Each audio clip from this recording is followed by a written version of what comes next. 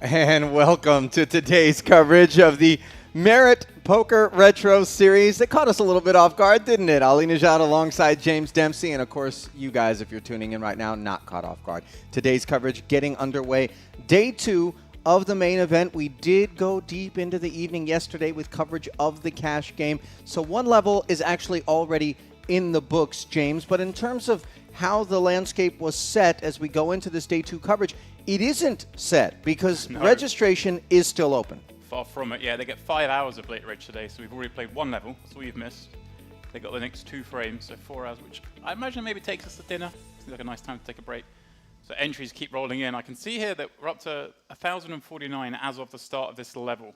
And so beating the guarantee is the point, the whopping guarantee that was put on this one. And it's not just eking past. A $3 million guarantee, and it has been cleared handsomely already, and we're going to have a little bit of overlay as more and more people register or re-register for that matter as today carries us through after 4 day ones. Do we have a sense at all, James, of some of the stacks maybe that we want to be keeping an eye on at present? I did notice everyone sort of comes here and just plays every day one they can. So kind of conversely to a lot of tournaments you see, day 1A was the biggest, and then a whole bunch of people got through, so they couldn't play day 1B. So day 1B was down to the guys who hadn't made it through, and then day 1C, the same was even smaller, to the point that day 1D is like the loser's last flight.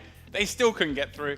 Everyone can buy in today, but there are certainly some big stacks out there. I mean, myself and David were keeping an eye on it yesterday.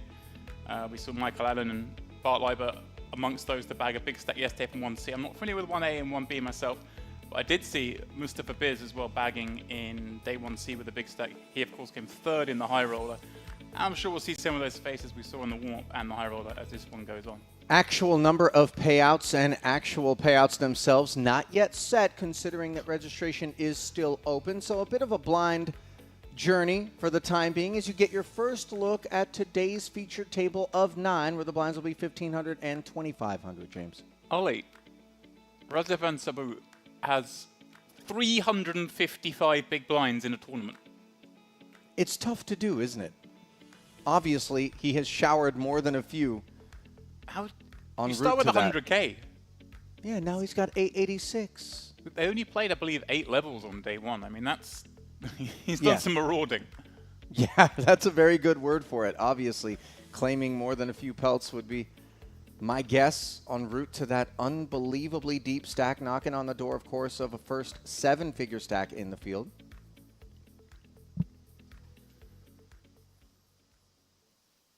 And so we'll send it down. And some of these faces at this point now, James, that you've had a few visits to Merit for some of these festivals will begin to look familiar. Yeah, you certainly do. You see a lot of the same faces here. We keep talking about it every time we come down here. It's almost its own. It's got its own climate. It's got its own player pool. There are a lot of people who play here and only here. And with good reason, obviously. You know, it seems as though we might be laying it on a little bit thick in terms of our affinity for the property and the product, but it is a genuine one. Very much stands alone in terms of customer service and a sense of intimacy. I believe it was David Lappin who coined it the world's biggest little poker room. I believe it was me. But was it you? Give credit out to everyone else. Forgive me. Ollie. No, but it was very apropos of, it has that feel. The vibe. And of course, we say this flatteringly because a little poker room is where one can feel like there's personal attention, but obviously there is nothing little about anything that is going on here at this festival. Ace, ace, 10. Certainly not the prize pool, Ollie. No. Over 3 million already, and as you say, still 4 more hours of late reg as we join them. That's, well, starting stack now will be 40 blinds, so it's not like you're coming in and having a real pump when you reg now. 40 blinds, no, plenty. Oftentimes, max late reg will be something in the neighborhood of 20 blinds. Yeah, I guess that's where we'll be at, right? If at the end of it, we'd be playing the 3K level, 4K, and the 5K. Yeah, so you'd come in just after 20 blinds. Sure, there'll be some people who try and do that. Some people probably playing a little cash last night, Ollie. We were covering that PLO game. Those guys probably getting a little sleep before blasting off in this tournament. And we did see a couple of the players around the place. Yeah. First pot of the session taken down by Lebanon's Mazen Halabi. Best live cash is $10,760, and that represents 100% of his recorded earnings over the course of his career. And of course, it happened right here at the Merit Poker Vintage Series back in November of 2022, where he finished 16th. Well, we can safely assume then we're dealing with a cash game player who's lobbing the odd dart at this. But I think it's nice because even those who really stick to the cash game streets out here, when festivals come down and these big guarantees are available, even they will try their hand at a little bit of tournament poker. As we see Ms. Sivgatova. Yeah, I gather she was actually a direct bubble in the warm-up. I mean, queens into kings. I'd have some vengeful sentiments on her mind. Given that, she's going to be flat calling and in trouble against Kabir's Open. I remember we actually covered her in the Carmen series as well, the last one here. She went deep in the main, just checking out 27th place finish in that one. So maybe more of a main event gal than a warm-up gal. Elisa Sibgatova, player in question there. Playing under the Russian banner, 26,000. Her best live cash, 82,000 and change in career live earnings. A little liberal with this peel. Could be having open king queen. Still king 10 in the middle.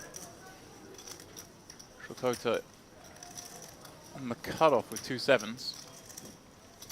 Also, Ali, I feel like we've reached the stage of the coverage where I get to sit in here and butcher pronunciations of names, and you get to correct me. I'll certainly be doing my best. Serhei Sharkota plays under the Belarusian banner. 95,000 in career tournament earnings, 56,000 and change. His best career cash. And when we see numbers like that, obviously we begin to get the sense that we're dealing with pro caliber talent. Hang on. The bet and call in front of him. Sivgatova, yeah, she peeled this open, you know, a little on the light side with king 10, and is continuing to do so on the 8-5 deuce. She fails to improve on the jack on the turn. Let's not overlook the fact that the preflop opener, James Kabir, did barrel through in spite of having been called in a couple of spots. And if she hadn't been overcalled, she'd almost certainly win this pot now. Obviously, that overcall just really, whoa, Kabir reaching for more chips. And this is a bit surprising. Just barreling twice. Bang, bang, and this should work. Obviously, the peel in the middle was dust, and the king 10. Shakota. Yeah, you can make the argument sevens are ahead sometimes, of course they can be. But it's very, very hard to know what the good rivers are for you. Nice play from Kabir. Gets the 2 sevens to fold, and I think he was able to leverage Sibgatova's participation in the pot, James, very well there, because willingness to fire the second barrel into 2 players versus just 1 looks a lot stronger. For sure. That was a huge part of the fold, is the fact that he's fired twice into a 3-way pot. And I enjoy this when we join these tournaments, because quite often we, you know, if each table gets moved to the table and we don't know what the dynamics are before. Obviously, there's only an hour in the books today. Yeah. But some stuff's been going on here, clearly, because we're seeing the double barrel with king queen there. We're seeing the flat and float with king 10. They're going to play. Yeah. Of course, we know that Mr. Halabi will be playing when he looks down at something like ace-king under the gun, a fearless 6K.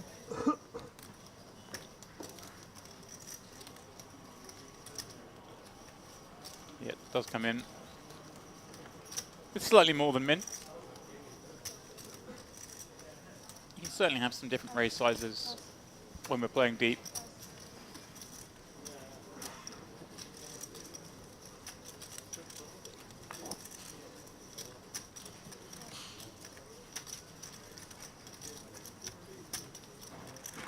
And of course, by that, Ali, I mean you can have different raise sizes in different positions, but also you could have a standardized size that isn't typical min. Playing that a little bit deeper, especially if you're a tighter player. Ah. Anything you can do, I can do at least as well, is perhaps the thought on Valery Pak's mind as he 3-bets to 21,000. That's a a chunky 3-bet sizing, James, is it not? I think we can actually go bigger than this. Ah. On 3.5x. Remember, Ollie, we're 3-betting out of the small blind, attacking under the gun open, and we're playing deep stack. So I would have gone a little larger myself. You know, Halaby's going to have a lot of hands that want to continue. I mean, this size does enough to define their range. It's not like he can continue with like offsuit combos that aren't the likes of ace king, ace queen. But it still means, you know, hands like jack 10 suited definitely aren't going to fold. Maybe we want to put those under pressure. But as it is, we've got ace king v ace king, so let's not start speculating about that and see if we're going to get this in.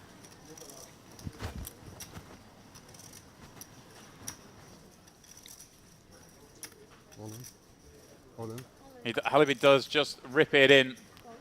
Well, I was going to say pack. I mean, he's snap call, but it is one of those like, oh, I know I have to call when I make this bet.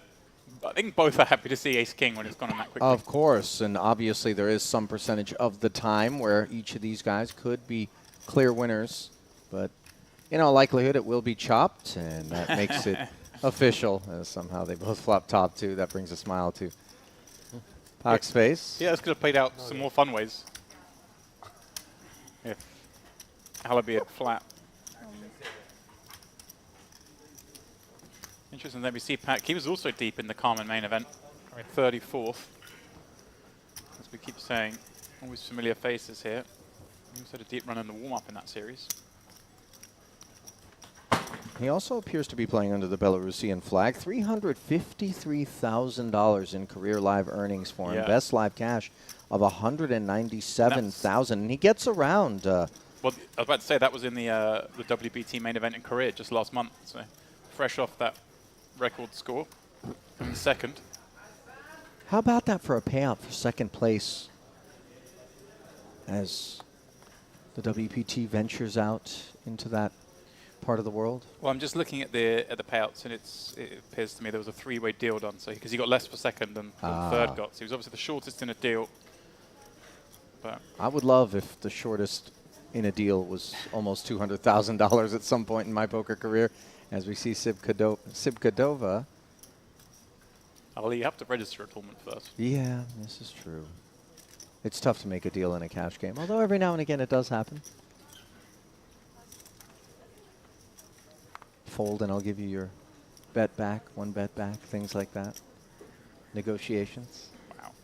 Those types, of course, don't happen in tournament poker, as we see the ace-king. Making it the standard 6,000 to go, and then somehow ace-king surfaces once more. Halaby back-to-back ace-king, ace-king. And again, okay, so we've got the same situation. Sibkatova's open from +1, near enough under the gun. Obviously, going to have a lot of hands that can call 3-bets at this stack depth. Well, that's one side you can make it. Is just to rip it in. And look at the immediate response from Sibkatova. Yeah, it's one of these situations where you just always assume the other person's got ace-king, but when you've got ace-king yourself, That's prevalent. it's hard to give it, but here we go again. Yeah, it's an ace-king rich environment for the time being here at the featured table, as once again, it's just 2% and 1%. Now, I would advocate for a raise somewhere between 21K and all in. That's a wide variety. Yeah. Jack 4-3, there will be nothing but a chop in the future for these two hands. And again, Halaby will share a pot, this time with Alicia.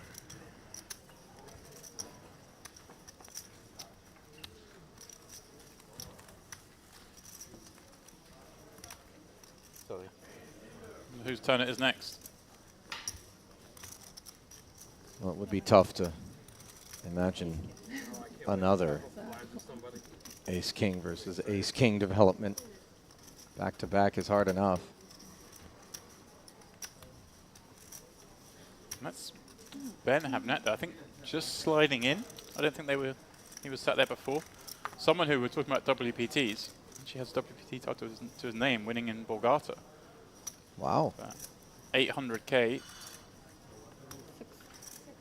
And you know what? I really think that the presence of players with resumes like that James, is a bit of a bellwether in the best of ways in terms of the fact that the secret's out, and this is absolutely a stop on any poker player's calendar, worthy of consideration, worthy of attendance, and that contains real value. Pocket sevens for Sibgatova, making it 6,000 to go. A call from Khakib Mihiri, rather. I was going to go for Mihiri, so I feel good about that. Plays under the Tunisian banner. Another guy with handsome scores under his belt. Best live cash 111,000. Total live earnings of 176.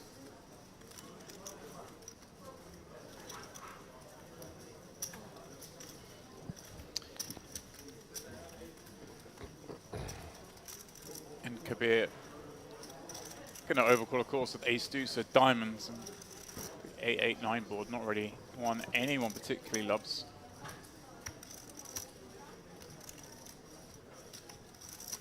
Sibgatova, though, does have some backdoor equity with the 7 of spades working. Note that Mihiri does have the 2 overs in the gut shot. Spadeless kit. Yeah, she's going for a small bet here. She gets to leverage a little bit, but the big blind's in the pot here. Makes it harder for Mihiri to make light calls. But 2 overs and a gut shot for 9k. May elect to continue. I kind of like this bet from Sibgatova. It's going to be hard if we check and try and win a 3-way product showdown. Get to clean out some equity. Yep. And also, it just strikes me. We saw her floating with the king 10. She's kind of aggressive style. Oh, a delightful turn for her as she picks up the open-ended straight flush draw. It's a weird one. It's obviously Mihiri gets to have some flushes when he's called. We don't really beat much now, but at the same time, we pick up a straight flush draw, so it's equity galore. And looks like she's a little under half pot. Again, taxing this kind of hand, I guess, getting them out. I think it really serves to make a 9-fold. Maybe thinks this way freezes some stuff from raising or betting bigger, like an 8. Oh. Non-believer in the house. Looks that way, doesn't it? You never know. Sometimes we reach for the chips just to get a little reaction maybe and inform us. This would be a little wild continuing here. The chips, is that a raise? It is a raise. I thought those were the 25k chips. Wow.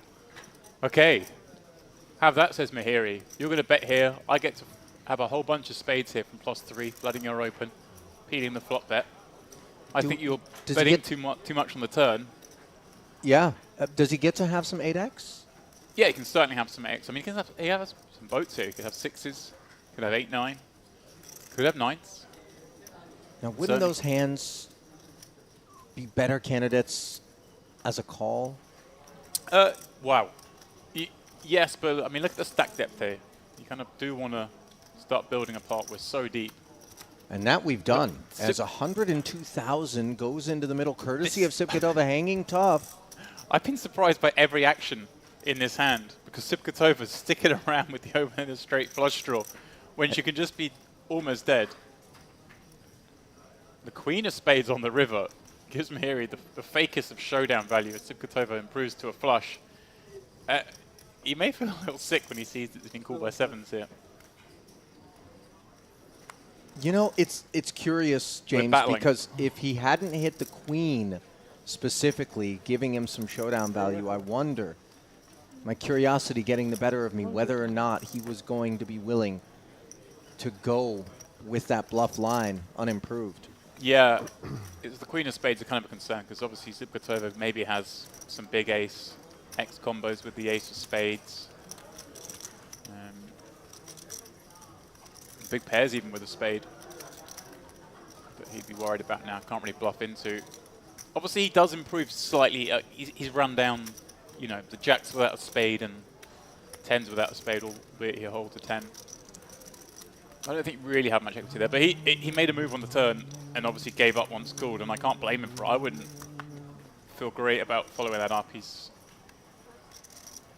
put pressure on the other. I'm just surprised, Ollie. They're all battling here early on day 2. You love to see it, though. Yeah. Obviously, it makes for great viewing entertainment.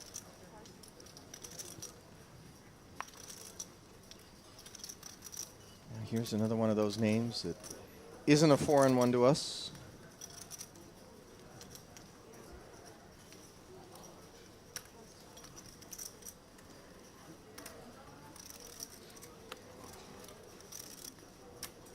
I'll be looking down at a hand that isn't ace-king.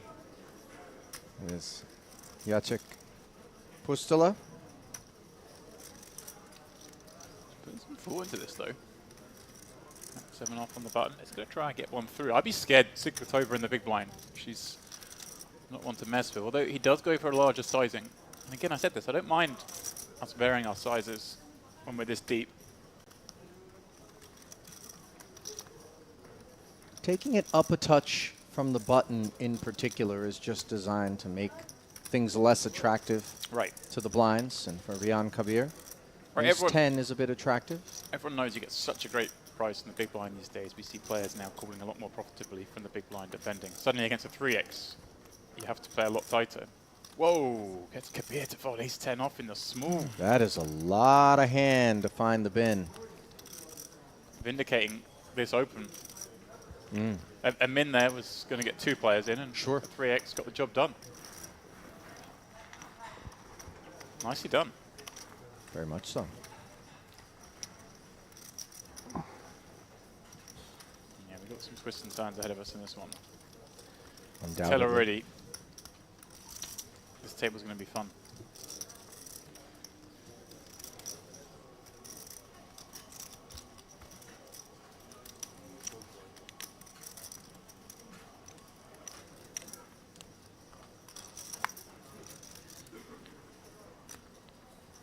So it's not just poker here, Ollie.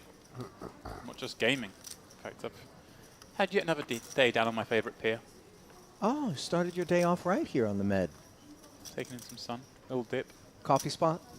I went to my coffee spot, then went down to my favourite pier, had a little swim in what can only be described as the bath that is the Eastern Mediterranean. Oh, isn't it delightful this time of year? Very humid today though compared to the last couple of days. Ace 8. Yes. Alabi has rightfully been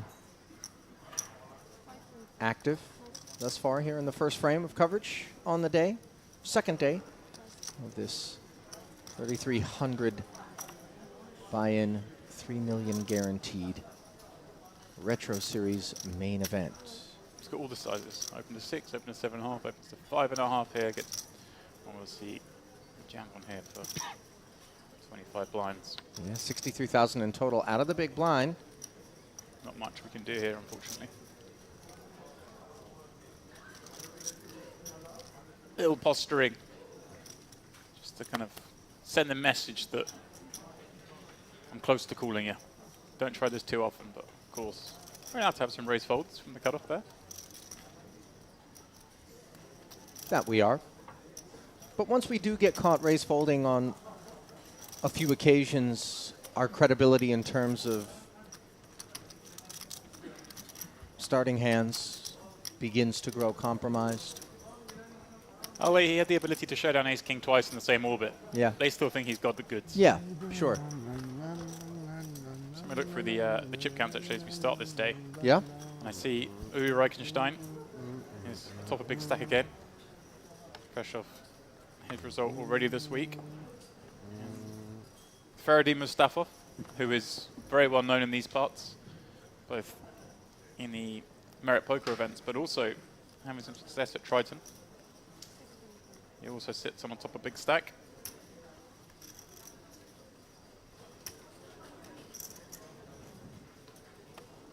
Yuri, of course, losing that mammoth heads-up match in the high roller.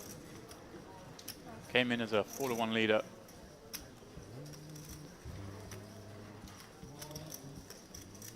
Here we see Valery Pak. Ace 8. 6,500 open. Getting flatted by pocket fives Yeah, a little. for Razvan Sabao, and now the pocket fours for Sibgatova.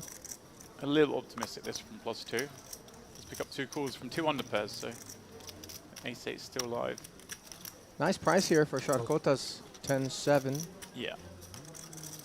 He Spot joins. for him to flick it in. Everyone's so live. Look at these hands. Not much sharing going on.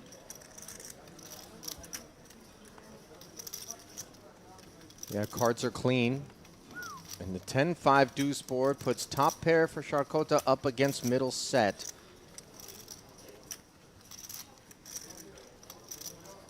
Yeah, Sabu gets the dream flop.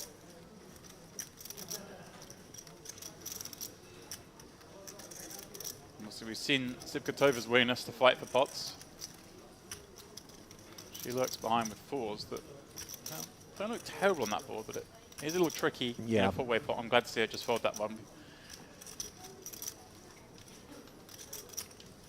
Sharkota, obviously a little disappointed not at least to have a club working with him here as well, but top pair is certainly good enough for 1.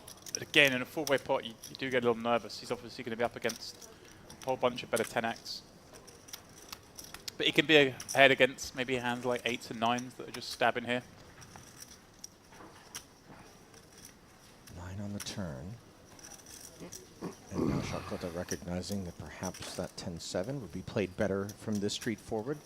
As a check, James, you tend to agree? Yeah, no reason to take the action away here. Sabu, so nice on a, specifically this sort of 10-5 deuce rainbow. You just almost certainly know your opponent's got a 10 here. Just how much is he going to request? 25,000. All right, round half pop. Seems reasonable on okay, the ball's a little bit more coordinated now, but the flop continue range doesn't pick up too many outs on this, you wouldn't have thought. Nice fold. Very nice fold. There might have been some, ace-3, ace-4 kind of hands, especially those with diamonds that improve on that turn, but not much else does, so. Good bet, good fold. Well played all around. Didn't waste much time there either, Ollie. I think he knew, got to call once with this hand. This guy wants to fire again. Kind of in trouble. Can I have some change, please?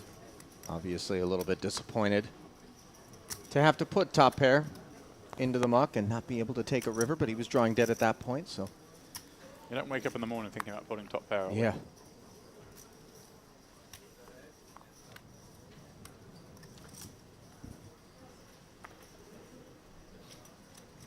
I wake up and think of the buffet.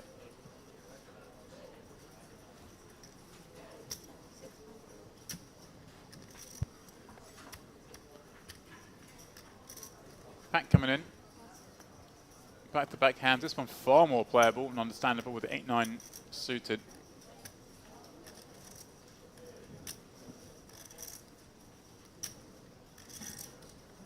Yeah, Queen nice jack, fold from Halaby. Thought it over.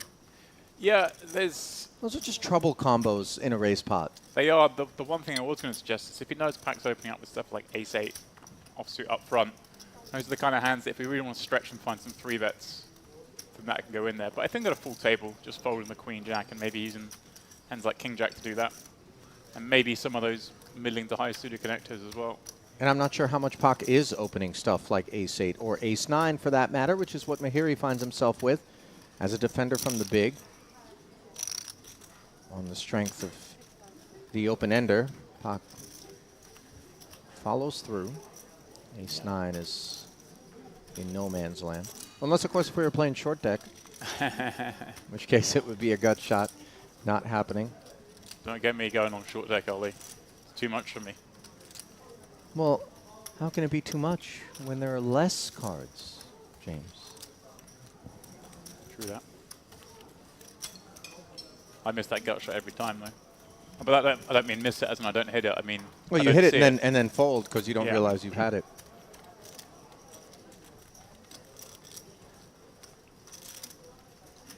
My first time covering short deck.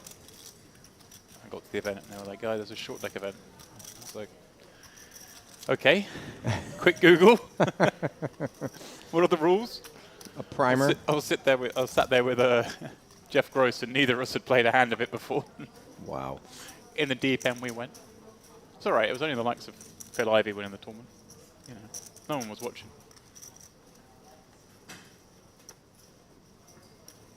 I butchered a hand.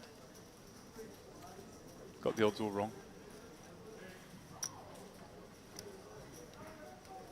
Miscounted outs. Flushes beating houses. Takes a minute. Conditioned our whole lives. 2 decades I've been sitting there watching houses beat flushes. Halabeat. Popping this up. And Kabir with one of those kind of nice hands that you can certainly do a couple of things with. So that's just a call.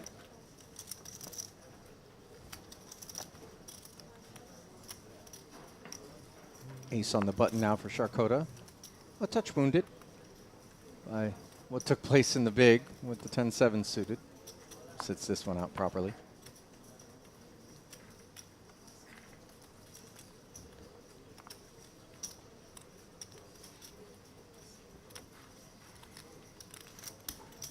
Just do that. Giving up the 10-5 suited in the big. Maybe a little tight, but obviously that 10 is shared quite often in these kind of spots against these 2 early position players, so I don't hate it. When it's a hand that can't make a straight, you kind of okay to fold them, I think. Certainly a flop that fits Kabir here, having flat the open. It's going to waste no time. A nice adjustment from Halaby there, recognizing that, just checking this flop. Even though he has the backdoor nut spades, realizing he's very unlikely to get this one through on this flop. Doesn't really have much equity. And Kabir very comfortably able to activate with the top pair and gut shot. And Halaby will step away quite comfortably with a futureless ace-3 there. And I think we need to have that sort of behavior available to us where we open and don't find ourselves just c-betting 100% of range on all board composition. Yeah, that board just wasn't him. I mean, Well, that I say hasn't stopped sorry. people in the past. That board is him because he can have 9s, 10s, queens, kings, ace king, ace queen, pardon, king jack, all these hands, but so can his opponent. At the point. Yeah, and in reality, it wasn't him because he just had the ace-3. So.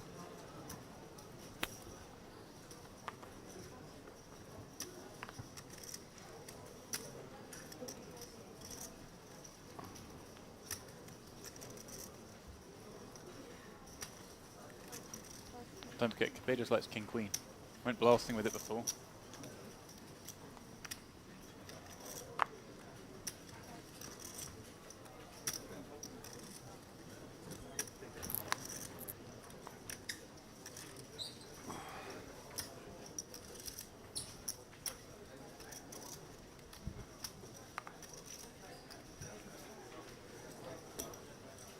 $10-8 suited. 1 gapper on the button, very reasonable. Yeah, he's put this one up slightly larger. Kind of dissuades peels from the big blind, but Pat going to come along with 6-5. There are some hands that become folds though for that size versus min. Swing and a miss for the 6-5 offsuit big blind defender. Same story though for the 10-8, which does wrap around that 9 7-5.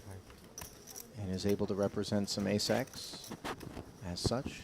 7K Whoa. c-bet into 17,000, and Valeri wants to peel, James, and Okay, let's just enjoy this. We're going to the streets. yeah, and look at this turn card. It gives him a flush draw and the gut shot. Yeah, this. I'm going to go on a limb and say that if we're check calling flop here from Pat, we're going to do some Yep. naughty stuff. Yep. Some turns. This one is all us. Gut shot and flush draw now. Love this. And Puck knows that there's some percentage of the time that there's an ace-X in there, maybe even with a heart on the side, that could find its way to the river, but he sets himself up to be able to put a one-pair type of holding in a real mess on the river. And now we're beginning to get a glimpse at the degree of professionalism, even though on the surface it may not look as such, given a check call with a naked 6-high on the flop, but that surrounds the operations from Valeri Pak. It was also the speed of the check call on the flop. Sure. It was like, yep, cool, I've got a hand that has to call. If I'm sat there as opponent, I'm not thinking this guy's got 6 high. No draw, no pair. Yeah, and He was like- little things like that are not lost on him, by the way, right? He knows that it sets the stage to create some doubt in the opposition when we do check call at that clip. I'm loving this. People stepping out of line makes poker way more fun.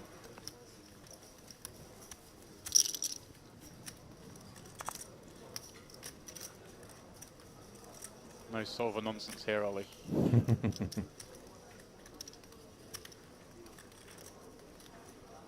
Play the man. Cut off this time, ace-8 suited. Again, 6,500 from Mahidi.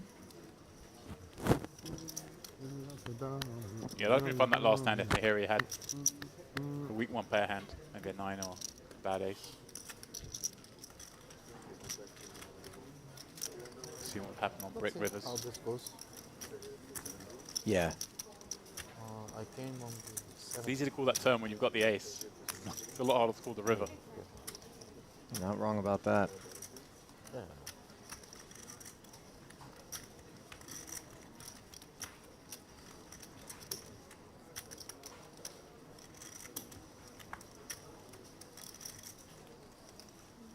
Mahidi, by the way, knows what it takes to get it done out here at Merritt, James, courtesy of that July 2022 warm-up win that he had. And the retro series. So he's a retro man. Perhaps.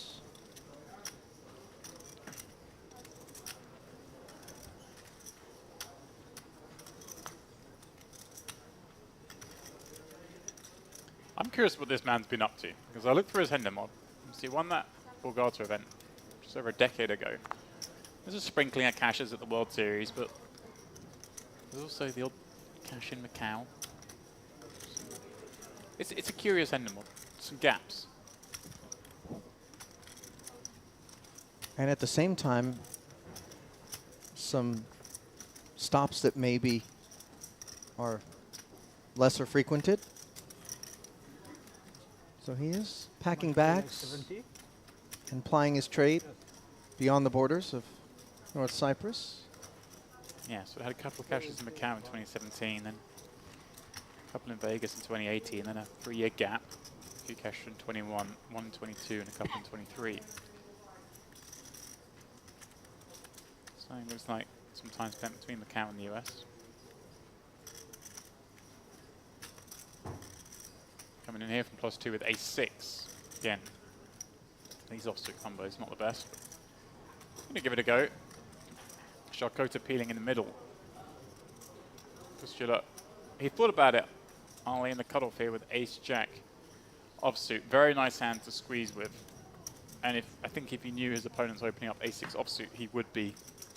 If he knew the range included hands like ace-6 offsuit, he certainly would be electing to squeeze. But this time just flatting, and that does have the benefit of keeping some dominated hands in. If Charcota or the opener both have a hand like Queen Jack, King Jack, you can win big pots post flop. 9-5-4. Charcota's 2 7s are best. You know, you had to fold the 2 7s before in a 3-way pot. This time they look a little stronger, but I like this again. Just checking in flow, allowing the man who peel behind to check. And the Queen of Hearts is a pretty ugly card for the 2 7s. Numbers Postula. He's going to have a fair number of four-way combos overcooling. With the Jack of Hearts, may decide to set up a 2-street bluff, but is going to check it back. Thinks maybe the ace high is good, and well, strikes Gin on the river. Finding that ace, Hamnet pairing with a dominator kicker. May go for like a block sizing here.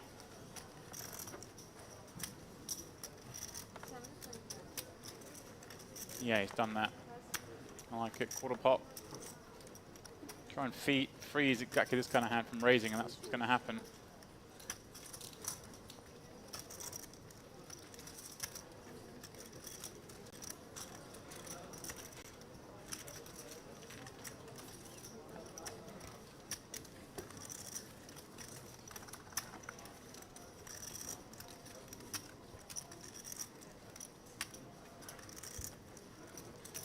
battling occurring.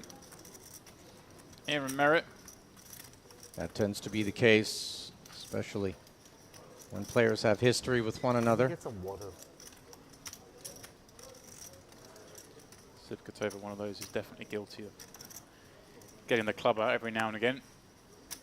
Sure. We've seen her be tremendously aggressive.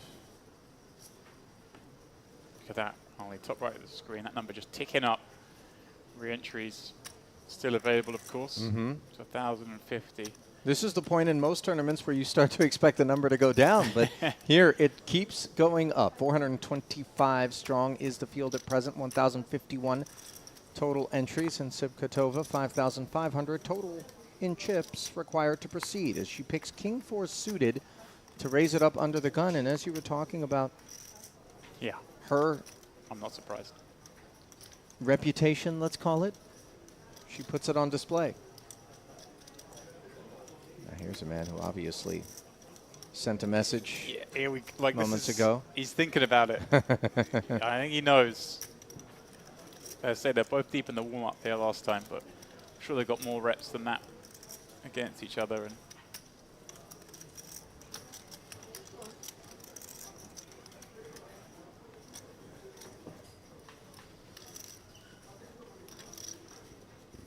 Pocket nines, a flat call candidate, deems Halabi. That allows Rian Kabir. yeah, that's what's kind of nice at these stack decks. You don't get Sivkatova. You're not really going to get 3-bet too often. So you pop up this King 4. You do get to see the flop a lot.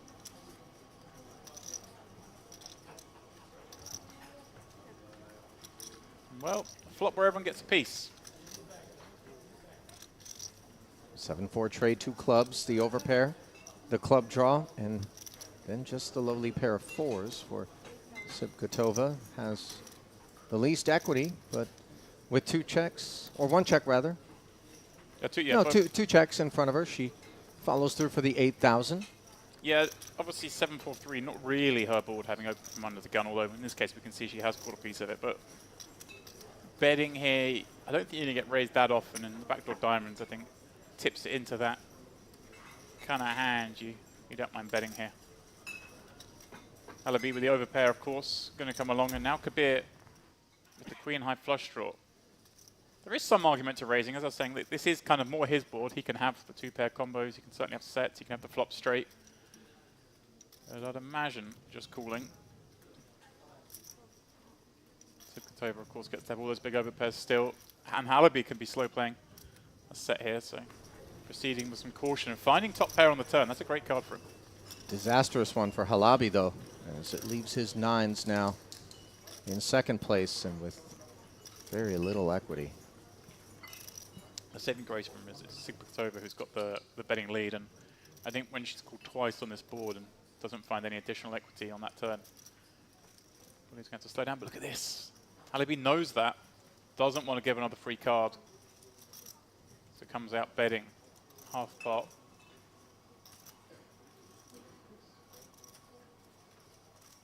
Kabir, of course, going nowhere with this hand. Top pair flush draw. Well, I have slight concern about Halabi betting out. It's unlikely to be a bluff here. It's some form of value. As you can see, it's value that he beats, but there's plenty of hands he loses to. But of course, the flush draw gives him so much equity in the form of a redraw if he's behind that he's going to call, surely. Sivkatova just a bit annoyed they didn't check to us that she could take her free card. Yeah. It is a peculiar line when we go from flat call, pre-flop, check call flop to then come out swinging. I like Ali because he correctly identified the fact that Sivkatova is going to check back so many hands, and those nines are so vulnerable if he checks through again in a three-way pot. Now that he's been called by Kabir, though, what are his feelings about the two nines and about Kabir's range? He can certainly still be ahead. He can be up against club draws, which obviously now he's beating next to nothing. He could be up against some of those sort of 7-6 type hands as well that want to call again. And you see it didn't take him long to decide to check. Yeah, that river is just the dustiest card in the deck, bar the 5 or 6 of clubs filling in. Kabir with just a decision of how much to go for, and he can you know, put Halaby on some pretty strong hands as well. Like a set may well play this way.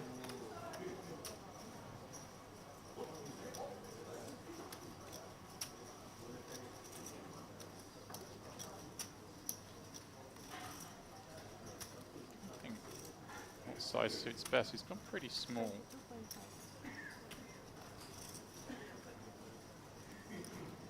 I don't hate it going small just because we do just have like all the hands here. There's not many bluffs we can have. We don't really need to polarize.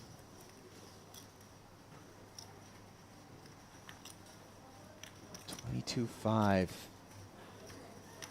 The sizing, it doesn't feel like the type that's designed to shed the opposition, much more so to retain it. Yeah, and this is one of the worst hands we can really have here. Nines with not even a club blocker. Like I say, we're going to have maybe some sets. Don't want to lead turn. Maybe some flushes ourselves as well, of course. 8s and 9s, no club, probably the weakest hands. I think with that in mind, we're best served just to fold. Remember, this was a 3-way pot pre-flop. Bet on the flops to Sipkatova.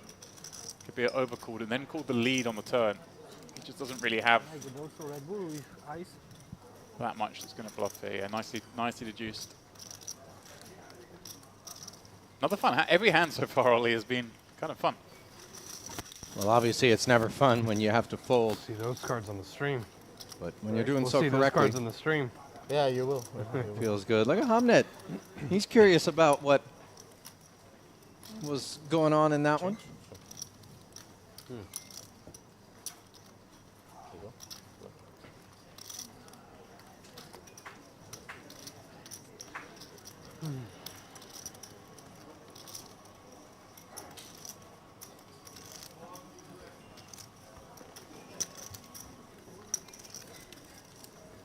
Fantastic setup here. Merit Crystal Cove in the poker room. Glorious stage. We just dominate the room. Tables either side of it. Tables out front of it. And Ollie, it's nice. They put a little effect in there for me with the red telephone box. Make me feel like I'm at home. Oh, yes. Jolly old. And their phone booths. Yeah. Which have turned into homeless shelters for the most part, it must be said, around the Mayfair area. So we just spent some time up and around that Yeah, I was nook of the city. sort of having having a conversation with some of the share hand guys on the walk back one night to the hotel. And, you know, they're teasing me a little bit. I'm teasing them. And I couldn't really find a justification of why we still have so many telephone boxes. It's for Instagram, really. That's the only reason. As Halaby finds justification to open from the button to 7,000 with Jack-8 suited, and it isn't simply, I lost the last one. But Sipkatova, plenty of kit, defends the King-Queen. Interesting, went 7,500 on the button with Jack 7 offsuit. 7,000 with Jack 8 suited. Like, I don't mind you calling too much with this one. Sipkatova smashing that flop, and Halaby with a hand that could look to shovel some chips down the streets. Well, for now, interactions with the Queen of Spades and the betting lead are what come together to deliver 6,000 forward on the back end of the Sipkatova check. Yeah, just definitely got options here. Obviously, you can come with a check raise here. Look to stack hands like ace king and aces. Get ace queen in there with some more. But I like this just flatting with the top two pair because you're unblocking. Pardon me, you're blocking the top pair. I like check raising queen six because your opponent has more king x. When you've got the two top cards, check calling, allowing to bluff later streets. Here we go. Yeah, Elisa agreeing with you. After she flats, she does respect the arrival of a third club. Yeah, it's not a great card for her to see. But of course, your opponent is going to have a lot of lone club hands that want to bluff this card. So, as it is, Halaby's stepping way out of line here with the no pair, no draw, no equity bluff. Oh, Well, but an opportunity presenting itself potentially if we are looking to really just barrel away as the fourth club leaves the king-queen. Quite uncomfortable. Ace-jack has also gotten there. yeah, it's kind of a grim one. And, you know, Halaby will be concerned that she's got a hand like the queen of clubs. That's obviously a prime candidate to call. But I don't think she has too much ace of clubs. Yeah, I love this. He's gone for it. Oh, How he's about this, James? He's overbet jammed. And those two pair have just shrunk right up. Like I say, she does get to have some clubs. She can have, you know, a hand like any hand that's got the queen of clubs in it, a hand like queen jack, king jack with jack of clubs. Even, you know, king, queen, king nine or queen nine kind of hands. She Well, under-repped her hand. Top two pair looked like two plums, now much more like two prunes. The only thing that could perhaps lean her back towards calling here is obviously the sizing. This is just pure ace of clubs only.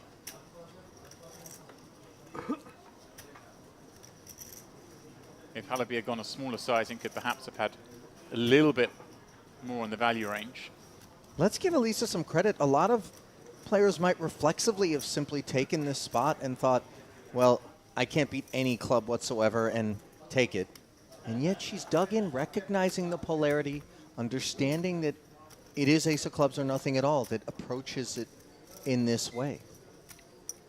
Yeah, it's just so grim though when you got king queen. All the good reasons on the flop to have king queen are now bad reasons here. Your opponent's barrels are just weighted way more towards flush combos because you hold the top two pair. Yeah. And of course, don't forget Sivkatova also has all the two club combos in her hand that would have called pre-flop. Check called flop, check called turn. But credit to her for thinking this is one of the worst hands we can call with, but she still wants to call with it. Maybe senses exactly that, some frustration perhaps from Halaby over the previous hand where he lost with 2 nines.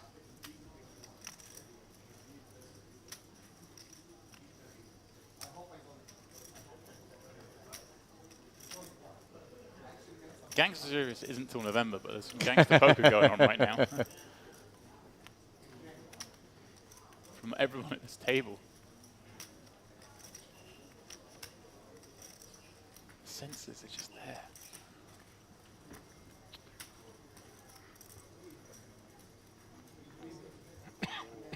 And she lays down the winner, James. Ultimately, the aggression rewarded for Mazen Halaby. Yeah, that Мне was кажется, и у него не было. ballsy. And I can't fault the fold. I think Certainly you just not. have to fold that river, I think. Well, certainly I'd be folding the river, Ali. And when we look up at a screen and a line like that, perhaps we expect more often than not Sivkatova to be the one that is Yeah. bullying, given her kind of affinity for an aggressive line. But being given a taste of her own medicine, shall we call it? Oh, I think that's fair to say.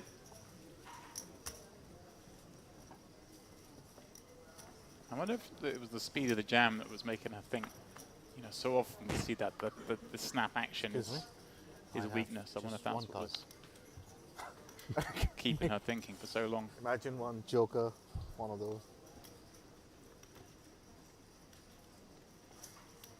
Now then, Mr. Mahidi. Imagine nothing. And 6 suited open. And the flush on the And is other. Kabir speculating as to whether or not Halaby had nothing in that particular pot as there's an exchange between he and Elisa?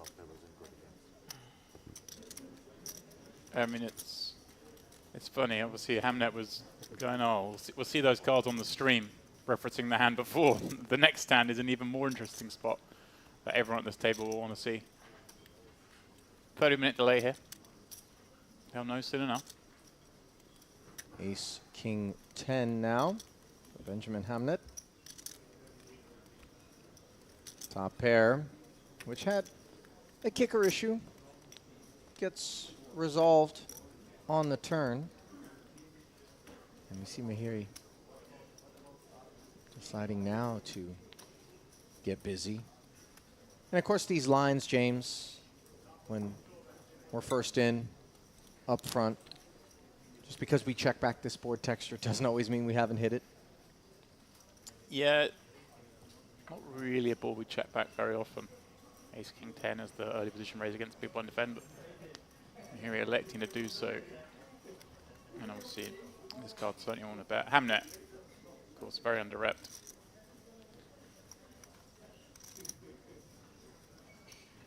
I say under-repped. His range just comprises of so many hands that just can't call a bet on this spot. Obviously, he's allowed to have ace-x.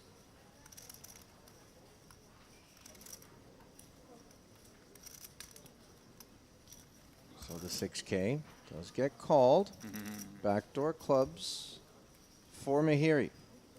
As the flush draw is quite concealed as played, I would say. Yeah, you're just always trying to work out what kind of hand your opponent will open with from +1 and check back ace king 10. It's a board that they're supposed to pay. He's paid huge here. Opposed to 25Ks, right? Yeah. Oh, sorry, he's betting 42 effective. My apologies.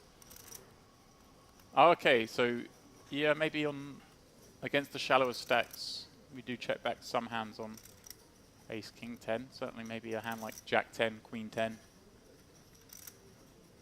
You might just want to check back if you don't want to get check raised with those hands.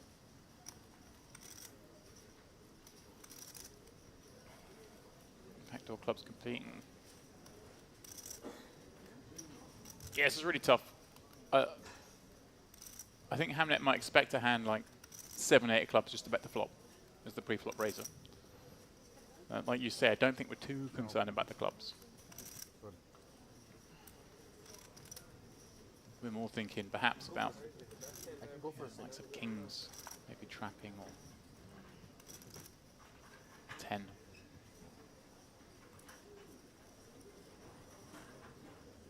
Yeah, good fold. Nothing really makes sense there. Yeah, it would have been a little bit absurd to think that the stone bluff will be played like that. But, you know, we've seen things that are surprising before. and for, you know, Benjamin Hamnet, this is a guy with results, right? He's played against top-tier opposition.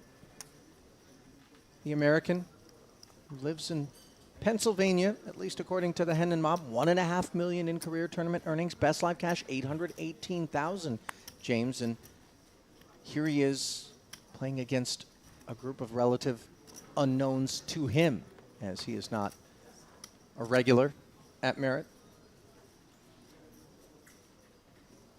Yeah, I haven't seen a Cypriot flag on his Hendon Mob as yet.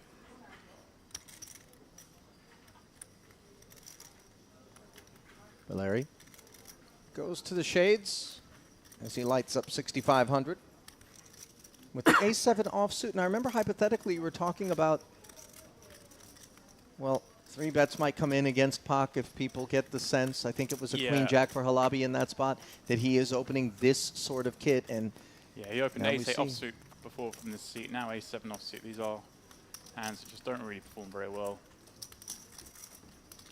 Well, they're going to do better than average against ace-deuce, suited or not. As you see the equities. The lone customer is Nikolai Sabal, but paired board with 2 hearts. I'll take the ace-deuce, Ollie. Yeah, feels like that's the better kit now. You want to wager? I'll bet you lunch. No. Even though I know it's free of charge. Still don't even want to make the bet. As we can see Sabal in such great shape here. You talked about a little wager, 7,000 into 19,500. That is the figure dialed up by Pak. A flat call from Sabal, who makes the hearts no waiting. And that 9 does give the bad end of an open-ender to Pak, but he recognizes that it is time to slow down. I'm just checking back. I've got a red ace, but I don't remember exactly which one it was. Sure. Oh, it's the ace of diamonds. What a shame. And yeah, I mean, that just card fills everything in, not just the flush draw, obviously, but Jack 9 suited. Whoa. Okay. Pak's getting frisky. Yeah. Again. And now that card puts a 4-liner on the board. Pak really in no man's land with an ace high. The 7 doesn't play, and oh, this is This is Valeri doing what worked already Yeah. earlier here at this feature, but it's an exercise in futility now, as we know at bare minimum Sabao will call. Yeah, the hand earlier was up against a much wider range. You could rep a lot more hands. This time you've opened +2, been called by +3, it's called a flop and wants to bet this turn.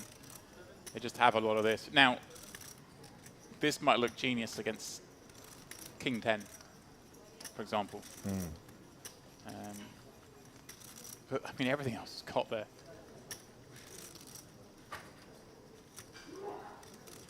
I don't know what we're targeting with this bluff. I really don't. Yeah, and Sabao doesn't really know where to go other than call, as we see Pak wasting no time Yeah, that was folding his hand. his decision point there, whether to raise with the nut flush on this pair board or just the call. Well, I mean, we open up the action with the raise, and then all of a sudden, if the 3-bet comes in, we hate ourselves for having been greedy. Right. So I don't think anyone can fault him as played for choosing to flat. Yeah, they're very deep there. And it's not like your opponent, I don't think, has many flushes with that line, the bet flop. Check call, lead river.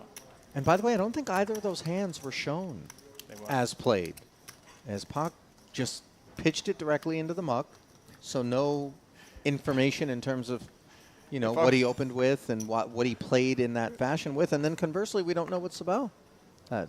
If I was playing at this table right now, I'd have a very long list of hands I want someone to relay to me in 5 minutes' time. No doubt. I'd be texting someone going, can you just keep the stream, your eyes on the stream for the next, well, indefinite, please. I want to know every single hand, because this orbit alone feels like a highlight reel. Pack again opening up light. This time is going to get pounced on.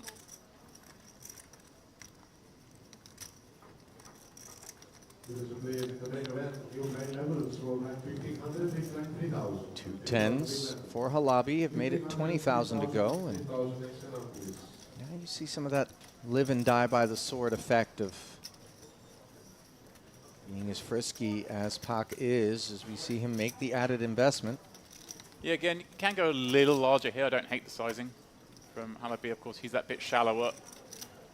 And Pak is opening a bit more liberally than most. And you don't need to see the cards to know that he's just opening with quite a high frequency. So you are targeting a slightly weaker range than normal. So the smaller sizing is okay. Now Halabi checking back the king-high board, playing pot control, and the turn card obviously should be favoring to an extent the 3-better pre-flop from time to time, but an opener who's in line will be hitting this board as well. So curious moment to maybe activate for the 15,000 from Halabi. I'd kind of like to check back because, yeah, as you say, the opponent's going to have some of those hands like King, King Jack that have hit. I guess they have a lot of gut shots that are going to continue. So he elected to check back, and then the ace turn, it's not a great card for you, obviously, because you're behind a lot now, but it just makes the hand a lot cleaner to play. We bet here, we don't get bombed on the river. Makes life a little simpler. Well, 328 big blinds keep life fairly simple, and that is what Sabao is enjoying right now, as he's got almost $1 million in chips, 1,500, 3,000. The blinds now. Yeah, that's incredible. It's increased his stack by another 100K since we started the stream. Note that Pak, by the way, can well afford to be kind of approaching this phase of the tournament in the way that he is, James. 471,000 in chips, good for 157 big blinds. I think there are some who would think to themselves, okay, now we sit back, now we let the dust settle a bit, but registration open for multiple levels here on day 2, and there is poker to be played, and I think that's the sense that Pak has, is that there is an opportunity before me here to really spin up a stack big enough to carry momentum through into day 3 and beyond in search of a deep cash. Yeah, Pak's having some fun. Yeah. Speculating early on. Well, I mean, now when we have a deep stack, this is the time to do it if we're going to be so inclined, right? Yeah, 100%. And he's obviously someone who's confident enough to make big moves post-flop. We've seen that already. One worked, one didn't. The one that didn't, I think, was, to call it optimistic would be kind. But he obviously just he enters every hand with a plan to win it post-flop. It seems like he's not just going to give up on these pots. And that does make it tough for opponents. Especially when his range is as wide as we just saw peeling with a 3-4. having opened. It's a hard man to put on a hand. Now then, king deuce offsuit, deemed adequate to attack. The very talented Jacek Pustila. Yeah. This is... I like this, actually. I was going to say, the blinds have gone up to 1,500, 3,000. If we're raising from the small alley, we do have to go bigger than this. Just basically clicking it. The big blind's never folding. You're just swelling a pot when you're out of position. But Pustila understanding that he's taken a really bad hand here in Jack 4, like one of the few hands that doesn't want to call, and using it as a 3-bet bluff. So well played from him. As you said, someone who's clearly accomplished. Yeah, and you know, not afraid to just take a spot like that and ask a question. Hey, are you coming after me with legitimate kit here, or are you somebody who is thinking new blind level, settling in, you know, finger wag? And I don't know that Mejidi will be pursuing that big blind in the same fashion. Reminds me a bit, James, I don't know if you've ever had a puppy, but if you do, that puppy may have an accident somewhere in the house. And if you catch that puppy having that accident in that area of the home and are adequately stern with it, while the puppy may have another accident at another point in time, it is unlikely to have it in that same spot of the house because something bad happened there. So, onwards. So you haven't had a puppy is what you're saying, James. Your silence suggests that you've never had one. No? I just don't know where this stuff comes from sometimes. Puppy ownership. What else? Where? Queen I've heard it Jack. all by now. Min raise from the button. And we know where it comes from. Queen Jack suited. And Mejidi, this time, in line.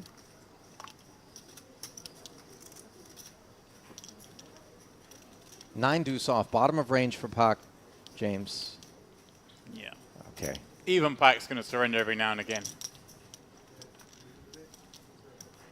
Yeah, just like I said before, the kind of 3-bet bluff with some of those really bad hands.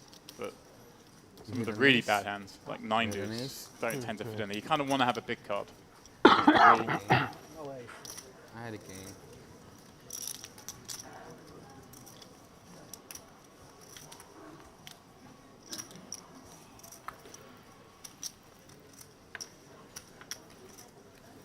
Over 1,000 entries and rising in this Retro Series main event. Nothing retro about it. Double the guarantee of the last series, aren't we? We had 1.5 minute guarantee. Yeah, we'll just make this one 3. See how we get on. Ask yourself the last time you saw a tournament series that had that much confidence in itself to double a guarantee from the last time around. I mean, it really warranted levels of ambition, and that is the sort of ambition we're seeing from Hamnet here with registration still open. He decides the last 40,000 is going to be hitched to 8-9 suited, and unfortunately for him, in the cutoff, 2 8s await as Hakeem Mejidi. Yeah. Flats. Seems No. reasonable with 30? re-entry still 40, open okay. to just rip 13 blinds in here with 8-9 suited and Mahiri with 2 8s flatting behind. That puts hands like this, ace jack of pack, in a real tough spot because Mahiri can just continue with all his range as a flat for 13 blinds, so there can be traps in here as well. So although Pack would have taken on the jam, it's a lot harder to continue now, but he does decide to do so. And remember that he does have the covering stack in terms of he and Mejidi, but if he is covered in turn by Sabao, and Sabao feels like he could get interested. It's a weird one because, I mean, Pack's just never got it here. Yeah, Pack is, this just isn't a trap. But the So side pot is dry right now, James, and that Right. is a bit of an issue because But- why would we clear people out when there's no upside? Well, because the upside is you just have to beat one hand to win this entire bounty, and he has counted out the raise, and it's just he just hopes Mahiri's not trapping. Mahiri's trapping, it's a big mistake, but if he's not,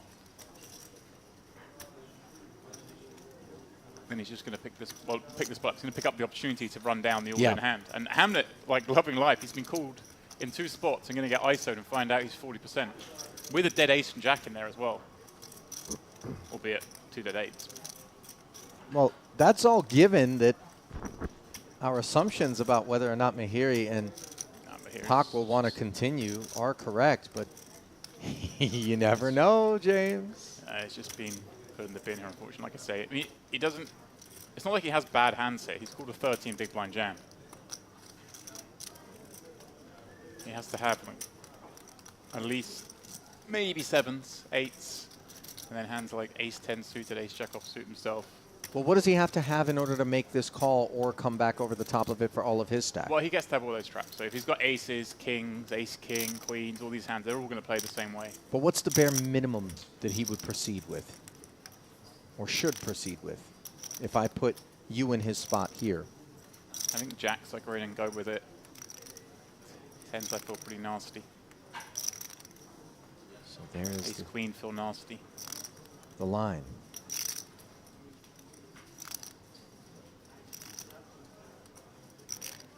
Like I say, anytime you can still have the nuts, you don't have to call as light. Hands like, wow. Cutting it out looks like he wants to just take it to a flop, but I mean it's another 80k if it's 240. Maybe just thinking, hey, 146, right? if I just call here, I can just get it in on the non-high card flops. And if that's his thinking, he's spot on. Because he is against the big ace. And it feels as though that's more reasonable because why jam when we know that we're never going to get a fold out of Sabal for the extra 100 and change, right? Exactly that. You can't deny equity here. It's not a thing at this point. No, good fold. Boy, it took a lot out of him, though, He's didn't going to feel it? sick when he sees it. Of course he is. And Hamnet just loving life. This is gone. There's 160k in this pot, and he started the hand with 40, and he's just got to beat 2 overs. Let's put a couple weights out there. Okay. Couple nines. What he doesn't know is that an ace and a jack are already into the muck. Of course, he is behind, but 40% equity, as you mentioned, James, for the 8-9. And, of course, that falls to just 20 on an ace-9-5 board, as suddenly the two 8s can feel a bit more relaxed for Mahidi. And less relaxed as you see Hamnet rubbing his palms together, looking to will in the 9, 8, or 6 that he needs. And unable to do so. Good luck, guys. As the rich get richer here in terms of Sabal, the big chip leader, pulling that one in. Hamnet left to say good luck and pay a visit to the re-entry desk. Is it right? Have another blast. It's about over a milli. Easy fold. Life is good. Well But he executed played hand. good. No, I have flash. It'd have been a lot different, I think, if Pac hadn't flat the small, but him just adding that 40k, like, slightly encourages the squeeze out from there. Really close because it's 13 blinds, but you have like 270, yeah? Yeah, no need to. I was sure it's flip. I was sure it's we're gonna be. Yeah, but it's I don't know what the protocol is here, Ollie, when the approach breaks, whether they're going to change his table out, but I'm voting we keep them. Yeah, I am too. They have been a delight thus far, haven't they? tough spot. As the field is at 418. Sort of popping up and down a little bit, depending on whether or not there are more casualties than re-entries. Yeah, you're right. Both those numbers keep climbing.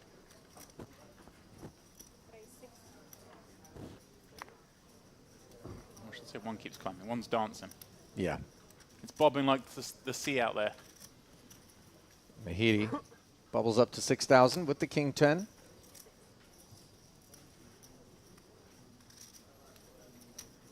Six deuce off. And Halabi, unafraid to play the rags. About as bad as it gets, but he says, I don't care. Let's see 3.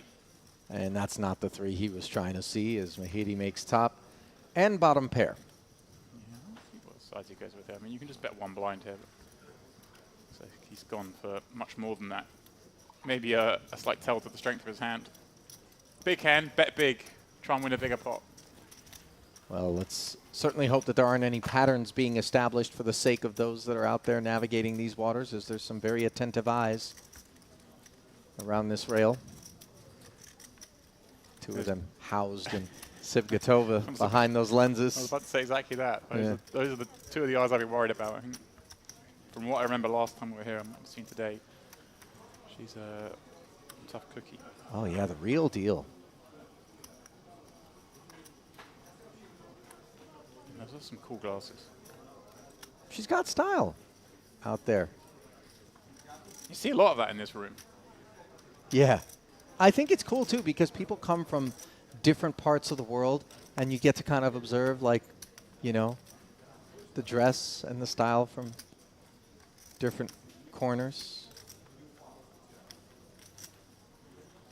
I confess that prior to coming to Merit, Even if I hadn't been correctly, I lose. in the presence of anyone from Yes. Kazakhstan Result is the same. at any point in my life. I don't know Mongolia either. That was another flag that I saw flown during one of the streams here. And Yeah, it just seems to be the hub for Central Asian sure, poker players. sure. Middle Eastern poker players. You know, far few Europeans here than you'd suspect. Obviously Russians able to get here as well. Halabi taking one. Crazy there are so few from the Europeans smoke? here, really. It is interesting because proximity to Europe is there. It's just the And I'll easiest- tell you what, everybody's just fine with it because clearly there are some very, very tough customers and tremendously accomplished poker players that hail from Western Europe.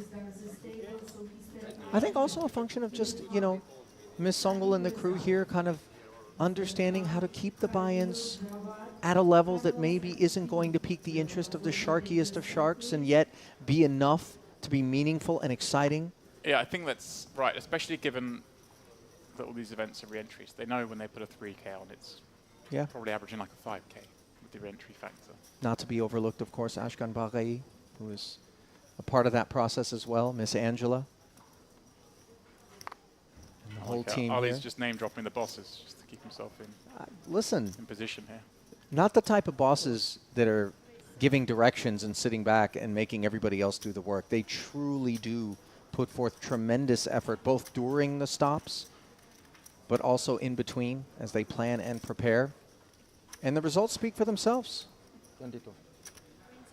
They should be proud of what they've accomplished here, no question. As Valery Pak is proud of King Queen offsuit, makes it 7,000 to go, and then of course the inconvenience of being seated directly to the right of an active big stack like Nikolai Sabaus. He faces the 3-bet to 2-9s, with 2-9s rather, to 22,000, and Halabi looking down from the button at Ace-Queen with late position developments in front of him. Dynamic forming, Ali. Obviously the pack frequency is now something everyone's aware of. Sabu 3-betting these 2-9s were against some players he may just call. And that puts Halabi in a really tough spot here with this ace-queen. Playing, what, 55 blinds. 2 big stacks tussling in front of you. Yeah, I wouldn't have thought of any maneuver there. I could certainly flat, could certainly raise, and I could certainly fold. All depends on his perception of these two in front of him. In the end, the fold settled upon. He did dominate Pak and performed reasonably well against a couple of 9s, but will leave the 2 heads up as Pak makes the call and does not improve. Great board for the 2 9s. Yeah, it really is. Pack, though, I mean, he doesn't need much to continue with this guy. He's got the Queen of Diamonds, Ali. I don't think he's done just yet. Well, we'll find out. It could have something to do with the sizing into 51,500. Looks like he's going relatively big, 30K. And again, he gets to have all these hands, right? The 9s, 10s, jacks, queens, kings, aces. And there you go, for that size. Pack does just relinquish. But you can go smaller there in Sabu's shoes. Your opponent's going to have a lot of Broadway combos that just don't continue on 8 forward deuce. So It's been a heck of an orbit, and for that matter, a first couple of frames here for Sabao. Levels, I should say. yeah, came in with what, 880K, and I was saying, how's he got this much? And he's added about 300K to that. That's another 3 stacks just on the pile. One-way traffic. And not just that, Ali. I guarantee you, he's sitting there looking at Pack. Pack's kind of going off. We're not at rocket ship levels yet, but it's going off, and he's thinking, hey, maybe I can get to 1.5 before the next break. Just get half a hand against this guy. He may just tip them all my way.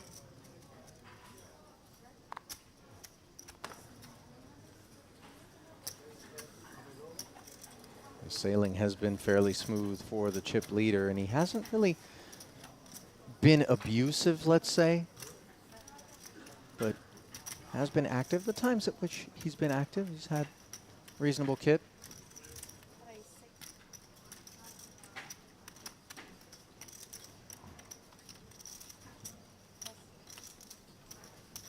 I believe it is Kabir the Razor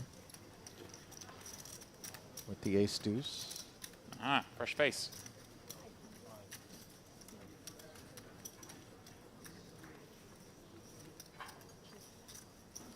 Efforting information on that new arrival. Alexam. Queen 3 suited. And he got the memo today, Ollie, on the color of the day. Yeah, I did note that you and I did go for the pink shirts, which was an accident. And some might even say a mistake. The 4 on the turn. Does it make you question your fashion choices when you see me wearing the same color?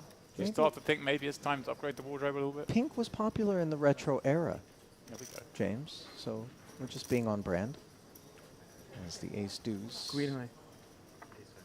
works its way to a check down and showdown.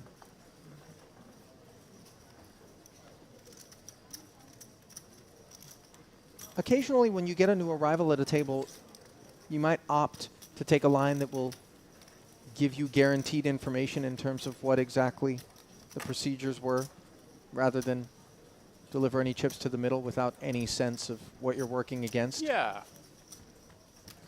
Seems fine there. You go either way with that ace deuce. Obviously ace high figures to be good on those paired boards, but it is a middling paired board. Your opponent from the big blind does have a lot of those hands. They certainly don't fold any of those kind of hands from the big blind, so showing a bit of caution. Ball got a bit icky. Check it down, win. And like you say, bonus information, always useful. Okay, so he's in there with queen 3. Now I know. Pack. Once again. Putting his head above the trench. I like that. First time I've heard it. You know I like a good war reference, James, of course. What I don't like is when I've got ace 4 suited and somebody wakes up with ace king behind me. That is the exact development here. It's like a boot for ace king. It's that strong.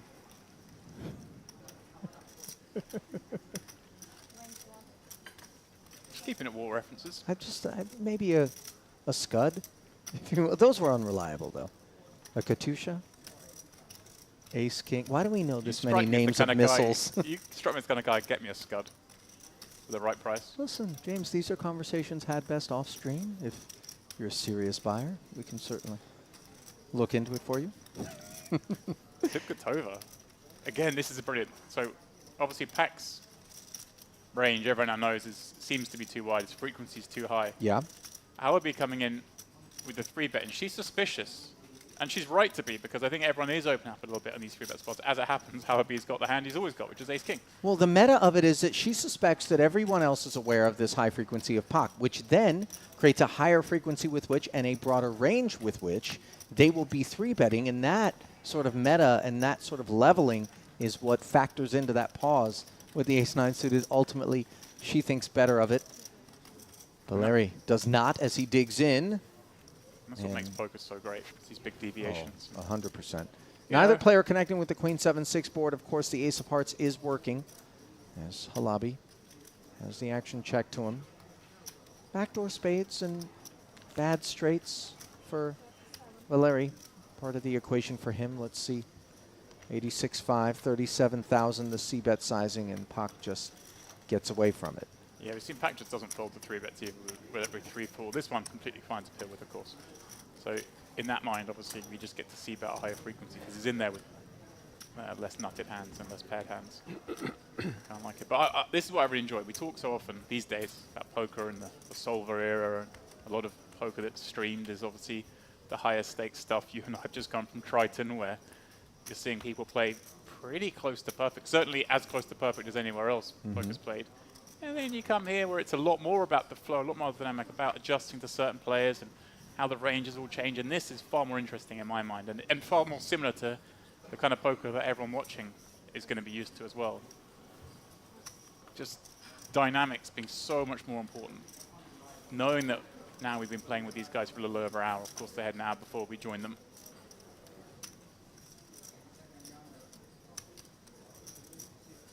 And it is going to be tough for new players when they come to this table. They're like, well, what's going on here? What's the situation? Of course, we keep mentioning a lot of the players here play here a lot, so they may all be familiar. As Alakazam comes in, he may be familiar with Pack. I like this hand he's taken as a 3-bet. Ace 10 offsuit against Halabi's. +3 raise. 6,500 was the number until Alakazam makes it 17-5. Sharkota with an ace 10 suited. It was a bit more attractive when it was just 6,500 and a 2-bet, but in the face of the 3-bet, he decides to stay out of the way. Yeah, Halabi with offsuit combo, just terrible hand to continue with, really.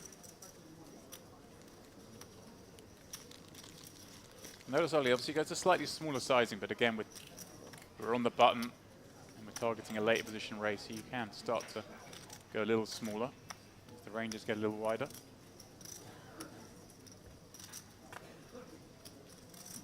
Respecting the new arrival, despite the button 3-bet. And look at Alakazam. I don't mind this because he wants to make sure that he establishes the capacity to be respected, Oh wait, if I tell you this man has 1 cash on his hand mob, you're going to guess which poker room it was in? It's got to be this one. There we go. Easy game. The I'm Merit trying to think Specialist. which series or festival it might have come in for Fadi Alakazam playing under the Lebanese banner.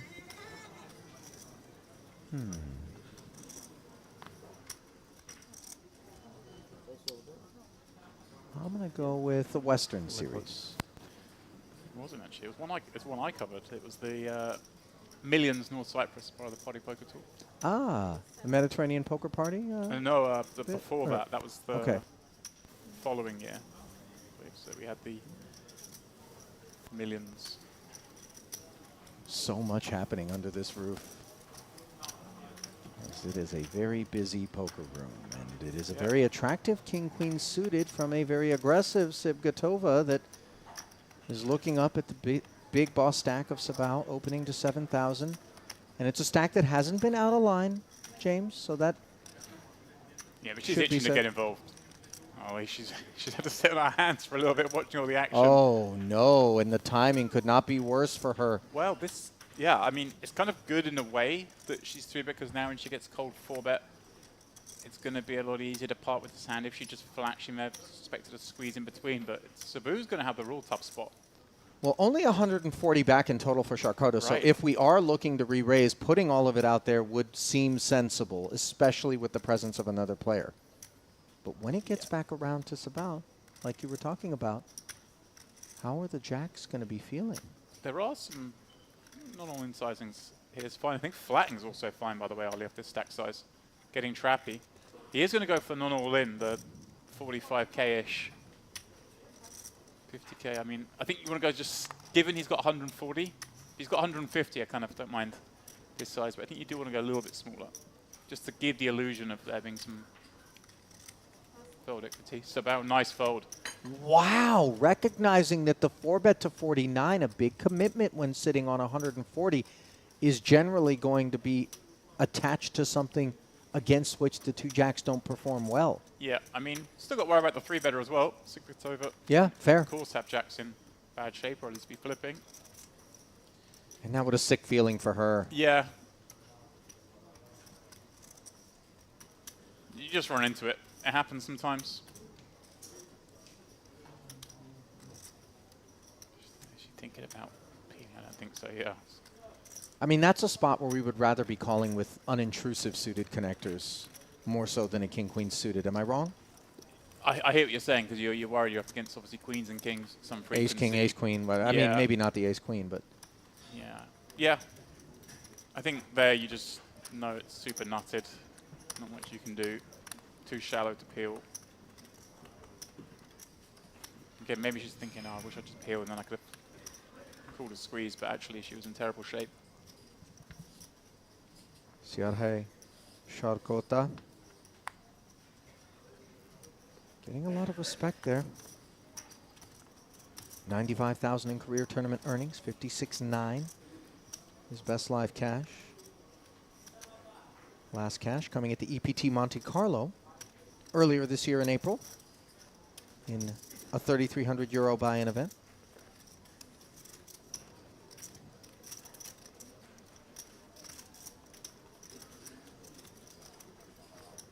I'll set this one out as it gets folded around to Rakib Mehiri's button. 6-2 suited. Not slowing him down. Just a min-raise. Jacek Pustula smothering the spades. This is not a great seat for Mehiri's button prospects, by the way, James. When you look up at the two customers on your left, you've got a very sticky and creative Pak, and then, of course, you've got Pustula, who's a beast, and now Valeri looks down at ace-king. The rabbit's got the gun. Mm-hmm. 24. I like this 4xing. Sure. At least 4x when you're out of position here.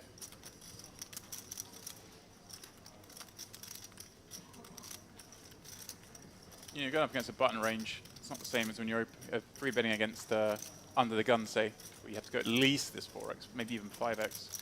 Here, the button just has so many hands like this, they're just going to raise fold.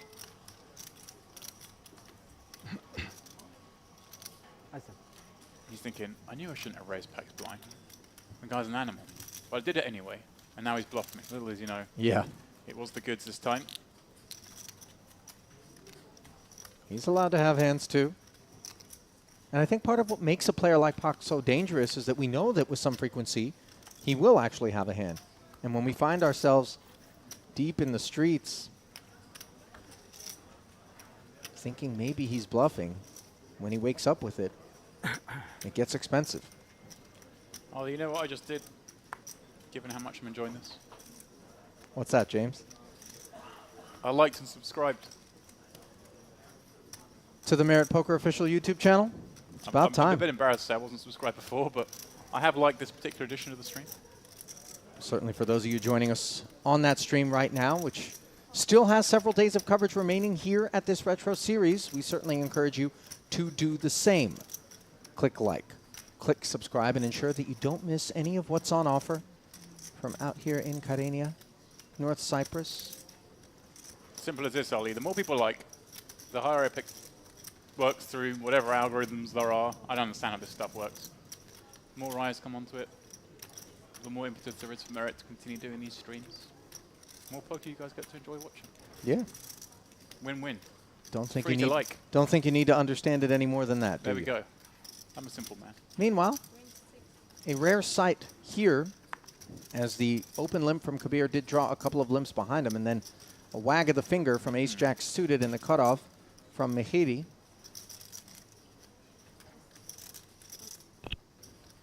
Yeah. From here, he's definitely going to pop this up, and he's gone big. Just really punishing everyone.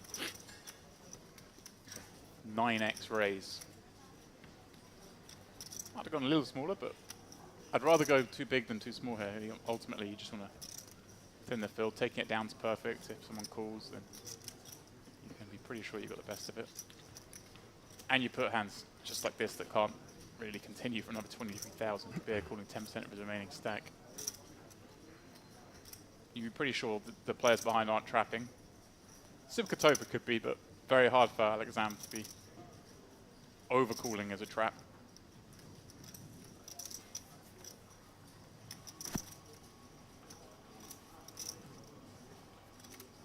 Kabir had a plan in mind, Ali. He thought if I limp, at least if there's a raise, I'm guaranteed to see the flop. Well, he's sticking with that plan because he has called the 23,000. He was hoping to see a raise to 15 or something. If it came at all. It can be very hard to win with these deuces out of position though against this raise. Queen 6-7 flop, he is still ahead, but how can you possibly continue to this action?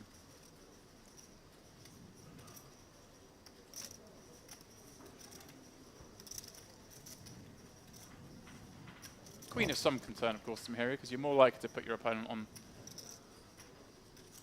some of these sort of queen-jack suited type hands when they... I don't think he anticipates the 6x, 7x combos No.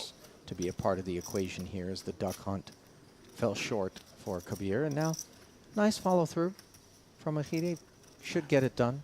Super small as well. Nevertheless, I mean, for deuces in particular, not that that's... Mahiri knows that he's up against that. The deuces maybe this size continue. For me, I always look down and think one of the deuces that I Wanna would see. hit would be a spade. Yeah. And that's a problem for me. Certainly is.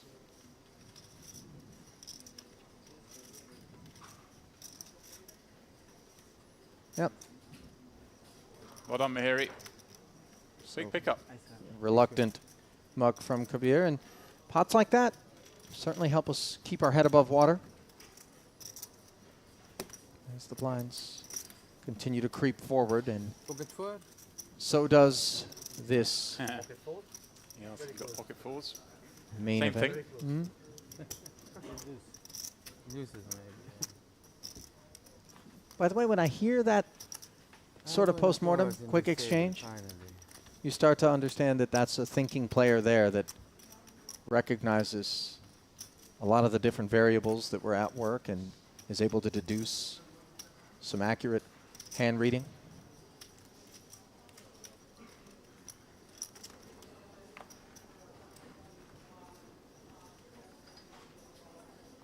One of the other things that is really so enjoyable about these particular streams is the deep level of diversity in terms of experience out there. We're looking at recreational players giving pros fits. We're looking at pros who have, you know, big seven-figure career earnings under their belt. We're looking at locals, regs here, who know one another better than some of those pros and some of the outsiders who have come around. So many different dynamics at work, and the more contrast, the more fun it is to watch. As we see the 6,500 open from the hijack by Mahiri, a flat from Jacek Pustula. Pak flatting as well. Now queen 10 suited for Halabi in the big. Certainly feels like one we can quite comfortably put another 35 in with. Here he's, someone's lit something underneath Mahiri. Popping up the 6 deuce on the button. On that last time with the ace jack, now raising up 8-4 suited. It's a man who likes a parlay, James. You know, he won that last pot. He's like like, well, it. these are newly found chips. Let's see if they can Play the rush. bring some more home with them. Pot goes up to 30,500. Wow. 4 ways to an ace-10 deuce all club board, and the timing could not have been better for Mahiri as he makes the flush and doesn't need to worry about someone making a better one, as no clubs are scattered elsewhere in the field. Stoic as well. No reaction on his face there. Halabi really the only candidate to maybe want to proceed, and even that is questionable, Yeah, good as half pot sizing of 15K does That's... end it right there. But he's almost... I don't want to say someone's unlucky when they raise at 8-4 and 4 for flush, but Right. he's almost unlucky. Yeah. There, That none of the other 3 players would at least have a club right. to come along with, let alone an ace. صدقني بالمجين في ربحت حتى كوب. Rush is on. All right, Ali, is he going for the next hand then? I mean, now we're starting to creep more into that middle-y position. A little bit more pressure. Yeah, but you get more credit. Don't forget what he's got on his left. He's had a lot of chips on his left. You know, I And a mean, lot of heart. Pustula and Pak are stoppers, and then, of course, Sabao behind them.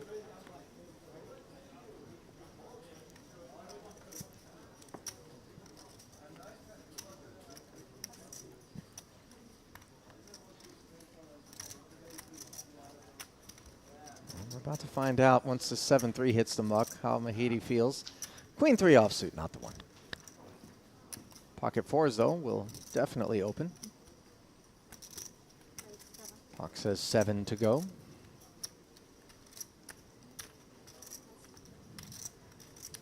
One 4 found the muck.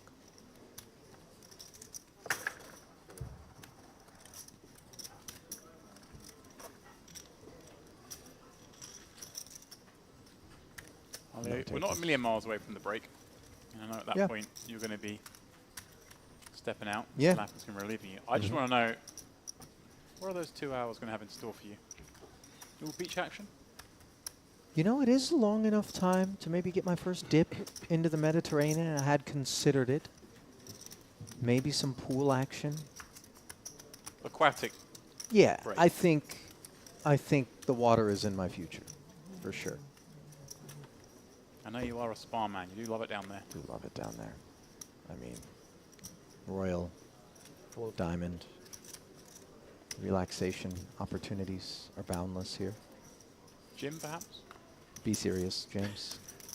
You know, I did step on the scale yesterday, and I'm embarrassed to tell you that we're at an all-time high. That wasn't a good feeling. It's funny what a few weeks on the road will do to you. Yeah, and by the way, I don't rate to be capped by the. We just got here, and It's not a place you come to lose weight. no. Maybe a long swim, Ollie. You know, Maybe a triathlon. just swim into the current. Sure. That feels like a good idea, James. I'll come back a svelte man.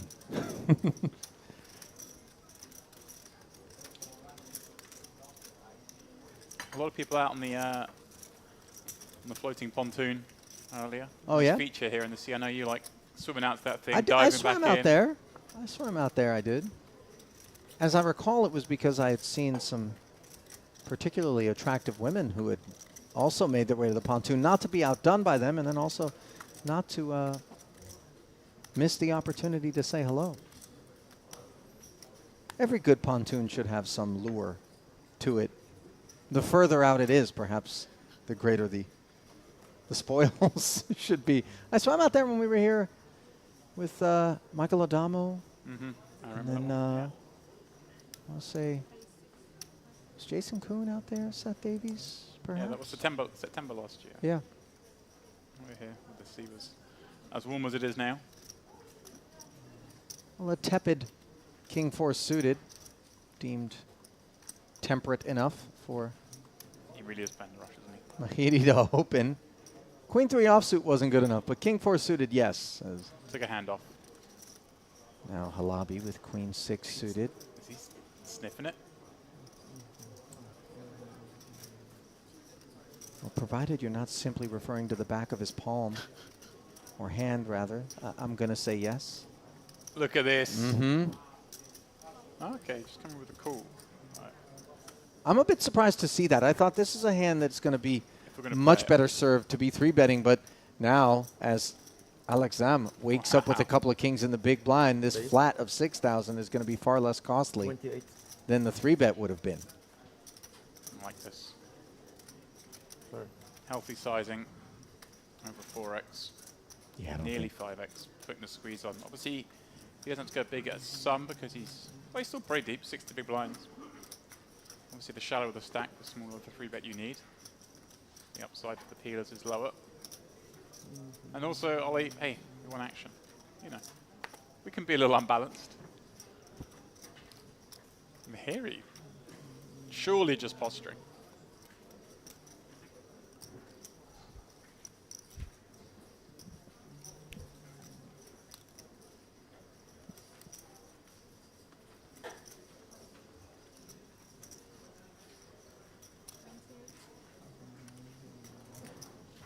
And Halaby was a very liberal peel. Certainly can't be calling squeezes. Yo. He wants to show. He wants someone to ask him to show so he can show. He doesn't want to do it unsolicited, Ollie. Well, again, he is still a relative newcomer to this feature table. And kind of building a player profile that would allow him maybe to then deviate and exploit based on perceptions that he is solid would be useful. In that situation, he just caught people with suited paint, baby, and that wasn't going to be enough. Always.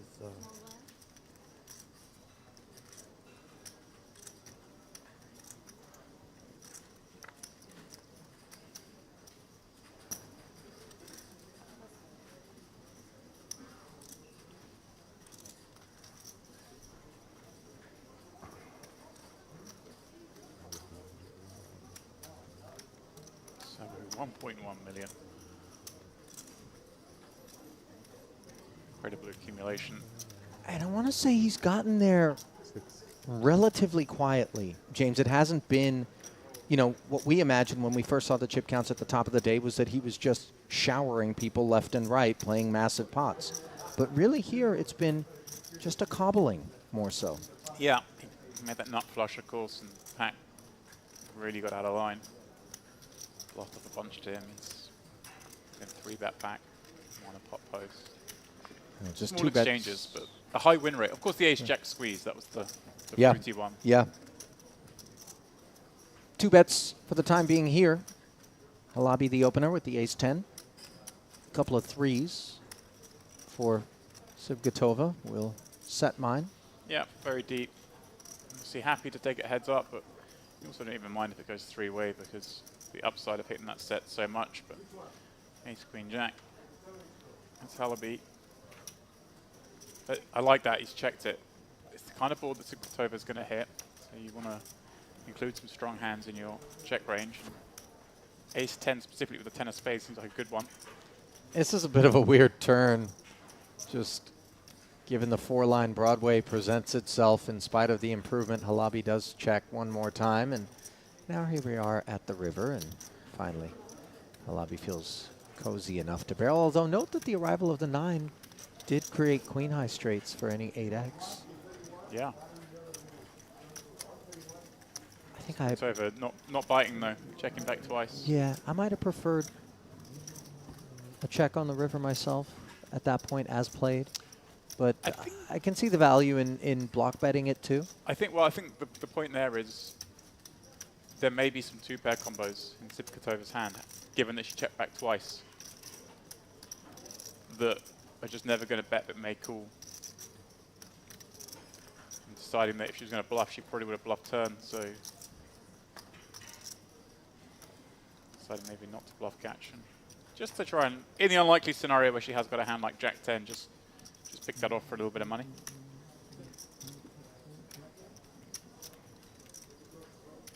Now here he comes again. A very real hand.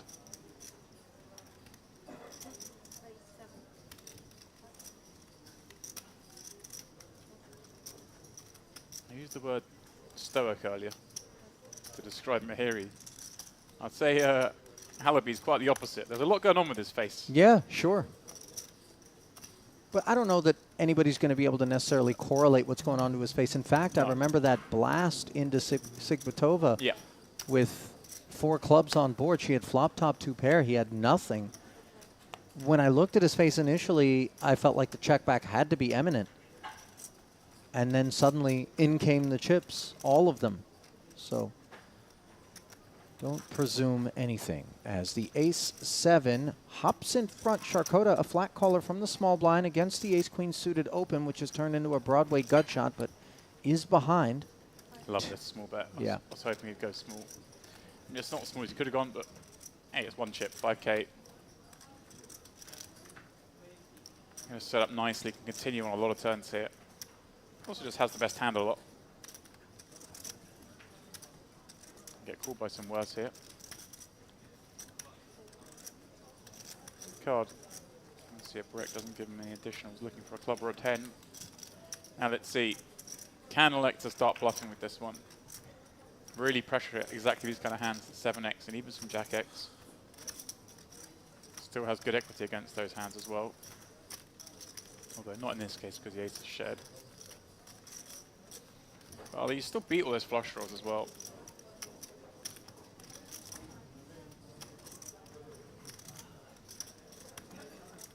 I'll not be surprised to see him come out with around half pot, maybe a little bit more. That's exactly what he's done. And note how effective this line is from Halabi against specifically what Sharkota has with this, which is just this pair of 7s. Yeah, all those hands like 8-9, 9-10, 7x. Some of the heart draws. Even some Jack X is concerned. Certainly. The Nice second bet. barrel, yeah. Gets it done, and you can see Halabi's loving it. Talking himself up a little bit after that one?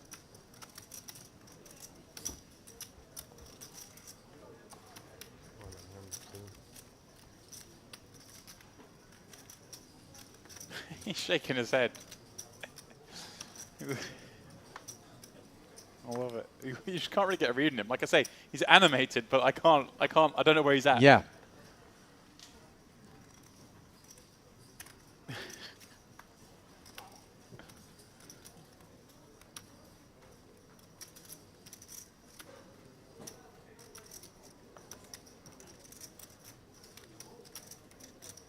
Six.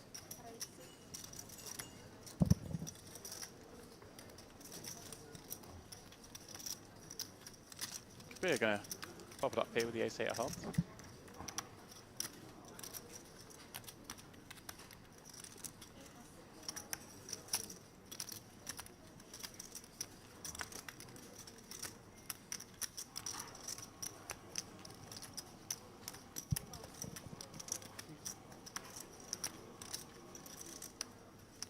He's going to make his way around to Mehiri with 6-4 in the same suit.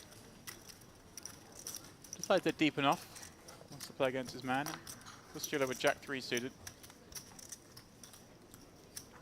Gonna make it a three-way affair and find a 3 on this 9-4-3 board. A little bit of something for everyone, really.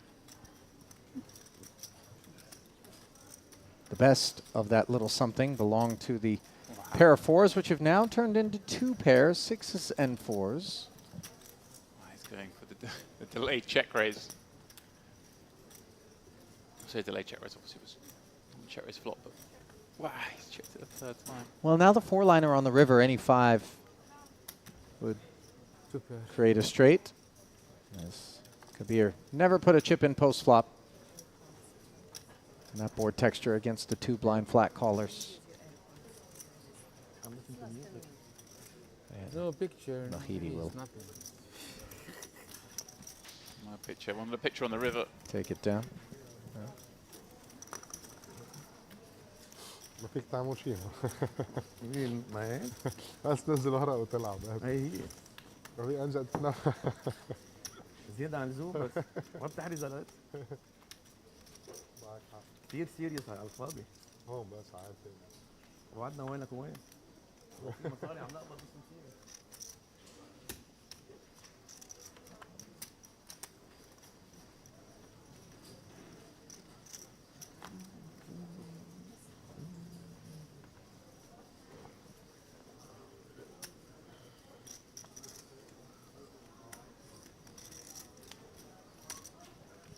Sip gets over the deck's force to be quiet. One sort of semi-step out of line with King Queen suited. I wouldn't call it a step out of line, but certainly chose an aggressive action. Got punished by aces behind.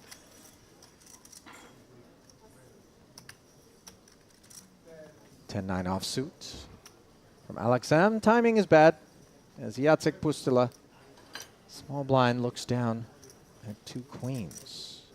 Yeah, and he's 3x this open as well. It's big.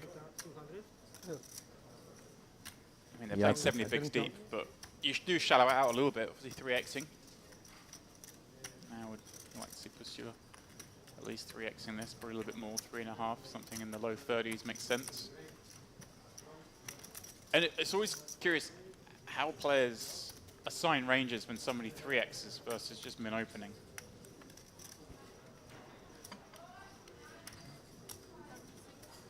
There we go. As Nice numbers. Raise 4xing.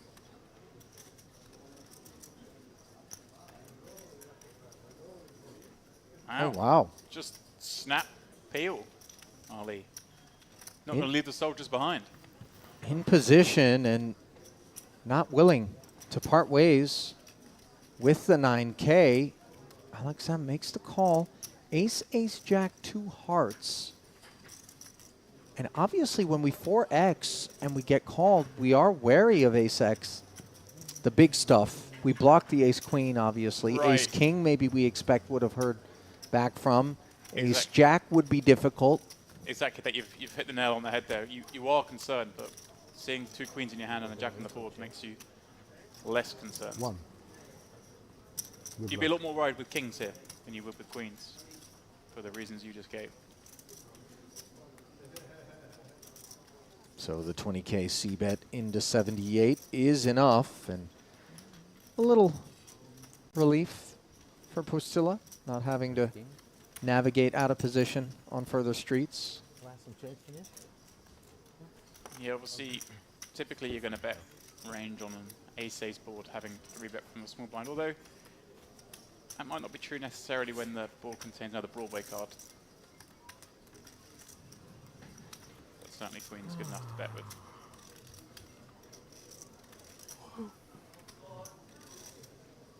But yeah, it's really important for people to think about those exact points you made, Ali. When you've got the 2 queens there, you block.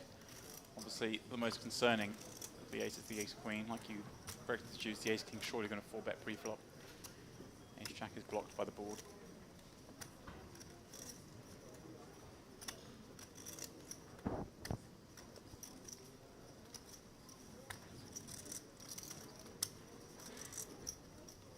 Interesting to keep an eye on that, though. Fatty just, well, I've put chips in. I'm not leaving them alone.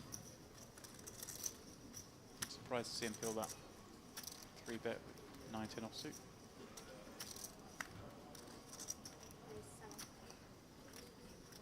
How many level we play for today? King, queen for Pak in the small.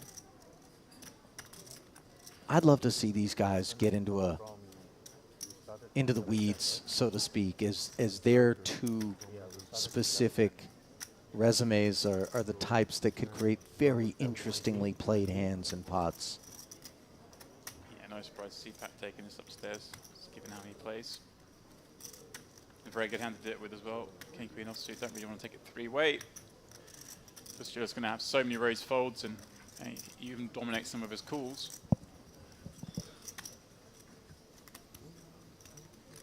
So then the 3-bet earns Pak the pot. He has kind of dialed back his involvement levels, James, and I think it's worthy of note. And I think it also suggests that Pak is self-aware out there. Yeah, I had my gambling chips. I burnt through these. These are the real chips. I better take care of them for a minute and use that image. Yeah, exactly, because it is tough to shed the perceptions, even though you and I have kind of taken note of the fact that he's dialed back the involvement. When you're out there at the table, you still think every time that he gets in there that he's up to no good. You don't think about the hands he hasn't played. You think about the ones he did. Good point. Here we go, Sipkatova. Been forced to be quiet. This hand's certainly going to be good enough to play.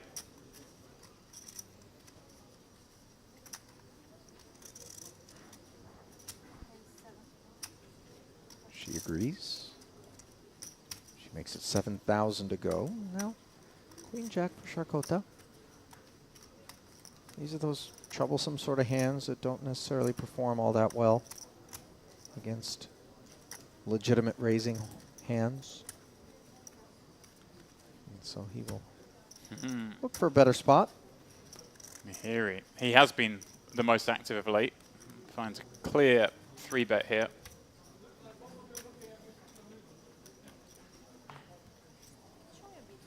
Sorry?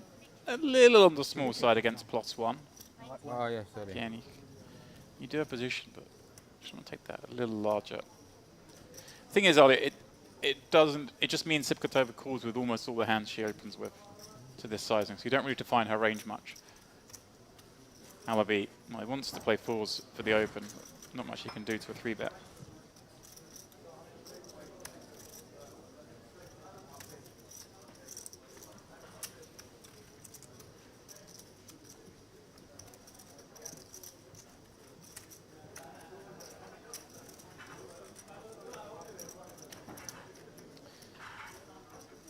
I just checked because we are approaching that break, and I wanted to know for myself and for our viewers.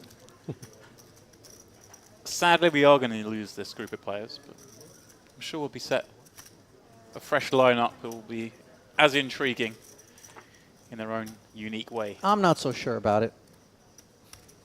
I hope so. Is that why you're storming out of the booth to the beach? It's in protest.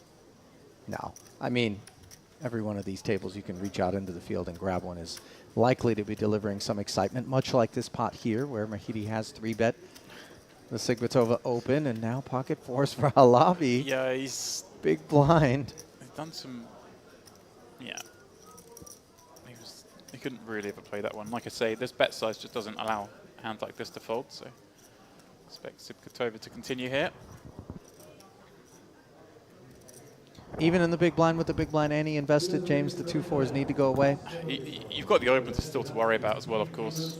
I think the Sigvatova. flat and then the prospect of a 4-bet behind that really Right.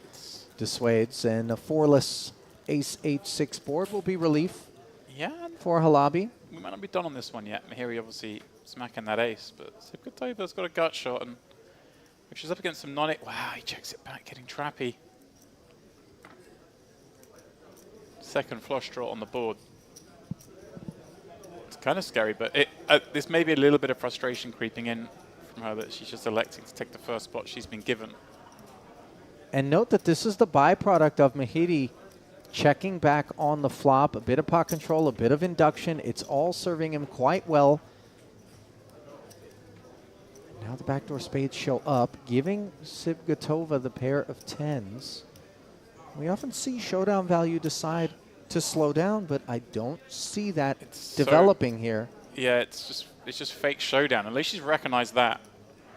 And I think she's just trying to give Mahiri a hand like jacks through kings. When you say fake showdown, it's because as played, the 10s really don't have the value Right. that you would normally want. Yeah, she's just trying to pressurize. Okay, maybe he can have like 9s, but you hold a 9 in your hands. It's unlikely. Even there, he's like, oh, I kind of have to call here. She knows no good, but fair play for trying that, Ali. And Also, well, it looks like. credit to Mahidi,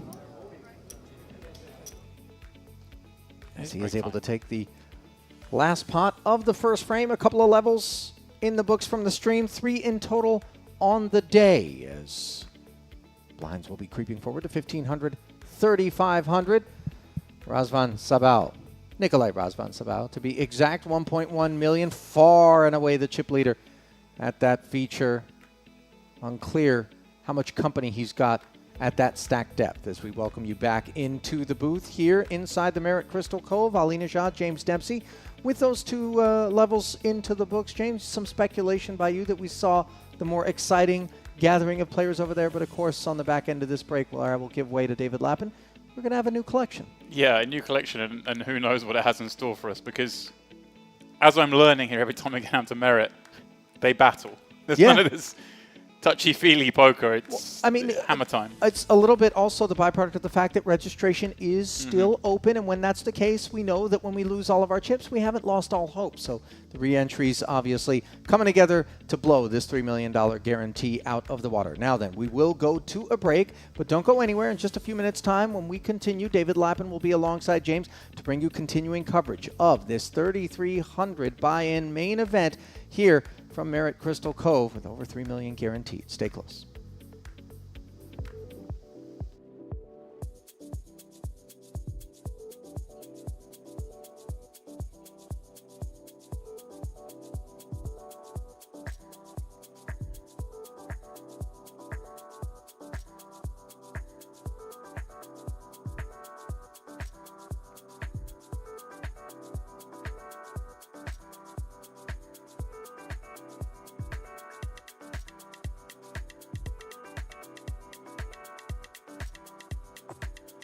To 21,000. That's a chunky 3-bet sizing, James, is it not? I think we can actually go bigger than this. Ah. On 3.5x. Remember, Ollie, we're 3-betting out of the small blind, attacking under the gun open, and we're playing deep stack. So I would have gone a little larger myself. You know, Halabi's going to have a lot of hands that want to continue. I mean, this size does enough to define their range. It's not like he can continue with like offsuit combos that aren't the likes of Ace King, Ace Queen. But it still means, you know, hands like Jack 10 suited definitely aren't going to fold. Maybe we want to put those under pressure. But as it is, we've got ace king v ace king, so let's not start speculating about that and see if we're going to get this in.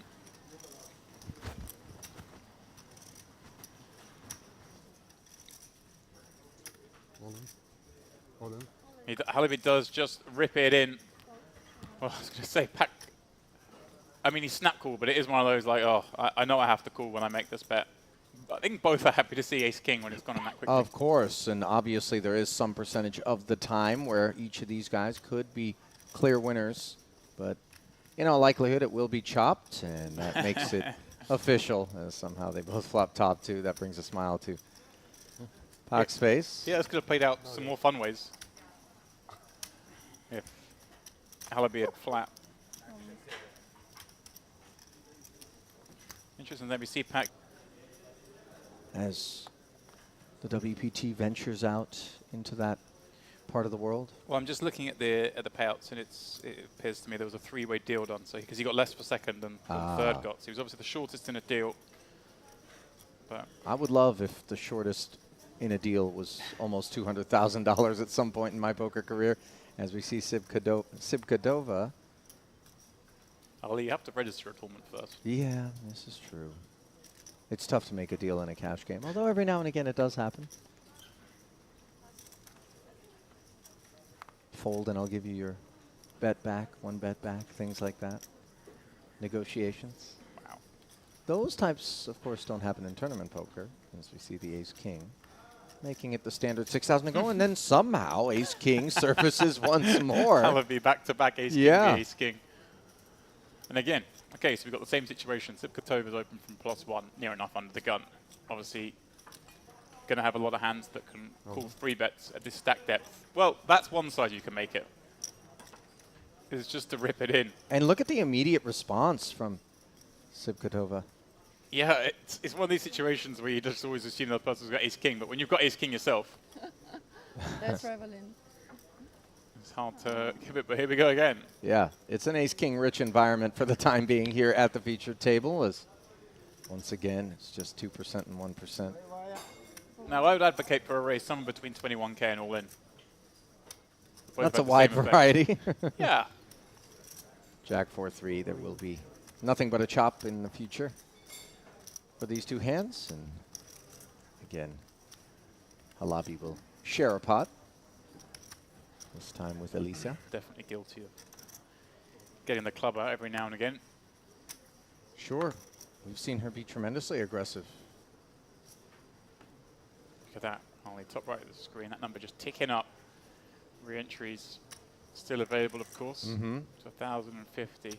This is the point in most tournaments where you start to expect the number to go down, but here it keeps going up. 425 strong is the field at present, 1,051 total entries, and Sibkatova 5,500 total in chips required to proceed as she picks King 4 suited to raise it up under the gun. And as you were talking about Yeah, her I'm not surprised.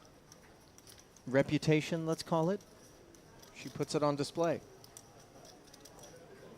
Now here's a man who obviously sent a message. Yeah, here we like Moments this is, ago. He's thinking about it. I think he knows. I say they're both deep in the warm-up here last time, but I'm sure they got more reps than that against each other. And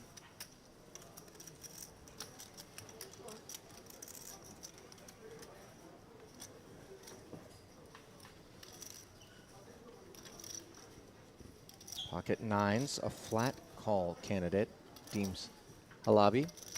That allows Rian Kabir. yeah, that's what's kind of nice at these stack bets. You don't get Sibkatova. You're not really going to get 3-bet too often. So you pop up this King 4. You do get to see the flop a lot.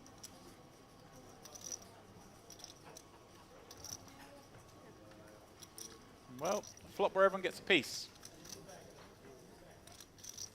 7-4 trade, two clubs, the overpair, the club draw, and then just the lowly pair of fours for Sibkatova. Has the least equity, but with two checks, or one check rather. Yeah, Two checks in front of her. She follows through for the 8,000. Yeah, obviously 7-4-3, not really her board having opened from under the gun, although in this case we can see she has caught a piece of it. But betting here, I don't think you're going to get raised that often, and the backdoor diamonds, I think, tips it into that. kind of hand you don't mind betting here. Halaby with the overpair, of course, going to come along, and now Kabir with the queen high flush draw. There is some argument to raising, as I was saying, that this is kind of more his board. He can have the 2-pair combos, he can certainly have sets, he can have the flop straight. As I'd imagine, just calling. Sivkatova, of course, gets to have all those big overpairs still. And Halaby can be slow playing a set here, so proceeding with some caution and finding top pair on the turn. That's a great card for him. Disastrous one for Halaby, though, as it leaves his 9s now in second place and with very little equity. The saving grace for him is Sivkatova, who's got the betting lead, and I think when she's called twice on this board and doesn't find any additional equity on that turn, he's going to have to slow down. But look at this. Halaby knows that, doesn't want to give another free card, so comes out betting half pot.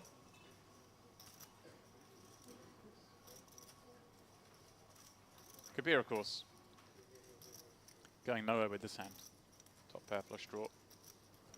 Well, I have slight concern about Halaby betting out. It's unlikely to be a bluff here. It's some form of value. As we can see, it's value that he beats, but there's plenty of hands he loses to. But of course, the flush draw gives him so much equity in the form of a redraw if he's behind that he's going to call, surely. Sivkatova just a bit annoyed they didn't check to us that she could take her free card. Yeah. It is a peculiar line when we go from flat call, pre-flop, check call flop to then come out swinging. I like it, Ali, because he correctly identified the fact that Sivkatova is going to check back so many hands, and those 9s are so vulnerable if he checks through again in a three-way pot. Now that he's been called by Kabir, though, what are his feelings about the 2 9s and about Kabir's range? He can certainly still be ahead. He can be up against club draws, which obviously now he's beating next to nothing. He could be up against some of those sort of 7-6 type hands as well that want to call again. And you see it didn't take him long to decide to check. Yeah, that river is just the dustiest card in the deck, bar the 5 or 6 of clubs filling in. Kabir with just a decision of how much to go for, and he can, you know, put Halaby on some pretty strong hands as well. Like a set may well play this way.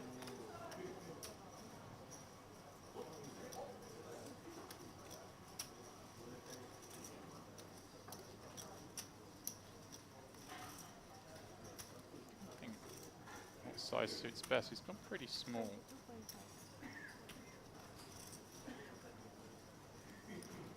I don't hate it going small just because we do just have like all the hands here. There's not many bluffs we can have.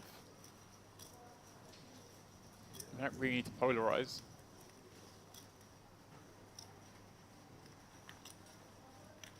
$22.5.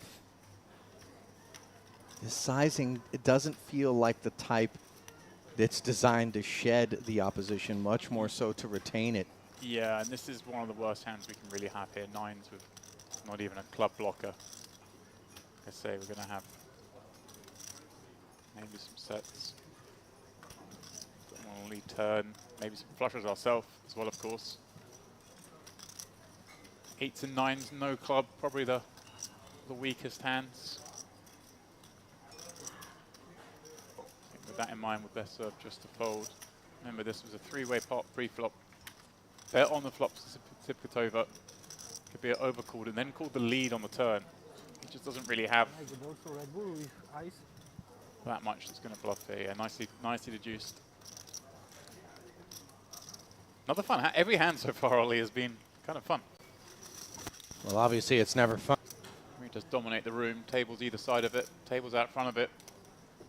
And Ollie, it's nice. They put a little effect in there for me with the red telephone box. Make me feel like I'm at home. Oh, yes. Jolly old. And their phone booths. Yeah. Which have turned into homeless shelters for the most part, it must be said, around the Mayfair area. So we just spent some time up and around that Yeah, I was nook of the city. sort of having a conversation with some of the Sharehand guys on the walk back one night to the hotel. And, you know, they're teasing me a little bit. I'm teasing them. And I couldn't really find a justification of why we still have so many telephone boxes. It's for Instagram, really. That's the only reason.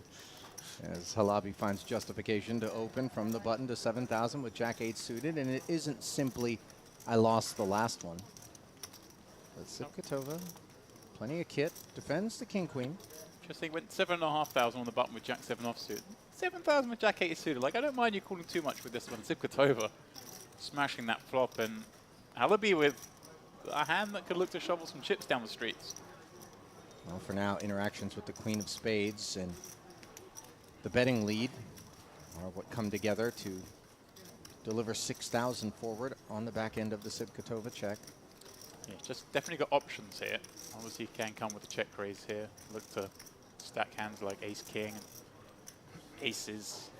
Get ace queen in there with some more, but I like this just flooding with the top two pair because you're unblocking. Pardon me, you're blocking the top pair. I like check raising queen six because your opponent has more king x. When you've got the two top cards, check calling, allowing to bluff later streets. Here we go. Yeah, Elisa agreeing with you. After she flats, she does respect the arrival of a third club.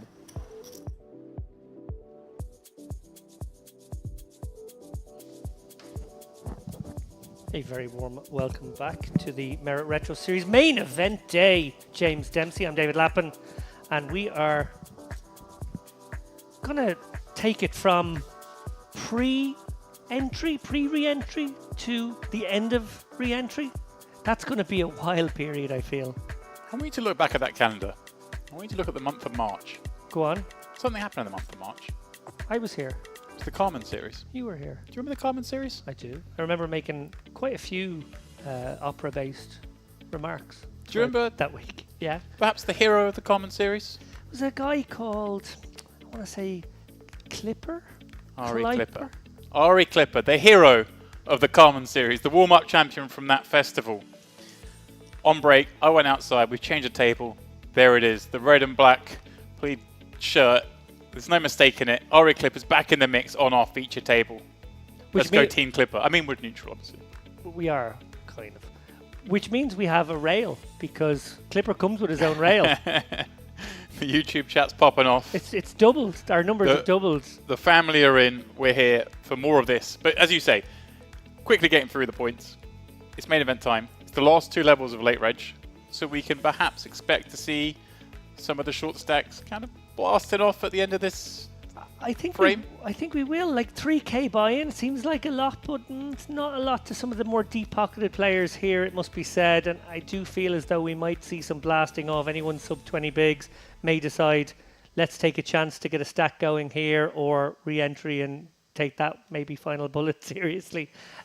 Want to point out one more player actually who I just cast my eye over our list here. We've got a player called Ludovic Perriot, Frenchman, who has about 180k in live tournament earnings. The reason I know this man is because he won the Unibet DSO in Mauritius back in January 2018. It was kind of it was an exotic event that Unibet. They let you go to Mauritius? I didn't get they didn't. They didn't. The budget didn't extend to that. Sadly not. Sadly not. I really wish it had. He also cashed the main event in 2022. So, very talented Frenchman there as well.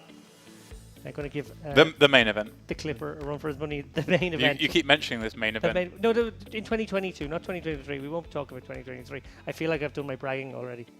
Here we are. That is the location. The Merit Cove Hotel. That is a beautiful little bay.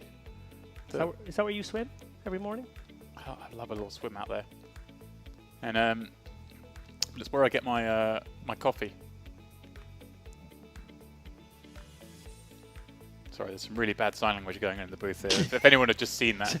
I was pretty sure James was trying to take my coffee from me. He was shouting about coffee and pointing at my coffee. He was actually pointing at the lights. It was confusing. Chrissy Finiotis leading the way here with a little over 500,000 chips. Wow. It's a big stack at this point. Yeah, everyone's starting with 100k, of course. Our hero down there in 8th, Ari Clippy, that warm-up champion, sitting here with 1.5 starting stacks. And your man, the shortest, 8 big blinds. You've G'd him up. Yeah. He's nursing a nub. But yeah, but I have faith. I have faith. I've seen what he can do before. Or at least I've read about it on the updates when I wasn't sent to the event.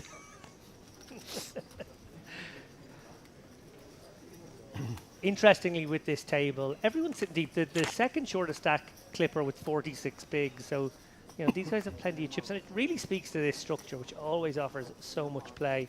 You see their blinds now, 1,500, 3,500, 3,500 big blind ante. 30 bigs right now. I guess it's going to be 25 bigs if you buy in the next level and 20 bigs if you last minute late reg. Viniotis then popping it up. This A7 suited him. Perrier just deciding to flat for 7.5k with just 22 back. This King Jack. A little surprising perhaps, not just if we're going to play it, just go with it for the 8 blinds, but maybe just happy to take it multi-way if they can, with a view to building a stack or re-entering. Yeah, I think exactly what you said earlier about the players who are short maybe looking to just maximise spots. This does seem a little unorthodox, I must say, to flat a hand such as this one, but maybe he is just in there to gamble. And with a quarter of his chips in there, now Tabiev obviously putting on the squeeze. Perriot might take this spot and be dominated, unfortunately. Yeah, obviously not ideal that we get squeezed. Ooh. I do sorry. Look at this.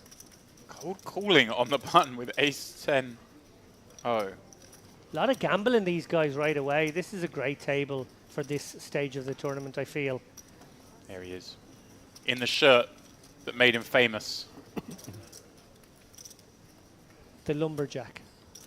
I was bragging on break. I'll show you a little picture from the World Series this summer, and I sent to you at the time. But I was on his table. There he was wearing that shirt. I was like, wow, it's like seeing your heroes from TV. I know, right?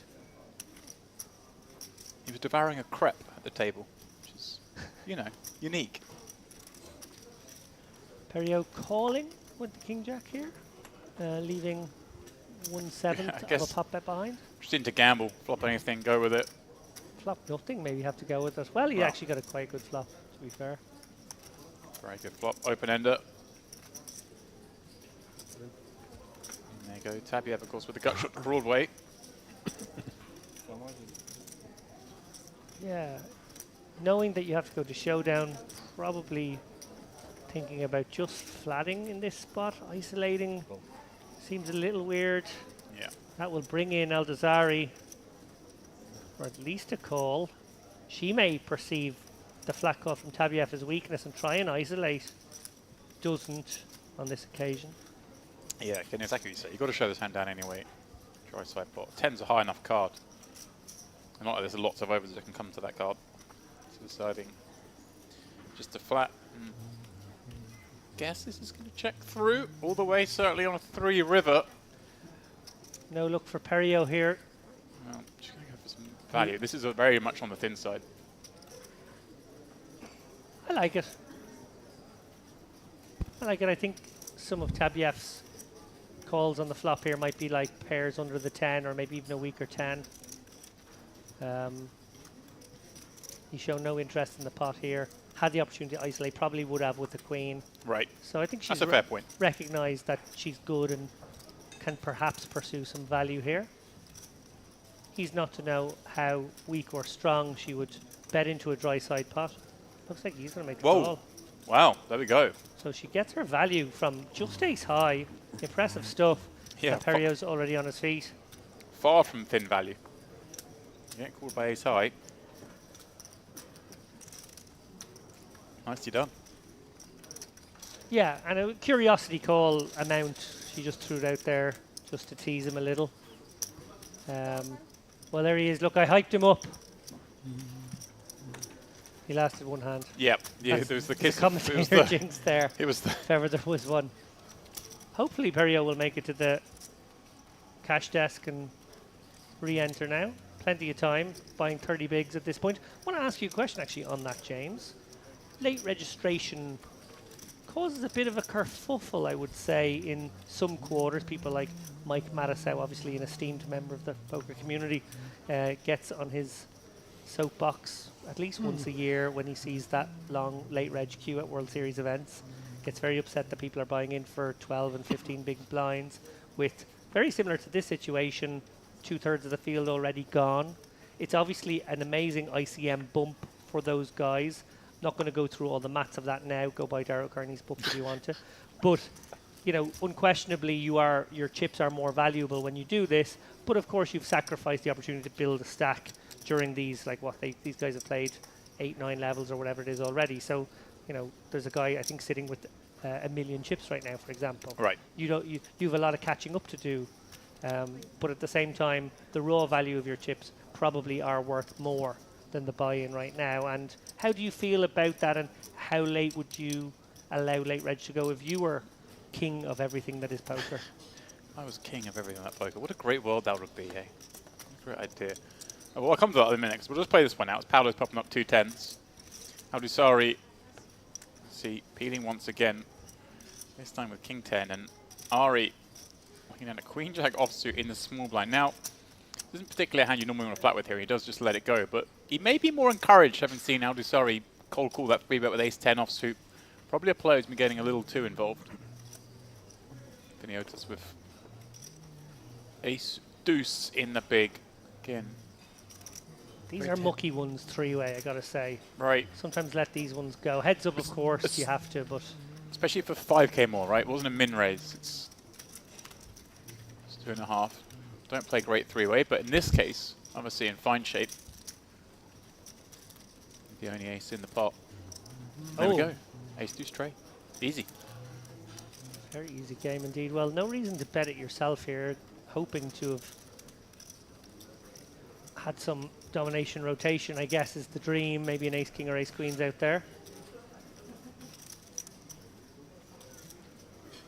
Paolo, every reason to just bet really tiny here and try to take it down, deprive some overcards of equity, keep the betting lead.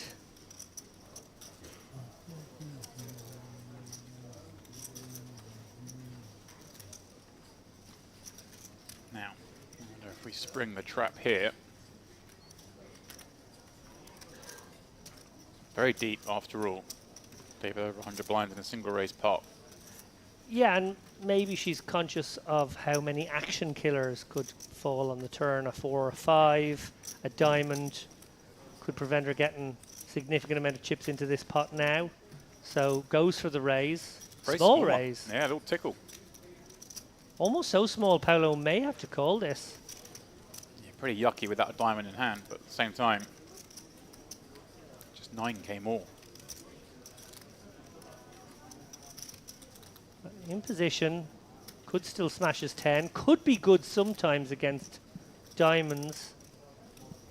Right, it all depends what sort of range you give your opponent when they check raise so small like this.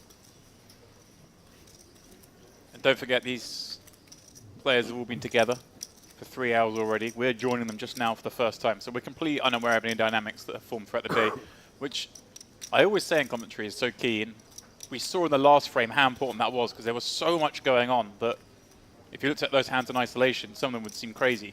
And, well, speaking of crazy, is this a 3-bet coming out? A 25k chip going in there. He does 3-bet the ace deuce tray flop. So decides that it's more his board than hers. Wow.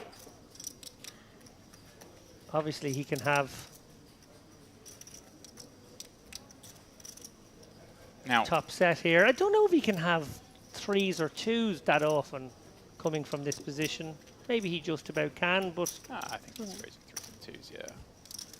You know, just deciding just the call now. Setting up, showing like a little bit of fake weakness, perhaps. Don't want to scare the ace-king, ace-queen type hands for now. We'll allow diamonds to continue to bluff. Yeah, it's not outside the realm possibility that you're up against ace 3 or 3s.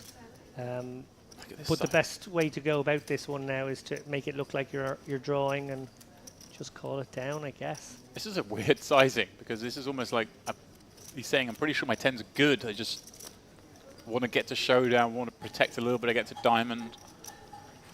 Yeah, it's a mergy one that's sort of trying to extract value from diamonds while also not face a bet. I say that, but maybe he would. Cool, once again, unbelievable. We have over 200,000 in this pot. Yeah, this is a very strange pot so far, and ooh. That's the wettest card in the deck.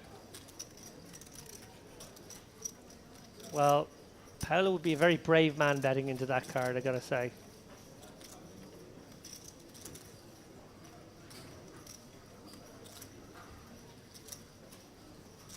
must know his hand is never good now. Whatever chance it was. Right, So could represent big diamonds having taken this line all the way. Certainly puts Finiotis in a bad spot. It's a big bet. this hand is just bewildering. Yeah, it's a head scratcher for sure. And a small bet. 57, wow. Wow. This is bizarre because it's just never worse value, is it, at this point? Yeah, she's convinced he's got her now because this just feels so milky. But then to have a minimum defense frequency in this spot, like given the line she's taken, I guess she plays her sets this way. She has top and bottom pair. This is horrible. Does have to just cry it off like, ugh, fine. And now he's going to look a bit foolish showing those tens. It's one of those where I think she's calling without even thinking what they're going to get shown. Just kind of want to call because it's quarter pot and I've got 2 pair, but never expecting really to win. And probably never expecting to see tens without a diamond. No. That wasn't in the range. No, she looked utterly defeated, but as you said, resigned to just cry calling it off for that price.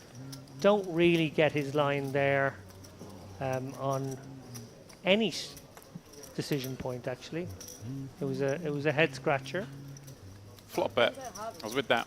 Yeah. Yeah, that's when we left the game tree. We left the The forest. second time, yeah. Next time I'll We were on a beat you. salt flat at that point. I like it though. This is Lot what of we've come to banter see. though. Yeah. We don't tune in here and say this is I believe her from the not beginning. solver poker. She seems very This is honest proper person, poker. It's the poker that Really. nearly all of us play day in, day out. People that play poker and I say nearly all of us. Obviously, you in know, the game. you're a solver guy, David. I know. Some I know your heart says otherwise, but I don't know if anyone would call me a solver guy. I guess I do like a bit of DTO. Do you do DTO? It's great. Bit of kit that from Dominic Nietzsche. That's Adusari coming in with a raise with this very playable hand. FA in the next seat, Queen Jack. Adusari's been playing every hand we've seen. I was going to come back to your point about late reg, yes. specifically because you used the World Series as an example. I think it's gone way too far.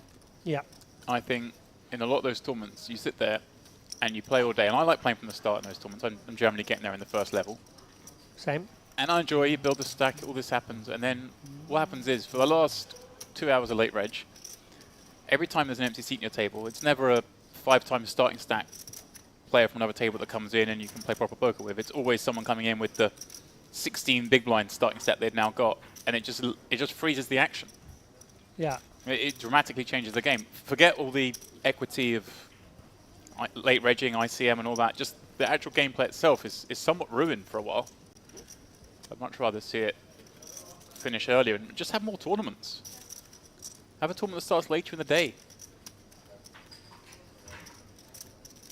Let's say here, of course, we're still late regging with 30 blinds at this moment.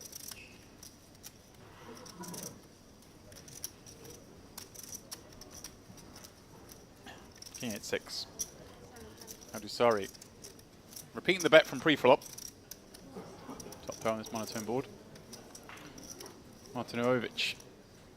Can't really like it on all spade board when the opener continues, but maybe for this sizing, we call one.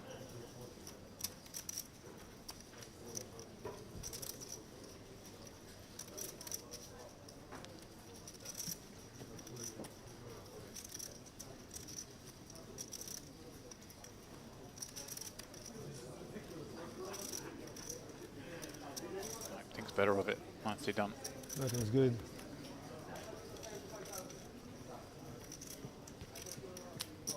Off the pot. It's Yeah, far from that's the her, thing that annoys me. Especially I see it.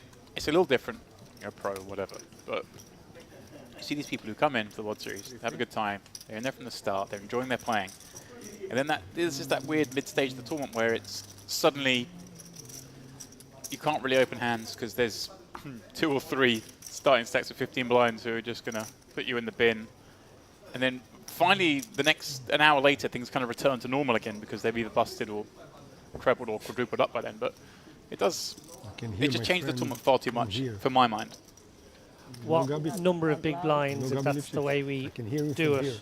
would you stop late reg at? Would you limit it to 25, 30? I think 20 is fine. 20 is okay. Not that loud. Yeah, he's a good. He's a kind of good depends on the player, tournament. very good person. He's loud. Size of the field makes a difference.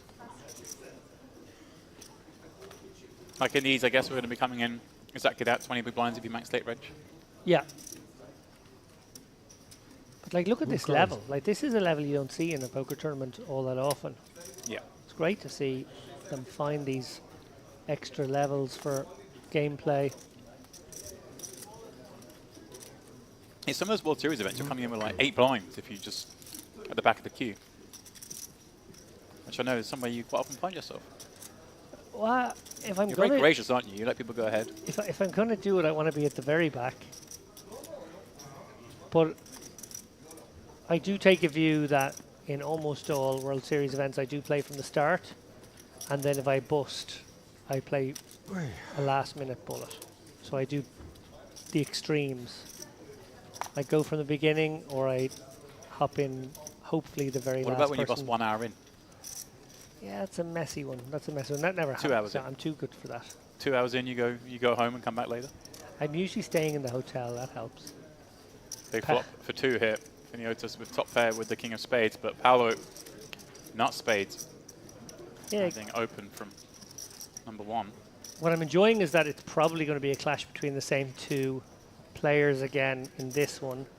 Yeah, and a spade this time would, well, imagine, cost Finiotis a lot. Can I just give a bit of credit to Paolo for he tapped his shoulder for the check. I don't see enough of that these days. You know, the tap anywhere. Yeah. Tap your own body part. Or the twirly bird. I do the twirly bird occasionally. Yeah. Don't see that one too often anymore either.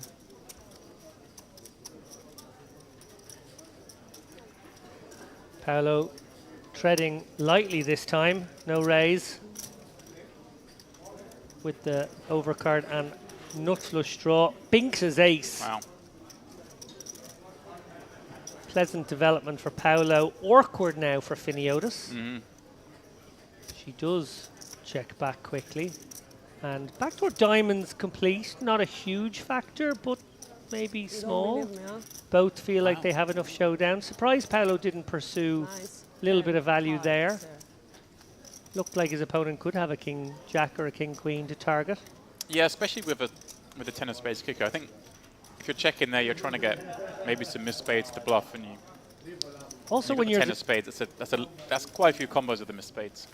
also when you're the guy who just bet tens on that, on Right. that last hand, I feel like you have to find value then.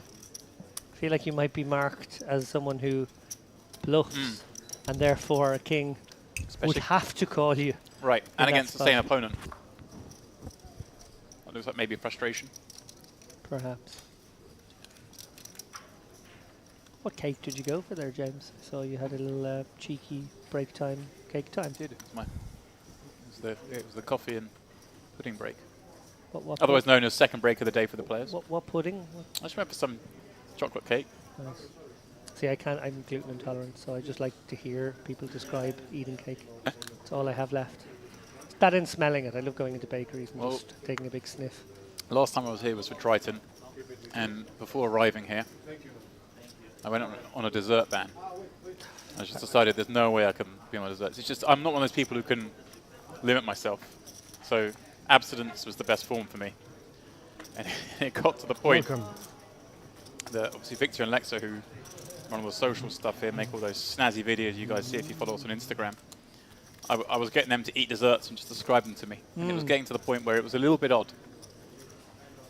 When I say getting to the point, I mean we were far past the point where it was a little bit odd. I would walk over to their desk and just...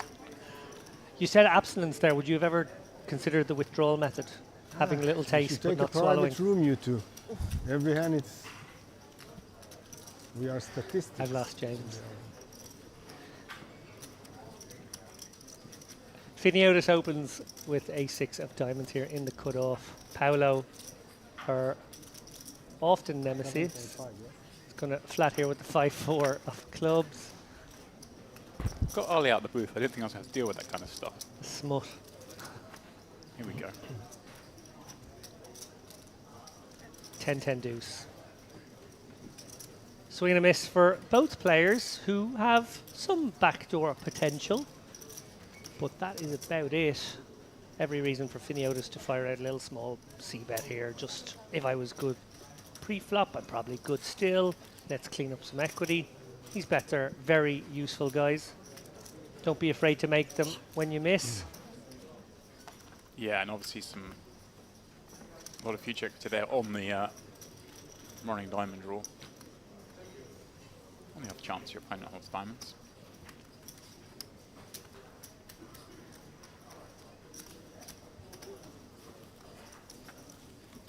Main event action. We've all come to see day 2. It's nice to cover these events from so early. So often we come in when maybe the average stack is relatively shallow, although these 1 hour clocks do give you a lot of play. Still, it's nice to see all these players playing, you know, way over 50, sometimes 100. Earlier on, we were playing 300 big blind pots, Wow. 300 big blind deep pots, I should say. So it was a wild first hour, yeah? It's just they were battling out there, you know. There was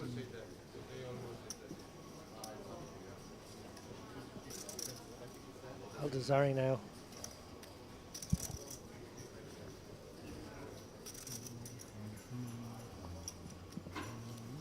Going to open things up here. very active on this table. Unbelievable value bet through with the ace-10. Cool bet ace-high in a dry pot. Ah, The clipper.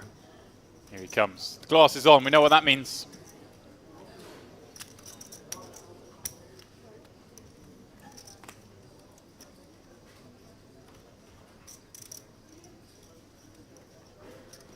See people asking in the chat what are the prizes. They're unknown as yet. Late rate is still open. I'm going to go in a limb though, James. Oh. I think we might get 500,000 up top. I heard it here first. If we don't get 500,000, it's going to be really close to 500,000. If we don't get 500,000, then you're going to top it up. You're nodding, but just let's get it for the record. No, he's shaking his head now. I guess he's not going to top it up. Tabiev can't really continue with this offsuit combo. Unless he's really going to get nasty. Yeah. A little burnt having called that bet against Aldazari in the dry pot. Maybe thinking time to spring a bluff. 3-bet squeeze. Well, here we go. And what's really fun about this table so far is it feels like we've already got pair-offs who are battling. This is incredibly small for a squeeze sizing. I mean, it's incredibly small against just the under the gun player. When you throw in the fact that Ari's come along in the middle as well, and then to top it off, the hand we've got, it's just nearly always going to result in a 3-way pot, where we sword things with a6 offsuit. Yeah. Really just a pot juicer. Yeah, not ideal. And We'll see how it progresses. betting lead stealer. 65k in the middle now. Clipper with just a stack to pot ratio of 2. And then Aldazari and Tabiev playing a little deeper. Just one overcard to the 8th, but that king is the kind of card Tabiev can certainly represent. Come with a 1/3 here, get the job done in quite a few instances. Well, the one plus side for going with a small sizing is you keep in a lot of hands that have completely missed this king 4-3. So if Aldazari had a hand like 7-8 suited, for example, that's never folding. So you can therefore bet a little wider on these flops. And wow, if you can get 8s to fold, all the more. Yeah. Nicely done. Yeah, dainty little one that. Yes, I mean, it's not an easy spot for 8s, but I think that's one where we do want to call once. Keep someone honest. You're going to have some hands that can call once, you're going to have some hands that can call twice, and you're going to have some hands that call 3 times. If you never call once, then you're folding too much.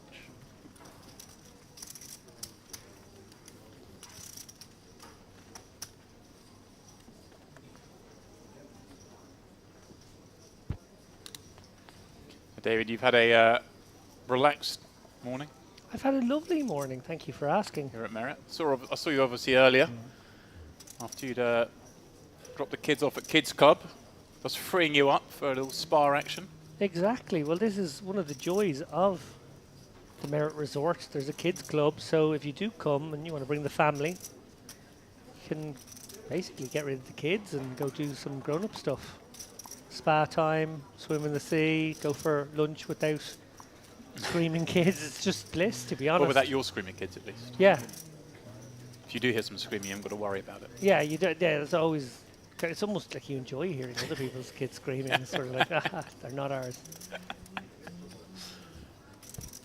So did you get your little dip in the sea then?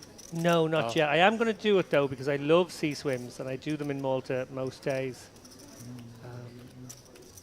And I do prefer the sea to pools, but my son has got really into diving right now, and he loves just throwing a ball into the bottom of the pool and going after it and going back up again.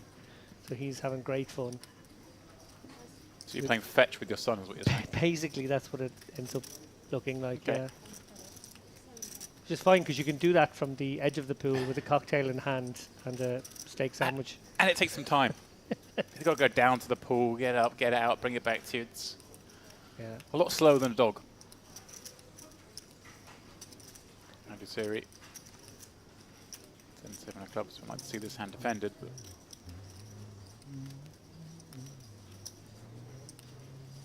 she will for the min open. A fine defend. Martinovic, now the player in position against his opponent. Tables were turned a moment ago. Well, he's going to like that 2-diamond flop.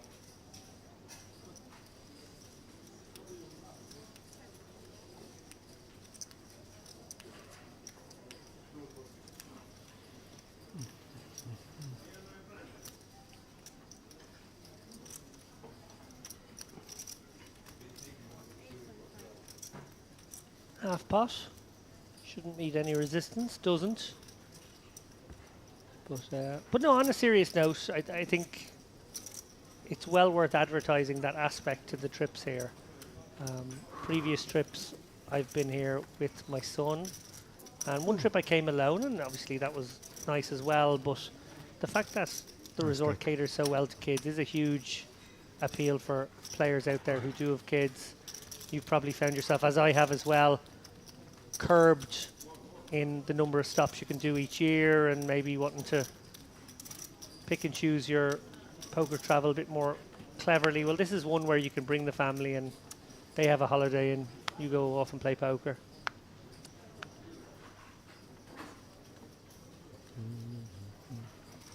Yeah, and I think on that point as well, it's nice knowing that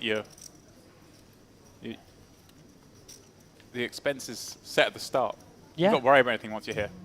I know, and I'm not picking this to to blast Poker Stars in any way, but I know the PSPC. I had a couple of friends go to that. One of them went with the kids, took the whole family, and it's thousands upon thousands out of pocket on spending money and all the food and drink for them whilst they were there, which is, it's not insignificant. No, it really isn't. And yeah, I'm glad you're the one putting stars on blast for that, since I just put out a piece which raises a question mark over the tax situation in Spain, which I'm sure they're not loving right now. I did watch that block-in that Dara recorded. His percentages are percentages. Picking percentages out of thin air, it has to be said. There didn't seem to be any science behind it, other than the tax number. Yeah. There we go. We'll Like, just see what I guess we're always doing that as poker players, that we're guessing our edge and we're guessing the likelihood of situations that we maybe don't really fully know. Big flop from Martinovic. Yet again, this time top two. Fernandinho. With the gut shot. Yeah, no heart on board, but might stick around to the right price. That looks like the right price to me. Very small. Yeah.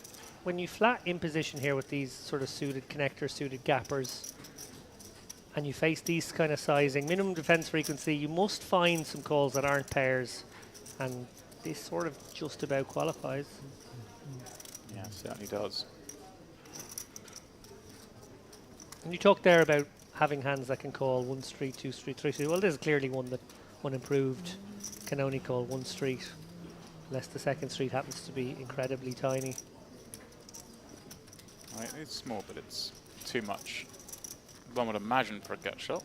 Yeah, and doesn't make a great light 3-bet, or light raise, I should say, either, so And the neat show. and tidy.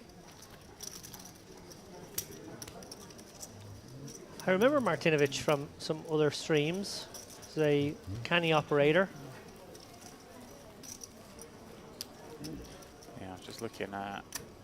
Got 11th in one of the main events here back in March 2022, where the guarantee that day was just $1 million. So the guarantee's tripled. Wow, that's an In a year and a amazing half. stat. Which time of the year was that? It was March. So that was the Carmen, probably. Yeah, previous year. Not this year, obviously previous year.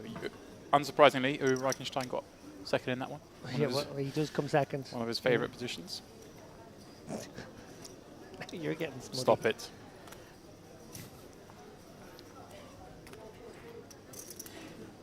That's an amazing stat. Let's. Do you know what? I'm going to look that up at my next break and just try and 7,000? offer some 7. stat on how the guarantees have grown here. Chart the Maybe. guarantees. Sounds like a Yeah. spreadsheet kind of job. That sounds fun. Yeah. I was going to use my break to maybe go back out in the sunshine, but you know, you put a spreadsheet, each to their own. Yeah. That's my idea of fun.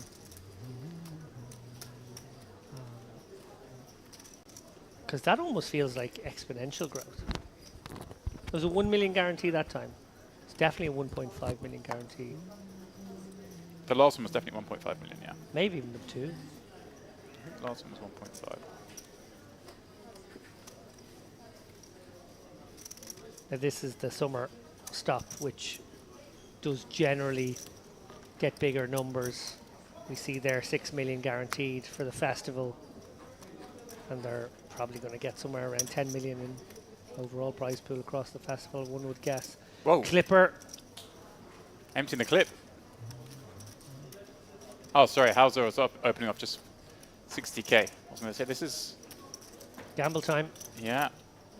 Says... Feels like that's going to be a lot of big ace combos. So let's run it. Who's going to win this one? Clipper. Give us a 9 in the chat. Clipper's going to win this one. Want to take even money? I want to see your 9s in the chat. Check 5 trace and back doors. For the 6 of clubs. Far from over. Oh, ho, ho, ho. Never easy. Ari, composed as ever. Too many outs?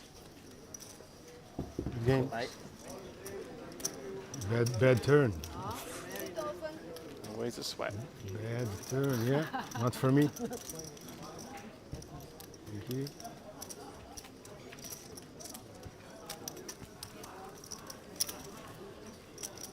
Ari on the rise.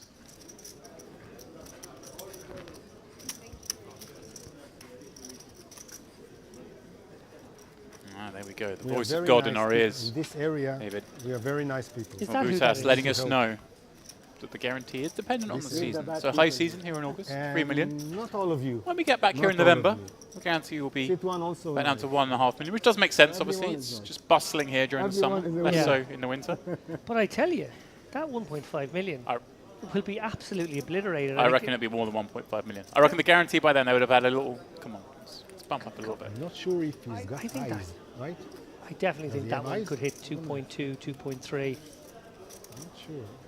from what I've seen.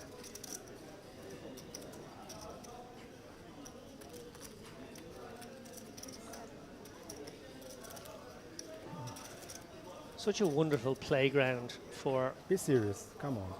poker You have players to be here. serious. Not smile. You shouldn't smile. It's very... Okay. That's it. That's good. Bit of banter with the dealer here. Keep a straight face 2 hours. No smile, nothing. She's very tough, by the way. I mean, we keep talking about how this does have that small room feel to it. Everyone's just so friendly, staff and players alike. Oh, yeah. So much history between both the dealers and the players. Yeah. The regulars here. There's a lot of fun when you get these series on. They get to go in a costume, as it were. I saw, obviously, a lot of them outside the back of the poker room here by the Scala bar, which during these series is taken over as the staff break room. And they're out there posing in the outfits, taking pictures. But getting the hair done as well. Yeah. I got mine done, especially for the event. Well, I'll let you just look there. Well, you were expecting things to have changed from yesterday, were you? I don't know what hair you were referring to. Tabiev getting aggro now. Ace 9. +1 here. Attacking Martinovic, who opened pocket sixes. Wow. This is very aggressive from +1. Can't Again. fold to this price again. Yeah. Sizings are just off. It's 10,500 more to call. But I kind of actually enjoy this tank because it's, if I'm Tabiev, I'm not thinking it's sixes. I'm not thinking it's a clear call. Whoa. Okay.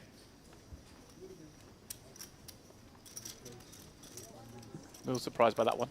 Yeah, I'm surprised too, and I think maybe as a little heuristic there, it's probably worth thinking about that spot there as if you're in the big blind and there's been a min open, because that's basically the price you're being laid, and wouldn't you call with sixes to set mine? Yeah, I know you're facing a 3-betting range, but that's almost all the more reason to call with yeah, sixes. it's a great. You've opened under the gun. I mean, 3-bet by the next seat. It reeks of strength, and when you've got sixes, you want to be up against strength. You want your opponent to have aces, kings, queens, because you just call the 10k, flop a 6, say thank you very much. Honestly. Yeah.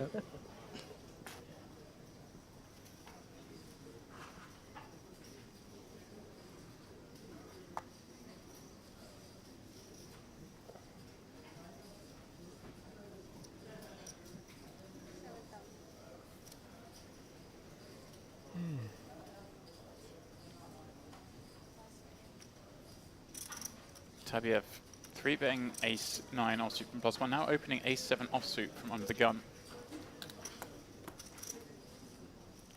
Adusari just kicking 3s into the muck, despite being that deep. Kind of surprising as well. They get exactly the same sort of thing. Maybe you want to go after these deep stack situations with those small pocket pairs, but not quite as clear cut as the last one, of course. I like Finiotis' table presence. She's a boss. It's okay. They have Just plenty. looking at her recent results. Strong. 7th place finish during the ladies event at the World Series of Poker this year. Wow, excellent. Yeah. Doesn't surprise me one bit. Some other results in there. What's 7th place worth in that? Maybe like 25? 26. Yeah. There's a man who spent a lot of time raiding the ladies event final table. Just generally plugged in, James. It's my job. You take it as part of the job you had to Just I'm inform the people what's going on. Bring food. plugged into the grid at all times. As Probably a wrote great journalist that you are. I may have written an article about that very event. I can't actually remember. Wow. So many written, huh? Yeah, very hard.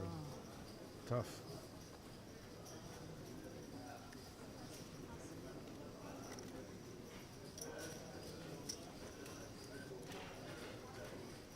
You're a very nice writer as well, James, I want to say. I'm interested to know if you've ever blogged or written.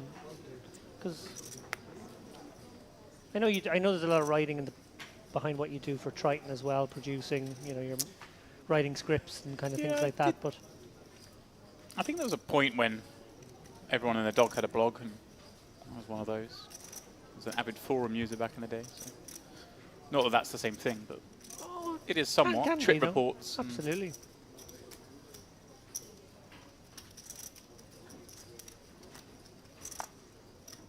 Adusari. Loosening up. Ace deuce off from +2. We've seen quite a few of these already, these raggy ace off combos being played. And Tabiat's been playing them extremely aggressively.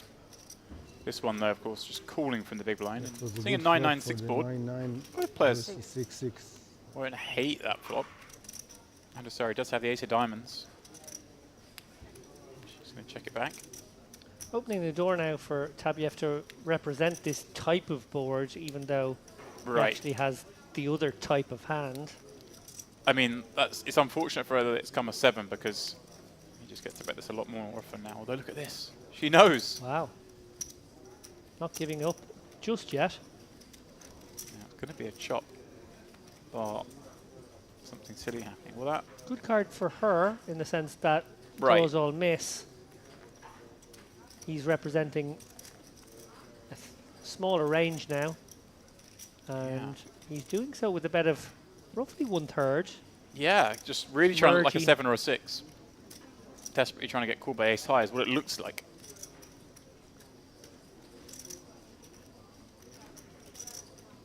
She might find the call here. I'm just going to find the fold. To that sizing just looks so milky. If you're bluffing, surely you'd go bigger. Sticky, sticky. No, he's going to think he's lost his hand. Chop it up. Fun hand. Those players playing a little bit upside down.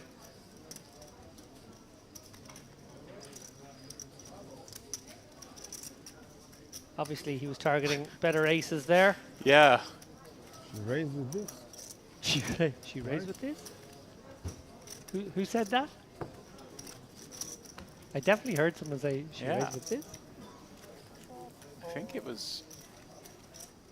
I think it may have been Martinovic or Ari. I don't think it came from the other end of the table.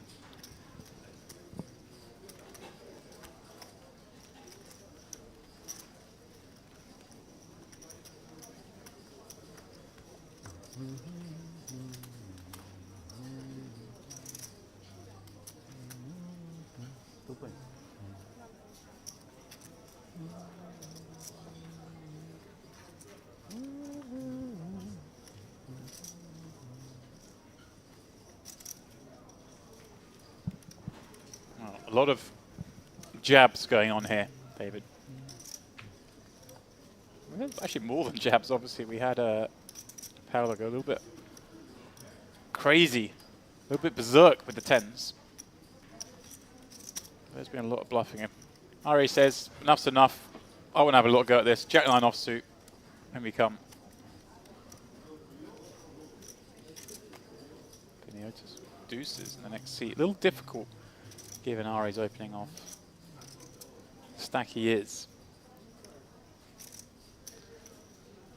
Yeah, you'd certainly be happy calling this one in the small or big, but she decides cutoff is okay too. Probably not the squeeziest table I've ever seen, but we have seen some Yeah. small squeezes actually on a But couple of occasions. Yeah, Boris Tabiev in the small. He obviously squeezed up a minute ago, but that was with a6 from the button. Maybe less inclined to do so out of position. Martinovic with a sort of fold it or raise it spot now. Found the third way. So he calls. Tabiev was suited ace in the small. Now this is a This potential is- squeeze. This is a lovely spot to squeeze. This is a lovely spot to make it, I don't know, maybe like 33 to go, 35 to go. Yeah, I was thinking a little larger as well. So if past is present, could make it 19. No, just joking. He actually calls, which is fine Yeah, as well. oh, flatting's fine. Flatting is absolutely fine in this situation too. Suited ace is a great hand. 53 Play players. multi-way. Clipper finds his looses open from the hijack and Yeah. immediately gets called at 3 spots. He's far from out of it. He's actually an Ooh, equity there's the favourite. deuce. Not anymore. Martinovic with a gut shot. Tabiev's second pair, but it is Finiotis with the set of ducks. Yeah, and given that she's multi-way, bet is mandatory here. Needs to target a 5x, 7x. There could be pocket 8s or 9s could be out there as well. Might flush draws. Clipper could just decide to come with the check you know, his entire range strategy here, even with big pairs. Given that it's 4 ways, that's a possibility as well. So definitely nice to see a bet and a nice sizing too. Now, does Martinovic get too sticky here? I always feel like if players play a little too wide pre-flop, they almost have to justify it by then continuing I know what too you mean. wide posts. And it seems to be the case here. That may save Tabiev now with the 5, with no back door. Seeing a bet and a call from the non-pre-flop raisers. I wonder if he, again, contemplates another way to go here. Maybe feels like even the top of Kleiper's range can't withstand a raise. And Finiotis could be just taking a shot. Does decide to let it go. I think that is the better play, to be honest. Yeah. But just sort of thinking through all the possibilities here. Multi-way poker is so much fun. And a fine cover Finiotis to see, of course. 8-9, a possibility. Of course, 6-8 also a scary possibility, but can't be scared of the monsters in the closet. No, and I guess just as likely maybe a hand like 9-8 would stick around for Martinovic here, so she can pursue some more value. Also the Pocket heart 6s draws. and pocket 8s definitely have to stick around to another bet as well. Yeah, heart draws. Only 7x. So going bigger, but not going huge. Just really happy to let the range continue here. She kind of knows what the bad cards are, right? If it becomes a heart, it's a bad thing. Anything else really is probably a good card. Any high card's going to be good. I'm wondering if he thinks his hand is now a bluff candidate. I'm going to say, sometimes He you see can't this, call anymore. players go a little too wide pre-flop and they sort of justify the mistake by then going after things. It's a 4-way pot. She fired, got called by the next seat, and then wants to fire again on the turn. There are, of course, some bluffs, but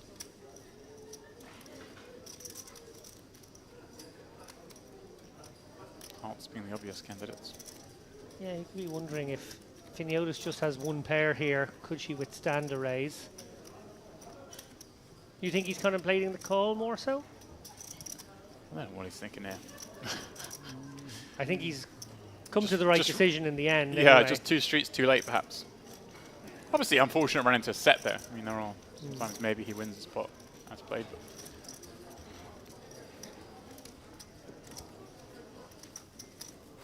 Gotta say, she's looked the best player so far, Finiotis, at this table. If I had to pick one, obviously we know the Clipper. We know what he's capable of. But based on this small sample, like her table presence, like how she's played some of these key pots. Just the right amount of sticky against the pocket 10s that time.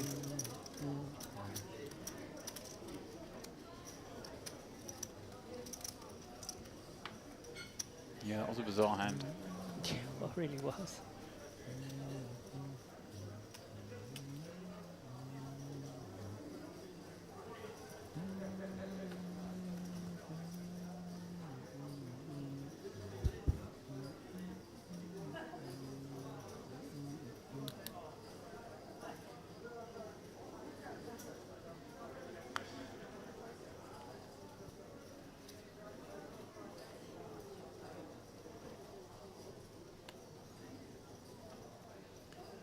Garbage for those up front.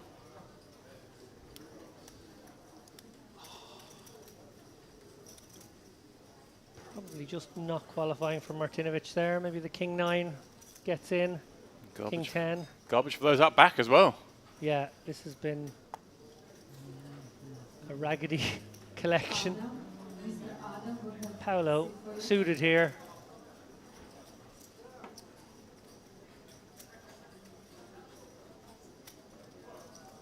Just gives the walk. Wow.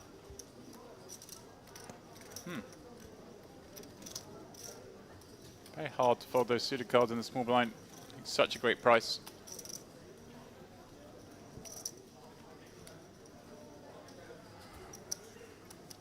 Again, we don't know what's gone on before. Maybe Panandiok's been punishing any passive approach from the man on his right. Thus, adjustment could be. to fold a little tighter from the small blind. Play those spots a little bit more selectively.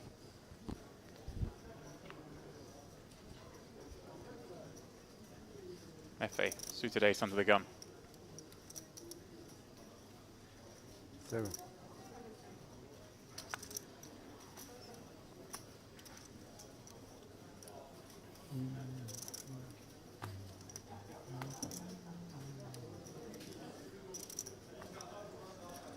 How much?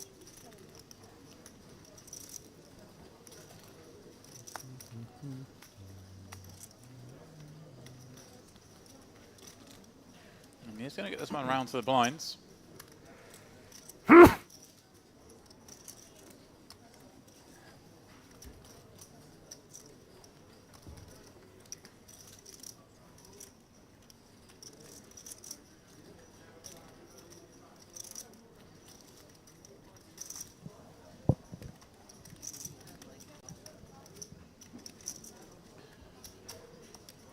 I'm just sorry. The lone defender from the big blind, King 3 offsuit. Now, obviously, we are getting a great price in the big blind. These kind of hands do fare pretty poorly against the early position opens. F8. 4.5. Some confusion on the flop, but looks like he wants to bet 4,500. Having had top pair, top kicker. Adusari with the king of hearts. Look at this, David. She's going to stick around. Actually, having to bet 3.5. I think he wanted to bet 4.5. A min bet was the result. Not quite sure what happened. Maybe a wrong chip in. Yeah, and I guess with that king of hearts in hand, a pretty good call given Yeah. how sticky she needs to be against such a small bet. It's made it awkward now for FA. Yeah, I think this was snap check check. I think I saw him check on the turn. So I think we have had the river dealt. Okay. I think he instantly checked back, and what's quite a scary card, really. Oh, pardon me. He instantly bet 6k. I thought he checked, but he'd thrown chips in. Sort of an advanced blocker here, clearly targeting a weaker 9 or charging a flush draw. Whoa. Ambitious call here from Aldasari. Well, I feel like if we somehow got to the river here with King 3 offsuit, this is a card we have to bet. Yeah. And she might recognise that 2 very small bets. No, she doesn't. But I did feel as though maybe with those 2 very small bets both times, she might have been figuring him for marginal value, trying to get to a cheap showdown, and gone for that sort of call, turn, attack river.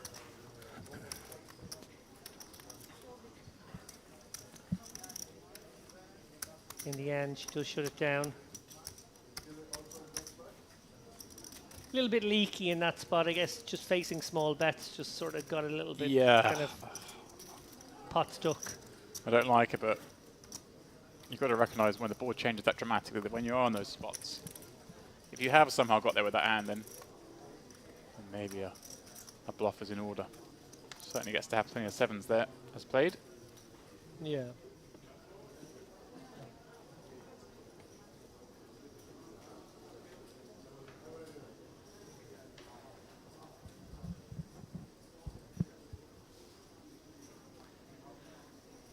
Finiotis now 769k. Wow. From quick look at the chip counts across the room, that looks to be roughly top 10. Yeah, just having a quick gander on Poker News now myself. There are some big stacks in there from overnight. Obviously, will be a lot of movement today. As we see Tabiaf open things up here in the hijack, Palandiuk with the smothered King 6. Ace Queen of Diamonds in very good shape here. Liable to win a very big pot if we find some more diamonds, which fortunately for him we do not. Big whiff actually for Palandiuk, so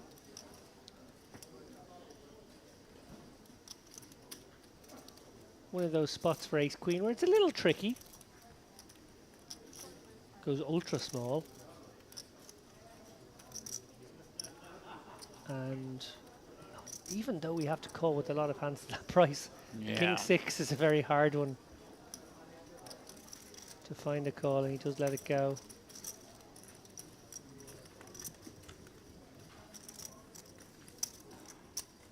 Tabiev, well, it's been a little unorthodox in his sizings, I must say, but it's been effective in this frame.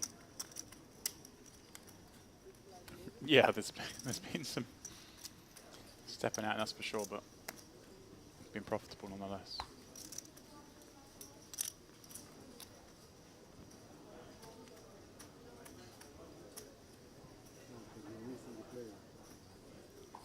Howdy, sorry. Giving up the button. Away from the table for this one.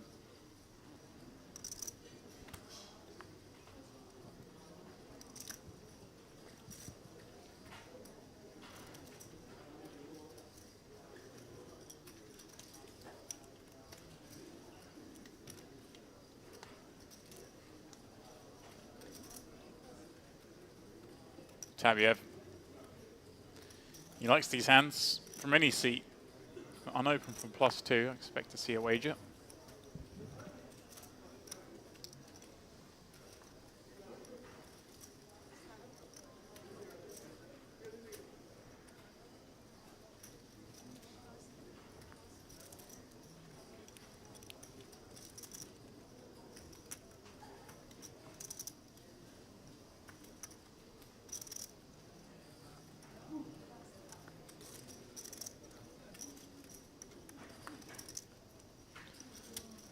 Some love in the chat for Demir, of course winning the high roller.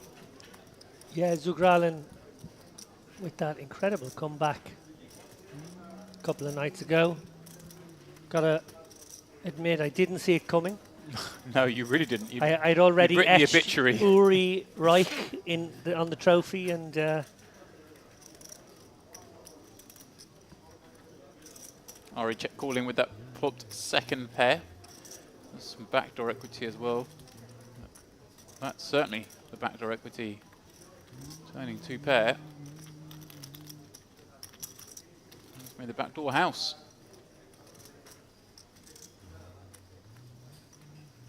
Almost unfortunate the river comes a 6 because it just fills in so many of the hands he might check call the flop with, right? All those 7x's, the 5-6, 6-8s. He just has a lot more value now than if the river had been, say, a deuce. yeah, Tabiev just obviously has some showdown now, but it's kind of fake showdown. We saw him make a heroic all over with ace-jack high in a dry pot. Yeah, 10 Jack is the obvious hand here that he beats. 10 Jack makes the most sense. Yeah, it could be the 10 Jack, 10 Queen, Queen Jack, those 3 gut shot combos. Maybe a Question five. is- Maybe a 5 with with spades. Right, does how this. many of the one, like, are there over 1 pairs that bet here in the river? Or is it always 2 pair plus? And there we go, just make the call. Clipper gets value.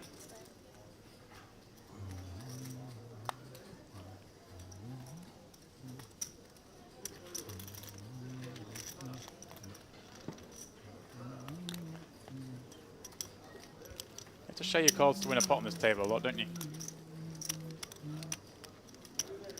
There's a lot of fighting going on. Yeah, there certainly is.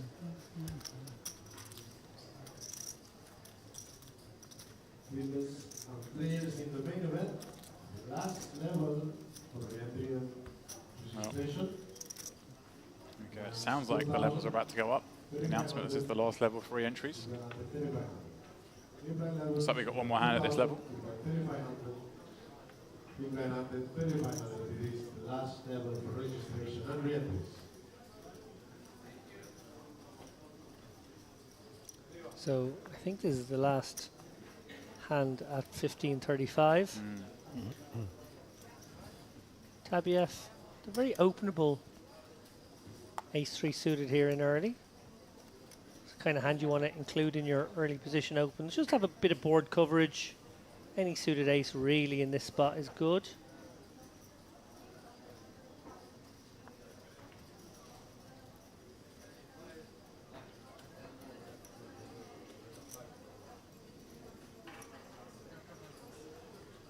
Aldazari now. Suited connector. She bins it. Effa with the tempter.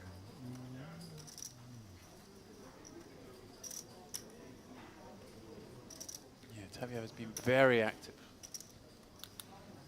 And again, the really small 3-bet. These click 3-bets, yeah.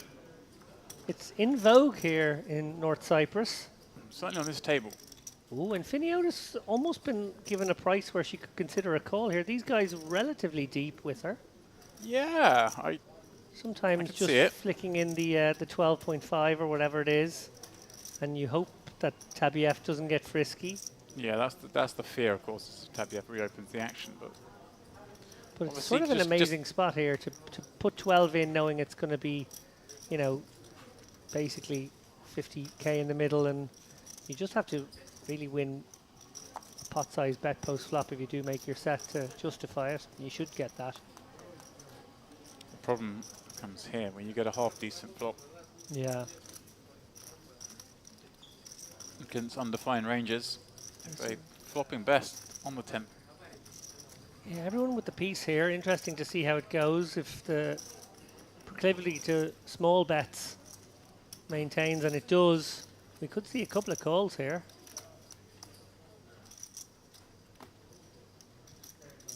Finiotis obviously suspicious of the 3-betting range of Effa here, but does have backdoor straight possibility as well. Yeah, and that call should allow Tabiev to make way. While we see that she is behind, I do like this call overall. She's got a lot of hand. No reason the backdoor hearts couldn't provide some assistance some amount of the time. You've always got the dream scenario of the deuce 5 run out as well, and yeah, cause maximum pain to an ace. Maybe that's a little too optimistic. So Effa betting 1/3 here, targeting exactly what she has and maybe a weaker 10 for some more value. Interesting, because she called a 3-bet, he's probably putting her on a hand like 6s through 9s a lot. Yeah, that makes sense. And I think that's probably the reason for this sizing and not a slightly larger sizing, trying to extract value from 10.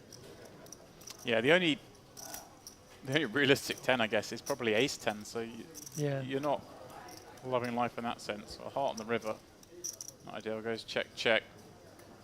And FA will get to table the winner. Nod in admiration of the top pair. Thank you very much. It's been a pleasure. There we go. Change of level, change of dealer. Blinds are going up to 2k, 4k, and that's the effect it will have on our table. Chrissy Finiotis will, of course, still be the chip leader. Down to 700k after that. And brief step backwards. Tabiev, the most active for sure, with just under 500,000. Look at that. Even the shortest stacks. Panandia, Clipper, over 40 blinds. Last level of reg. I would say it's time for these guys to gamble it up, but they're far too deep for that. Yeah, I think that will be the case on other tables, or indeed on this table, should one or two of these people get short. It does feel like a reasonable opportunity to take spots that are cuspy, just because if you do believe you have an edge over the field, getting back in is obviously worth some equity to you as well. In this situation, though, as James said, 40 bigs, the shortest stack. Everybody's sitting relatively pretty with playable stacks here, and certainly don't want to overdo it and be in the unenviable position of 100k and $3,300 poor. Tabiev, he's going to raise it up here with 7s, and right behind him Paolo with the aces. Yeah, and it's the man who's been the most active. So therefore, it's going to be the man who expects to be 3-bet the most. Now, we've talked a lot about sizings in this frame and how the default sizing from at least 3 players has been smaller than we would recommend. This bit more standard from Paolo here. Oh, would you believe it? I was about to say that. I was about to say again, I'd like to see this a little larger when we're under the gun +1. We're repping strength against strength. You kind of want to go a bit bigger, but it's at least a 3x. But is how does Siri going to somehow just flat here? Wow. She has. She just flats the kings, potentially allowing for some survival. We'll see. Well, we see the A lot 2 of cards to 7s come. folded. So Tabiev likely to get involved now, getting a great price, but both 7s have been binned. So That's cruel. he will struggle to find a path to victory now, even though our graphics will probably illustrate as if. And rightly so. We're not in here counting much cards too often. No. But eagle-eyed from you. But interestingly for Paolo and Altuzari, Martinovic is thinking about here. yeah, Just a bit of TV time, perhaps.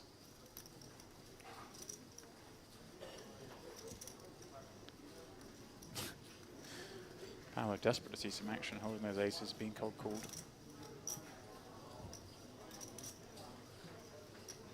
Now there are some hands Tabiev may elect to full bet bluff with. 7s do not fit in that camp, do they? no, not at all.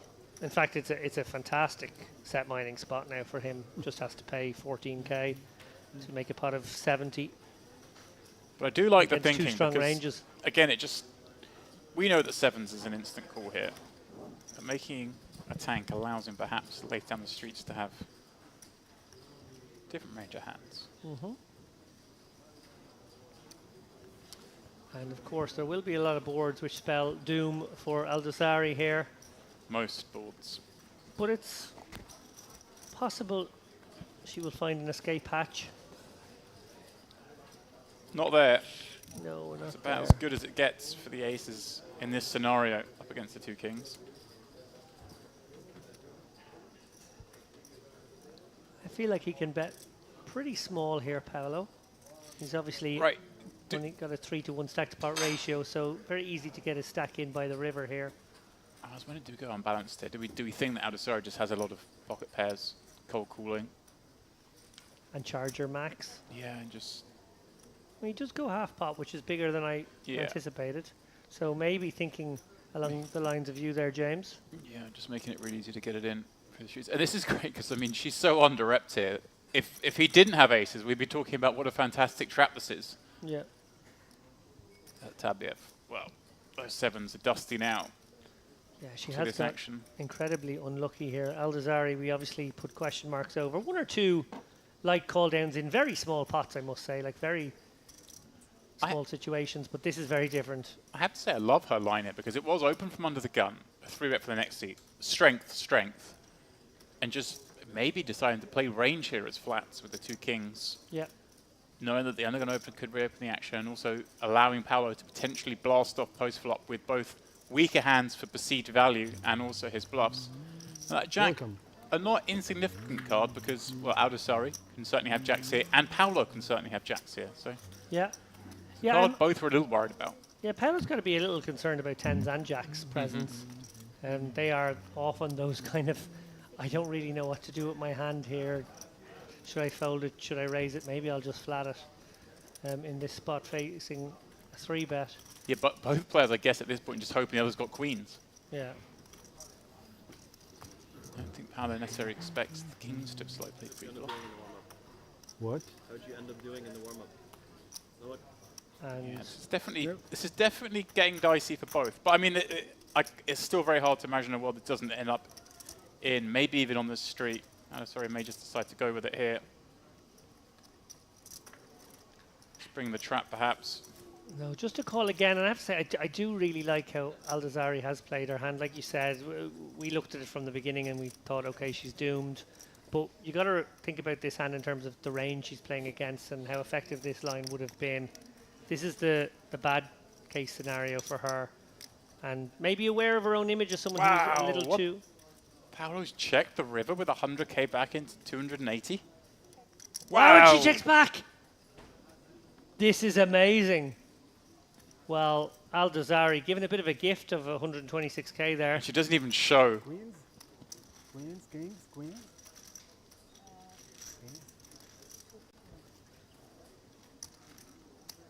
He even put her on queens or kings. We missed you in that hand. We missed you in that hand.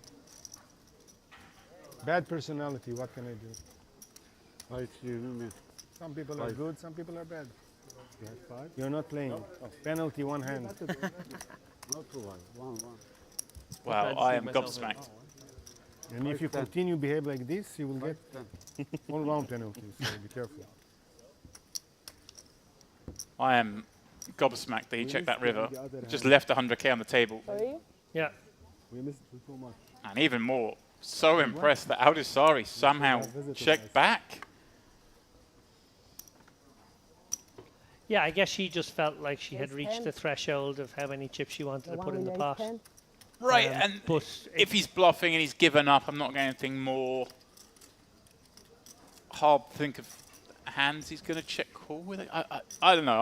I'm confused. Help me out, someone. Incredible.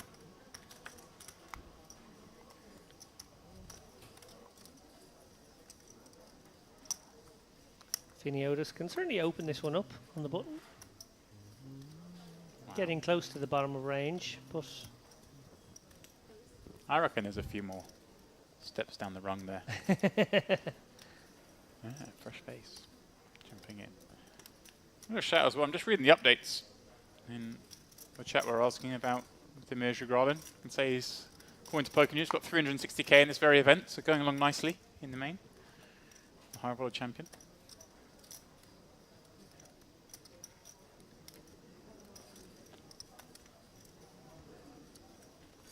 Tabiaf happy to do battle here with the Queen 8. She's not Offsuit. helping. Dominating Finiotis, he won't know that. I learned from the best. She will find ways to win. This could be one of them. Flopping a gooder here on a rainbow 10-6-3. 9-8 Four. should definitely come out betting. Best way to win. Ultra small, one big blind. Does the job. Nice. I like Finiotis' play here, I have to say. I'm very, very impressed over this couple Okay, of now you hours. can play. Welcome. Official. Thank you. Welcome He's a very good player, you need to know, okay? to a fresh face. Thank you for the information. Tips. Thank you, appreciate it.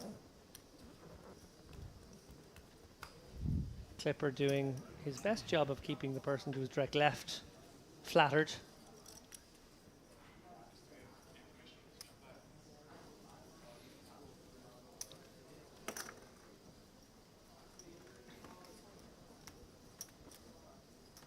Palandiak. Under the gun. Ace Jack on. Well, he's been sitting here and just watching action unfold all around him. Hasn't had really had a chance to get involved. I can't remember a hand.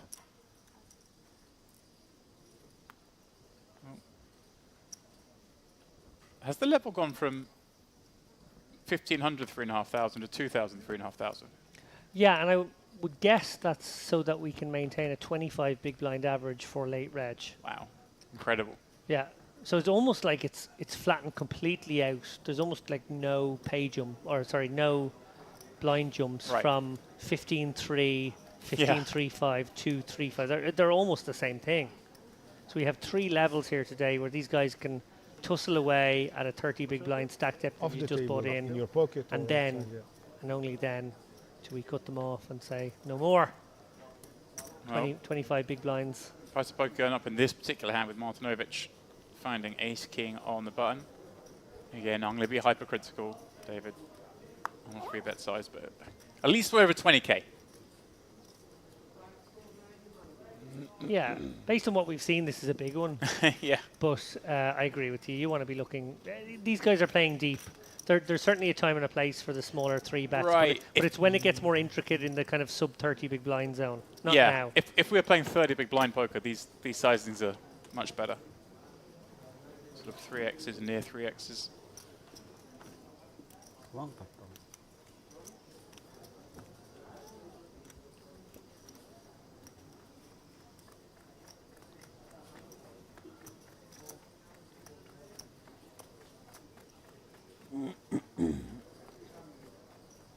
Dealer just making sure no one's got a card up their sleeve.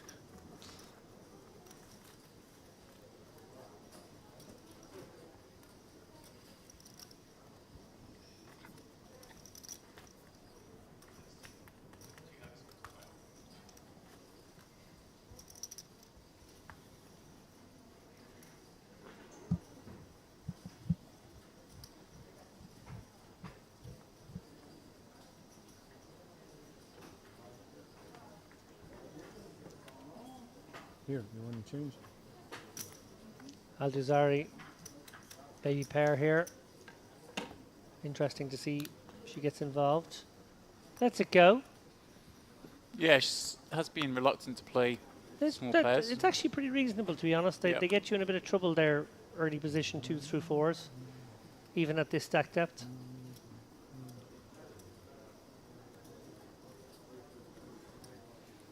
Martinovic. King 9 suited in the cutoff. Nice hand for that seat.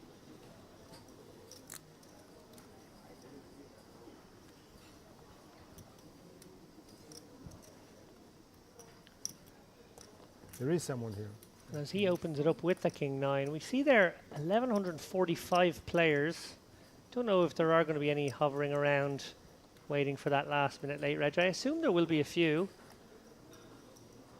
Could creep up Hey, you towards get the knocked 1,200. out, you go for the last 45 minutes in the med, pop back in at the last moment. You say you've got an incredible 25-bit ones. I don't remember if it's even near that deep, the max late reg, but it's incremental, or not even raising blind levels. Yeah. This Tabiev just hates folding anything. Look at that, like folding Jack 6 on the button disgusted him.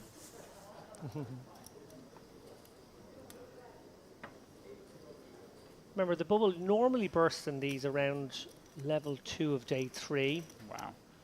So if you do go for that last minute late reg, really only have to play about 6 hours of poker to get there. Now you're putting yourself at a chip disadvantage compared to the average, of course, but sort of playing into the reasoning of what we were talking about earlier there of why there are advantages inherent in that late reg option. So we see Martinovic improve from a open-ender to an open-ender with a flush draw now. Yeah, He's got his equity in a few places because his king high could be good sometimes too. I like this checking back as well, because if you make your hand on 7, 8, 10 off checking back, a competent and aggressive big blind may really attack it when you're just lying in wait.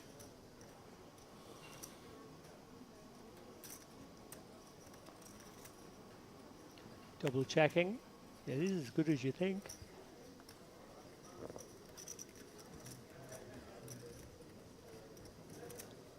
See this? Actually, a tiny favourite against the 2 pair of Pan and Diok. I think there's any reason to do anything but cool. Yeah, Still ahead some of the time. half the deck. Get him there. Won't know the 9 is good. No, he'll know the 6 is almost certainly good. Yeah. Pan and Diok, perhaps luckily he has enough to check down and try and beat some ace highs, some missed hearts, missed spades. But it won't be easy to fold when facing a bet here, because hey, it's hard to give Martinovic a 9, isn't it, when he checks back the flop? Yeah.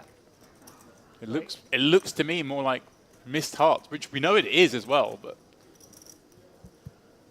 Maybe a yeah, and I can't fault the call. no. He'll see missed hearts, then he'll realise the 9's in there with it.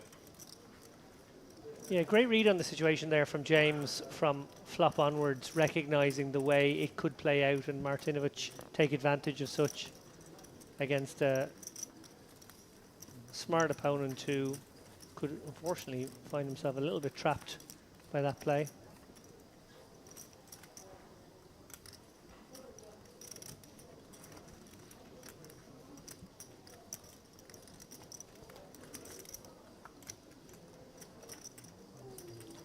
Clipper's been quiet. Someone get that man a crepe.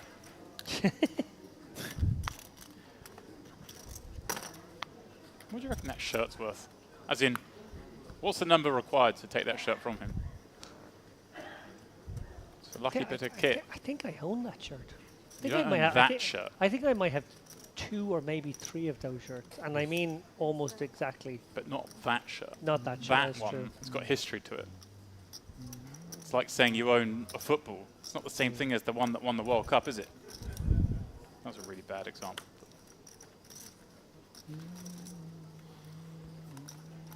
Speaking of crepes, it has been a rather creppy hand distribution to Clipper here. That was a stretch. You're warming up for the day, David. I'm going to go with that. I assume you've got better later on. I don't think they get any better. I trust that you do. I think that you just get more tolerant as the day. No. Aldazari, well, we've seen her call in this spot before. It's a tricky one versus under the gun, but... Yeah, we Oh, saw her and- defend and- with what the king deuce or the king 3. And actually, sorry, note the sizing here. I've just realised the sizing's Yeah, big. okay. So I think that changes it completely, Yeah, actually, and this brings it into the fold category. But she is going to keep her man honest. I wonder if it was that king 3 at Showdown that has encouraged FA to bump this up so big, and Andasari is going to flop best on ace jack 8, but it is a board that obviously should favour under the gun. And I know the Look at kids and this. Dara told me that. Look at Hello. this.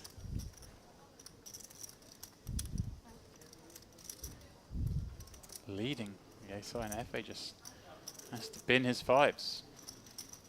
Yeah. Putting the na in bandana. Nah. Yeah, it's a struggle, James. I'm not going to lie. It's a struggle.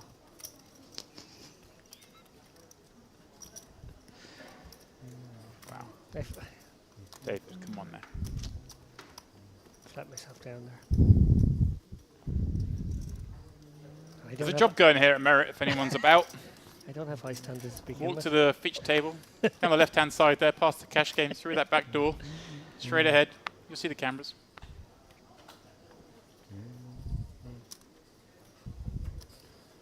What we need is a really big clash to get you going. We need another aces v kings, maybe. That was a very curious hand. Bizarre.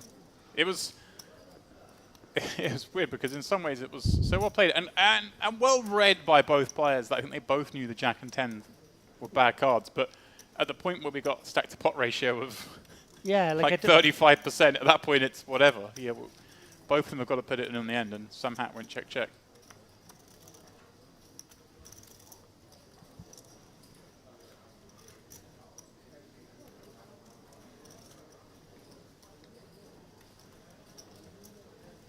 Finiotis coming with a raise. I think you should be pretty happy to see the kind of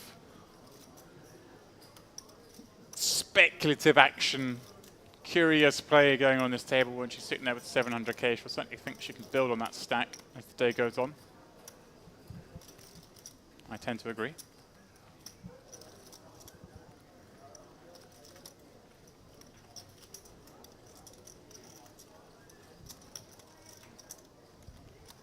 Andy, you're going to speculate? Effa. Could just flatten a spot like this out of the big.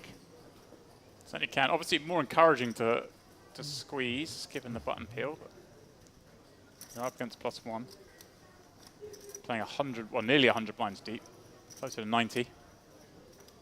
Generally going to have a very narrow 3-betting range.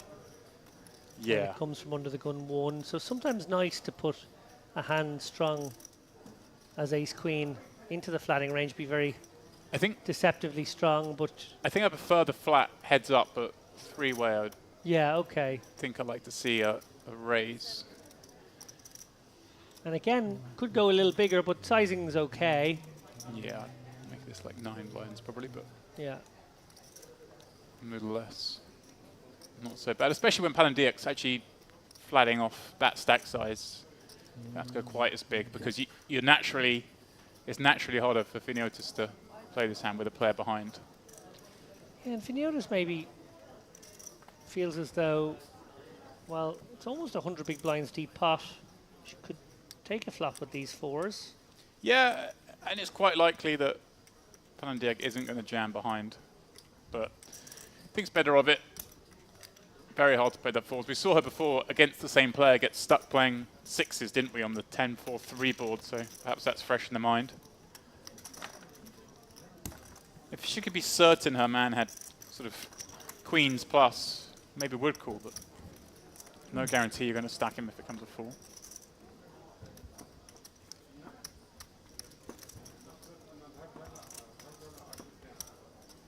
A lot going on in this room. Main event hurtling towards its completion, at least in terms of late regging, but there is the double board bomb pop PLO 8 max, tournament later on today, 1K buy. Mixed max as well, final day. The mixed max is one that you can play along with the main event. You sort of finish your main event day 1, go over to the mixed max. Day 2, finish that off as it were. It goes along. You can play both at the same time. So That's a clever structure. yeah, that finishing off tonight, because you play for 10 hours. It's not enough. These guys want more. Give them more. Tomorrow we have the Mystery Bounty, always a popular tournament wherever you are in the world. Mystery Bounty really has taken hold. Is that the 1K or the 2K tomorrow? It's a 2K with 1K going towards the bounty pot, so it's 50-50 distribution. PLO in there as well tomorrow. Just casual 800. Hyper Turbo Deep Stack. That sounds like a bit of lap and late reg to me. There's Panandiak. Raises up here in the cutoff. It's always tempting, like sitting here in the commentary booth, James, I know you feel the same way. Do you sort of get a little bit of an itch for, oh, I want to be out there?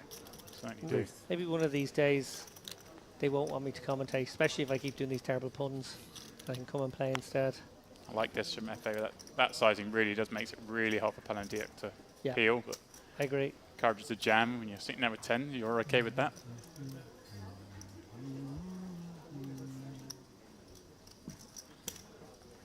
Yeah. There's also a casual, looking at this in the last stage, it's a casual Merit Classic, a little 3K, just thrown in there.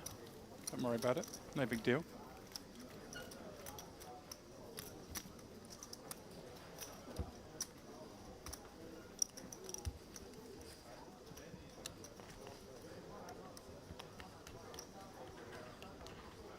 This FA, he's really grown into the frame. Been successful in most of his endeavours. Aziz. Rocking the Turkish banner. And surprising, most of his cash is coming in this very room. Most recent of which, I think a 21st place finish in the Vintage Series main event last year. Good for 17K.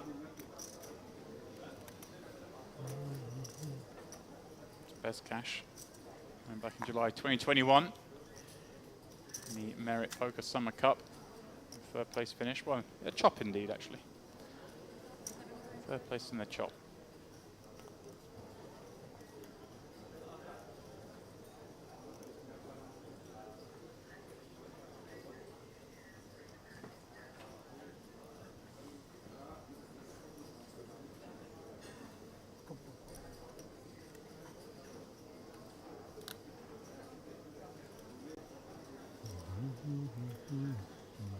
Tabiev.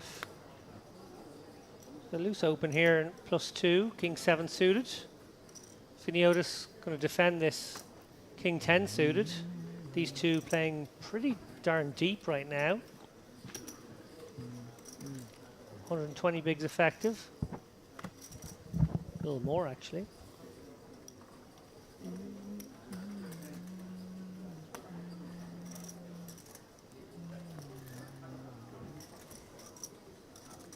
With the betting lead, Tabiev going to take a stab here with 3 diamonds in hand. Always going ultra small in these situations. I like it. Finiotis does have backdoor hearts, so may get sticky here. Obviously backdoor Broadway as well. 1 overcard. She finds call. And interesting to see if he Goes for an advanced blocker here, goes really small or checks back on the 7, having paired up. Goes for the ladder option, and now presumably would bluff catch if Finiotis was to take a stab, which I wouldn't blame her for doing. Again, we've watched her chip down, I think, across this frame, but she's nonetheless been one of the players who's impressed me the most. Taking these spots as she should. A quick call from Tabiev, who recognises that against his incredibly small flop bet, her calling range would have been very wide and therefore included quite a few hands that felt the need to bluff river. He got his showdown on the turn, checked back and was likely to call bets of quite a few different sizes on that river. Easy one on the very small bet.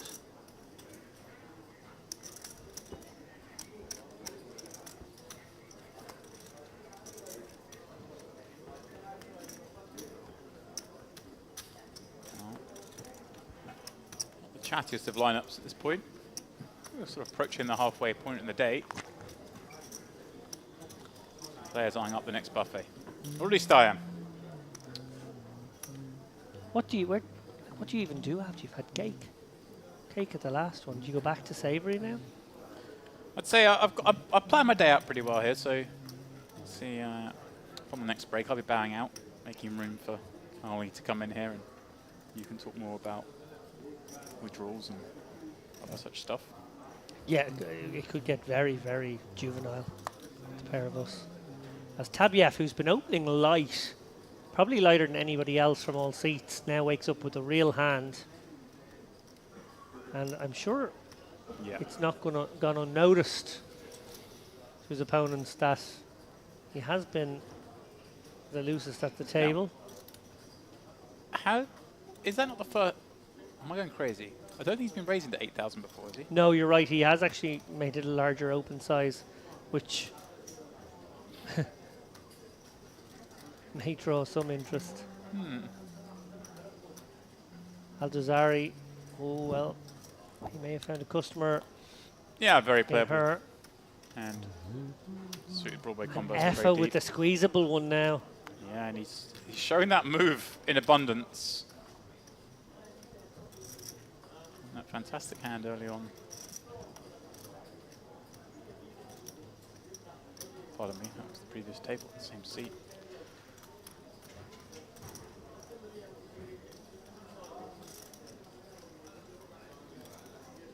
Again, Tabiev's been the most active, and it's paying off here.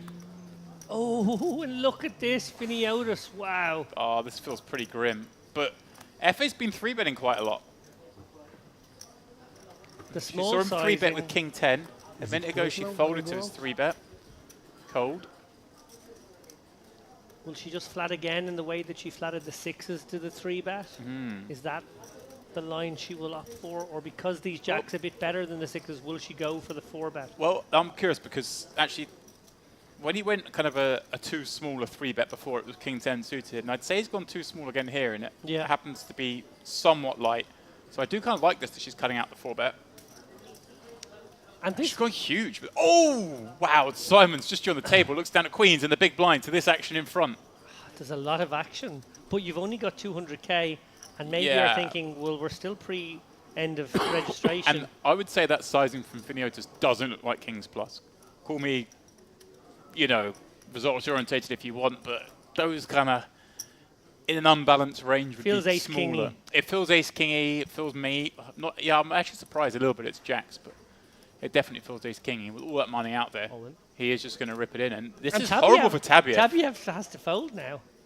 Look how many bets have gone in. He's open. Aldusari's flat.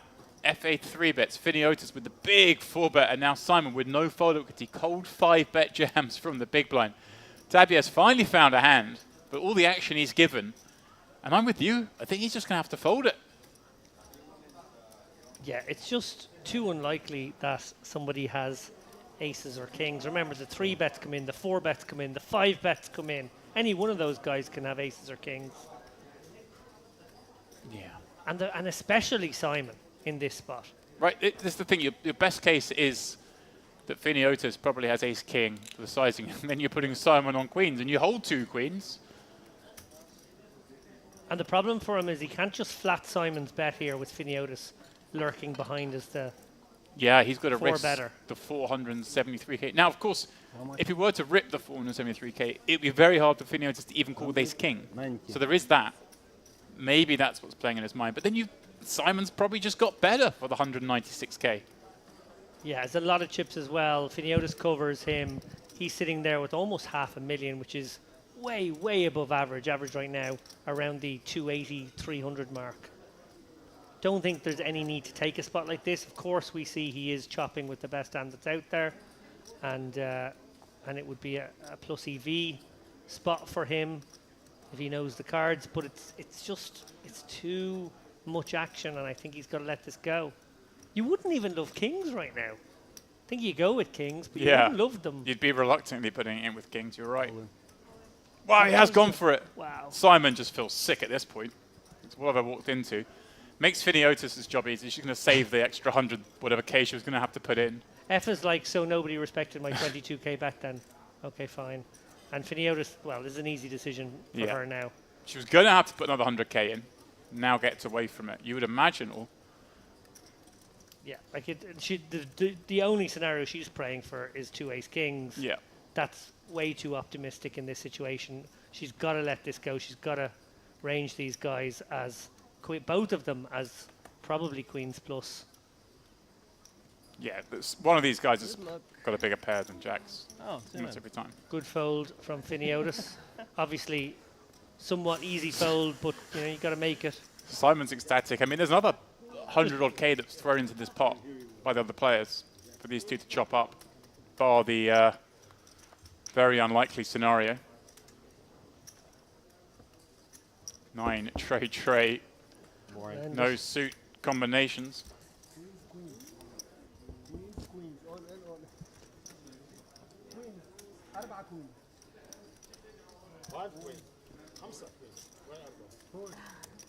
What do you have? My wife is the As Jack. Your wife is a queen? What do you have? She's my queen.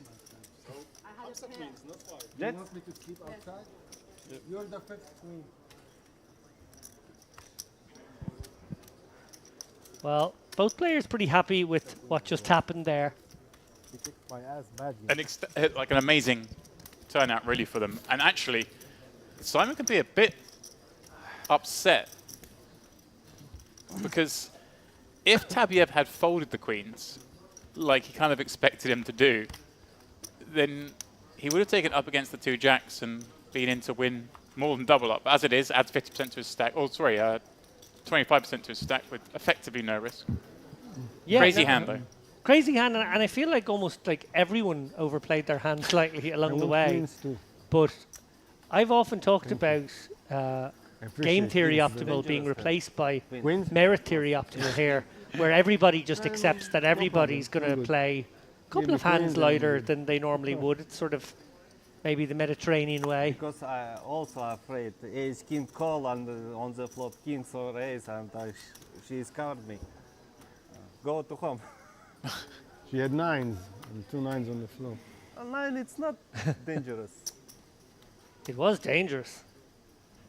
That was his thought. Finiotis He absolutely thought she has could ace have had king and just decided to let's gamble for $1 million. push her out, or if she wants to gamble, she can gamble. Yeah, they play a huge pot. A little optimistic, but hey, it worked out this time. Yeah, because I think you're right. I think ace king finds a fold there anyway. So. Yeah, ace king is. And it did look ace king. Like we did say it immediately. No it queen. did look a bit ace king. She looked ace king to me. That size was huge. It went the 3 bet was 22. She made it 80. Yeah, nearly. Very rare you see a cold 4 bet that's basically 4x the 3 bet.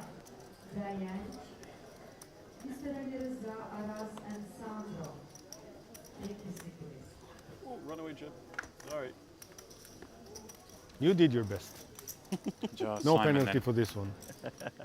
Welcome to the game. Finally found a I've hand. got it. First hand he plays, Yeah.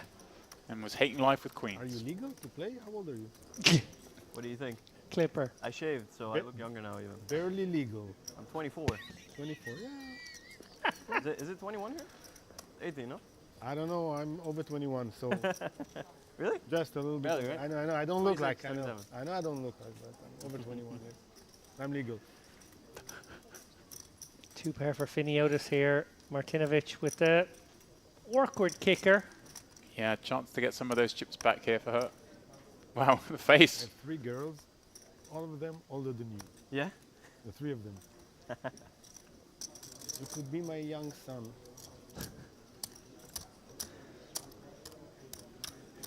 Well, then you should introduce me to one of those 3 daughters. Well, one is married, and the other 2 are like they're gonna be like how do you say it for you? Okay, sugar mommy. How do you say it? Yeah. You're young. You're big. Okay, we'll talk after the. Ah. Yeah, the girlfriend. Clipper trying to marry off one of his daughters there. Or Elise in the chat. I don't know what she thinks about this. Simon's a good-looking guy. He's a, no, exactly. Seems like he has some chat. in the meantime, Piniotis still holding what looks to be the best hand. Aces up.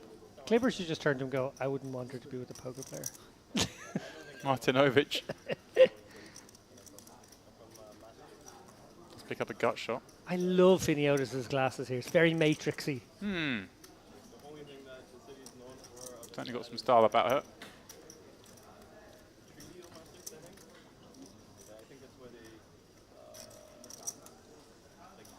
It's very matrixy. Her game's very tricksy. And a tricky spot now for Martinovic, having picked up the gutter ball. Yeah, she can't really fold just yet. No. You're loving it when you face 1 bet on the flop because you've got top pair and you start to not like it so much. But at least it's an easy one having that gut shot and, of course, a draw to the better 2 pair. So 7 makes a straight now. That may slow Finiotis down. Right. Still, though, if she breaks it down, 6-7 being the obvious one. Ace 7, 6-7 being the only times he can have it. And wouldn't he bet it himself? Some 7x of hearts as well. That's true. But again, wouldn't he bet it himself? Can she pursue value from an ace jack, maybe being the top of his range right now? You're also slightly concerned. Ace 6, ace 8 are possibilities. Of course, ace 4 would definitely be paying you off. But yeah, you're kind of targeting ace jack and ace 4 if you go for a bet here, and it's very little. Yeah, when you can have ace 6, ace 8, I like the check back. And of course, there are still 7s in there. Just a bad run out for Finiotis to get max. Well, a good run out in the sense that the turn gave him enough to call with, and the river didn't improve his hand because he had a lot of ways to win there. Indeed. Going up 8, going up 6, hitting a 9, hitting a 7.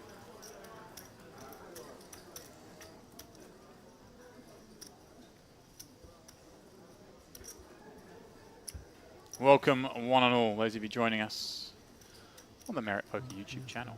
We are here for the retro series. I had to think for a second what we were doing. It's not Carmen anymore. It's not vintage. It's not gangster. It's retro. The clue is the dealer's attire. You think that would get me there sooner? If you are joining us, though, please do throw us a like on this stream. Every like helps. And, of course, if you really enjoy the content, then please do hit subscribe so you know when we're on in the future. We've been bringing, 2 tournaments of coverage so far, plus a couple of cash games have been in the mix. It's been fun stuff. You don't want to miss out on it in the future. Yeah, 3 cash games so far. 2 Hold'em, 1 PLO last night. I will admit I was a little bit in the deep end in the PLO streets. I do play PLO, but that wouldn't be my main game. Obviously, you were in your element there, James. It was a fun game. Loving it. There weren't the mass explosions, but there were some quite interesting hands that developed. Some pretty fun bluffs. Some good players on display last night. Clip up. Ace Jack, a man who we're used to seeing run the show on these streams, has had to be fairly quiet. The one time we did open light, just everyone plus the dealer called him.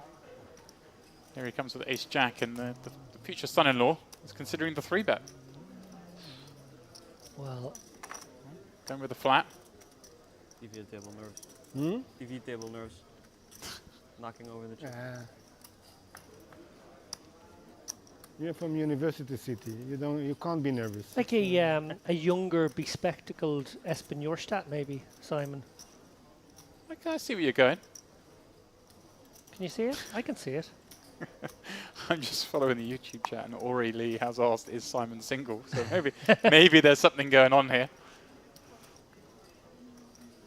Simon is not single, but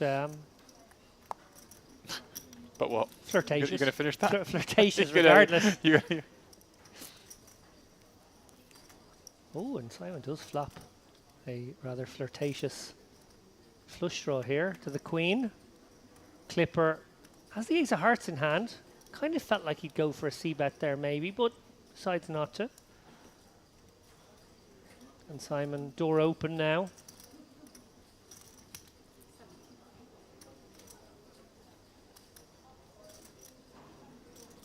Yeah, speculative call on the button has resulted in the queen eye flush draw. Ari certainly, I would imagine, not done with this hand, holding the ace of hearts to that size. No. Could even turn this into a raise. Right, yeah, I was going to say could get very excited, but currently has the best of it. Stays that way on the 3 of clubs turn. Feel like Simon has a very good go big here on the turn, try and win it, and then maybe shut down river candidate. He would have a pretty bad river bluff hand. 37. He is going to do exactly that. 80%er, maximizing his chances of winning on this street crucially, and that he does. And one wonders when Clipper looks back at that one later, will he think, Nice hand. yeah, son-in-law material, he played it well, or will he think, how dare he try and It's still the family silver, perhaps. take a chunk of money off his would-be father-in-law. It's nice to see Simon as well, mixing in the local culture and also losing some buttons somewhere in the journey down from the Netherlands. It's actually you're making jokes here, James, but it's a real problem in this part of the world, the lack of buttons. Yeah. They just don't have them, No, hard to get. and you shouldn't mock that fact. I was going to start an appeal. I wasn't mocking. Just trying to help solve the problem. Can we do a whip round? Aldisari. Kings against aces. Now she finds jacks +1.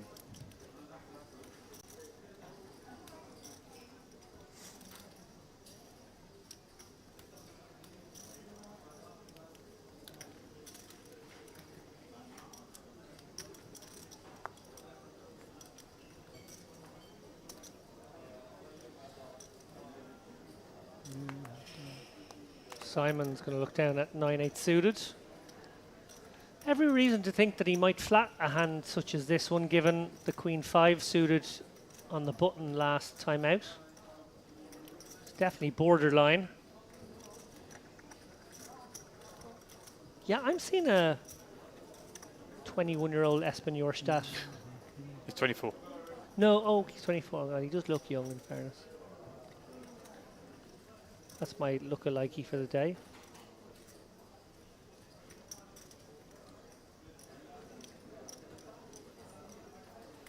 Espen fresh off a pretty impressive series, Triton. Yeah, fabulous final table, that one with Chidwick and Ivy. I have to say I was glued to my seat all evening watching that one. One of my favourite ever Triton final tables, I think. Yeah, he made 3 of them back there.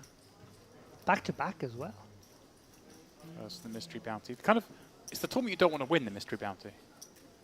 In the sense that half the money's gone on the other side of the prize pool.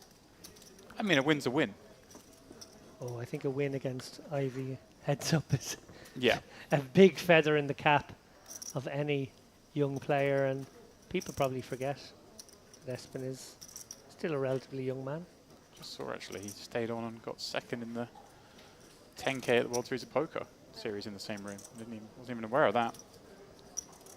Losing to Pedro Garignani, heads up. Pedro, of course, having a storming Triton series himself, winning the Turbo Bounty. tremendous talent, Espen. Obviously. Yeah, he's in a different camp to you and I. I know we've had this conversation before. If we won the main event, I don't think you'd see us grinding away at a Triton series. We'd be, well, out of sight, perhaps. I'd be on my horse, waving goodbye to everyone, saying thank you. It's been wonderful. See you at the main event next year. Yeah. I'll turn up and say shuffle up and deal, and I might even play it, but you won't see me. I've completed the game. Studying ranges so I can play a Triton event, yeah.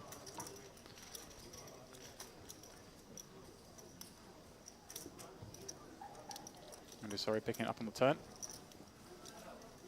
2 jacks whenever in danger. Amazing story that of Espen's actually, having lost so much of his net worth just before that World Series in that crypto kind of Luna fiasco. And having to play much lower than he would have wanted or would have expected to have to, and then ran incredibly poorly throughout the entire series until the tag team that he won with Pads Leonard, and then carried that good fortune into the main, where he then dusted off 3/4 of a stack early and then had to battle back from less than 20k, I believe, 17k to win the whole thing.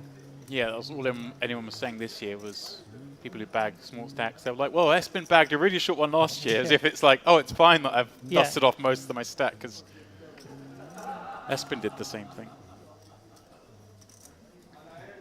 It's good. I'd never met Espen until after he'd won, but obviously cross paths with him quite often these days.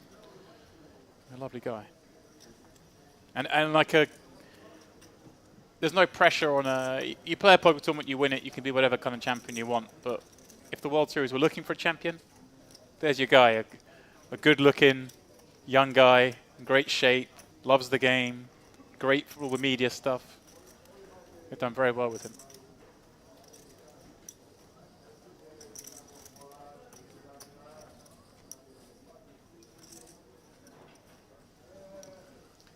Martinovic.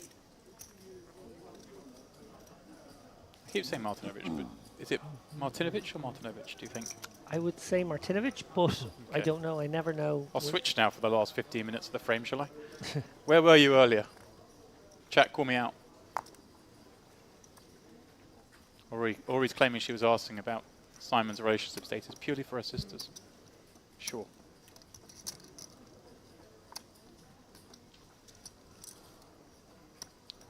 Yeah, not a man you'd kick out of bed. On looks alone, obviously.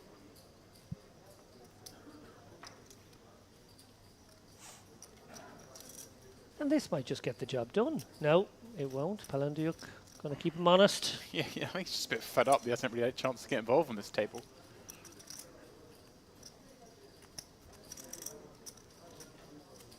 Seen a whole host of action. None of it his way. Whittled down to a starting stack now. I can't really think of a foot he's put wrong. No. He made that call a minute ago against Martinovic, but completely understandably. And here our man is again, this time flopping a flush draw.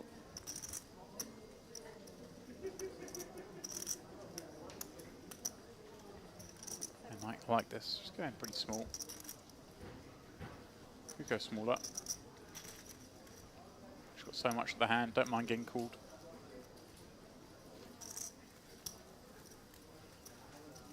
Great things happen when you've got flush draws.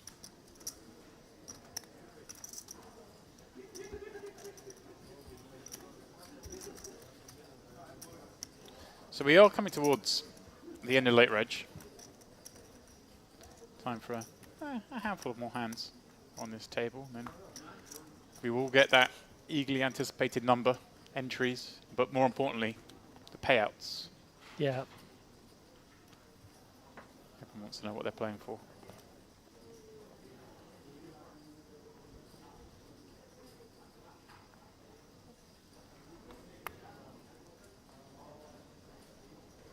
$7.5. All right. Suited ace. Can you go to the next seat with a similar hand? It really hasn't gone her way on this table, but more from like a little bit misfortune rather than any misplay. Yeah, absolutely. I think she probably has lost maybe 25 big blinds over the course of this. Now, she had plenty to play with. I think she started with over 200 or around about the 200 mark. So no real damage done. But I think that's what's more interesting is having watched her play for this frame, just what a legitimate threat she's going to be in this tournament with that 700k stack going forward. Yeah, I think the only sort of misstep I could really point to is just the sizing with those two jacks making it 80k over the 22k 3-bet. I think around 60 just would have been lovely, yeah. exactly the same objective. Done. One. I probably won't get big blinds. One. So Kleiper opening up the ace-3 suited here, smothering the queen-8 suited of Palandiuk, who's maybe a bit like what you said there, looking to get a bit friskier here. He's got the sub 100k stack, maybe happy to gamble it up a little bit more than the others. Yeah, seems like it happens like this, doesn't it? Sometimes you see a table, there's a lot of action going on, and you just can't get involved, and you start to maybe play a little looser. Interesting if Palandiuk might check again here, hoping his opponent has maybe a pocket pair under the queen. She'll bet. No, does pursue value. And should get looked up for at least one street, and actually probably an interesting river spot ahead of us here. Yeah, tough. Obviously, I don't know if he bets the sort of jack tens and king jacks of the world in this spot.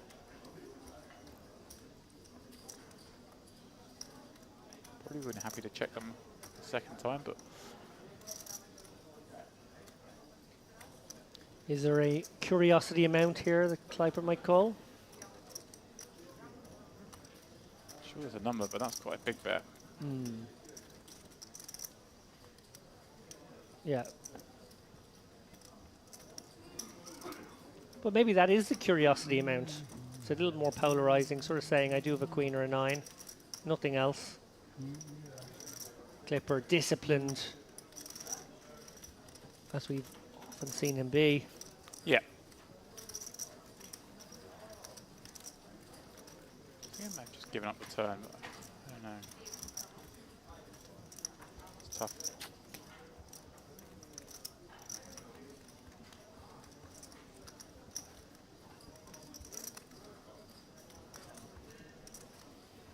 I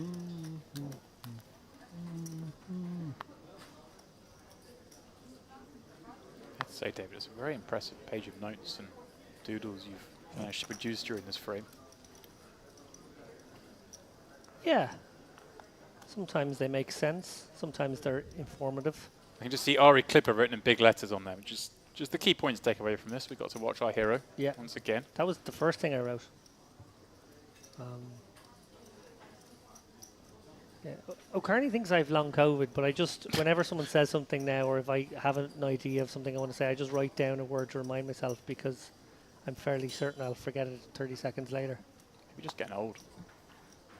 That's true.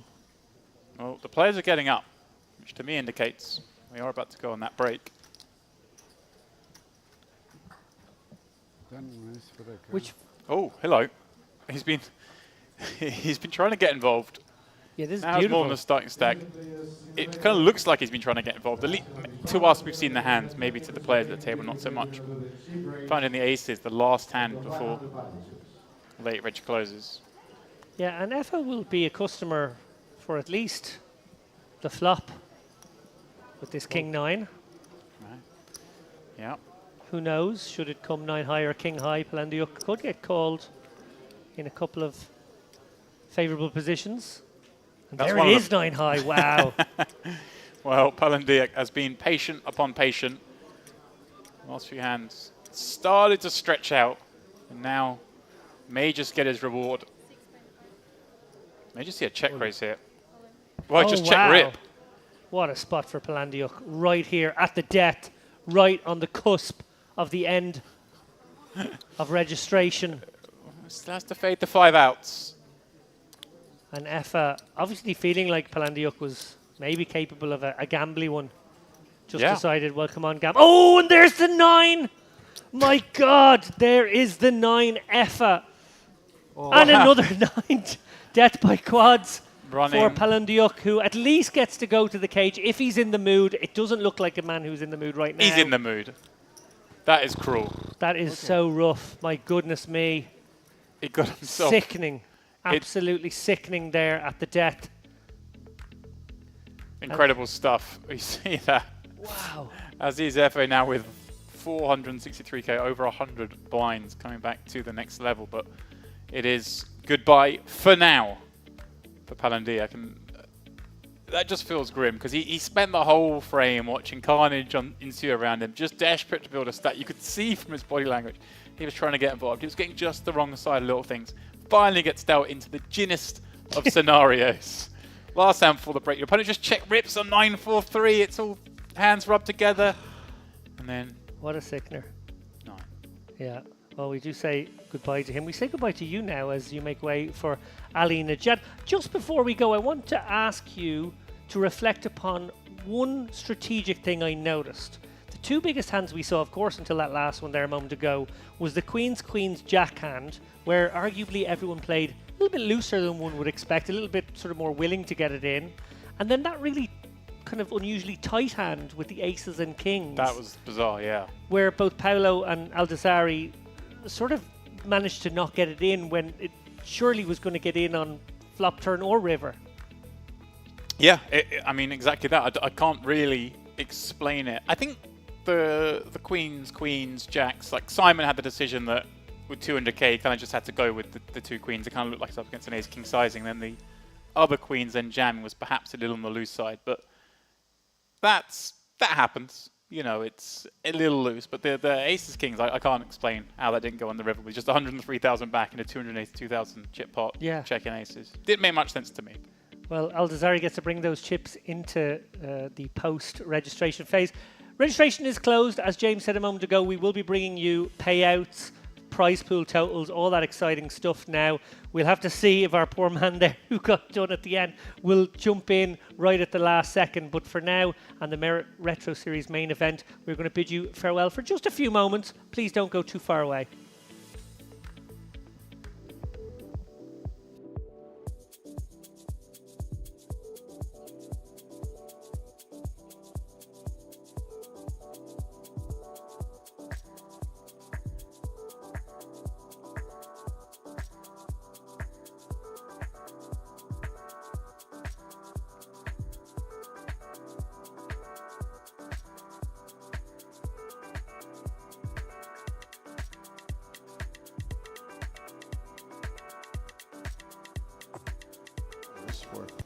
Sipkatova has the least equity, but with two checks, or one check rather. Two checks in front of her. She follows through for the 8,000.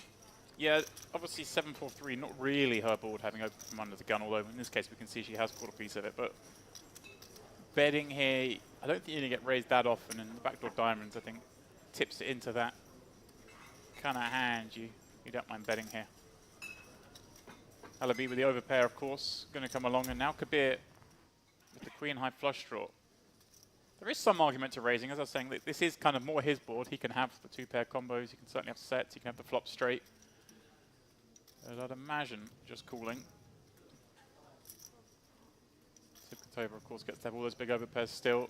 And Halabi can be slow playing a set here, so proceeding with some caution and finding top pair on the turn. That's a great card for him. Disastrous one for Halabi, though, as it leaves his nines now in second place and with very little equity. A saving grace from him is Sipkatova, who's got the betting lead, and I think when she's called twice on this board and doesn't find any additional equity on that turn, he's going to slow down. But look at this. Halabi knows that, doesn't want to give another free card, so comes out betting half pot.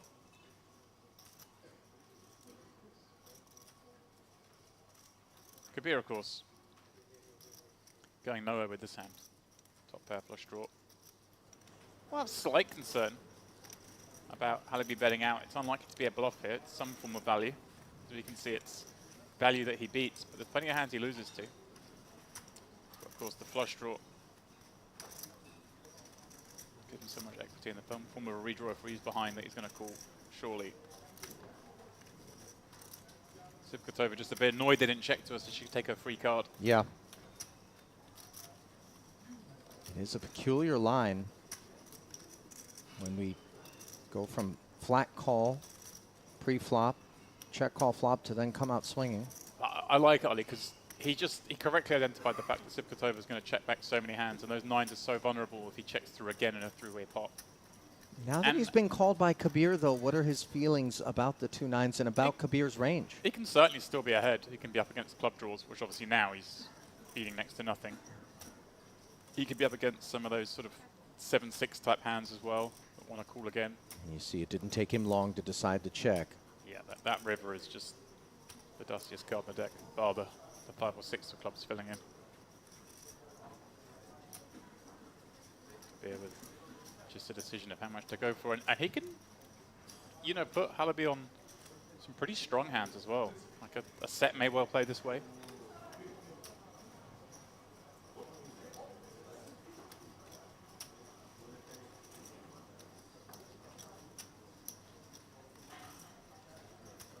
I think what size suits best? He's gone pretty small.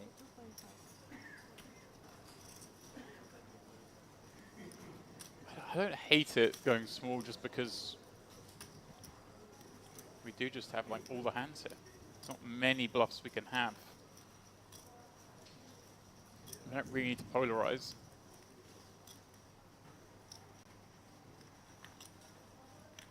$22.5. This sizing, it doesn't feel like the type that's designed to shed the opposition, much more so to retain it.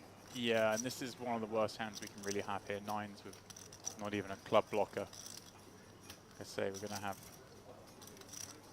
maybe some sets. Don't want to lead turn. Maybe some flushes ourselves as well, of course. 8s and 9s, no club, probably the weakest hands. I think with that in mind, we're best served just to fold. Remember, this was a three-way pot pre-flop. Bet on the flops to Sipkatova. Could be overcalled and then called the lead on the turn. He just doesn't really have that much that's going to bluff here. Yeah, nicely deduced. Another fun. Every hand so far, Ollie, has been kind of fun. Well, obviously, it's never fun when you have to fold. See those cards on this glorious stage. We just dominate the room. Tables either side of it. Tables out front of it. And Ollie, it's nice. They put a little effect in there for me with the red telephone box. Make me feel like I'm at home. Oh, yes. Jolly old. And their phone booths. Yeah.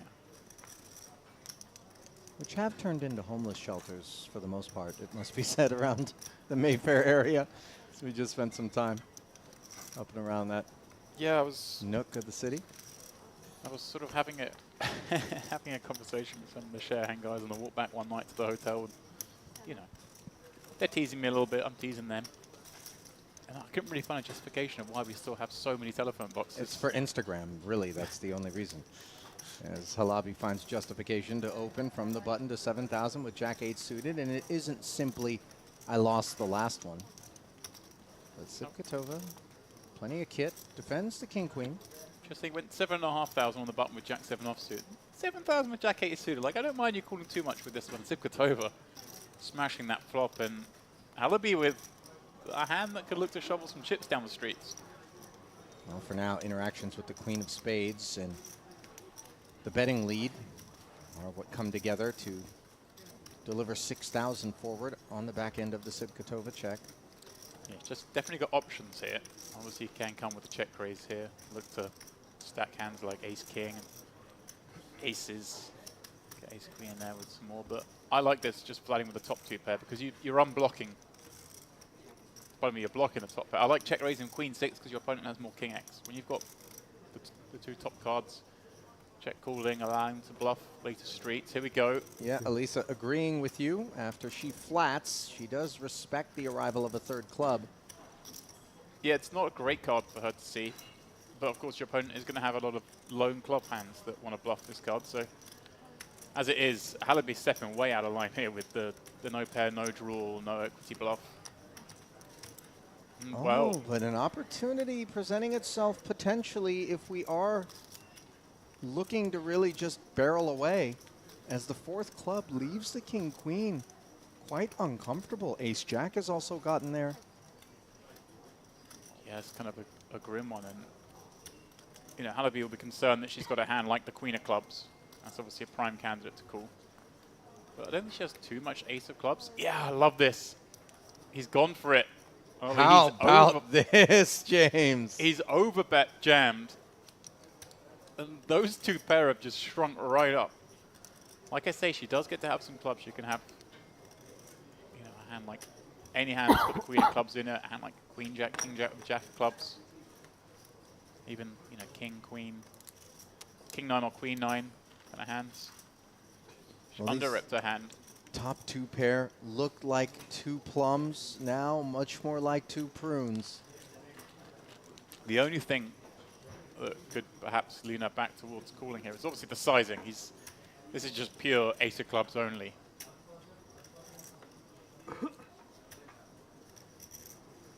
If Halaby had gone a smaller sizing, could perhaps have had a little bit more in the value range. Let's give Elisa some credit. A lot of players might reflexively have simply taken this spot and thought, well, I can't beat any club whatsoever and take it. And yet she's dug in, recognizing the polarity, understanding that it is ace of clubs or nothing at all that approaches it in this way.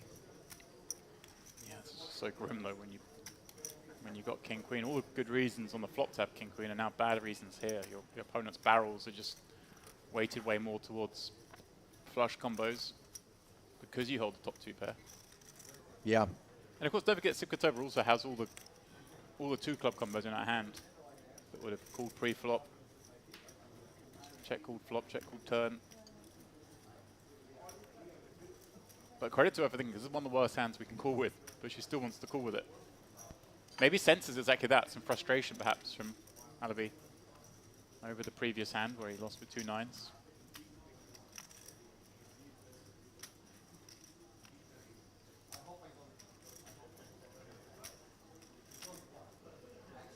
Gangster Series isn't till November, but there's some gangster poker going on right now. From everyone at this table. Senses are just there.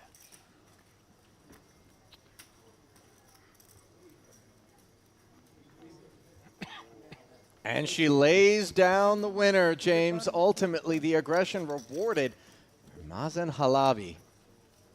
Yeah, that was 818,000, James. And here he is playing against a group of relative unknowns to him, as he is not a regular at Merit. Yeah, I haven't seen a Cypriot flag on his end of mob as yet.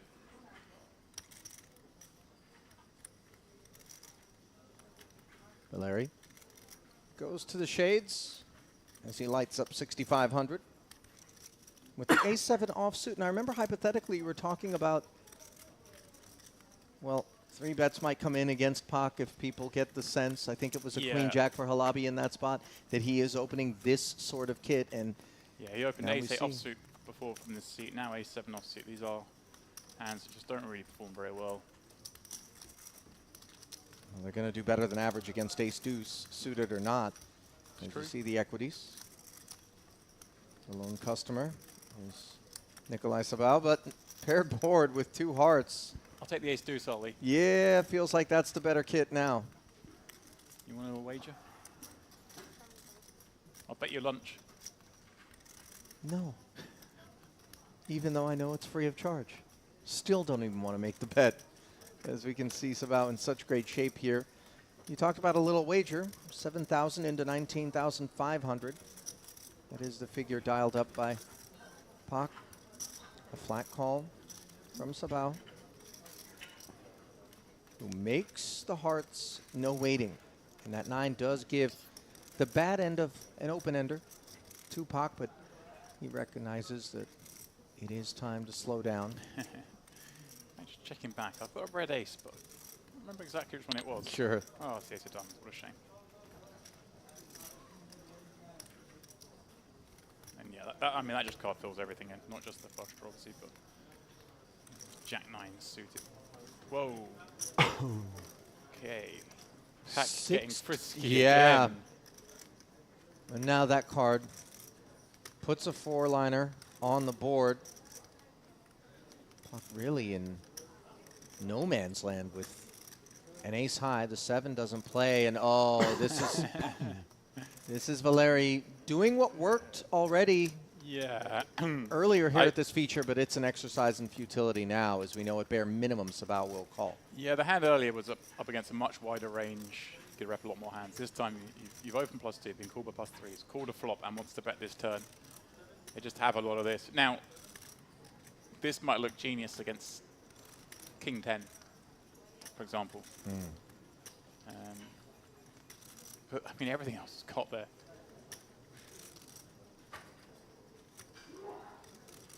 I don't know what we're targeting with this bluff. I really don't. Yeah, and Sabao doesn't really know where to go other than call, as we see Puck wasting no time. Yeah, that was folding his hand. His decision point there, whether to raise with the nut flush on this pair board or just the call. Retro series main event. Nothing retro about it. Double the guarantee of the last series, Ollie. Yeah, 1.5 minute guarantee. Yeah, we'll just make this one 3. See how we get on. Ask yourself the last time you saw a tournament series that had that much confidence in itself to double a guarantee from the last time around. I mean, it really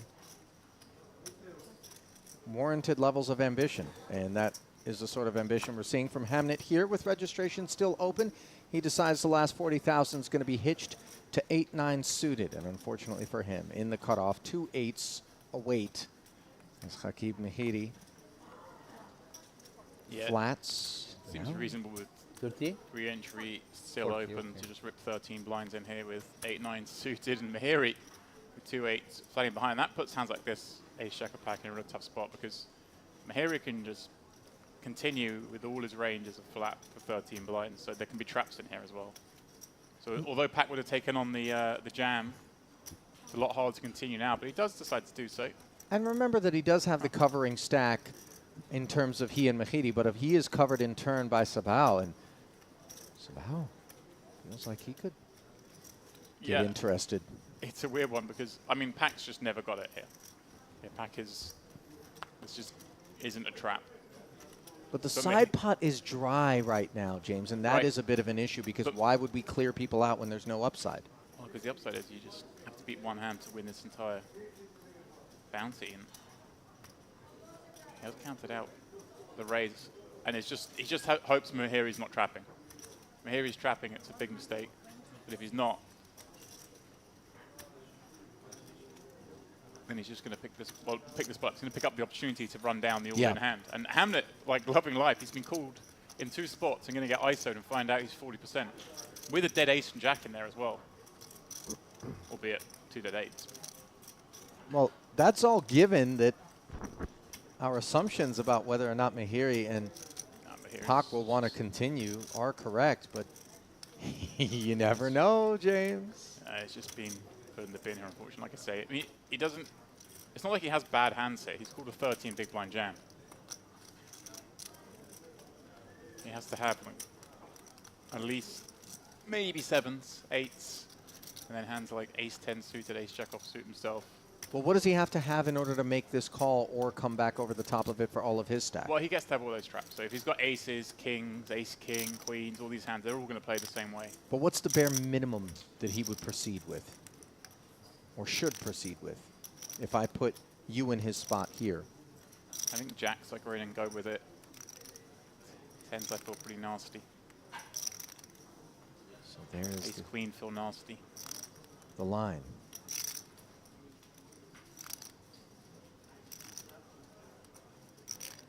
Like I say, anytime you can still have the nuts, you don't have to call as light.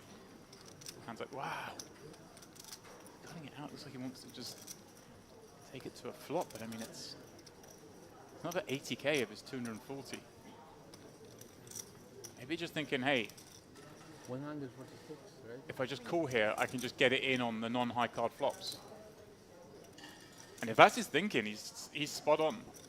Because he is against the big ace. And it feels as though that's more reasonable, because why jam when we know that we're never going to get a fold out of Sabal for the extra 100 and change, right? Exactly that. You can't deny equity here. It's not a thing at this point. No, good fold. Boy, it took a lot out of him, though, He's didn't going to feel it? sick when he sees it. Of course he is. And Hamnet just loving life. There's 160k in this pot, and he started the hand with 40, and he's just got to beat 2 overs.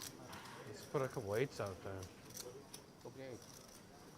What he doesn't know is that an ace and a jack are already into the muck. Of course, he is behind, but 40% equity, as you mentioned, James, for the 8-9.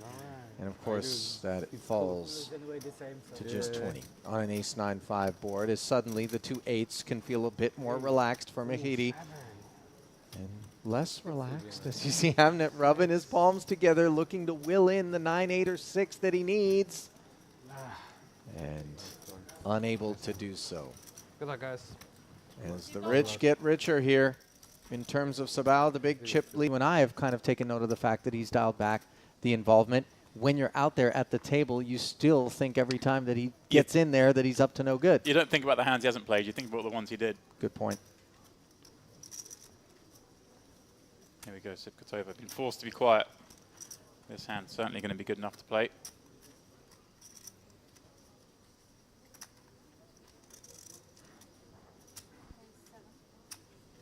She agrees. She makes it 7,000 to go. Now, Queen Jack for Charcota. These are those troublesome sort of hands that don't necessarily perform all that well against legitimate raising hands. And so he will look for a better spot. Here he has been the most active of late. Finds a clear 3-bet here.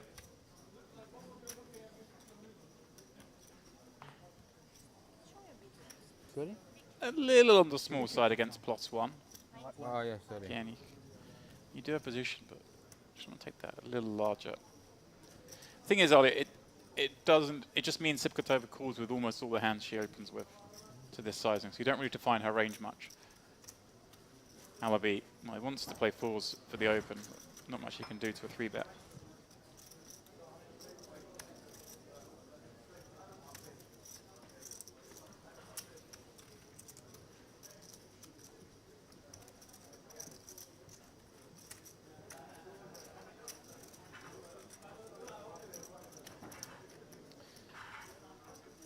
I just checked, because we are approaching that break, and I wanted to know for myself and for our viewers.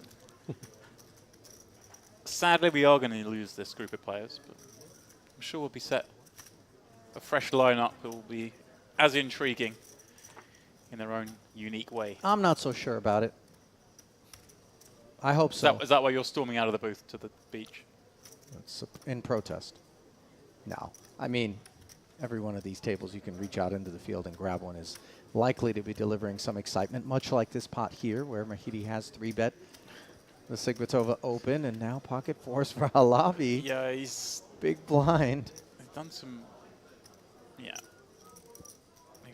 He couldn't really ever play that one. Like I say, this bet size just doesn't allow hands like this to fold, so expect Sipkatova to continue here. Even in the big blind with the big blind Annie invested, James, the 2-4s need to go away. You've got the opens still to worry about as well, of course.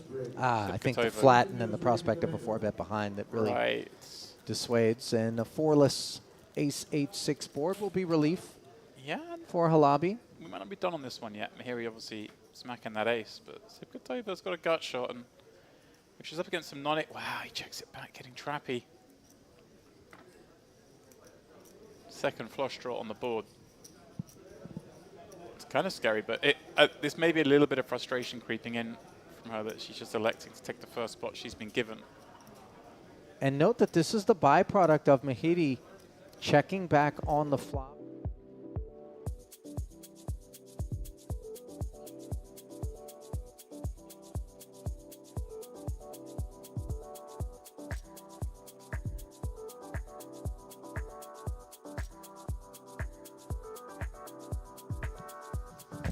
A very warm welcome back to the Merit Retro Series. It's main event day 2. Registration is closed, and I have some big news.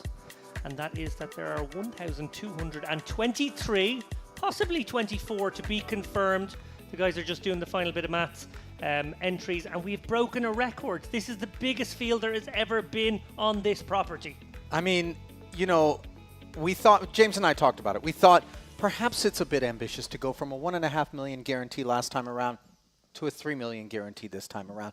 In fact, not only was it not ambitious, but it was good business, as records being broken, as you mentioned, David, and obviously the players love to see it. Now we're playing for even more money, and the amount of enthusiasm that you feel about the room when you're walking around here is an unprecedented sort. Yeah, I feel like everything's growing exponentially here at the resort. We saw there the size of the fields a year ago. We actually dwelled on it, myself and James, in the last frame, and how there was 1 million guarantees. They became 1.5 million. Yes, this is the summertime. Yes, this is going to be when they can probably get the most bums on seats. Sure. But this is huge. The MPP was a big one here a little over a year and a half ago. I think it got just over 1,000 runners. This got 1,223 runners right now. Yeah, consider in terms of percentages, we're over 20% bigger field than we were then. And as you talked about, maybe some seasonality has something to do with it. I would like to believe it's much more word-of-mouth marketing. Yeah. Each and every person that comes here for the first time goes home and raves about the experience, and then a handful of their friends join them at the next stop. And, you know, it doesn't take much to understand the way that that trickles out in a beneficial pyramid, and all of a sudden, your cup runneth over. And I think it's a wonderful way to lead into October. You saw the calendar on the screen prior to us coming back on. The EPT, paying a visit, that is going to be a seam-bursting sort of affair, if I had to guess. You know, hotels not just here will be packed, but I would imagine those closest to us right here on the Merit Complex also going to be packed as well, obviously, every single table and every single seat. Yeah, I have a prediction that not only will that be incredibly well attended and probably break new records for the property, but I also feel like the word of mouth that you described there, that sort of exponential growth, will just run it over at a new level. The EPT is obviously an old festival in Europe. It's been around for over a dozen years.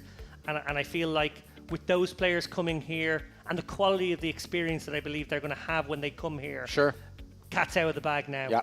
Yep, no question about it. And the antes are at 4,000 with small and big blinds of 2 and 4,000 as you get your first peek at the chip counts here. Day 2 registration closed in this $3,300 buy-in, $3 million guaranteed main event. We will have coverage through a full 9 levels here tonight. We didn't bring you the first level of the day. 8 in total going to be delivered to you. And then, of course, we'll bring you day 3 tomorrow, and then the final table the day after that, as 393 runners do remain at present. Can I just say, my eye is out on sticks here. Tahir Khani, the overnight chip leader, had 900k coming into today. An enormous stack at the end of today, let alone at the end of yesterday. He's got 1.5 million now. You know, it's interesting because Kanan, you know, a real presence, let's call him, at the table. I mean, he takes that seat, and you wouldn't necessarily think to yourself, well, this is a guy who is an operator, but absolutely is that.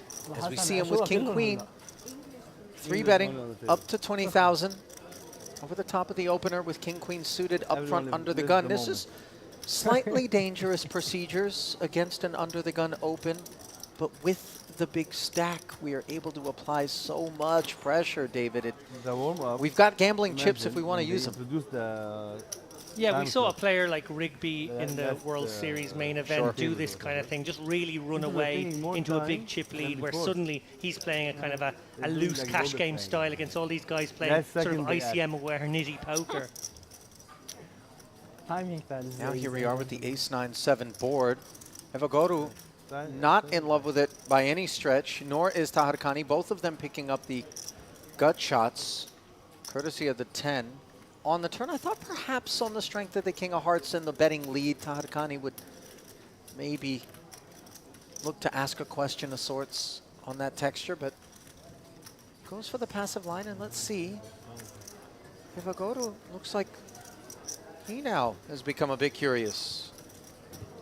leading out for 18,000. Yeah, blocking kings and queens, which are maybe the obvious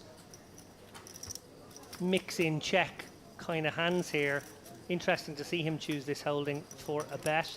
Obviously thinking that maybe a pocket pair is out there, or maybe a weak ace, which he plans to barrel off across 2 streets. King of Hearts in hand for Targani now. Sort of the key card in this hand with the 4 of Hearts on the river. I don't know, Ivaguru, I'm not sure I recommend that turn bet if I'm him. He's sort of made an awkward bed for himself here. Will he try to get out of it now with another bet, a follow-up bet? And yes, he does. Almost pot size. Now things getting a little strange. I mean, credit to Taharkani for calling the turn, but nothing more than a bluff catcher here on this river with the nut no pair. True, but a bluff candidate too. I feel like against a pot bet it's a bit dangerous. 80 into 86, and yeah, he agrees with you. And credit then to Evaguru for summoning the courage required, as you see him guessing that perhaps an underpair to the aces, specifically jacks, No, I thought he had was what he was up against. Yeah, and I suppose what's interesting, we're coming in cold on this particular table. These guys have created a dynamic for 4 hours now, a dynamic which has seen Taharkani go from 900k to 1.5 million. One would assume he has been at it to some extent. There's no real way of building a stack from 100k to 1.5 million without playing loose, without getting your hand caught in the cookie jar once in a while, obviously mostly getting away with it. And there's quite a few candidates to be playing Sheriff over here, as some merit regulars, including the man pictured here with the ace-queen, Nicholas Schweedy. Yeah, serious operator, Schweedy. We saw him on the live stream a couple of days ago.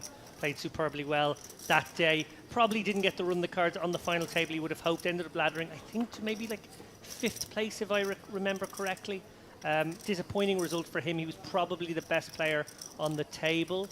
That's arguable. There were a couple of other very good players as well, but yeah, it just ended up in a spot where he kind of fortunate situation where you make the second best hand a lot. Obviously keen to rectify that in the next event.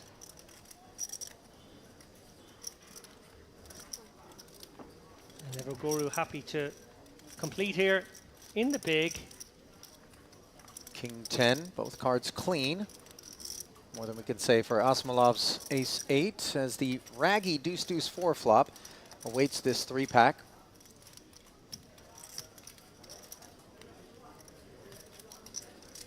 Decent board for Schweedy to fire small on. One feels like, you know, if you had the best hand before, you'd probably still have the best hand on a baseball card flop such as this. Oh, love those glasses. Just spotted that from Asmalov. Wow. Very futuristic. Very unique. Yeah. Geometric. In fact, as Schweedy does bet and take it, and taking it is something that he's done plenty of throughout the course of his career. One of Lebanon's finest. All-time money list, second out of that nation, surprisingly enough, given his 4.5 million in career live earnings, 2.2 million plus his best cash. And how about top 400 on the all-time money list, David, considering how many people are on the list in general? Oh yeah, that's very high. That is a very impressive result. So we're looking at a very sharky customer in Schweedy. Got his feet wet in some Triton events as well when they paid a visit to Cyprus on more than one occasion.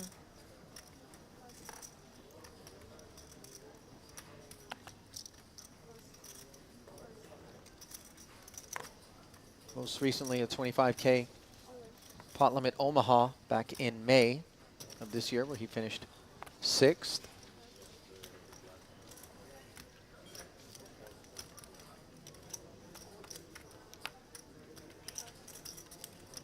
Finished 2nd in the GG Super Millions Live just 9 days prior to that. These were big scores, 636,000 for that Super Millions. Scrolling back in search of his massive $2.2 million score. It actually came very early on in his recorded results, and it was a 10K EPT main, the grand final in Monte Carlo, all the way back in April of 2010. So we're looking at a true veteran of the game, as the all-in from King Queen for Gazarian does pick up Nigbolu. Ace Deuce is the better of the two kits on an Ace Queen 6 board. The pair is working for Gazarian. I can. Not quite as hard as he would like it to, as he now hunts a king or a queen to stay alive in this competition. Unfortunately for him, the 6 will leave Nigbolu to collect the remains of his stack, and rebuy period is closed. So that walk is a little bit longer than it might have been earlier. Yeah, maybe we'll have to hop into tomorrow's mystery bounty. 2K mystery bounty. There's on the always card. There's always a something. seat in something available, that we know. Nigbolu, by the way, David, a name that we've certainly called on multiple occasions. Absolutely. Throughout yes. our time commentating here in Cyprus, taking a look at his results. 446,000 plus in career live earnings, 175K. His career best cash, plays under the Turkish banner, as does Tahir Khani, by the way, who we see here with the King Jack. Tahir Khani also with results in that same neighborhood, 450,000 plus in career live earnings. And it all came in a $20,000 Triton Super High Roller Series 7 Max event right here at Merit, where he finished second in May of this year. Did you preside over that one? Certainly did. So no stranger to Ali here either. No, and actually had the opportunity to sit with him at dinner here at the steakhouse and kind of talk over his background and how he got involved in poker. I assume he just had a salad, maybe. He's Is that what it is, is it? Doesn't That's look- only because they ran out of meat. Now, a formidable table presence here. And a formidable kit, top pair, under the gun razor, following through for 12,000. Now the open ender for Schweedy, who has a table for 2 if he wants it.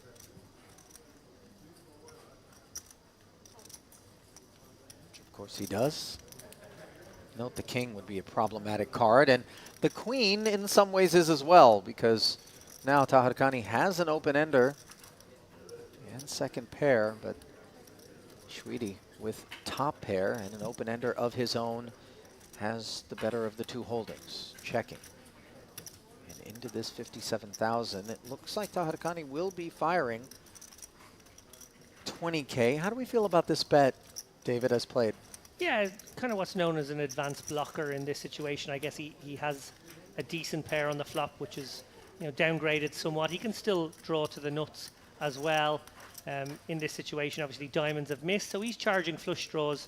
He's also maybe setting his own price against a queen.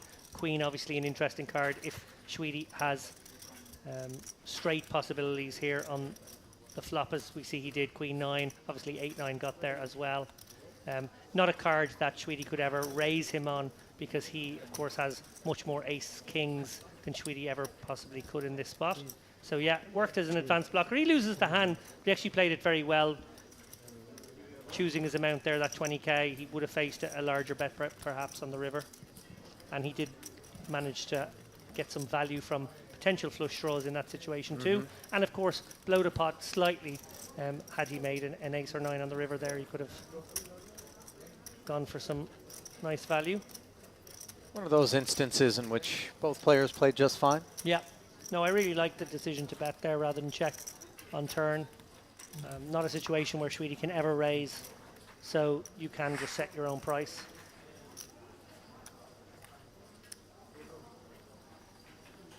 Tahar Khani, for what it's worth, David, of Iranian descent, speaks fluent Farsi, and walking around the halls here at Merit, there is no shortage of that being spoken, as so much support from Iran for what's on offer here at Merit, which of course, as we know, is not on offer in many of the parts of the world from which the customers travel to the event. Oh, don't get me started, Ali. Like, I'm not going to name names here for just in case I do end up on one of these tours, as I often do because I travel to everything. But, you know, we're a little better than cattle to some of these organisers. Get them in, get them out, get bums on seats. Yeah. Couldn't get a more different experience here at Merit. Yeah. Really feel valued, really feel valuable. Yeah, it's worlds apart from, you know, an awful lot of the poker you see out there these days, where operators are just keen on providing a reasonably okay poker experience. Maybe they can get a big field in there, so you know, pursue value anyway, but don't ever get the sense that your custom is special. Yeah. King 10 deuce is the button in the big blind. Failed to connect, but that plays right on into Nigbolu's favor, as with the betting lead. Cenk will barrel, take it down.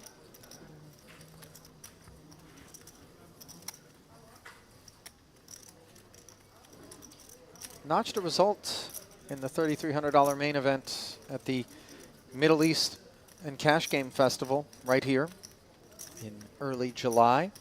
Second place result for $175,000 was the biggest of his career. So some momentum there, some wind at his back, and I think for any poker player there is that point at which a validating score shows up on your resume and you begin to actually experience a sense of I've arrived, or, you know, maybe I really am good enough to play this game at a top level. And I think that's a bit of a turning point, is you're emboldened and you're confident. And of course, poker can humble us rather quickly when we're feeling that way, but you can see some real runs put together.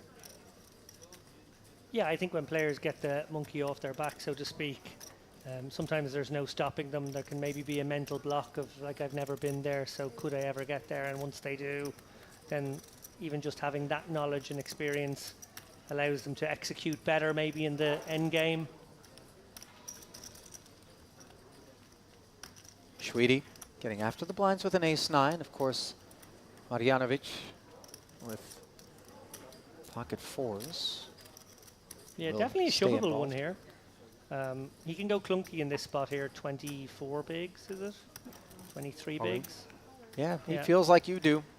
That off of 92,000 back, the jam is the right way to go. And you see Schwede just wants a count.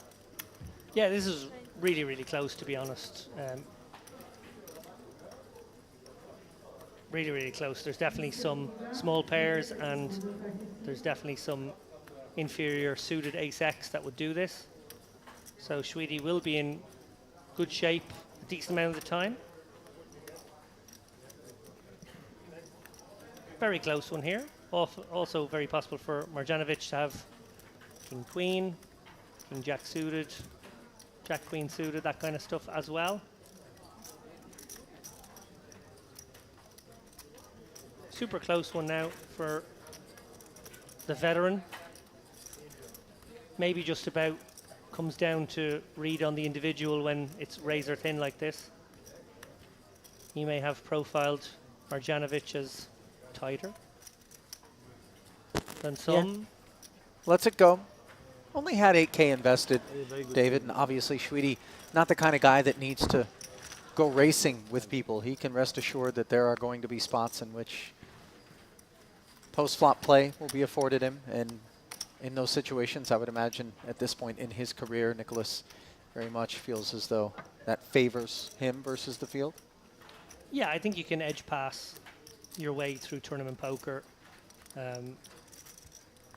particularly in this phase where we're not really in a kind of a high ICM situation. We're not really into the end game by any means. We're still navigating our way, what, 1/3 of the field remaining, maybe a little less. And yeah, I think really good poker players understand that they get most of their money by making river bets where they already have the best hand and they're trying to get value from someone who definitely doesn't have as good a hand. That's where we get those risk-free chips, and they're the spots we want to set up much more so than these, like, okay, I kind of getting the right price here. I guess I have to call for a third of my stack, or okay, a sixth of his stack in this situation, but you know, not really the way good players get their chips, or at least not how they get them at this stage of the tournament. Late on, okay, we got to flip some coins.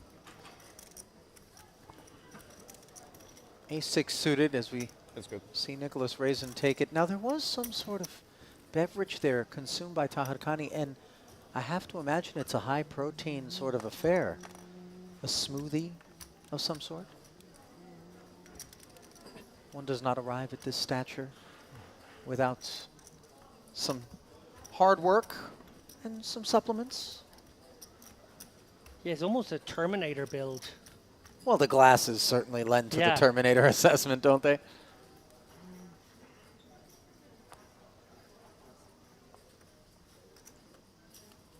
I just watched that Arnold documentary actually on Netflix. Very good. Recommend it to anyone out there who hasn't seen it yet. Newly released? Yeah, newly released. 3-part documentary on Arnold Schwarzenegger's life, sort of his bodybuilding phase, his acting phase, and his political career. Sort of 3 separate documentaries mixed into one. And Worth a watch. Taharkani will be back here. Jack 7 suited, the kit with which he's open from the cutoff.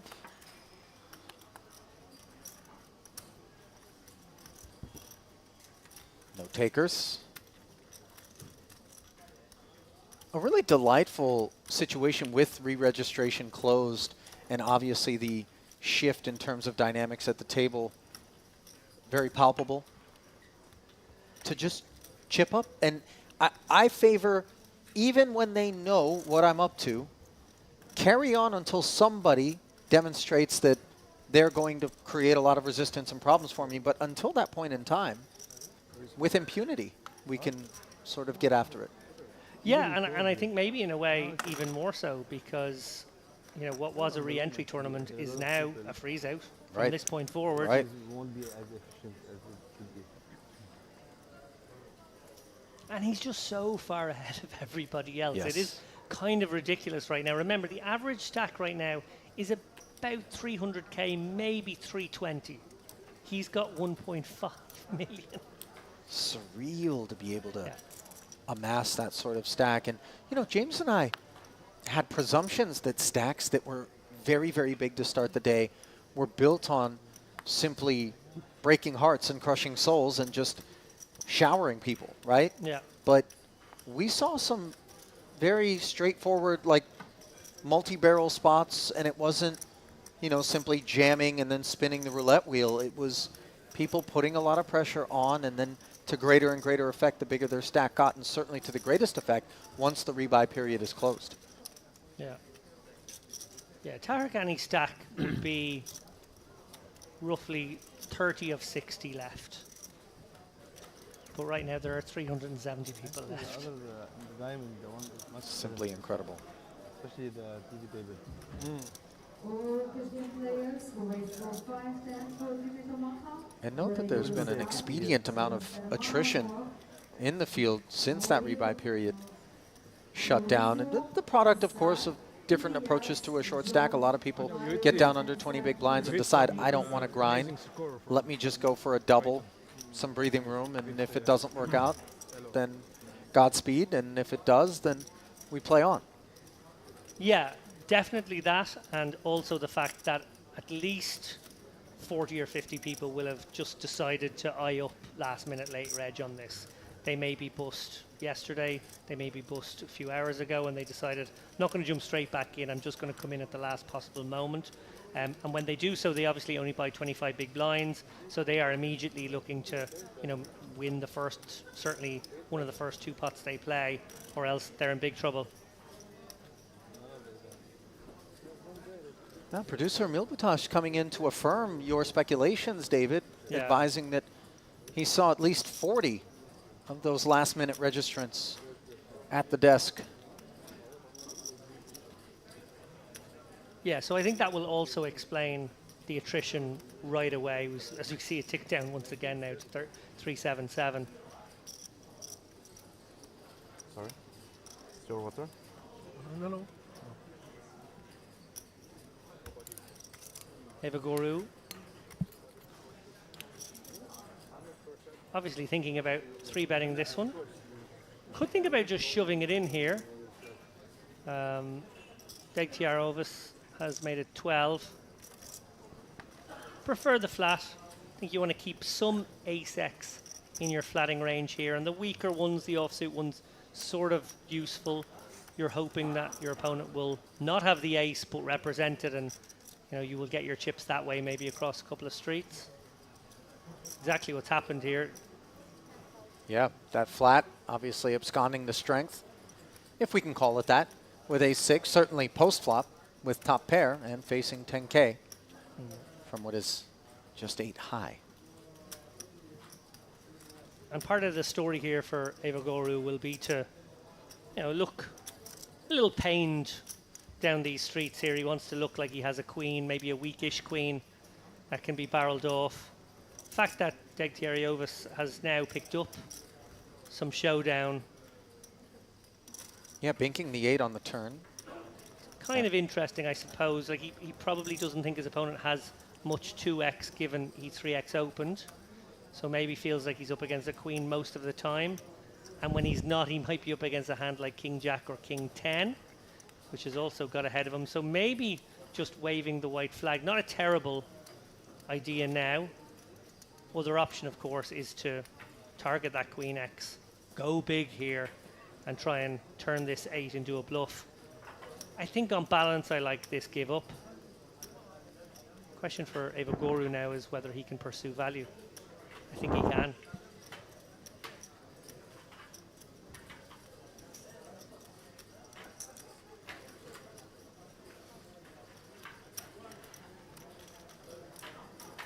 And that bet of 18K gets a quick fold from Degtiarovas.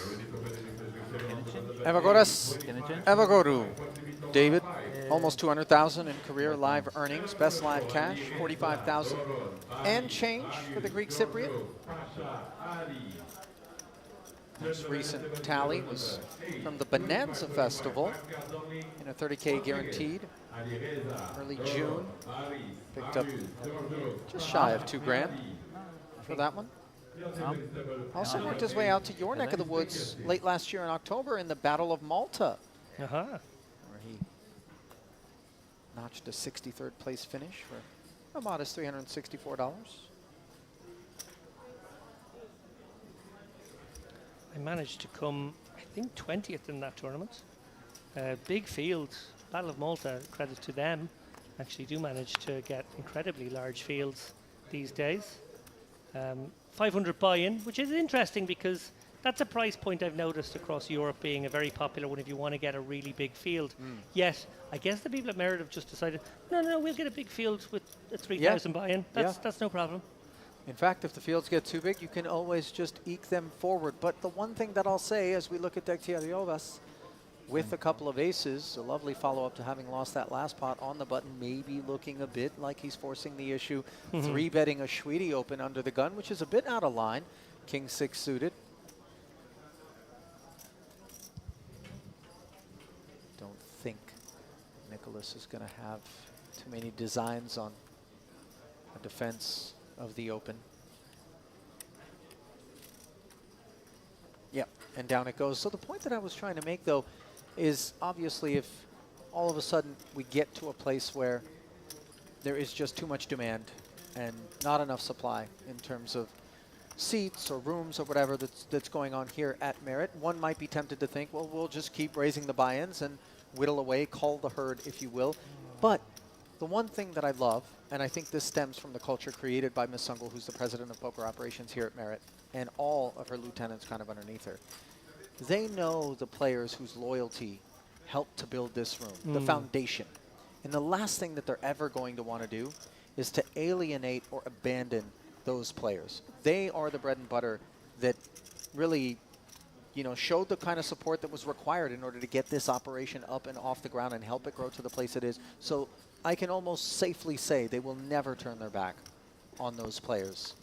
And as such, would much sooner figure out how to accommodate all of the newcomers than to turn away sort of the OGs, if you will. Meanwhile, an ace-king, never going to get turned away, as we see the 8K min raise from Marjanovic. Look at Schweedy. This is a man who obviously understands that he's got a deep stack, but also is so confident in his post-flop abilities. 7-3 suited. Wants to take a peek. That peek is unattractive, to say the least. Top pair, top kicker from Marjanovic. Somewhat textured board. Don't have to get too cute looking to check back. So even just the 7K bet will get things done there. Yeah, one thing I spoke with Darragh O'Carney about during the warm-up, and this was something similar to what you just mentioned there, about as the numbers grow, how do they accommodate those people? Obviously you're talking about in terms of hotels and in terms of bums on seats in the room, or do we move to the bigger premises over at the Diamond? And you know, they obviously have options available to them. The other thing we thought about was, do they ever speed up some of the structures and make some of the structures arguably not as good as they are, because they're incredible right now. Sure. And we were thinking, well, I suppose you could make the warm-up a little bit shorter, because it's got actually the exact same structure as this main event. It's incredible that way. It's really just another main event. But I also just get the impression that they understand their customer base, and the guys love these structures. Like part of the appeal is coming to a festival like this, knowing that you're going to get so much play. So yeah, interesting challenges as you grow, obviously. That's great problems to have. Yeah, challenges that we know that if we had to bet on it. Challenge issued by Ace-7 suited.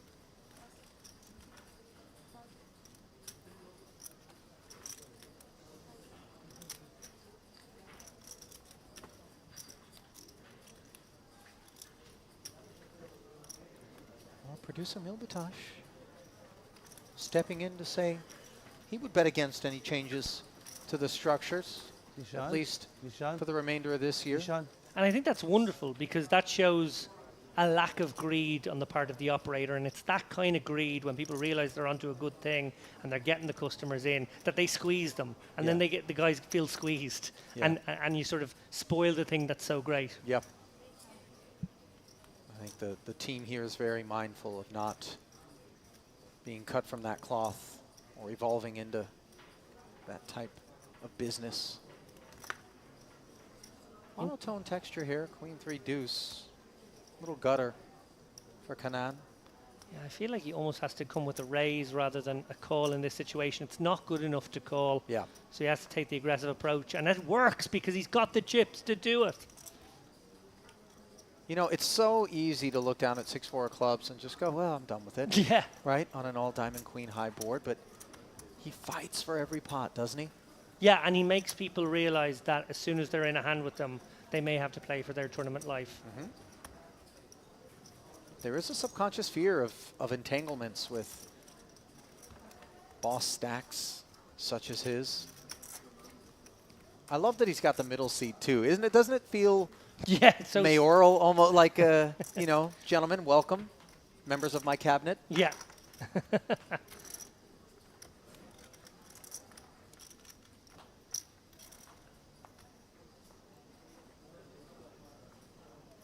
Haven't really seen participation from Barindik.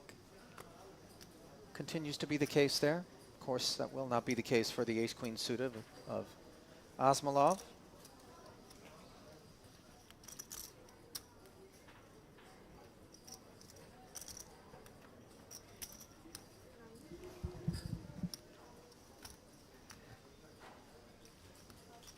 $9K. The sizing. Have a go to hijack, ace 4. Not sure he'll be inclined.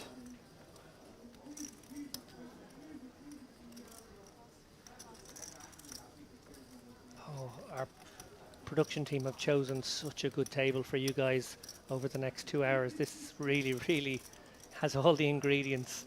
I feel like we really do have maybe one of the best tables in the room, maybe the best table in the room this time round. I'll tell you what, if I'm at this table, I don't feel like it's the best table in the room. I feel like it's one of the toughest in the room, as we see Nicholas Schwede three betting to 32,000 with ace-jack suited, and now Tahir Khani, who's going to look like a man who's just leveraging a big stack here, but actually has the goods with this ace-king suited, peaks down at prime opportunity to 4-bet.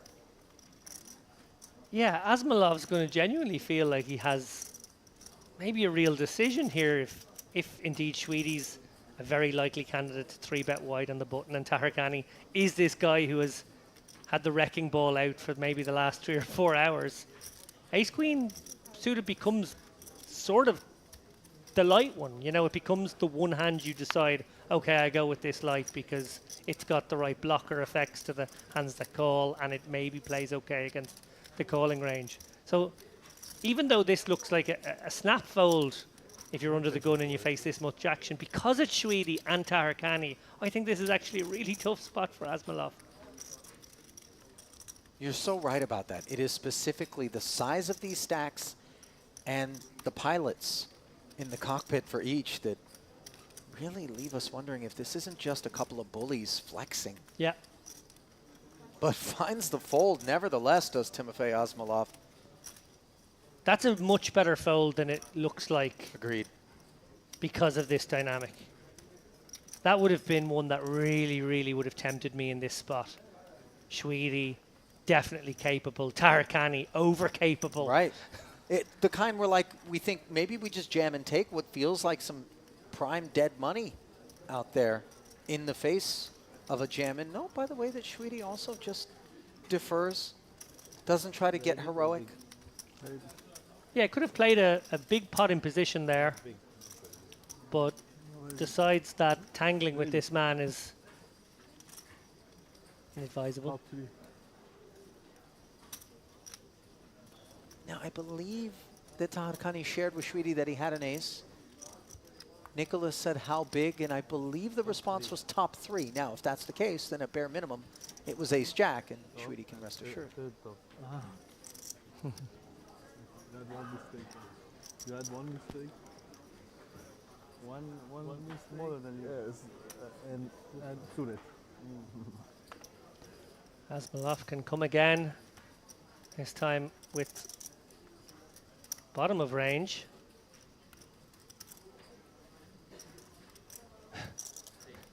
Can't be loving these bottom of range spots with this murderer's row in position. Credit to him for staying the course of, you know, trying to do what he can. As we see ace-6 for Degtyaryovas, suited, in fact, into the muck. Another ace-4 suited for Evagorou. And I do like the ace-deuce through ace-5, as do the solvers, quite a bit more than the ace-6, just given the ability to use both cards toward a wheel. Yeah. Can come with the call here, can come with the raise. It's probably one of those ones that's a pure mix in solver land.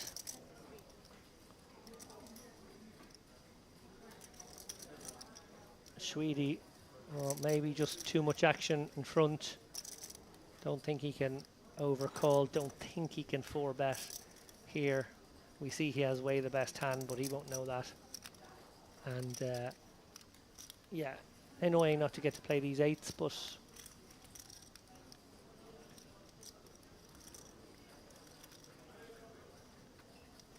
or maybe does just find the flat. Okay, very interesting pot developing now. We'll see what Asmalov's response is.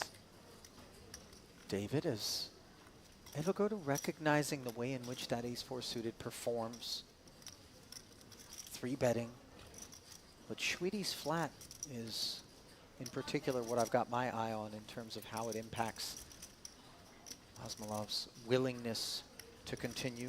Man playing under the Russian banner with career tournament earnings of $121,000 and change. Best live cash just shy of $37,000. Yeah, tricky one to balance this with the eights. I'm not sure what else he flats here other than pairs. Does he flat a king queen, an ace queens type of hand? Wow, Asmolov comes with the or with the 4-bet over the top of the 3-bet and the cold flat. Wow, this is really interesting. This is really interesting poker. Well, let me ask you this. When you have the ace-4 suited, you would much sooner be a man 3-betting, as Evagoro did against the upfront opener, I would say, than 4-betting against not only the 3-better, but the flat caller behind. This is quite a bit more ambition than that on display from Evagoro. Yeah, it is. And I talked there about balance and how I would have found it very hard to balance my range and Schwedi's situation there in his seat facing that action. But actually, when we talk about balance from Asmolov's point of view here, he's opened the under the gun, bottom of range ace-4 suited. And Solver will like ace-4 and ace-5 suited as the only light cold fours in this spot. It will very much feature. Not at 100% frequency, I would assume, but at some frequency so that you do have some light ones.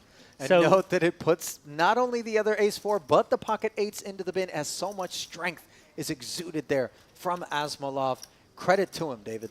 Oh, huge credit to him for that spot. Yeah, like that's one that we see in the solvers. We crunch our numbers. We know that they're some frequency cold fours, some frequency 4-bets facing that much action. That's more than a 4-bet really, because it's facing a 3-bet and a flat.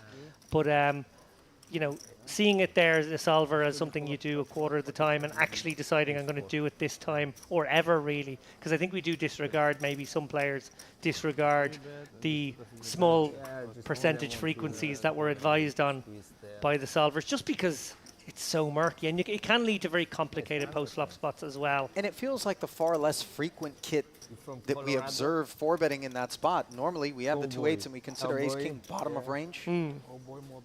And, of course, the big pairs, which have us in awful shape. All of that obviously playing into Schwedi's decision. As we see Cenk. Min-raise open with the suited connector. Making sure that he's balanced. Cenk looks like a rock star. He really does, doesn't he? Definitely. Like in the event, and I know the man isn't Armenian, but if System of a Down suddenly found themselves in need of an added cast member, I would nominate Nick Bolu in a heartbeat. He seems like he could grab a guitar and shred. Meanwhile, it is Asmolov who's been doing the shredding of late.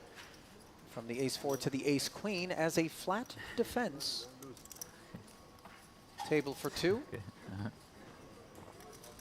no pairs served up on the menu, other than the 9s on board, of course. Yeah, backdoors here for Nigbolu.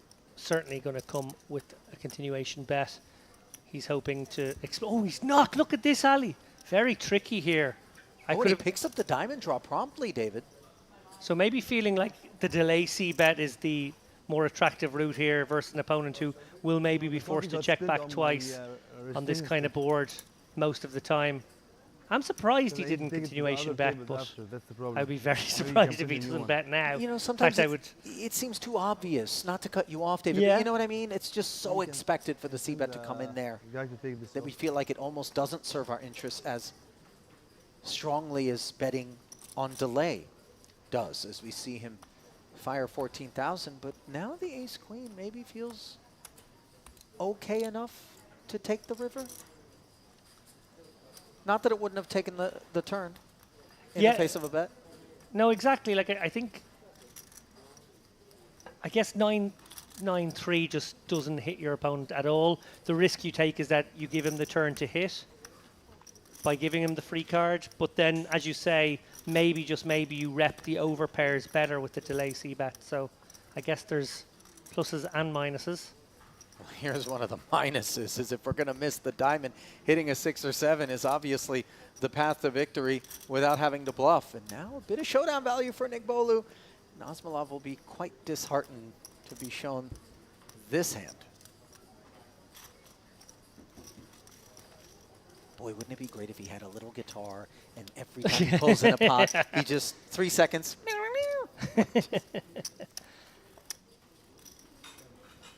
I noted the Led Zeppelin t-shirt, by the way. I think we may be onto something. Yeah. Yeah, I think he definitely plays an instrument. Yeah. In that particular pot, he played the Osmolov.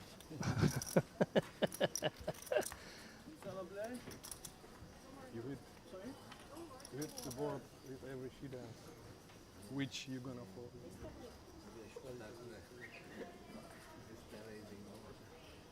I was talking to Jeremy.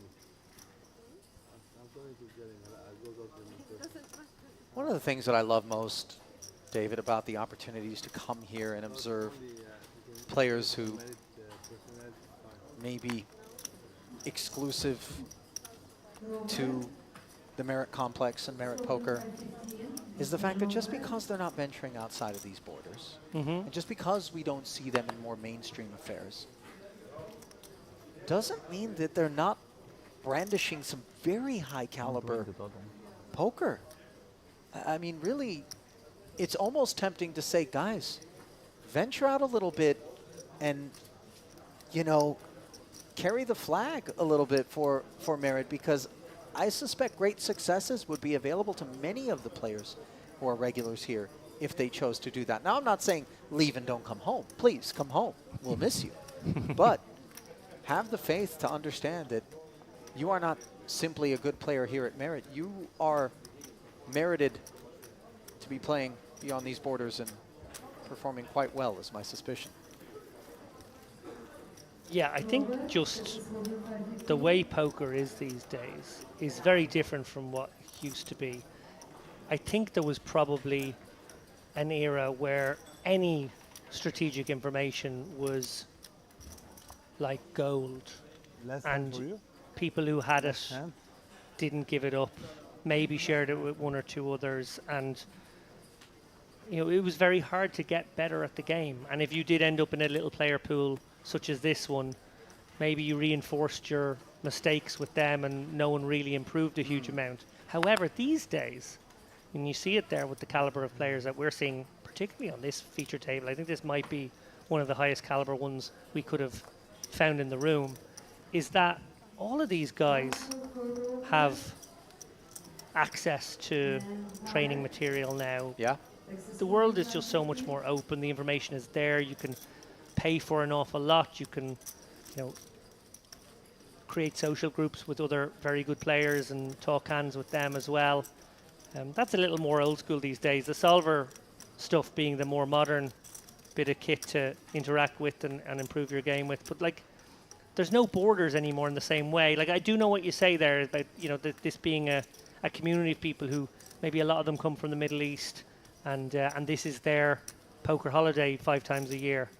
But you're right. Like, there's no reason why these guys can't show up at the World Series and crush every single I would year. love to just like take a piece of Team Merit and send them out, you know, into another field elsewhere and just kind of sweat their performance, because I really do suspect they would give people some fits as anonymous entrants, you know, to more mainstream festivals. And the point we're trying to make basically is that there's a lot of talent coming out of this room. Yeah, that is the thing that really struck me the first time I came here and commentated, was how many times I looked up the Hendon Mob, that thing you do when you're commentating on people that you don't recognize, and found that some of them had almost exclusively Merit things, Merit results, Merit wins, Merit final tables, and then thought to myself, okay, I wonder what that means. I wonder how well they play. And then you watch them play tremendously well.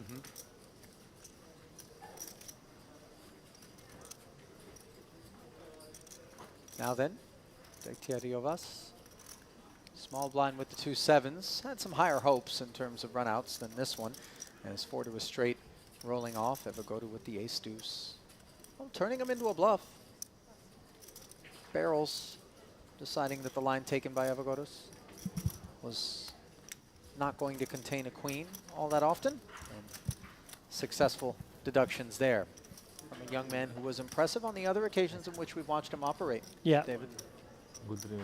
Yeah, I think this might be the third time river. I've watched him play over the 3 series. Obviously, the Western, the Carmen, and now at this retro series. But no, I don't. Impressive operator. I have better hand. I have better hand. You win, Still no word on the payouts. I imagine they will be coming fairly soon. I boldly predicted, and I'm now very confident in that prediction looking for because you, we right? got a higher number was of looking entries for than I you, actually right? believed we would. That there will be Yeah. 500,000 first prize. That is huge. That is big news in European poker. Really big news. If you check the river, I block. Yes, I bluff first. Barindic with a fairly pure sort of flatting hand here. King Jack suited, so nice, so pretty to play in position. Particularly against someone like Taharkani, who could be coming in light with hands you dominate, maybe some weaker kings, as is in the case here, and some weaker jacks too. Brings in Degtiariovas on the button here with the pseudo connector, and likely Evaguru too with a pseudo connector as well. They've all got a little something something here. Definitely some boards that can interact with, in particular, the bottom 3 hands you see on screen. There's still a big blind in this hand. We don't know his holding yet, so we could yet go 5 ways.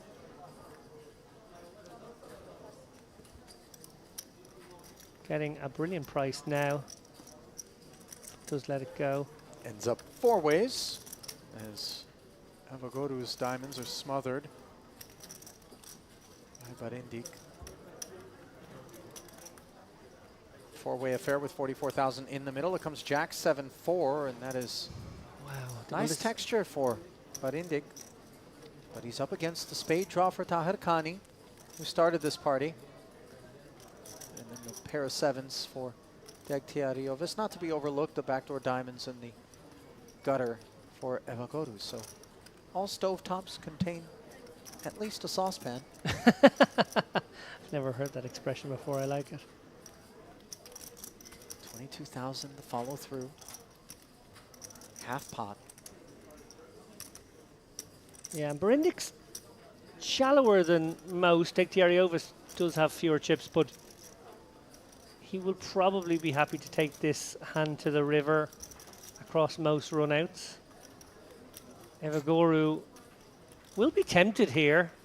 Backdoor diamonds and drawing to the 8 goodie, as you said there, Ali. He's playing deep with Taharkani, who's shown interest in this one, so every reason to maybe try and spike this one. Obviously, we'll feel like the 8 of spades is a mucky card, but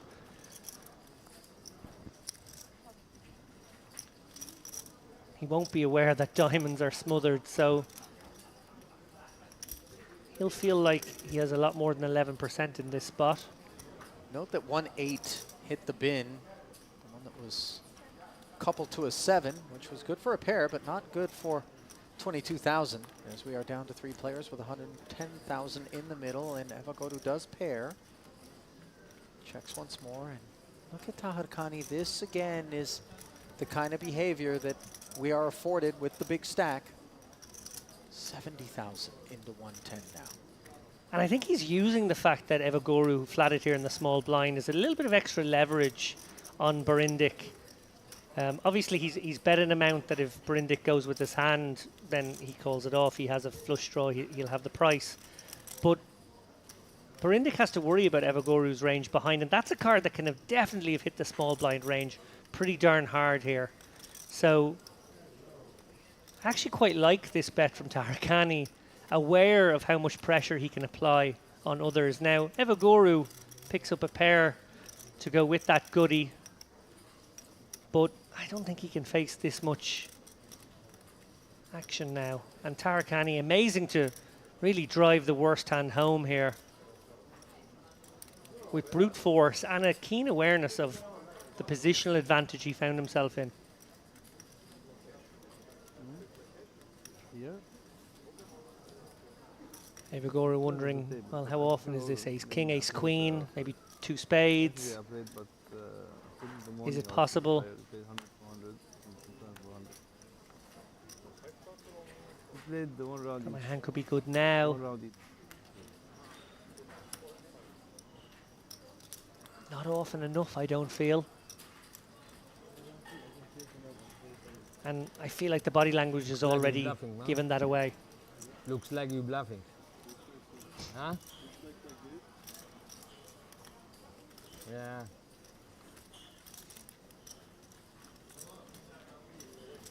Note just how well Tahir Khani is performing here with this bet. He got rid of the king-jack. Obviously some concerns by Berindik that maybe Evagora was out there with something in the weeds for him. Ali, if you continue to play the hand having made that speech, we're really, really into some metagame.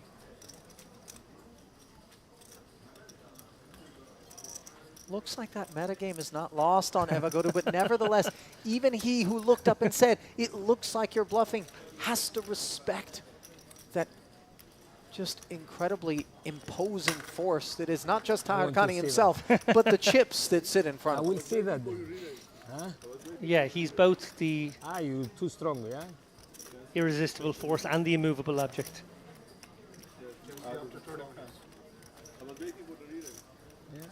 I will see it, yeah. Kanan suggesting that he was loaded for just bear, had a 10. saying that he was ready for a I raise. just bought the cut shot, yeah. 8.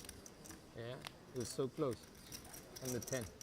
Like, it was a great read on the situation, but again, he just both didn't have enough Maybe you hand. found it. And You need a 9. I had a very strong hand of flop. I think that positional disadvantage, just amazing from Tahir Khani to recognize how he could get a bluff through in that spot.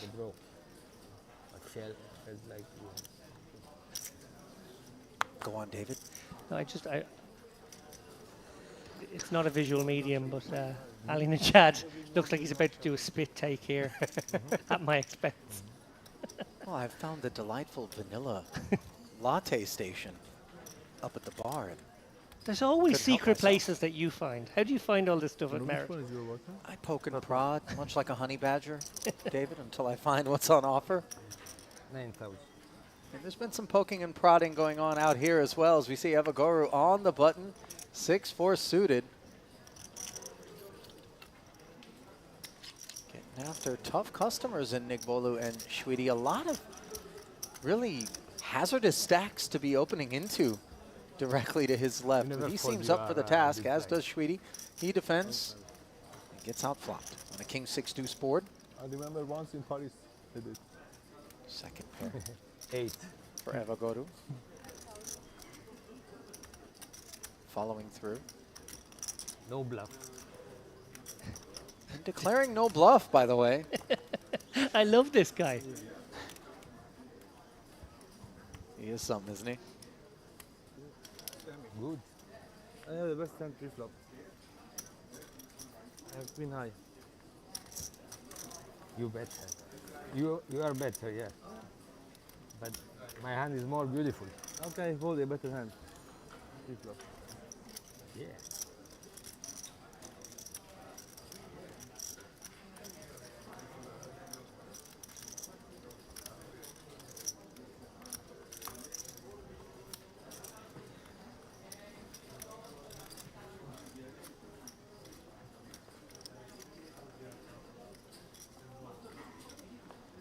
Nice pick up there for Evagora as Shweety just concedes.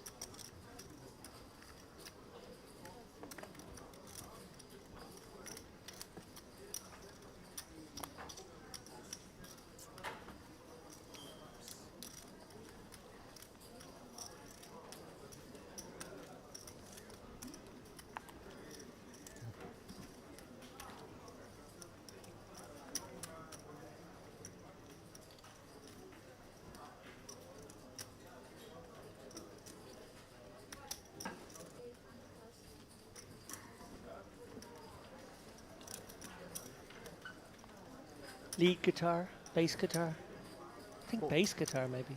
King bishop What did you show? should be like this. bass guitar Otherwise, anyway, feels like the right read for Nick Bolu. Is They're always cooler. Jack 5 suited. Yeah, yeah. He doesn't have the eccentricities of a lead guitar kind of guy. He just quietly handles business.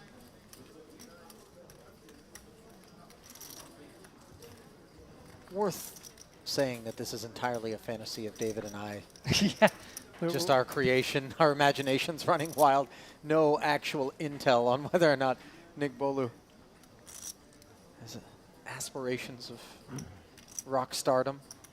But obviously his aspirations on display there with Jack 5 suited. Dreams came true. Raise and take it. Now then, but Indiku did fold that King Jack. David on the turn, 70 into 110 to Tahir Khani, suggesting that maybe we're dealing with a little bit more conservative play, and yet under the gun, the ace-6 suited, raising it up, would seem to conflict that. Do we have an eyewear sponsor here at Merit? 7 of the 9 bespectacled here. Really? Well, perhaps we should, if we don't.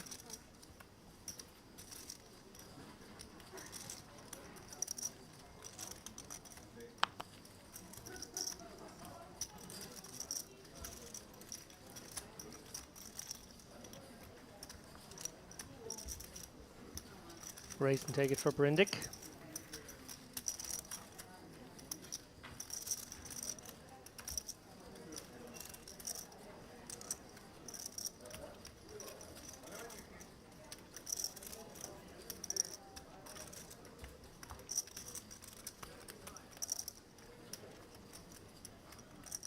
A reminder, we are playing 3 more levels after this one. Ali and I will be together for this level and the one after. And then Ali and James taking it home for the evening. They're giving the guys a reasonably short day 2 here. Mix Max is still in the mix. And some of these guys are in that tournament. It's a nice feature here. It's kind of the evening time tournament. Allows the players to play 2 tournaments at the same time. This is 100? 100? Obviously the challenge logistically of pulling things like that off is not for the faint of heart in terms of administration, yet they do it oh so well. Yeah, and I think the consequence of that will probably mean reasonably long day 3 and final days. We've had a few final table days that have ended at a reasonable hour, but I wouldn't be surprised given the numbers in this field and the fact that we've shaved 1 level off if we were to go a little later tomorrow night and late on the final day. So loads of poker to look forward to Wednesday and Thursday.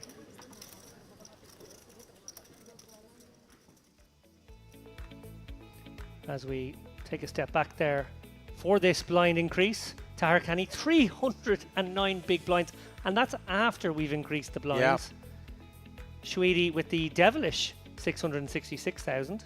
Normally he'd be tremendously proud of that, but then very much in the shadow of Tahir Khani. He's got him out-chipped 2-1, and you know, there's a real snowball effect that's taking shape for Kanaan as we've seen what multi-barrels are able to accomplish here with closed registration and players who really are almost waiting out this table, hoping maybe at some point they'll be broken down and drawn elsewhere into the room, as it is really the toughest that I can imagine is on offer right now. Yeah, it's got to be one of, if not the toughest table in the room at this stage. Remember, 363 players left. Obviously, we've had 900 bust outs or whatever it is. You're still hoping for a reasonably good table with some spots, with some, maybe more predictable opponents, less sophisticated opponents. But no, this one, all killers. Asmolov, who, remember, stepped out with that amazing ace-4 play earlier on, now waking up with the Djangos here. And Tahir Khani, definitely someone who could join him in a big pot here. Can't imagine him going away with the pocket eights here. That's way up his range, remember, given that he's opening the widest from this seat. Yeah.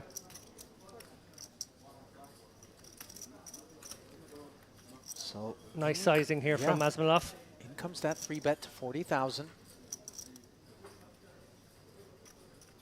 And this is where it gets a little bit delicate too, because you begin to question, is this somebody who thinks I'm speeding and here I am with a real hand, so I should play back, or is this somebody who's way up in range, as one presumes they should be, if they're going to be willing to tussle? Yeah. Haqqani decides maybe it is more of the latter than the former, as he flats and fails to improve on the ace-10-6 board, but that pesky ace, we'll see what kind of response it creates out of Asmolov. Yeah, it is a pesky ace. I think you have to see bet it regardless from a strategic point of view. You can go very small here. What's more interesting maybe is if Haqqani, because he has the 7-9 backdoor, considers a flat. He doesn't in this instance. I think that's probably wise on balance. Your opponent's going to have so much ace-x there. He's going to have big ace-x in his value range. He's actually going to have some weak ace-x in his light range. So very tricky to proceed there, and I think just well played again by both players.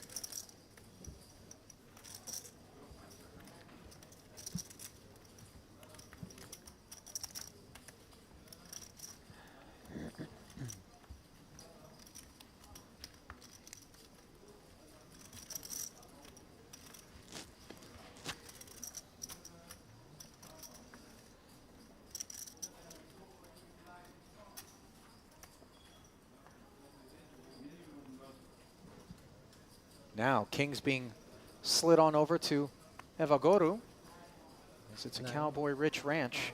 10. He'll take it up to 10K at this new 2,000, 5,000 level. Little baby-suited wheel cards for Shuidi. Not interested.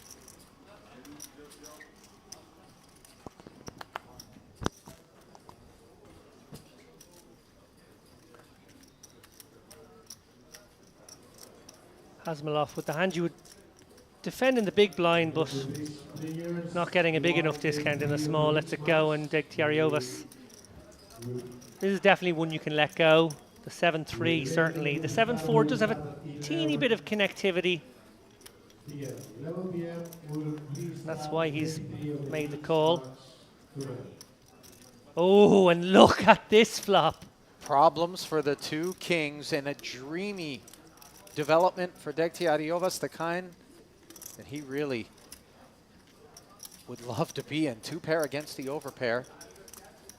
Yeah, and just can't really slow play it. Too many scare cards to lose his opponent, who definitely can have a reasonable number of these overpairs. He wants to get it in on this street.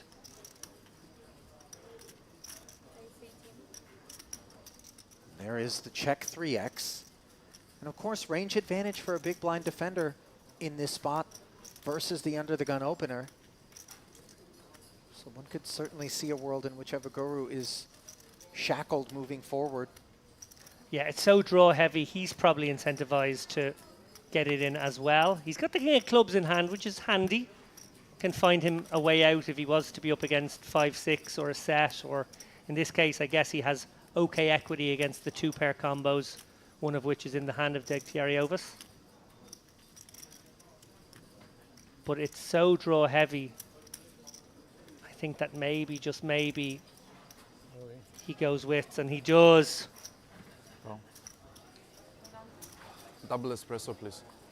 I thought maybe that Evagoru would skew toward a more conservative approach, but with them playing 103 effective in that spot, in go the chips, and we play for 233,000 on the turn. The jack, that or the 8 would counterfeit. The king would work as well. And instead, a red deuce as a nice and tidy run out leaves Degtyaryovas taking a bite out of Evagoru's stack. Yeah, nothing either player could really have done in that spot. Obviously, Degtyaryovas, he calls the 7-4 pre. It's a fine defend. It's borderline. It's rock bottom. You have to defend rock bottom, and clearly gets the dream flop. And when he does, every reason to play it fast.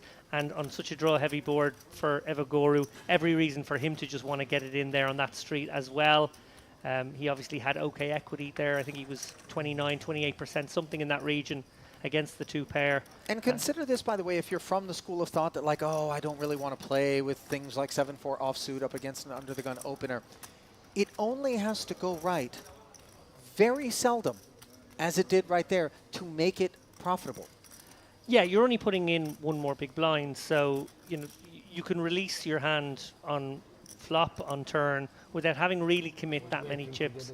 So that's part of the strategy. Also part of the strategy really is that just how balanced players are these days, and how we don't really just end up in spots where people just will automatically give you all their chips with over pairs. Clearly in that spot, that was one where he had to. But there are so many situations where, over pairs against, your flop pair that maybe picks up a draw or whatever, gets more navigated, and maybe even bluff opportunities are presented to you with a 7-4. You can still win it in other ways. Not to be results oriented, because I think we both presumed that, especially given the run out that we saw, the Kings would have found themselves playing for all of Degtyaryovas' stack anyhow. But looking back, do you feel as though maybe a flat call there would have been okay some of the time, or you always want to seek the fold equity and put the max pressure on the check raising big there? I'm not sure. I think because he has the king of clubs in hand, then if the club comes, which might be the card that your opponent wants, because he's on the club draw, you're still going to be incentivized to go with it because you've got the redraw. So I think it was played correctly, to be honest, from both players.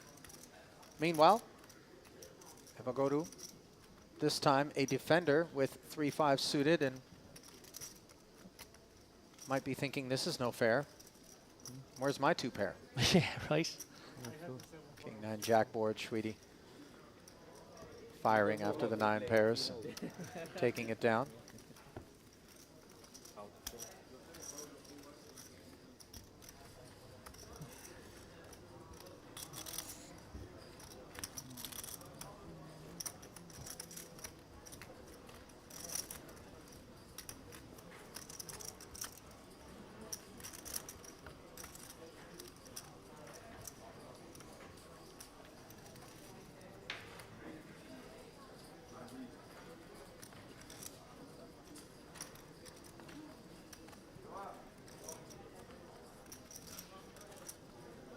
Ace 5 here for the human mallet, Taharkani.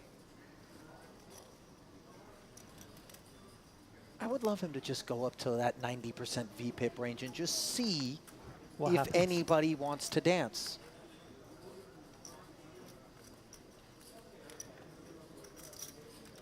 Maybe that's a bit self-indulgent of me, isn't it? But you saw how effective it was as the King's rich environment continues. Degtyaryovas going to try his hand with them. Yeah, hoping that his kings do not have a similar fate to those of Evagoro moments ago.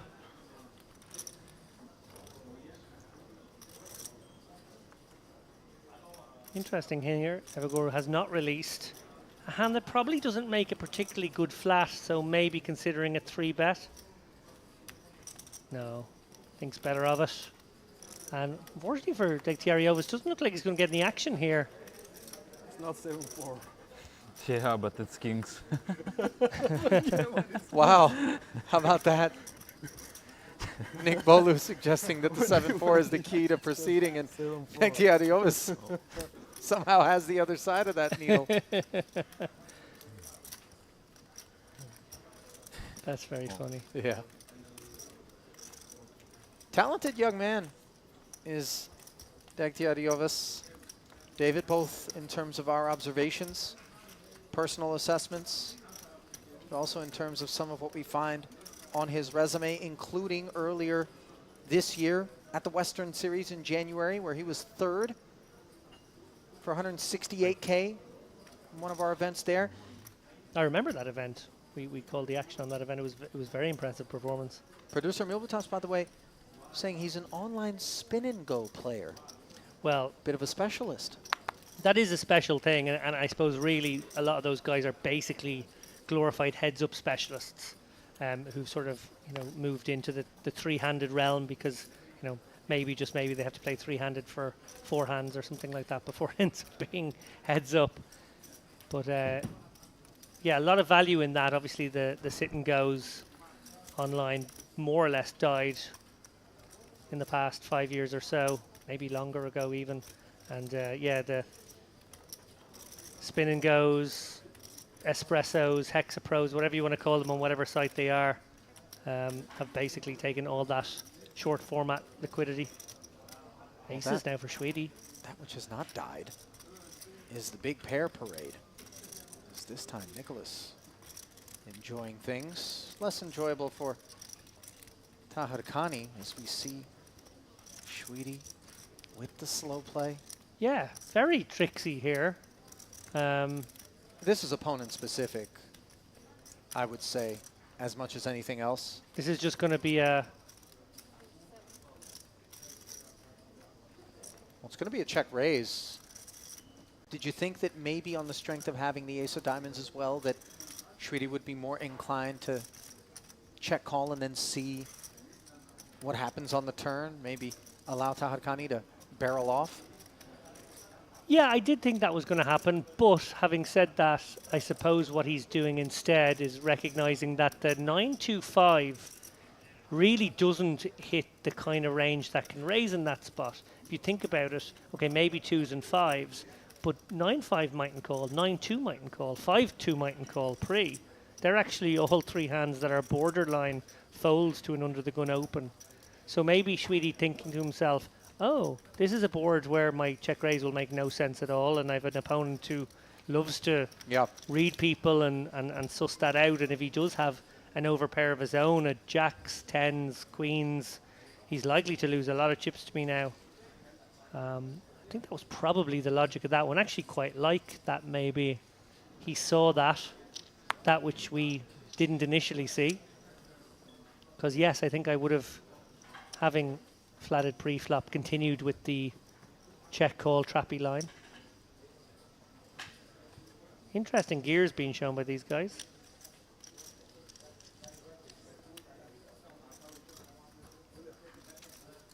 Very playable one now for Evaguru. Queen jack suited, cut off, hold it around to him. 12. Raises it up to 12,000.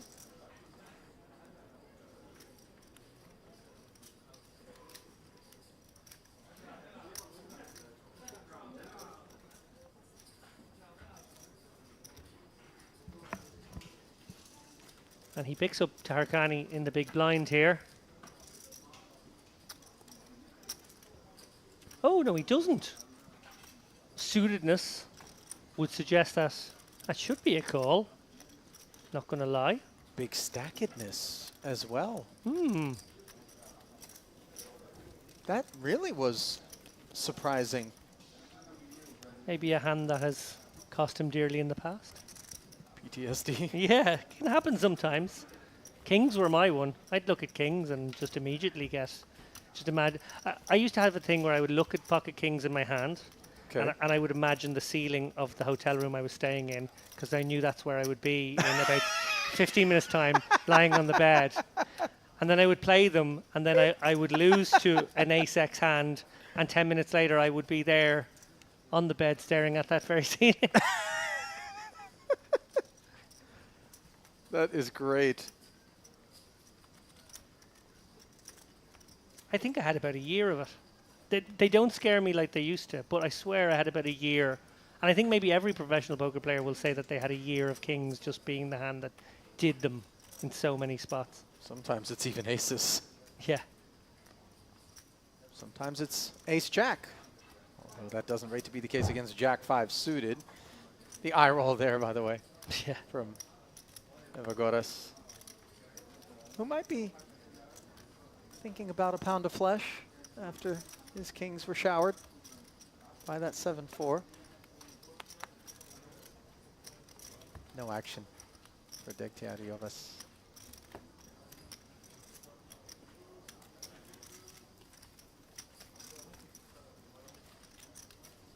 Now, if Nigbolu is going to be a rock and roll star, then I think we do need to submit Degtiariovas as perhaps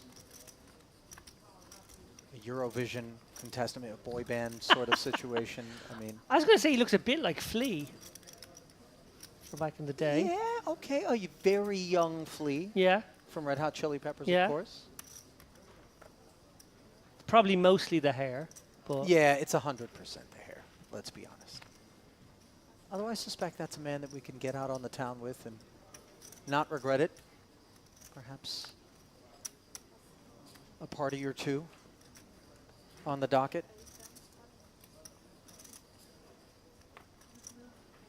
There'll be plenty of cause to celebrate if you manage to make a deep run here in this Merit Poker Retro Series main event, smashing records, as mentioned, smashing the guarantee, and giving us smashing action for the most part here at this feature table across these two levels, down to just 352 as registration is closed. And you see Shwedi looking like he's feeling the effects of Turkish coffee? some late nights, maybe. Nigbolu suggesting perhaps some Java. We need one more. Maybe you need ice americano, fresh and.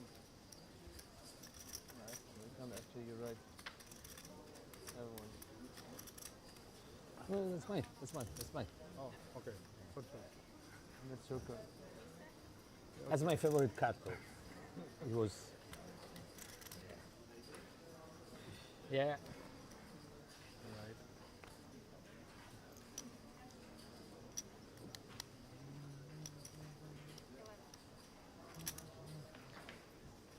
now that we're doing lookalikes, I feel like Evaguru could be a mix between Jerry Garcia and Carlos Santana.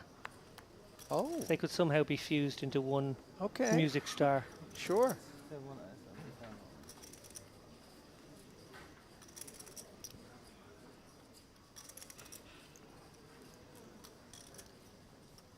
Had bumped into Carlos Santana on a few occasions back home in Las Vegas, by the way. As No sugar, yeah? he lives in the city. For me. Very cool dude. Oh yeah, super approachable, down to earth. 6-7 suited, also quite approachable in the face of this modest 6K tax being placed on the big blind. Osmolov will defend. Under the gun queen jack offsuit, by the way, let's keep an eye on that in terms of Degtiariovas' procedures. Ace 8-5, open ender with backdoor hearts for Osmolov, more than we can say for this queen jack, which despite being in front right now is actually the equity dog.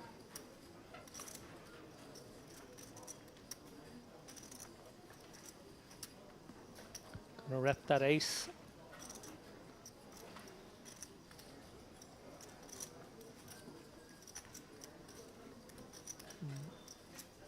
Asmolov won't have too many raises in this spot. So probably coming with a call. Yeah, makes sense. Definitely a board that favors the early position opener. No improvement for Asmolov, and not really a card that he can perhaps lead on either. So maybe a check give up here. But Degtiariovas would have to find another bet here without the goods.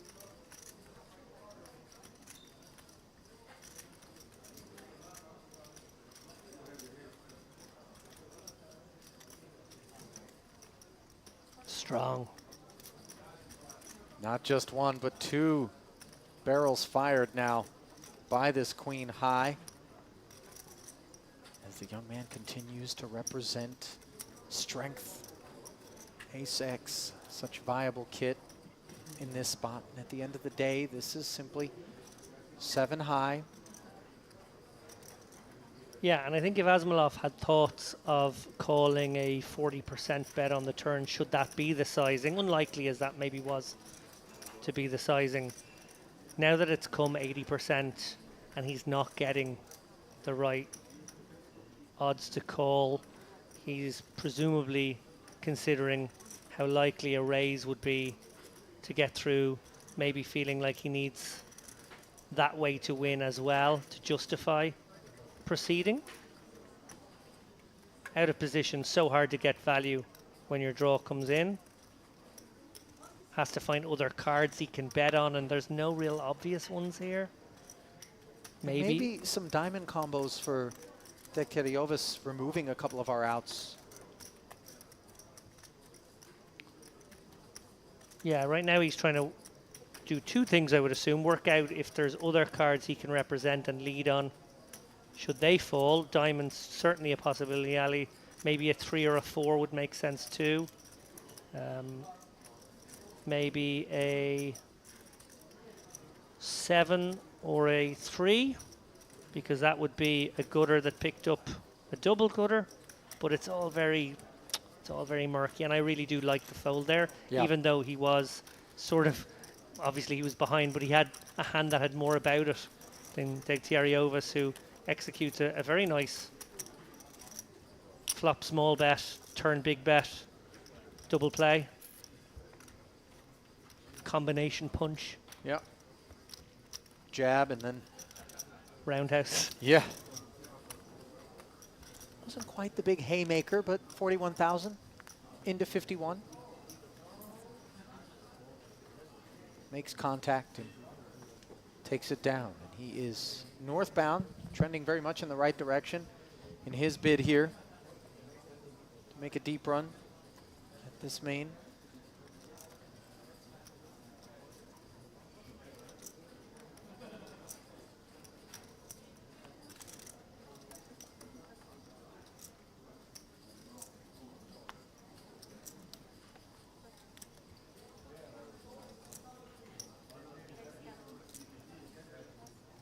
Sweetie, ace jack, min raise.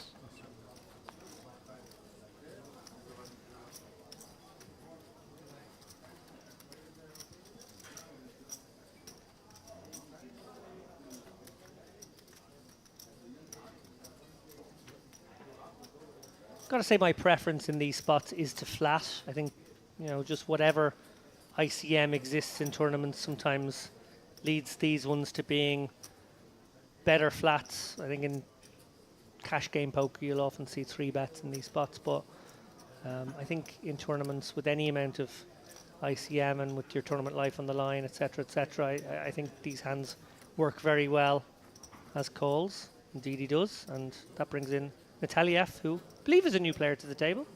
King 9-6, pardon me, David, as Nataliev has the best of what's around.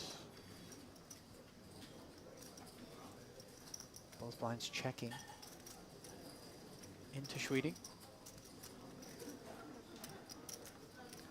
Yeah, who recognizes that while he doesn't have a hand here, it is his board. Up against the blinds, wide ranges. If Asmolov had the 7 of hearts in hand, he may get sticky. I think with 7 of diamonds, 7 of spades, it's more difficult, but sticky he will be. And that brings in Nataliev as well with middle pin, which will be very bad news to Asmolov, because that's almost always value when you hold 2 7s in your hand especially.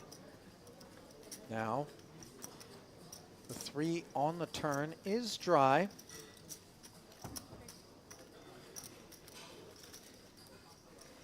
Another 39,000 slid into this one, courtesy of that 13K C-bet from Sweetie. The 3 could hit the big blind here, but it's a bit of a blank overall, as blanky as they really come.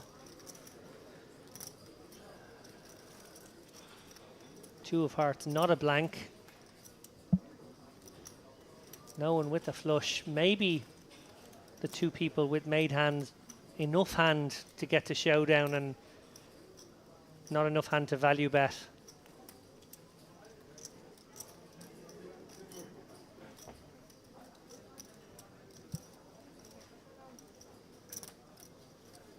So after a round of checks, Schweedy does shut it all the way down, and the Queen 9 is able to haul one in without any further altercation.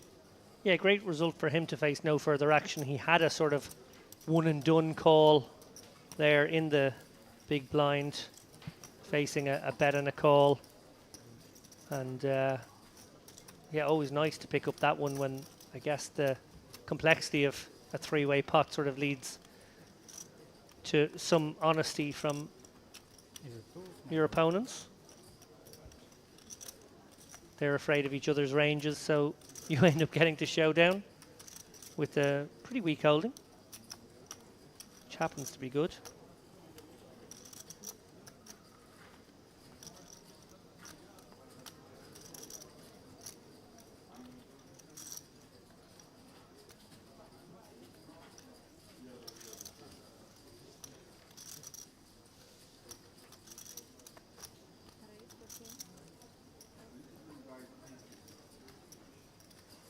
Evagoru. Pocket aces here under the gun. Makes it 13,000 to go. Oleg Nataliev, by the way, David. Our new player, yes. Under the Russian banner, 174,000 in career live earnings, just shy of 50K, his biggest ever score. Did show up for the Vintage Series as well as the Luxembourg Mediterranean Poker Party, where he did bubble the final table. Ouch. Of that one. Meanwhile, but Indic's second tour of duty with King Jack of Diamonds. You'll remember the last time that he had this flop top pair. Yeah, problem spot here. Unintrusive suited one gapper from the big blind will happily take the price and will play three ways for 46,000. Oh, wow. Oh, my. How about the nuts with a heart redraw as Degtiariovis continues to be the nemesis for Evagoru's big pairs? Wow. This is disastrous. And this is very different to the 7-4 of before, because the top and bottom pair always a little bit vulnerable. This 8-6 suited, basically invulnerable.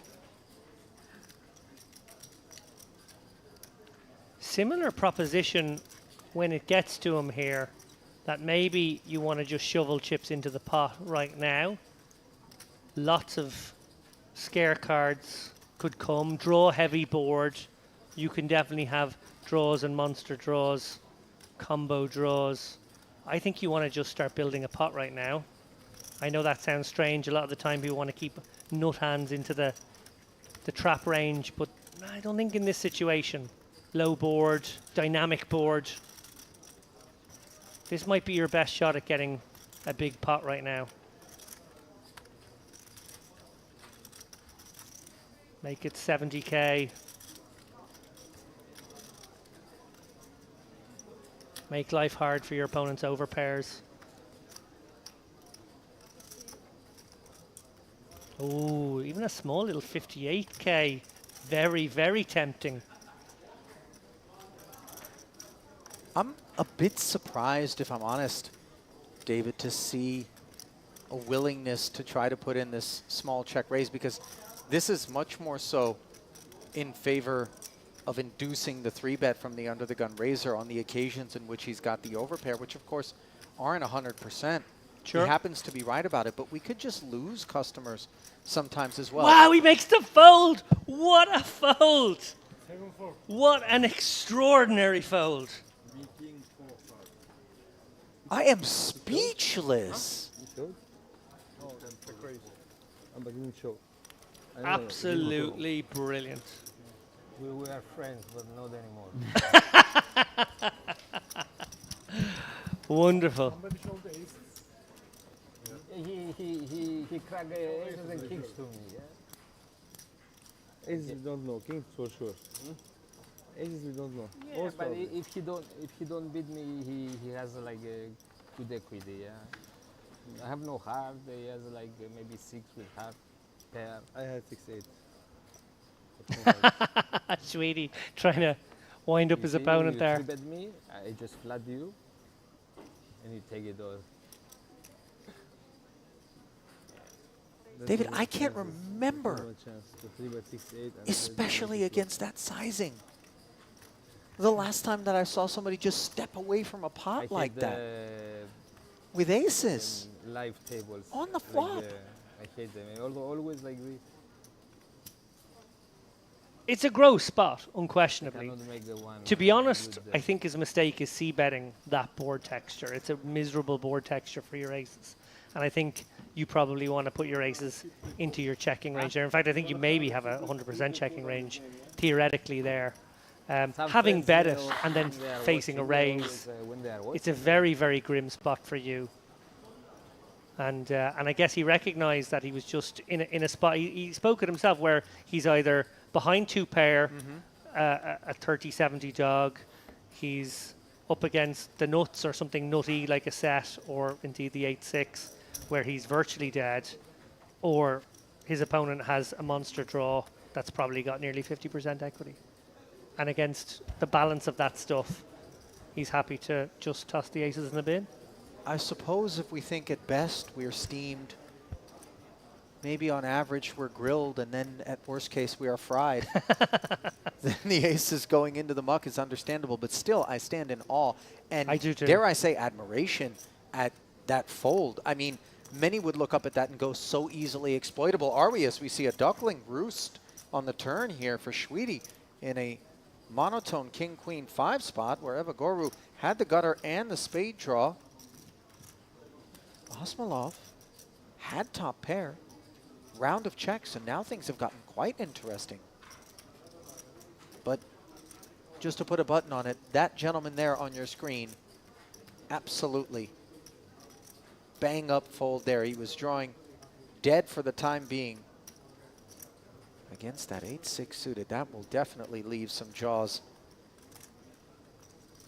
and mouths agape when it is viewed on the delay by the table.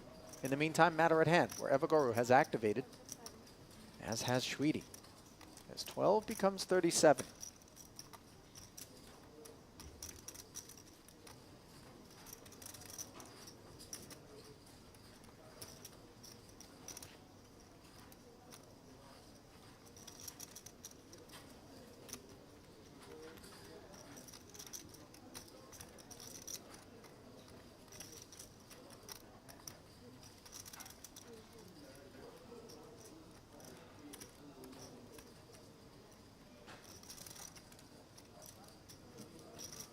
Awkward for Osmolov, by the way. And he decides without a spade, time to get out of there. Evagorou disappointingly folding to the raise behind him, as if it were a given that that was going to be the case. Maybe You made a very Osmolov good feels fold. different. I have straight. F straight? 6-3? 8-6. Really? I put him on like aces, kings, pockets, nothing. I have strong. 8-6 suited. Huh? I have 8-6 suited. That's pretty bad. So honest word coming down from Degtiariovas, who admits that he had the straight with the 8-6. And I'll tell you what, that, you know, you could have lived in Evagorous' head rent-free for at least the 30-minute delay. But I guess he just didn't have the heart to torment his man to the left, especially after said, we're not friends anymore. And he's like, no, come on. Yeah. Let's not go there. No, and I think sometimes when a guy does that, and you know he's going to find out in half an hour that he did a great thing, there's an almost respect, sort of like, oh, well done, that was a bit above the rim. Congrats. And Evagorous Nice. did claim aces despite not having shown them? Yes. When he laid it no, down? no, I think he showed them. He did show I them, think okay. I'm almost certain he showed them. Obviously, if we're willing to show that we will fold to the check raise on that board texture, we do open ourselves up quite a bit to being exploited, David. But Yeah, and I think that's maybe where the mistake was. Again, I don't like the c-bet. I think that's like a board where it's just not your board. It's the flatters board. It's the people in the big blinds board. and you're meant to check range and navigate turns and rivers, probably calling both in most situations, but that's the usual way to proceed. Well, the button has brought Ace-Jack to the doorstep for Degtiariovas, and he's saying he's not in the mood for any company, as the 3-bet will dispatch the Asmalov Open.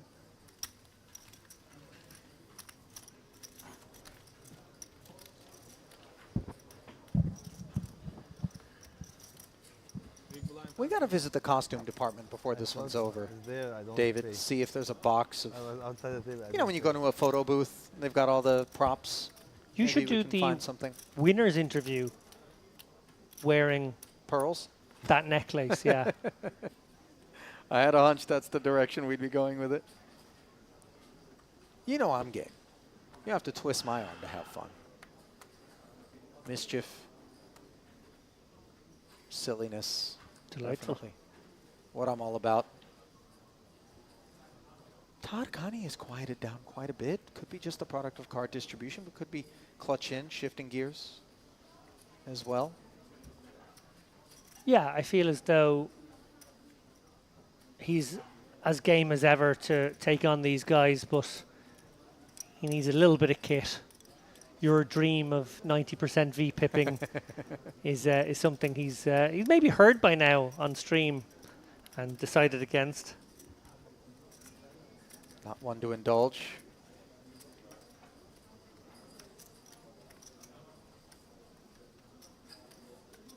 Should be said, by the way, you can bench press over 1,000 pounds, that you don't have to indulge anyone in anything. Indeed. I don't know if that's the actual figure, by the way. I don't even know if that's humanly possible, but... Is that a ton? 2,000 pounds is a ton. Okay. I am fairly Oh, certain no oh, one it's can do kilos, that. sorry, 1,000 kilos. Yeah. Sorry, I don't really... Me and my imperial measures as 553. Blind v blind. Open ender for Nick Bolu.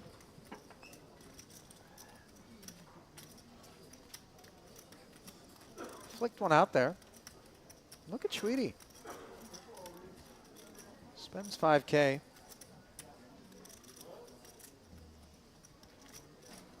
Just to see whether or not another barrel exists. Sees that it doesn't.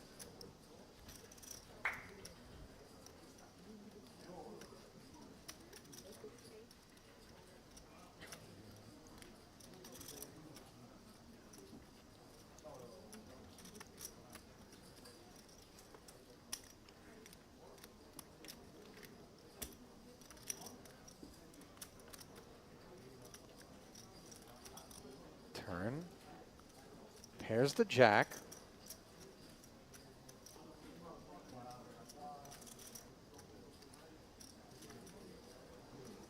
Let's see whether or not unimproved 6 high, which has no showdown value, will get after this 41K. Oh, we've got our answer, David. And for Schweedy, what do we have in mind? Well, he does beat the draws on the flop here, and his opponent, I guess, can be repping a big card here. I guess, like, maybe you would do this with an ace or a king. Are but you suggesting that think there's a world in which 9 high gets Yeah. curious, David? yes, and I would appreciate if you didn't utter that phrase if it is done so. We don't need to hear 9 high like anything. But yes, I do think it's very possible because he beats 6-7. He actually turns it into a, okay, so he raises anyway. So It does feel like, obviously, just to make sure we clear what might be an accidental value bet yes, from some random combination of cards, the raise certainly feels like the more favorable course of action. And these are the pots which really give you a glimpse into how much thought goes into it's a more day at the office for Schweedy. it's more gangster if you call it the 9 high though. Let's be honest, it's sexier. Oh, 100%. it's soul crushing is what it is. And it's a bit of an announcement public service, in fact, in nature to the rest of the field that I'm not the one, boys. You save that cute business for another target.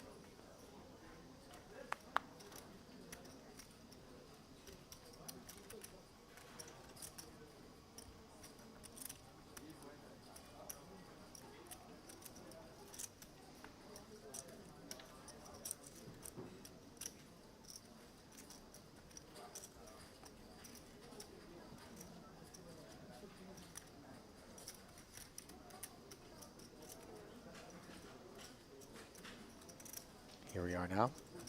Hijack. This is a little frisky. 7-6 offsuit.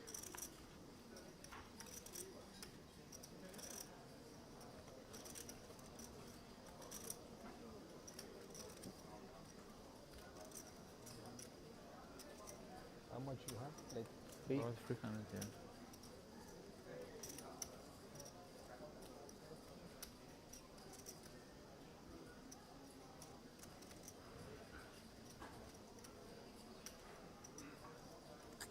Not sure why the 10-5 offsuit wanted to count, but nevertheless, asked and answered. Just wondering how many of his chips he has. Those look familiar. Oh, look at this. Tarkani back in action here. Ears must have been burning. Good David, hand. as we suggested, that he had gone into spectatorship mode, and there he rises up with the King 7 suited. 3 bets from the big, takes it down. Great hand selection. Great hand selection if you are going to do that. Why is that? Well, because you will get called by, obviously, better hands mostly. But you do have suitedness. You do have a king blocker. You can proceed down the streets out of position in lots of situations. But it's actually very hard to construct a 3-bet range from the big blind. Usually what we do is we put our very strong hands in there and we go kind of polar.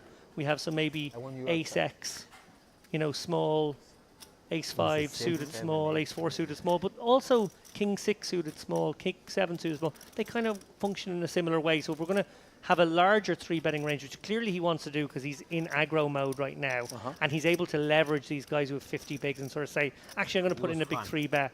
Let's play a big pot, and they don't really want to play a big pot against him. Then he's picking the right hands. He's plucking the right candidates from, you know, all around the grid, if you will. Right back at it. Degtyaryovas this time with legit kit. Ace Queen.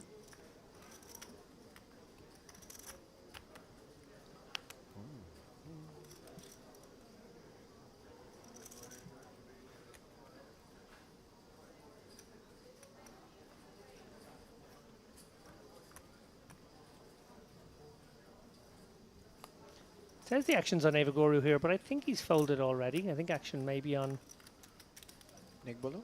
Yeah, there, indeed it is. Who just flatted. Oh no, he no, didn't. Wow, I it thought was it was two two chips. blues and yeah, it was 2 chips, but it was 30K. It's a 25K and a 5K. This is awkward. Both of these guys 60 bigs now. Degtyaryovas probably has a 4-bet fold candidate. He can maybe make it 85, 90 and fold to a shove.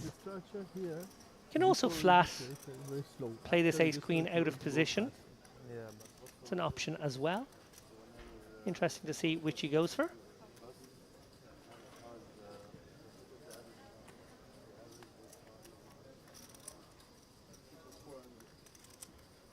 Two tens and a queen, and where did this board come from? As Degtyaryovas defends for the extra 19,000, dominating, and now very dominated. Queens and tens up against trips. With 72 in the middle.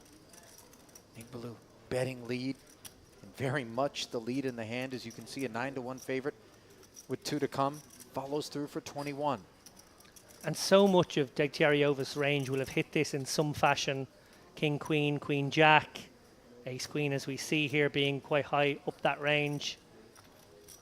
He could have some inferior tens. That isn't out of the equation either. Broadway gut shot acquired. As the check call brings the pot to 114. Terrible card if you're Nigbaloo, knowing what Degtyaryovas has. Obviously, it could be the card that makes his hand from his perspective. Maybe a King Jack has now picked up a pretty strong holding. In fact, it's a terrible card because it's the one that Degtyaryovas would have maybe hated more than any other in the deck. And one feels now that if and when the second barrel comes in here from Nigbaloo, Degtyaryovas in a much more difficult spot here.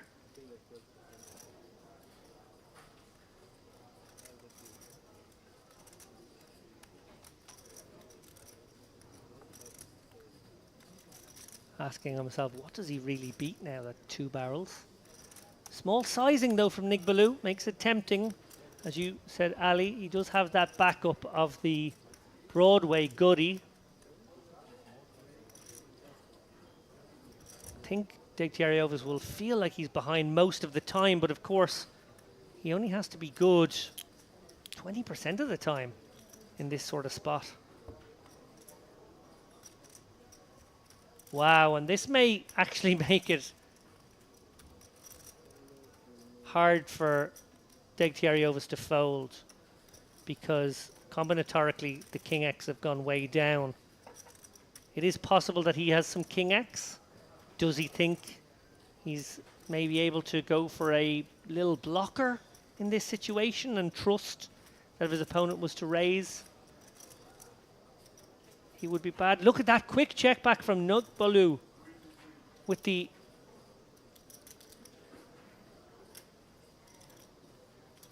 Tens full? Yeah, with the full house with the 10. I don't like that he took no time over that one. I do understand that King X was a reasonable portion of Degtyaryovas' range as played, but does it check to you? Yes, That's it may exactly do sometimes. the question. Yeah, it's not 100% of the time that the King's full is going to bet on the river, but it certainly feels like maybe we get after it.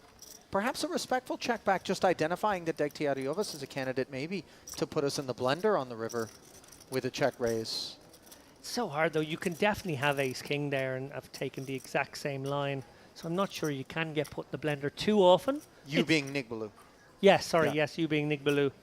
But I suppose what I didn't like about it most is how quickly he made that decision. Yeah. I think that's actually one that you do think about for a good while because you're trying to piece together the range of your opponent and see if there's enough value to pursue, Queen X being the obvious one. Anyway, on we move. These are the pots that we reflect upon at the end of a long day at the office and sort of reconstruct and try to figure out whether or not we've left a bit of meat on the bone. As Osmolov is the meat on the bone in this situation. King, queen suited against ace, queen, and Vagoru in a terrific spot, but obviously mindful of the under the gun position. See if he's got designs on a 3-bet. Not obligatory. Lappin with the ace queen, we do see some flats. Yeah, I think flat is reasonable. I think from what we've seen of Evagoro, he tends to take the aggressive line with hands such as this. But ace queen suited feels like a better flat, if that makes sense, because you'll just flop much better. Ace queen off, I think, probably plays better as a 3-bet. But I understand exactly where you're coming from. I think it's a kind of go either way situation. It's borderline. Asmolov with a interesting hand here. Obviously, it sort of functions as a 4-bet fold, a bit like the hand we saw a moment ago with the ace queen against the ace 10, but can absolutely flat as well.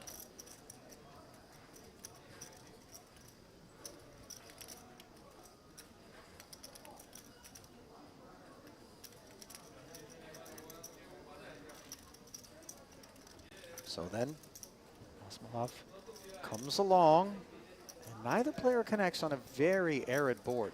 7-5 deuce rainbow. Yeah, unlikely either player has any of this, and therefore one would assume the player with the betting lead finds a way to win.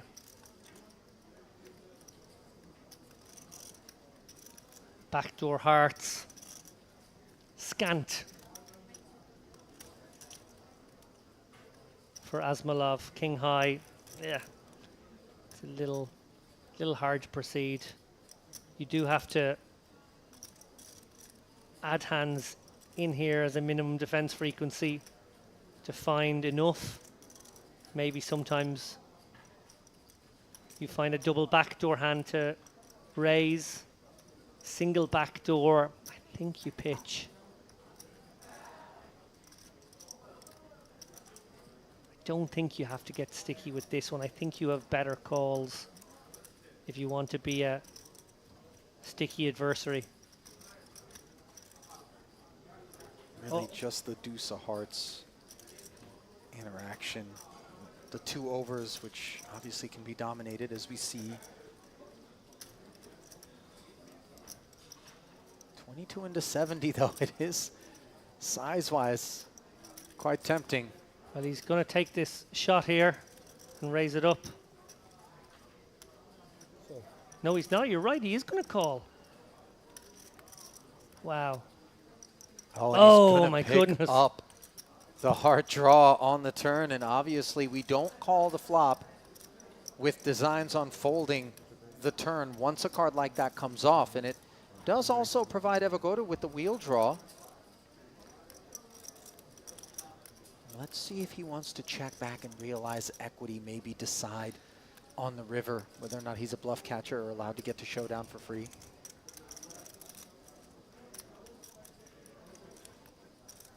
The big factor in this one playing into my head is the previous hands. That king's hand, that ace's hand, where he met this sort of board after he 3-bet.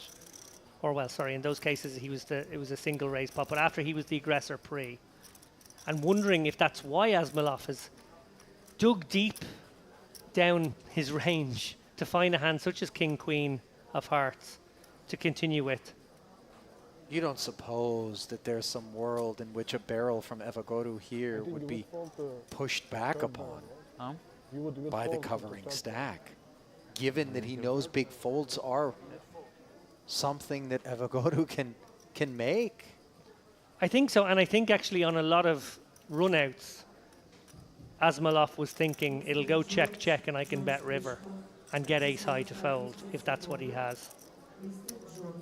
But look at this, Evagora, with the ace of hearts in hand, remember, as well, goes 73 and does create that exact spot Ali just mentioned where semi-bluff door is open.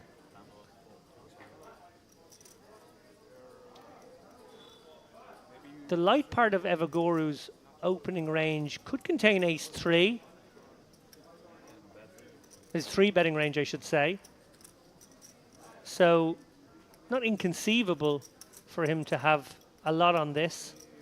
Also, could just be aces, kings, queens pursuing value despite the wetness and lowness of this board against hands such as 8s, 9s, 10s.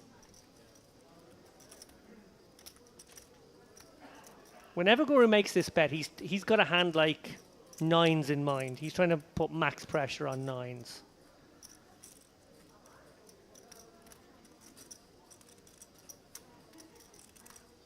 You see Asmalov shaking his head. But it would be so incongruent of him to peel on the flop as liberally as he has and short a king or a queen, to pick up this card in particular and then be unwilling to proceed. Yes, he gets the hunch that he's beat, and he's not wrong. And it's not hard to be beaten when we have king, queen high, but we know we've got equity, bar ace high hearts being across the felt from us. And when that's the case, sometimes we pay the price and try to get there. I know, by the way, that the hearts aren't the only path to victory. A king would be clean. Yeah, incongruency is the word here, Ali. You're spot on about that. And I guess this is the question you have to ask yourself now, is that you get one of the best cards in the deck and you don't continue? Well, what were you hoping would happen? Obviously, you're hoping your opponent doesn't bet 73k, but... No need. So... A reluctant call, let's call it. Calling to hit, but absolutely going to bet on a lot of low cards here. No need. No question about it. I don't think he thinks King High is good. Oh, how about backdoor second nuts? As all of the reservations that he had about finding his way to this river are vanquished in one fell swoop in a 260k pot, and how demoralizing this is going to be for Evagoro, depending on whether or not he faces a bet or will be allowed to check back, which I'm almost certain he would be willing to do, although one never knows with the Ace of Hearts. Maybe he feels as though he can apply tremendous pressure. I think it'd be very ill-fated. Remember, Evagoro thinks he's trying to get a hand like maybe 8s at this point. 6s and 8s are the obvious hands he's hoping to get to fold if he was checked to and would decide to use his ace blocker to bet. So that's why... Oh. Well, now we see that there's just nothing he can do. Yeah. But just play. It feels like it's been played like a set now from Evagoro's point of view. He feels like Asmolov probably had a set. Hard to put him, maybe like the 7-8 of hearts, the only other sort of candidate. Would the set really go sailing for all of it, though? Granted, it is a covering stack once it is more vulnerable than it's been prior, given the arrival of the backdoor hearts. Maybe those are the questions. And yeah, this has been a very deflating level. Yeah, it's okay. Yeah. I think this might be the last hand, as they said, maybe with 30 seconds on the clock. Do you mind thinking about this one for a while so we can all go away? I think he needs a bit of time anyway. This is going to be a very low note on which to end this 2K, 5K level, David, for Evagoro. I don't see a world in which Ace-Queen is thinking about a call, and sure enough, the hand eventually finds its way into the bin. He's played so well, Evagoro. Conversely, he's run so bad. Yeah. But Kings against 7-4. Aces, a wonderful fold that really blew our minds against the 8-6 check raise, and then just then Ace-Queen against King-Queen in such prime position to be able to take it down, and just runs in to the King high flush for Asmolov, who currently sits 4th in chips, quite a ways in front of Evagoro, who descends down the leaderboard at this featured table with just 31 bigs when we return to the 3K, 6K level. And we also will be returning to the desk here inside the Merit Crystal Cove Resort and Casino Ali Nejad alongside David Lappin. And obviously the focal point for me would be Evagoro in that particular frame, and specifically the aces, the hand that is going to be talked about in this poker room and perhaps elsewhere for those who ingested it on this stream. Yeah, I think the Takargani show became the Evagoro show. There was obviously a wonderful ensemble cast at play as well. I think they all deserve Emmys. Asmolov especially, but what's that phrase? Once bitten, twice shy. You know, he had that experience with the Kings on that exact kind of board texture. Maybe saw, you know, history repeating itself. George Bush had that great phrase. What was it? Fool me once, shame on you. Fool me, you can't get fooled again. I don't know. I kind of felt like that. He felt like he'd been bitten and didn't want to repeat. And can I be honest with you? I'm leaving now, and I'm very sad to be leaving now. But I would be doing everything in my powers if I were you to bring these 9 people back again. That was an amazing frame of poker. It really was. Although I think they'll be all too happy to be disbanded, preferably away from one another, as that really was a tremendous amount of talent on display there. We're going to go to a break. David, as mentioned, will be ceding the seat to James Dempsey, who will join me, and we will take you home for the final couple of levels here on day 2 of this Merit Retro Series main event. Stay close.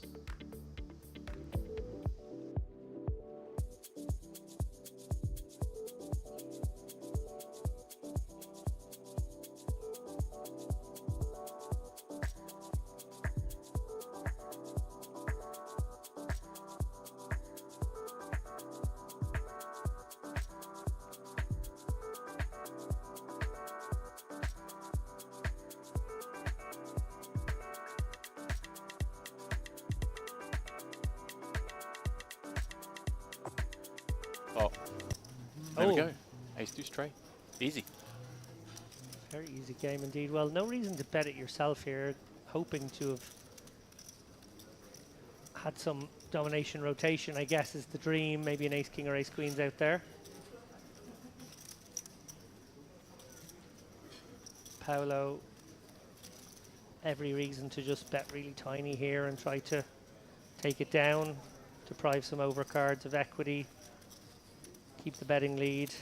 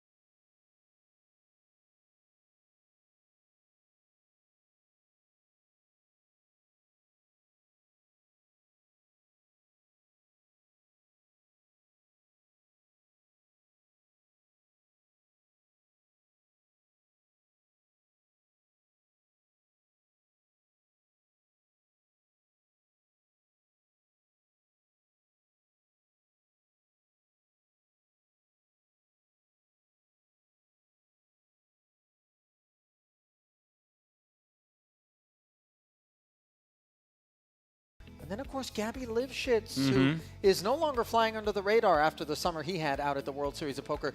Deep run in the main event, James. 26th in the main, 345k for his efforts. Yeah, the secret out maybe a little bit.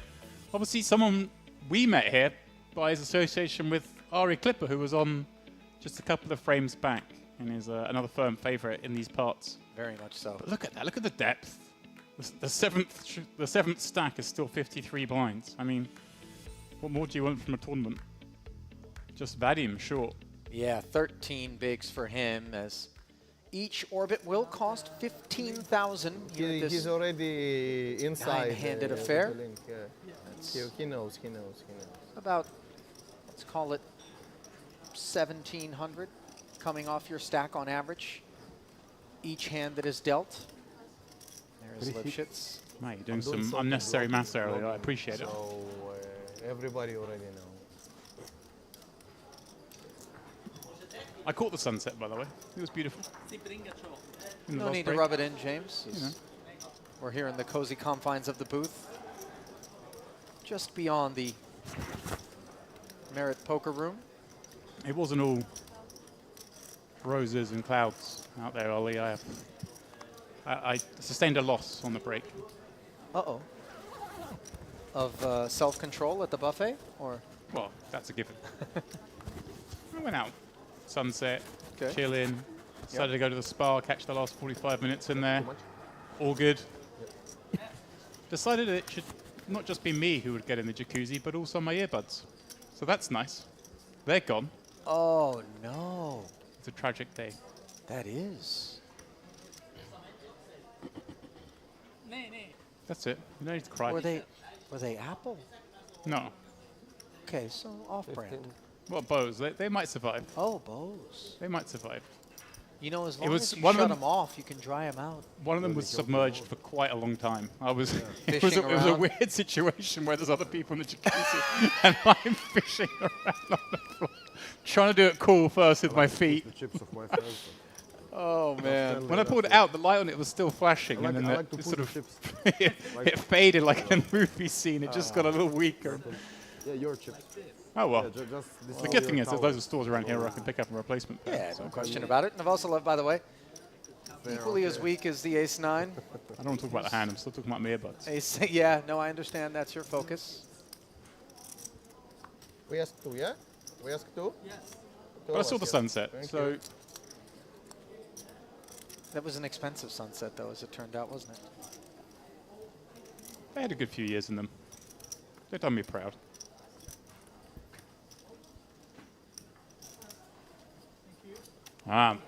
Blankets on order. The Merit Blanket. Is the series complete without Don't what do you?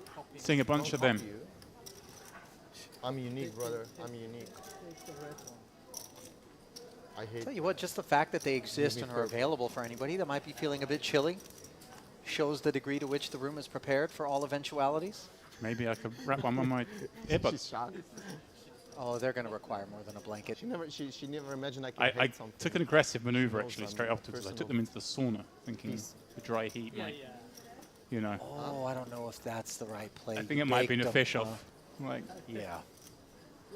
Would you put them on the hot rocks? No, I didn't go that far. I mean, I just had them by my side, They've which also again drew some eyes. Puts the King Jack on the hot rocks with the 15K open. Into the bin it goes. Hi, Duke. Yeah, nice ball. Jack 8. On the national TV. Yeah, inappropriate. My wife is watching probably. Just 11 blinds behind. No, she's definitely not. For a 2.5x, Ollie, this she's is not watching.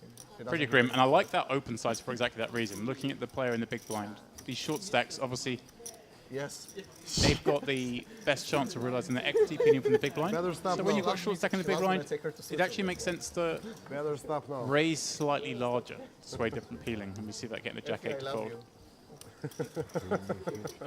Now, obviously, Ollie, just in case. I gather there was a little fold of aces whilst I was away. Yeah.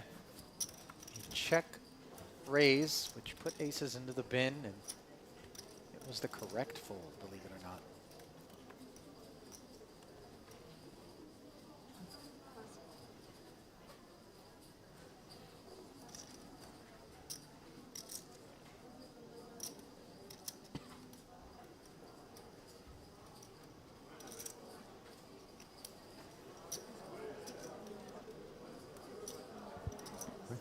Vosilov. King 10 suited this time. Still going to be open. Let's see what side he's gone this time. Oh, he is sticking to 15. Maybe that's just his number, 2.5x. He is pretty deep, and a lot of these players are deep as well, so may well be the case. There's Corey Corkmans, a man known well in these parts.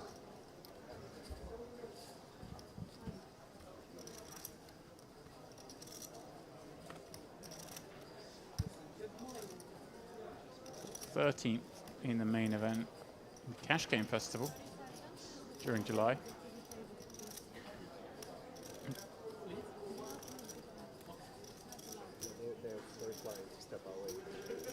Lushitz calling from the big blind with King 9 suit. Seems pretty reasonable.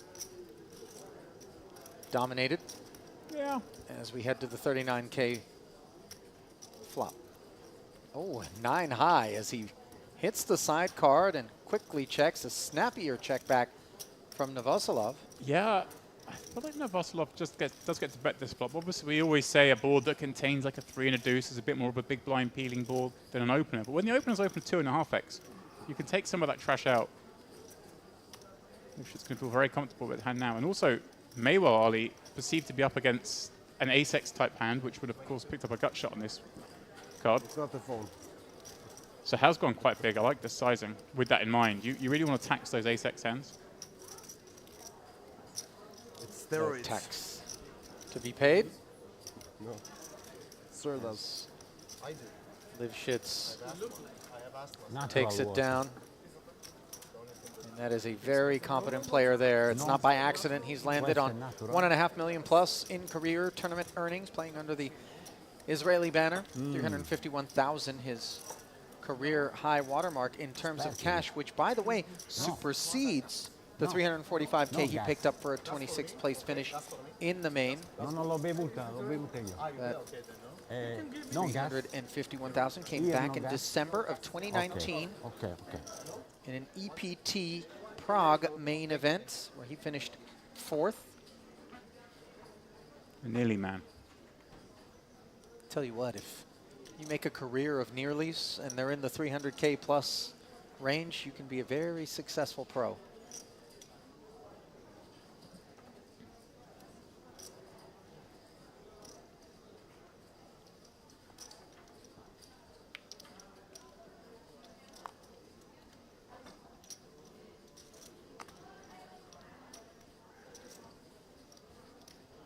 King Jack suited now for Subramaniam. Here we go. I'm going to go with that. I wanted you to have first shot at that one, Ali.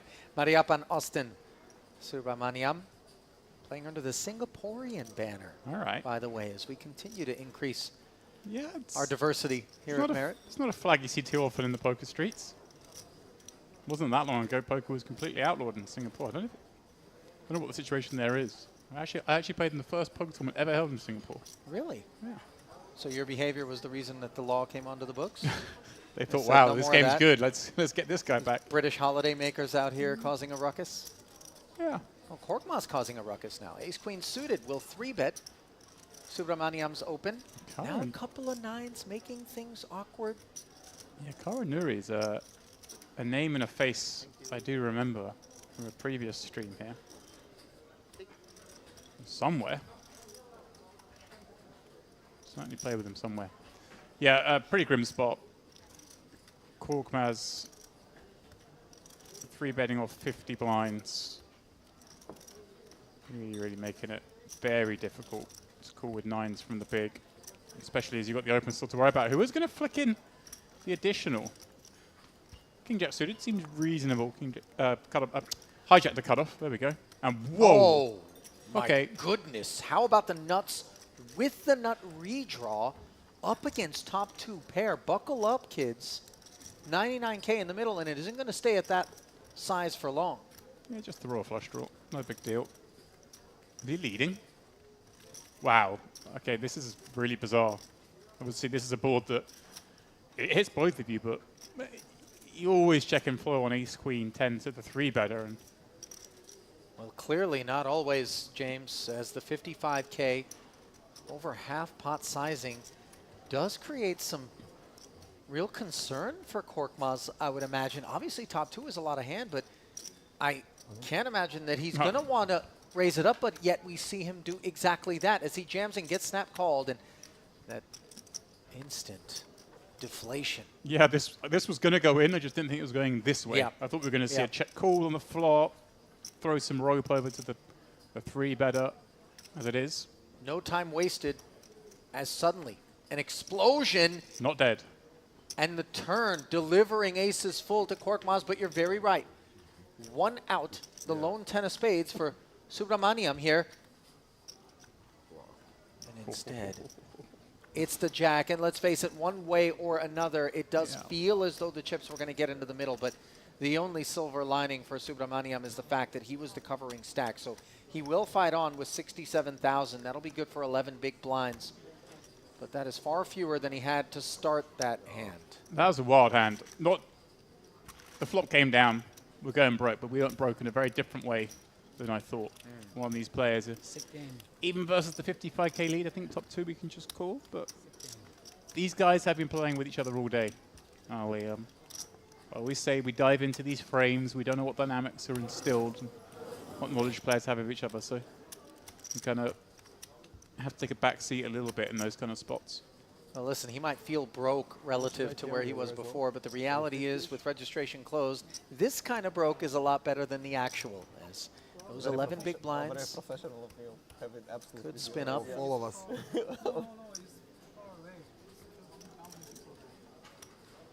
271.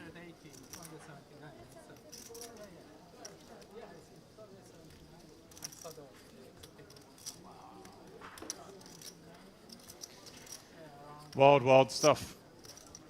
Didn't take long for carnage to ensue here at the feature. I'm not going to lie, I wanted to see the rod on the end. The Max drama. Clip that hand, send it around the world. Oh, for sure.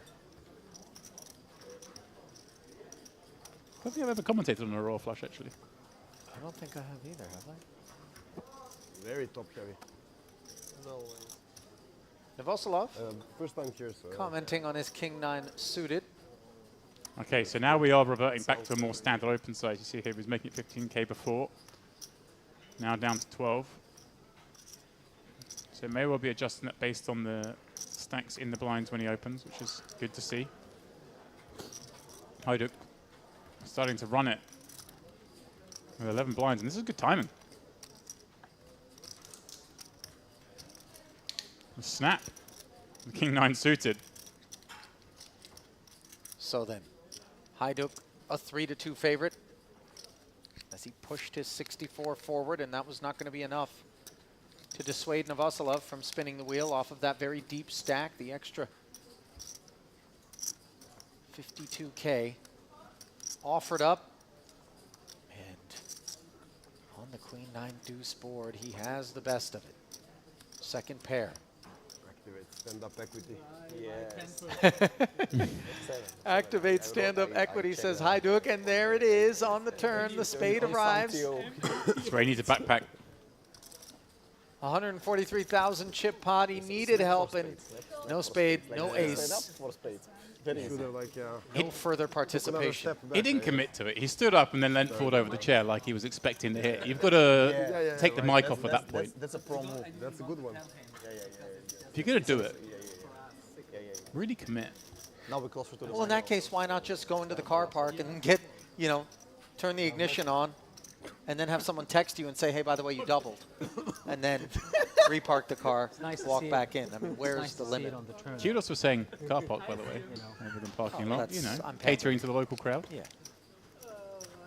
I mean, they drive on the left here. This yet another one of those parts of the world that you guys had to plant a flag in at one point. It's been supplanted, for the record.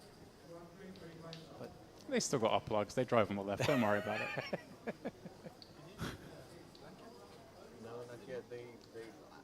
Let's call that no, it's cool. imperialistic scar tissue. Remnants of a bygone era. Now it's ego thing, actually. If it was virgin, I would defend.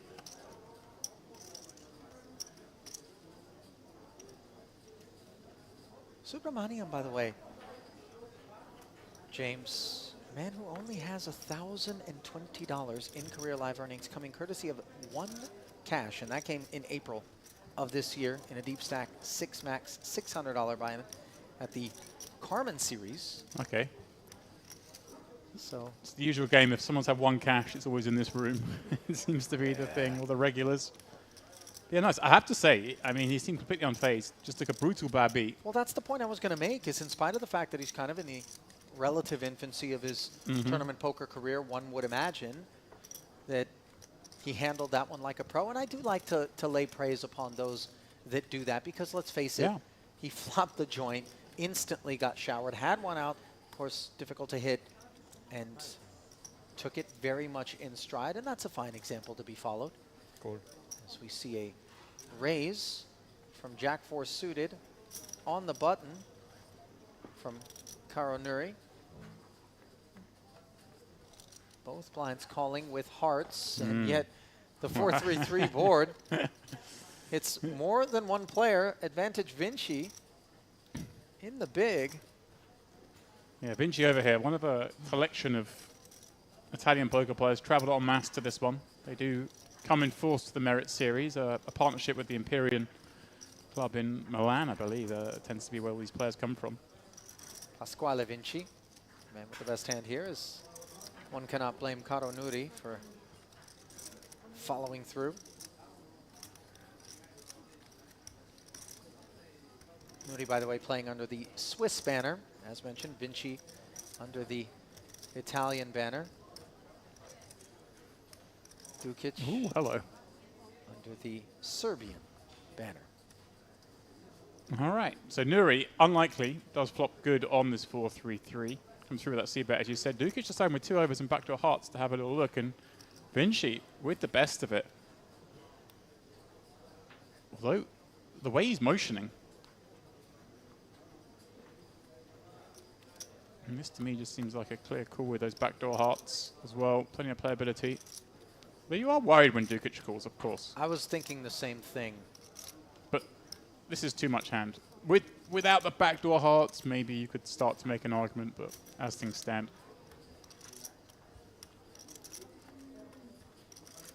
Now then, the deuce on the turn. The under. It was unlikely. And not just any under, but the one that will give the ace X's, which do lurk from time to time in a three-way affair of this nature. The wheel draw, but of course we see no ace out there. This is a weird one for Nuri. Yeah. You just got to not give up, but Can I get a... some of the hands we want our opponents to have. Thank you. 5-6 that we're ahead of on the flop, we now are obviously dead to, or near dead to. And some of the discomfort that Vinci might have been sensing after overcalling on the flop has been relieved considerably by this king on the river, now giving him kings and 4s.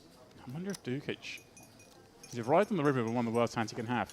He wasn't planning for this one to go 3-way, one would imagine, which does complicate matters. But certainly a candidate. What? He is going to go for this. Yeah, ginger tea and honey. Bet 1/3 pot. Just trying to make Vinci fold this kind of hand. I think Nuri's got not a lot. As it is, Vinci got the best river he could find. Calls, easy fold for Nuri, and Dukic will table the bluff. Dukic is like, yeah, well, I ran into that one. Yeah, and also who knows if the king doesn't come off. Right. How Vinci's going to feel about it. Yeah, very hard for Vinci to call.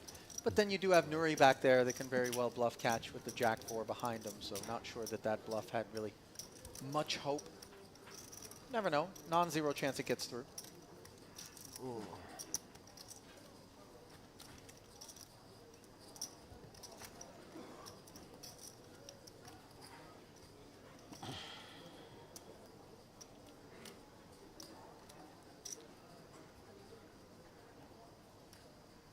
Many Karos. Hasn't displayed any skills just yet early in this frame.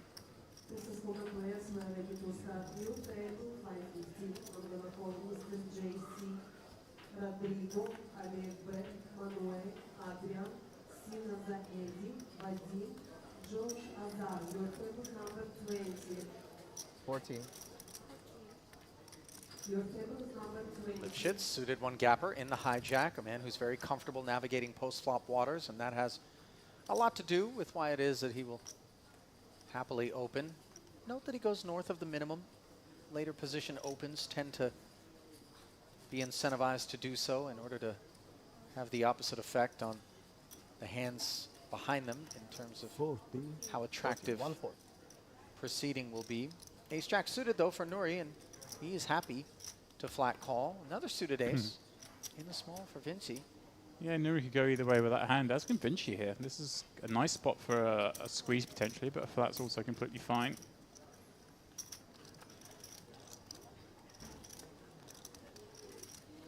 Seems Novoselev didn't have anything to speak of, as we will play a three-way pot of 54,000. Jack 4-3. Okay. Nuri, top pair, top kicker. Note Vinci's got the backdoor diamonds and the wheel gutter. Dust for the party starter, Lifshitz, and he promptly checks it. Yeah, there's some road left in this hand, Ali. Backdoor clubs, gut shot. We're not done yet. Nuri with the ginnest of hands, of course, with that. Top pair, top kicker, backdoor flush draw himself. 22k, and Vinci's... He gets me every time when he picks his cards up, Arde. It looks like he's going to fold.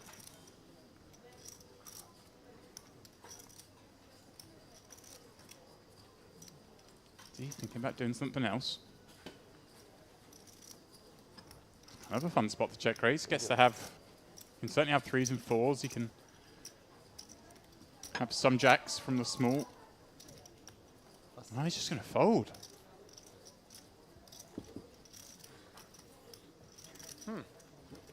Brilliant, brilliant.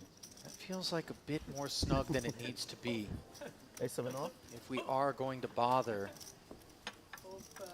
I was blocking. I mean, I was blocking. if you know you're up against exactly ace-jack, it's a pretty good situation. Obviously against range, we definitely do want to be taking one off there. Vinci's going to wait till he rivers top 2 and stuff, or top two pair anyway. He finds that king, that'll do him. Chill out for an orbit, avoid the marginal spots. So it's like a pretty tough table, to be fair, from the tables I've seen so far today to this one. I know you guys had a pretty tough one last frame. Everything is already resolved. It's all solved. It really was, dare I say, the toughest feature table that I've ever commentated on from here at Merit. And, you know, one might imagine a final table would be the nature of the assembly that we would identify as the toughest, just given the challenge of making it to an FT. But really, it just was a random collection of really accomplished players. And even those who were less accomplished being on the very talented side of the spectrum. Meanwhile, it's funny, look at this man, he's got his one cash, but the way he handles the chips, the way he handles himself is... Yeah? This is a man who's played a lot of poker.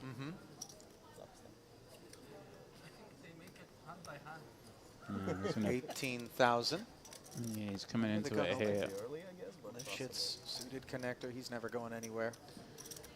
No. So Ramian opening off, 11 blinds. Avoided just going all in, but one would imagine Lifshitz is going to ask him for more than the 18k. Be some suspicion about the non-all-in. With some players, you can be certain the non-all-in is like super nutted. But for the reasons I just mentioned, this man looks like he knows how to navigate a poker table. I'd be requesting a little more. He's just decided to flat. Okay.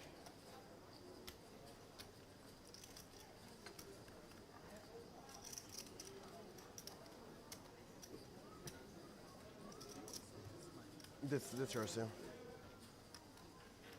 He's against the 3x. Which means, of course, less likely it's going to go multi-way behind you when you flat. But I'd still prefer just to make things easy for myself. The clock's paused for some reason. I don't know why. Lifshitz is so balanced, James, and so unafraid to play post-flop. You saw last time he opened unfavorable texture when he had that 9-7 suited. Just happy to check and fold. Well, A lot of discipline, and there won't be any check folding in his future. As we see Subramaniam outkicked. Top pair, sub 1 SPR, that being stack to pot ratio as he sits with 49, 51 out there. Yeah, both players just thinking how they can get this in. Yeah. So Brahmin, I'm just going to rip it, and he won't be expected to see many better aces. But there is one. Pretty torrid time for him at this feature table. Yeah. Not dead yet. Hasn't done anything wrong either. Nope. Just has run into it on more than one occasion. And this second one is the one that spells the end as he's unable to connect with the 10. At least he hasn't soaked his earbuds. No. You know, No, he hasn't. Could be worse. He has been showered, though. Gabby Lifshitz, the beneficiary. I do appreciate the long, dramatic sip of tea, then the water, and then a slow walk away from the proceedings. Some gravitas to that exit. Looks like it might be a slow walker. Crutches at the hand. Maybe he is running bad outside of poker as well. Or strapping to the ankle.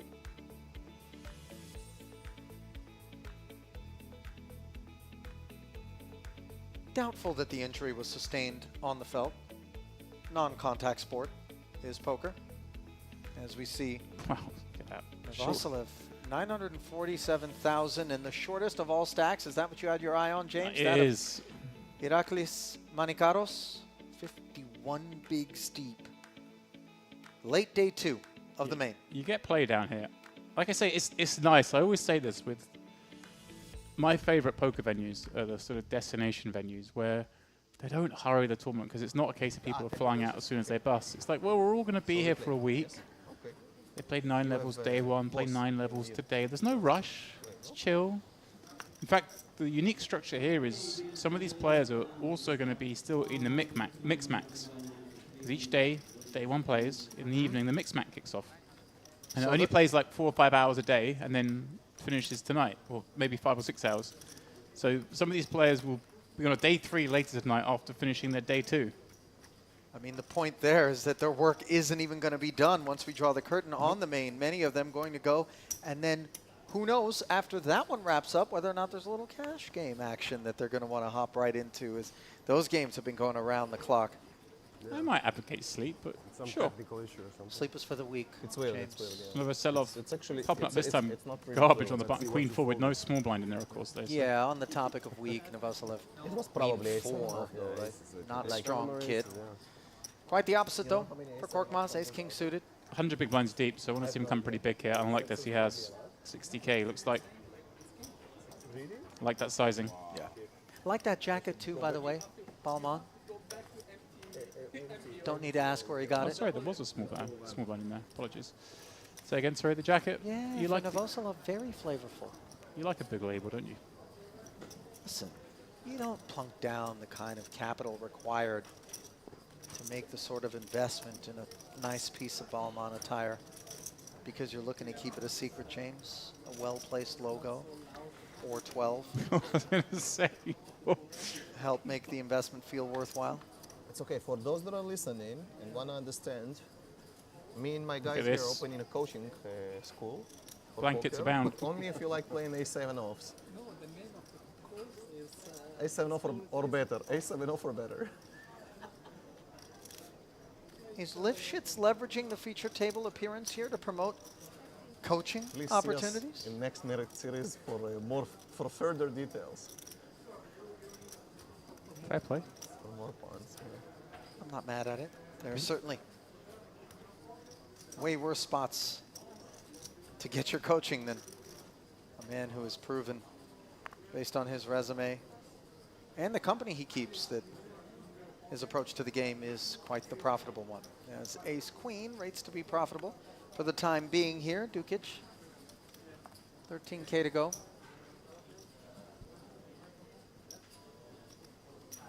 Very playable Queen Jack suited from Lifshitz. No decision here from the big. So be 100% cool with this one. There are trouble boards though. But not really one. Dukic having all of this one.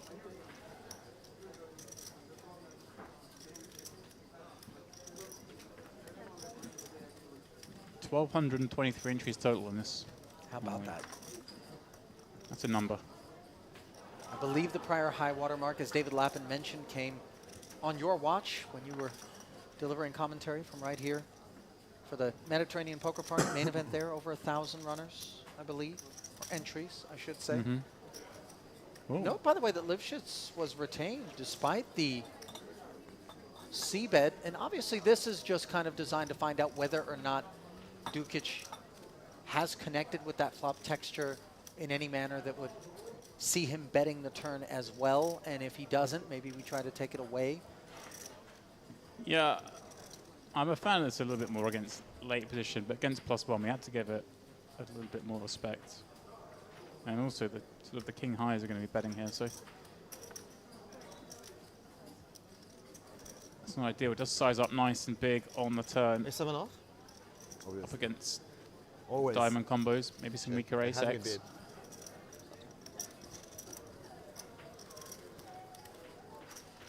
Hello. Hello.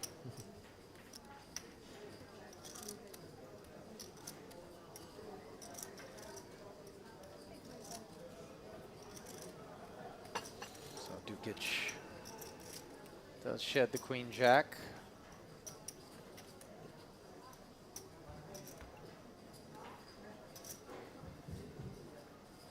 See another Swiss man join the table. Randy Hofmana.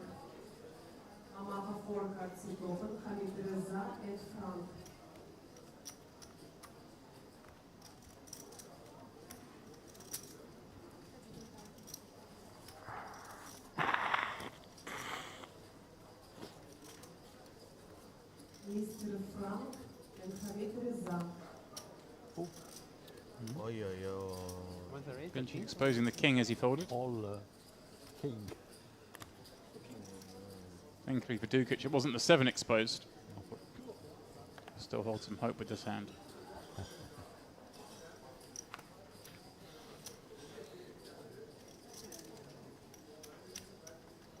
1-7 and 1-8 counted for. Yeah, you won't start folding on stream, I guess.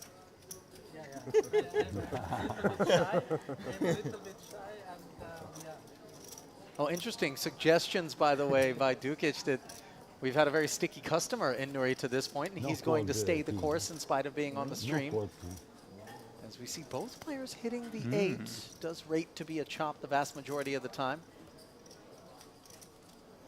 And a board that Dukic obviously isn't supposed to hit too often opening from under the gun.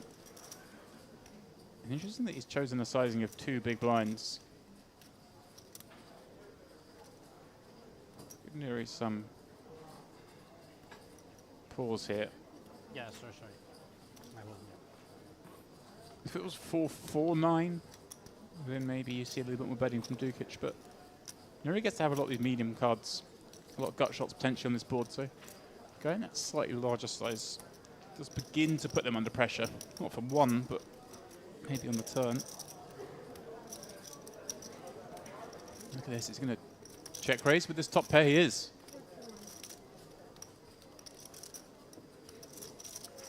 And this is where things start to work against Dukic now, because he holds a 7 of diamonds, which is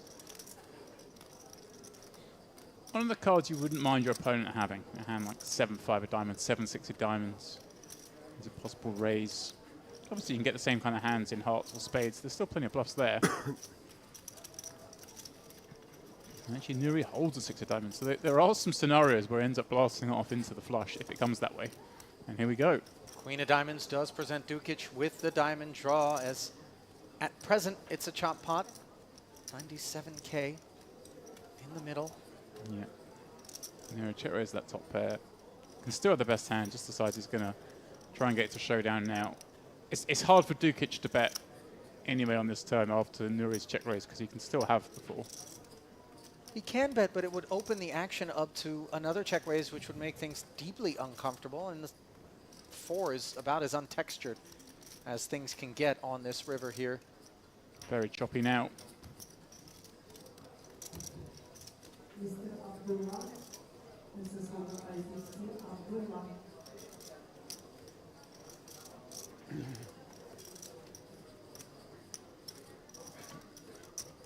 Yeah, I think Dukic best served with a check back here.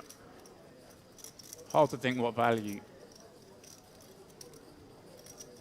what hand you can get value from, I should say. He's check raised. What you really hoping he's just got 7s or something? It doesn't really make much sense. Fair fight. So uneventful in the end. I was going to say there was some events. Yeah, but you know, after the turn.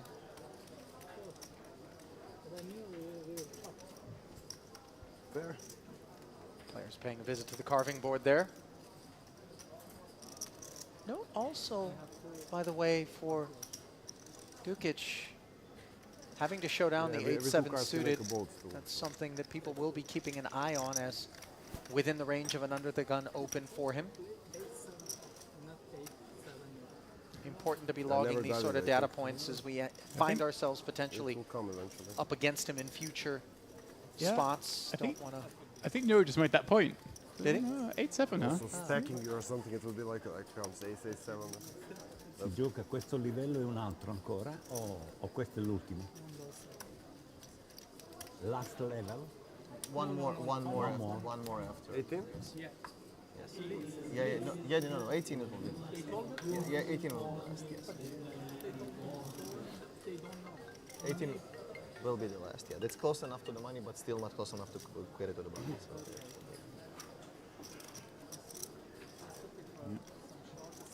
1,223 entries, 273 remain. We are some distance from the money still. Was there any talk of prize money being announced? Yeah, you heard? Can't effort the response here. Wasn't sure if they announced it during the last frame or anything. Ah, 567,000 for the winner. Here we go. I ask and I shall receive. 143 players will be paid. That is tremendous, by the way, to be able to make the money as part of the top 143, let alone to take down over $500,000 in a $3,300 buy-in event.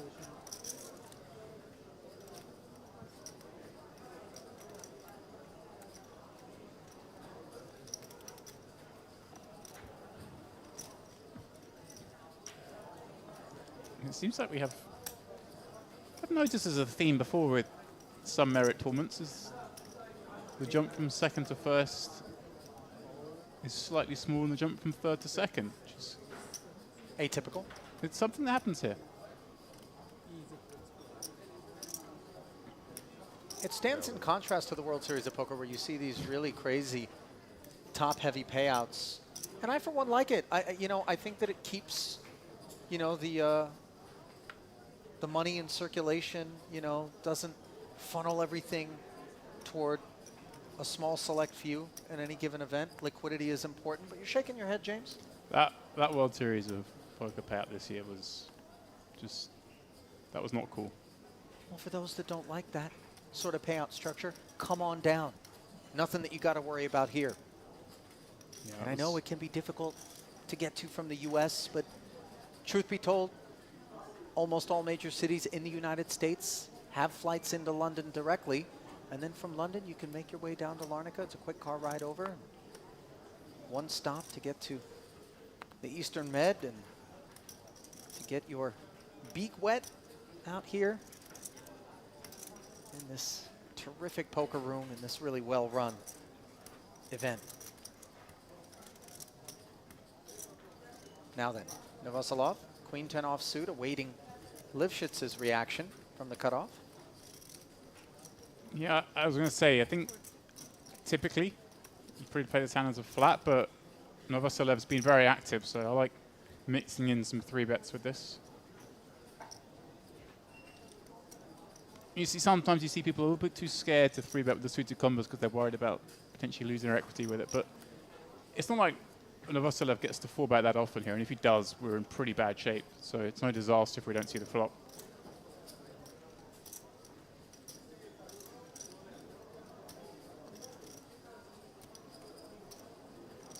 Lifshitz isolating. Has the better kit here. Unintimidated by Novoselov's big stack, by the way. And I mean, I said all that, and then Novoselov just put him in the bin. Instant 4-bet. Yeah. In that case, let's not 3-bet the King Jack suited. Well, I mean, here's the thing. Not lost on Gabby is the fact that we are staring at a chip leader under the gun, one who apparently does recognize, as proven, the latitude that he has to open a wider range of hands. Yeah, and he has a good hand. And it was kind of an I know, you know. Yeah, Gabby's going to be in for a little surprise in 30 minutes time. We'll see on stream, boom, get wrecked like 6-8 off or something. He recognizes the possibility that Novoselov there might have been out of line and just putting Lifshitz in a blender. Well, he made me look silly anyway. Well, not difficult. Now then. Jacuzzi and earbuds can do that to me. Open here from Manikaros, who has been the most limited in terms of participation here at this feature thus far. Hasn't been dealt in at all. Just had a lot of dust. Had some good results this summer during the World Series. You're playing under the Greek banner, as many do. Very easy to make your way to Cyprus from that neck of the woods. Very easy to see Dukic proceeding with the ace-9 suited. That's what he does. Yeah, he's not going to make the mistake of 3-betting the under the gun open. Just you saw how that went last time out.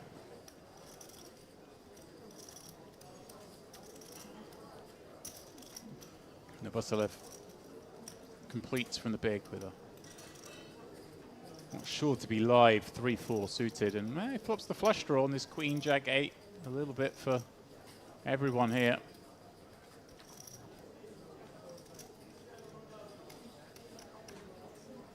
And it's a board that both Manikaros and Dukic do get to have quite a lot of.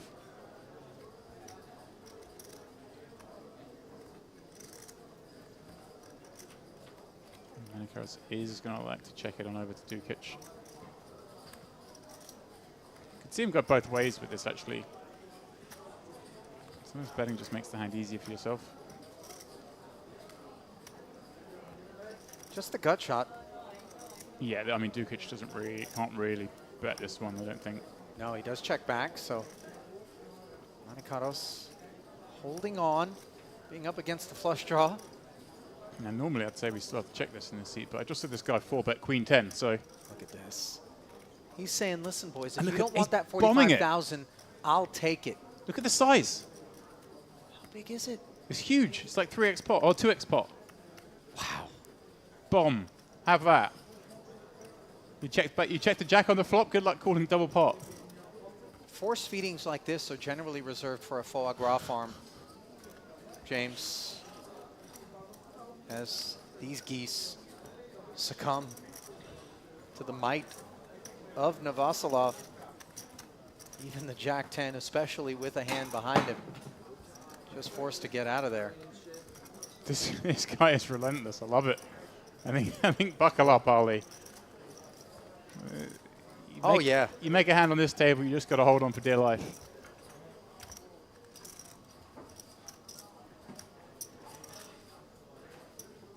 You know, we saw something different out of Kanan Taharkani in the initial portion of the program when he was on stream on the featured table. He was somewhat aggressive. Then he kind of dialed it back.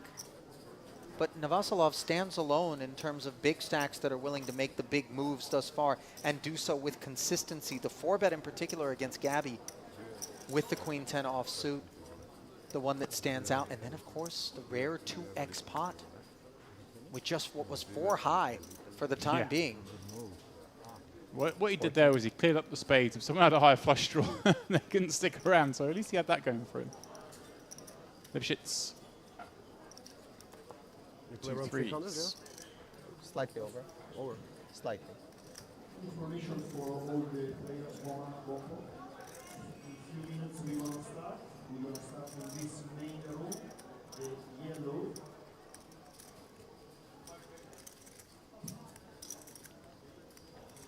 $14K. Says Lifshitz. Not sure. Did Vinci know it was on him? No. Okay. I don't know. He has taken some time to fold some clear folds. So I don't know whether he's maybe just thinking, hey, this table's not quite what I bargained for when I came down here. I'll just play a little slow in this last frame and try and find the bag. He was asking, is this the last level? Certainly has that feel to it. Yeah, I think he's looking to punch his ticket into day 3 comfortably. Nothing wrong with that, strategically. As we see Monte Carlos, the lone customer with Queen Jack flops, the second nut flush draw on a King 7-4 board. Lifshitz also with the club, and the only pair in this twosome with 37 in the middle. Yeah, I think you can come with a tiny bet here. I haven't seen much of that on this table. Everyone seems to have gone pretty hard, but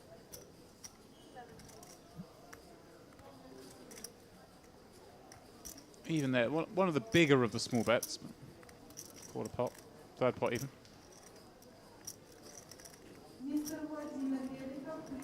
Ali slides chocolate in my direction. Not quite sure why. Not just any chocolate, white chocolate with pistachios, James. Just some of what's on offer here, as we want for nothing in the Merit Poker Room. We want for a club, however, for Monte Carlos, after he check calls the C-bet from Gabby. Yeah, seems pretty reasonable with the Queen of Clubs. Can still be ahead of, well, of course, against some hands. 7, I'm about to say, the 7's a nice card for us to have some leads on. We have a whole bunch of 7s. Our opponent just almost never has one.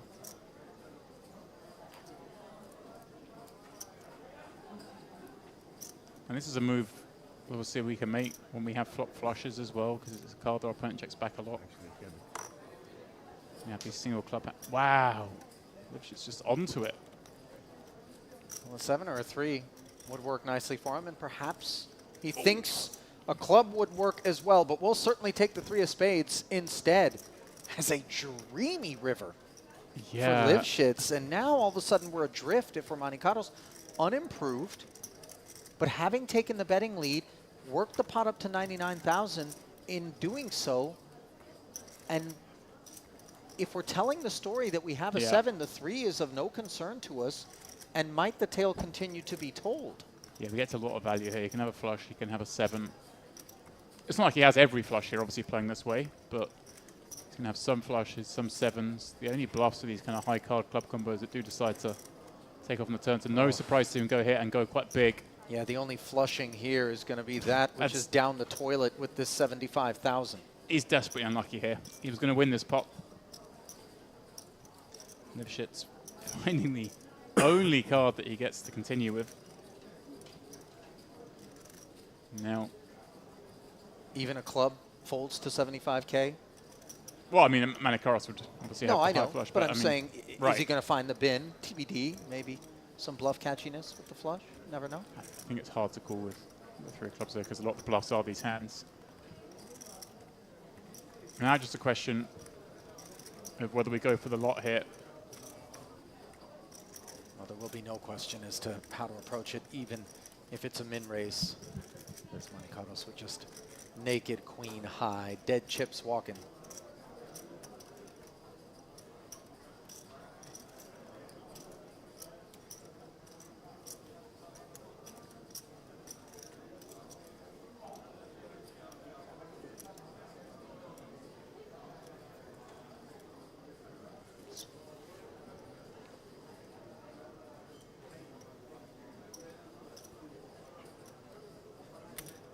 He is going, as you suggested, less than the all-in. But obviously, in terms of playing off of 293 back on this street, the 190 is so meaningful. regardless. And the snap fold from You'll see it on TV. Queen High. Ace 7 off. Flop, I swear. I swear. He had Jack 10 of 10 of clubs. I swear I folded. I controlled myself somehow. Like it would be a nice spot. Well, that was a hell of a river. None of them are putting on threes. Good for Two out of that's line, for yeah. sure. Good for your general image as well. Yeah. Right? No, it would be too much. I still have some reputation, kind of. Hello, sir. How are you, sir? Yes. You're very handsome today, sir. Thank you, sir. I appreciate it. It's nice when you sit down at a table, isn't it? Novak Golden just getting told he's very handsome today. Got him. Cheers, sir. Getting to know Navot Golan, I appreciate you a lot. a compatriot of Lifshitz playing under the Israeli banner, 234,000 in career tournament earnings, 50,000. His best cash. Probably since 30 years. One peculiar line item as we see Hoffmanner, the other new arrival, at the feature with the pocket nines, making it 12,000, and Vinci, who has appeared very passive here.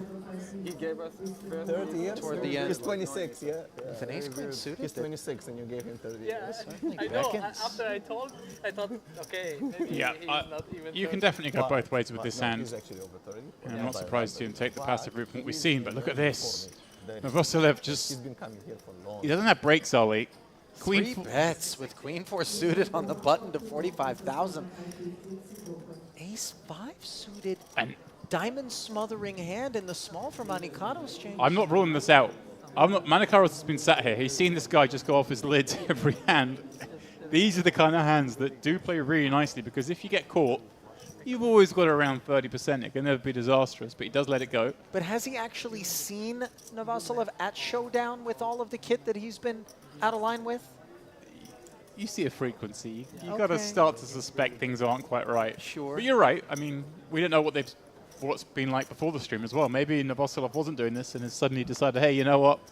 Let's put a show on for the fans. Now then, Randy Hoffmanner. Yes, it's great. He's just arrived at this table, what, an orbit ago.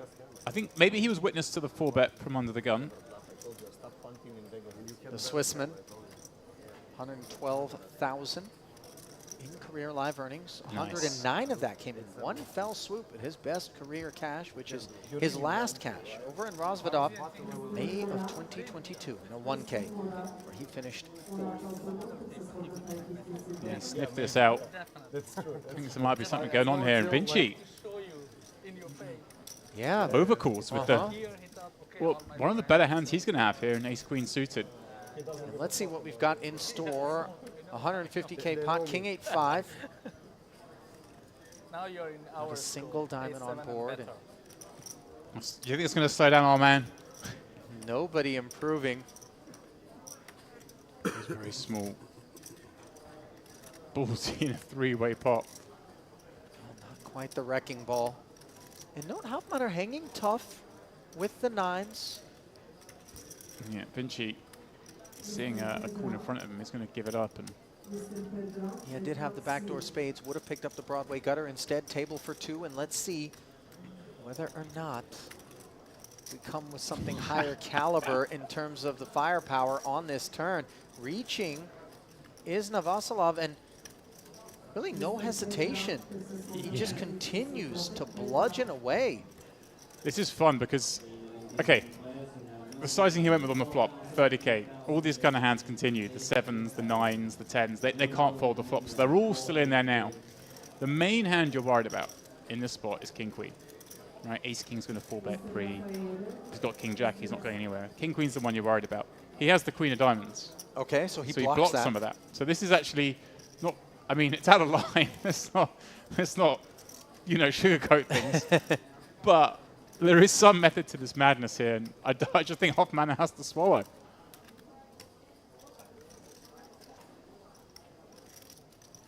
Hoffmann himself, I guess you'd want your opponent to have maybe a 9-10 of hearts, Queen 9 of hearts kind of hand here to to have the bluff, so that's the 9s with the 9 of hearts aren't the best combo. Bomb pot? He's suspicious. But the problem is, suspicion would deliver another 150 into the middle, Right. bringing the pot to 510. He's only going to have 190 and change back, and you could very much see a world in which all of that gets asked for, and bar a 9 on the end. How are we going to feel about a whole variety of cards that could roll off? I was going to say, I think if you call here, Novoselov gives up, but he Oh, hasn't don't make shown any any signs assumptions. of giving up just yet. Well, as metaphorically we attempt to express feature tables from time to time in terms of the animal kingdom, I believe what we're staring at here, my friend, would come from the sea, the mantis shrimp. Are you familiar? The strongest punch in the animal kingdom comes from this diminutive crustacean, James. Knocks out fish in a split second. Go ahead, look it up. Are you implying that Hoffman is a fish who just got knocked out? No. Rather that Novoselov is out here throwing hard punches at the field and to great effect. Yeah, look at that. 2-1 chip lead almost now over second place Koray Korkmaz, who's done well for himself as they try to keep their heads above water with the blinds now going up to 4,000 and 8,000. It's funny, you asked me to start this frame what kind of stuff we're going to see. Do the big stacks, get to bully the medium stacks? And I said, not really. ICM's not a thing at this point. It's always an advantage to have a big stack, but it shouldn't change the play too much. I was wrong. Yeah. And so was Hoffmanner with the 2 9s. Now, this is the hand he needed last time. We've just piled it in pre. Oh, and he would have done so quite happily, too. 12,000. 16,000. 16. Here's the last level of the day. Might be the last time Hoffman folds to level up as well. He's had enough. What's happened to I'd have had enough. What happened to the hand that he did C1 based on the turn 150? Show them all fold. Min raise open. Yeah, some power poker as well. Yeah, I think. Dukic and Gabby are well aware of what's going on now. Gabby must be thinking, I shouldn't have 3-bet that King Jack suited if I wasn't willing to go By with the way, it. Novoselov has his eyes trained on that corner there. I think he's very privy to the conversation. It's like, guys, I'm right here. I know you're talking about me. Not as subtle as you think. Ace 10 from Honeycaros. 20 blinds. I would feel Hoffman is going to be opening slightly tight to this hand after getting bruised the last. That's 42. But he feels he can try and get one through here. And I like going for the non-all-in. It looks super strong. You're targeting under the gun. And under the gun's still going to have to fold a lot of hands. So what are they going to do with Queen Jack? What are they going to do with the King 10 suitors of the world? What do they even do with Ace Jack? He can't continue. 8's just horrible. As it happens, he's just got the bad timing. Hoffman is going to pick up some of the chips he lost in the last hand. This is fun. The jam now. Getting some street poker late in the night. Honeycaros does concede in 3-bets like that off of Gabby. His stack. Nodding. More painful.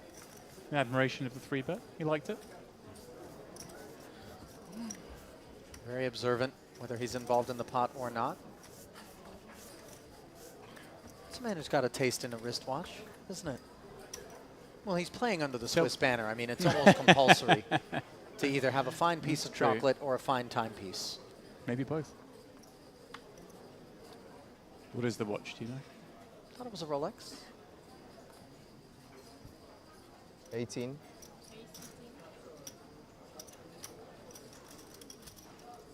So you're kind of free to talk about watches here, aren't you?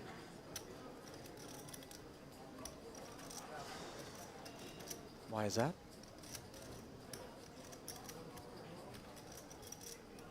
No bills to pay. Ah, yes. In contrast to some of our other duties, where we do have watch sponsors, and as such, are dissuaded from talking about other timepieces. Meanwhile, Lifshitz decides under the gun it's time to go to 18,000 with the king, queen, Dukich, Jack like 10 it. suited. The table Free mates, betting. they're having a lot of banter. There's a lot of chat about this sort of stuff going on. And for that reason, I wouldn't rule out Lifshitz using this as a bluff still. Well, let's find out precisely how he feels about it. They're playing what? Super Between easy. 50 and 60? Super easy. Easy. Super. I want to see a flop. You wanted to see a flop? You should call. There. No, it's fine like this. I think. Good subject. We have to teach in the school, A7 or better, that if you want to see the flop, you have to call. Yeah, No, less raises, less because raises. your Chances of seeing the flop when you 3-bet are lower, exactly. 100%. You cannot see the flop. Because sometimes I will fold, sometimes I will 4-bet. Exactly. And especially for him is bad. Yeah, You yeah. cannot see the flop. Yeah. No? Like for the curious people, definitely Yeah. flating is the higher fee decision. I'll live, I'll survive. Nudie weighing in on the curriculum for the Lifshitz School of Poker, which is apparently the school of A7 offsuit or better. Want to see the flop. Yeah, we've obviously missed an earlier skirmish. Yeah, but flop would be nice. Yeah, see the flop just. You can rabbit hunt on TV later. Yeah.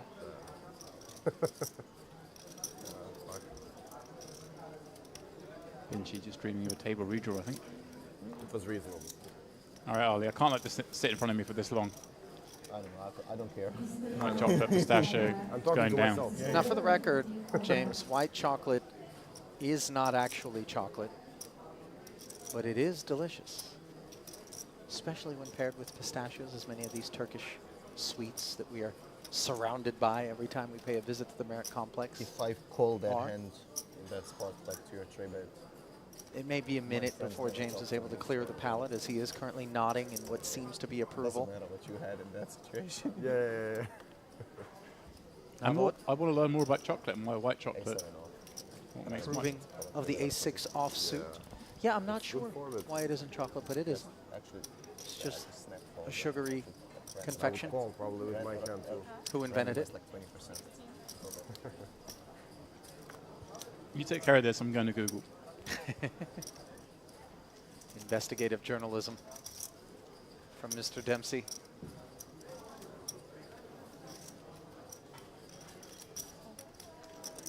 Really, the BBC news channel lost you to poker. James.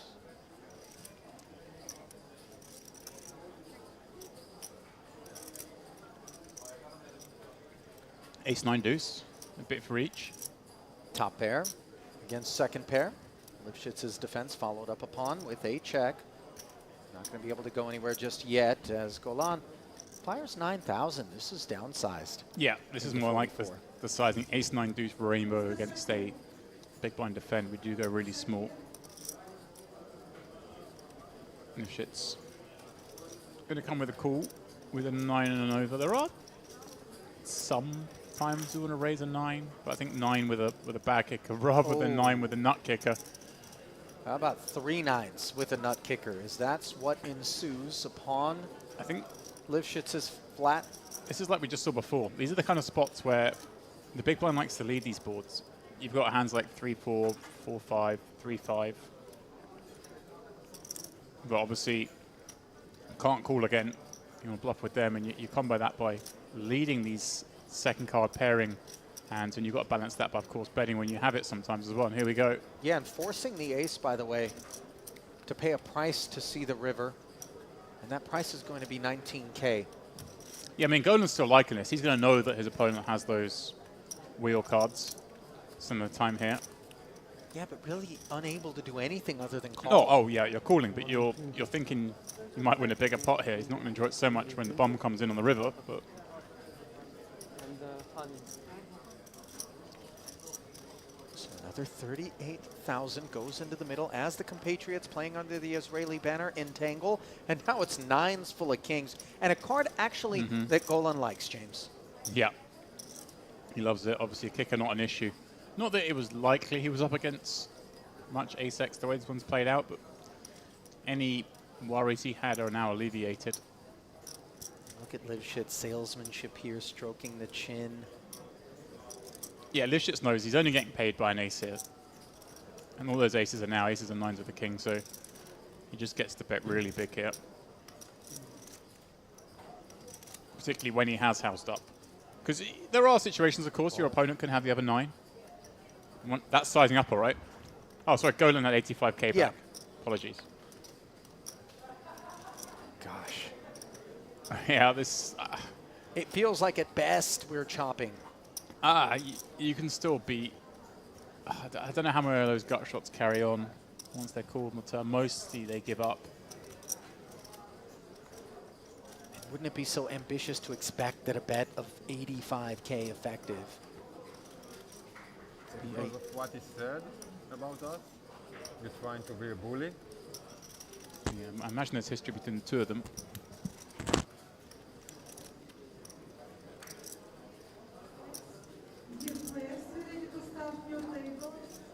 This would be a lot easier if the 9 that fell on the turn was, you know, a spade or a heart and produced some more natural bluffs. But being the rainbow 9, there are fewer bluffs. I mean, this is just down to experience against the player, whether you call here or not. We know Lifshitz is more than capable. Feels very much like a live poker read type of spot. Yeah. One where Golan has to get it right, or his time here is done. Could even be some deuce X that takes this line as well, actually. Nice fold. Yeah. Live to fight on, young man. And rest assured, Gabby Lifshitz very much had it.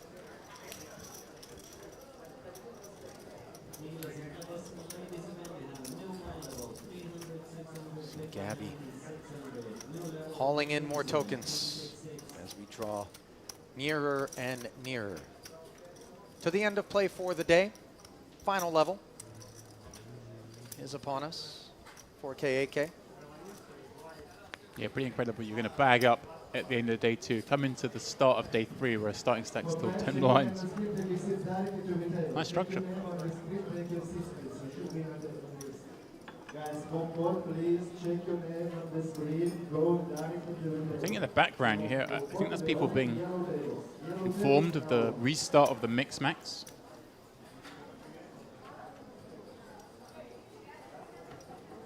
Occasionally it's also cash games being called down by... Yeah, you can see the bags going out there. So, that, I mean, obviously there'll be some players doing this as well, so that won't be starting until this finishes naturally. I'm assuming they'll give them like a 15-minute gap in between, so maybe they'll start that just slightly delayed. Well, that's fun. Yeah, I just got to throw these chips in this bag, then I'll go open that bag. And like you say, just jump in a cash game later maybe.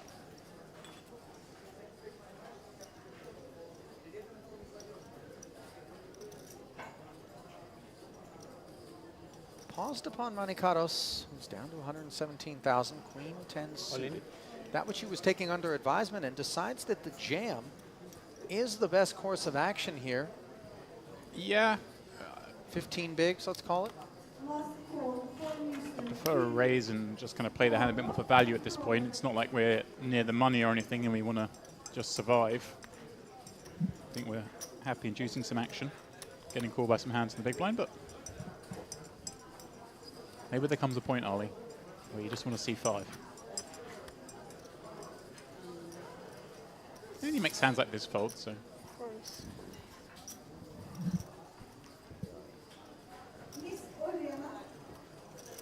All my life, I didn't know white chocolate wasn't chocolate.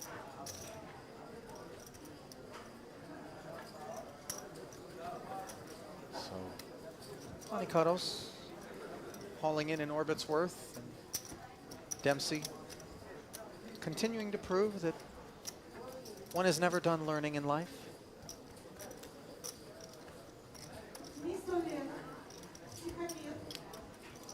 Modest explorations by Pasquale.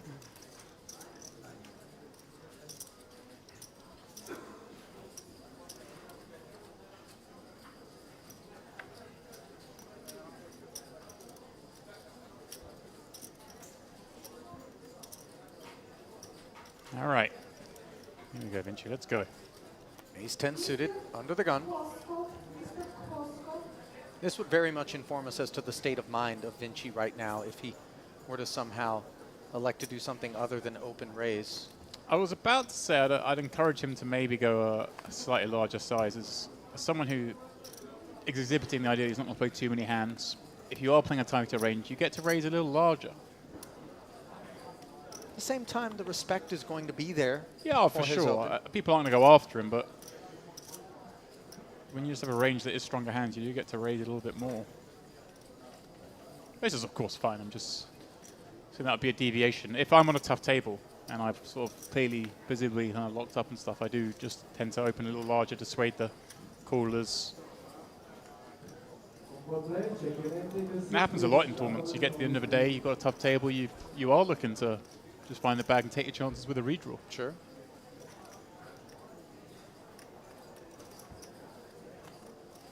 Nothing wrong with it.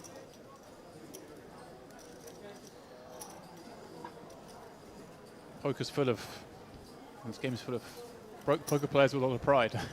Sometimes you just gotta do your best to avoid bad situations. Well, pride can certainly get expensive, as can ego out in these streets, but it doesn't appear that we got anybody altogether guilty of invoking either of those traits here, as it has been predominantly straightforward stuff, with the exception of course, the big stack of Navasilov, which has been exercising luxuries afforded it. Yeah, Duke has just been naughty as well. We saw that 3-bet moment ago at Jack 10. But it is certainly Navasilov who's been ruling the route. I mean, he's been quiet for all of about 6 hands now, Ali. I'm predicting fireworks in a minute. Oh, don't worry about it. He'll very much not fade into the background before we're done here on the evening. I wanted Manikaros to 4-bet rip the ace-5 suited cold. That was the spot I thought. I think if he was aware of the hands and the kind of ranges at play, then he would have done, but he wasn't at that point. Sure, you're right. He hadn't seen the hands that we'd seen. He'd seen the frequency, but he hadn't seen the hands. That's just it, too, because a lot of times what we presume in terms of frequency. The hand of the talk, the chat, the ace-7 offsuit. This is the one they're all mentioning. And look at the sizing he's got. He has been min-raising. Suddenly goes 2.5x because he's desperate to get it through and just show it. Sure. I guarantee you that's what's going on here. Well, I don't know about show it, but he'll be get it through, which is not what he's going to be able to do. Nice. Pocket jacks present themselves to a 546K stack of Nuri.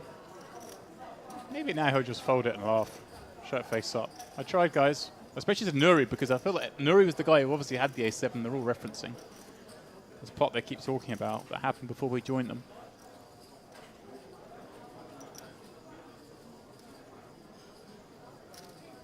I like it, Nuri. Effectively 3xing.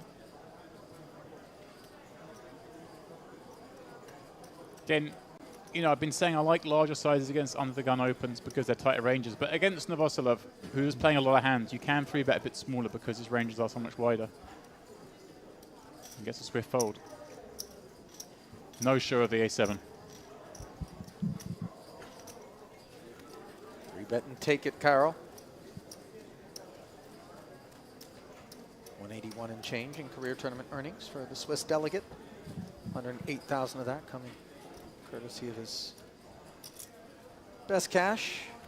And that happened this summer, not where you might have expected it, James, in terms of the World Series of Poker, but rather at the Wynn Summer Classic in a $9,700 everyone for one drop event where he finished 17th. Ooh. The big. Was that the big WPT? Was that how much you say cash for? $107,900. Yeah, the big WPT that Bing Wen incredibly won. I don't know if you've followed that man's exploits. I mean, they bag up and play consecutive final tables, WPT, for some of their stops. And this man had the chip lead going to 2 final tables. He won the big one and came like 3rd in another one. And then I actually played him at one point in the summer, and it was funny because he was visibly tilted at how he was running. And busted out the tournament playing this terrible hand, and everyone was laughing at the table after he busted. Like, what is this guy for real? He's just won like $1.5 million this year already. And then he goes and wins that WPT, which is one of the biggest tournaments of the summer. It's called tenacity.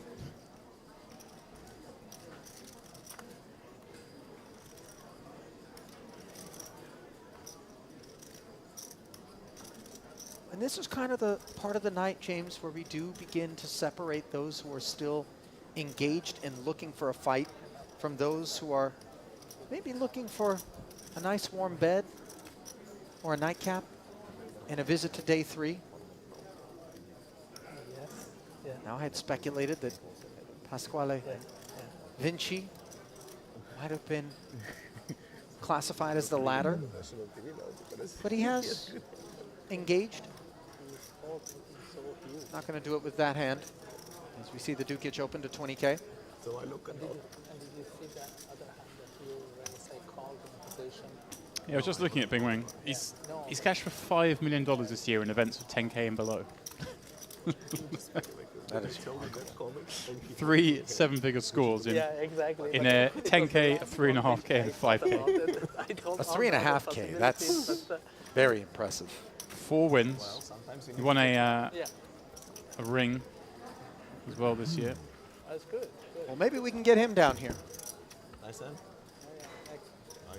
Invitation extended. Good to know. The sun running. It's like the sort of the main event version of a Fedor or a Bonomo, you know, that running that hot just when it matters happens. So I've heard anyway. Michael Adama was a part of that conversation too. He had a white hot run. Yeah. Chris Brewer, currently on one. Chris Brewer's on one, that's for sure. And perhaps Hoffmanner can heat up. He's got pocket 10s, had 9s earlier, had to forfeit them against aggressions from Navasilov. Min-Rae's open.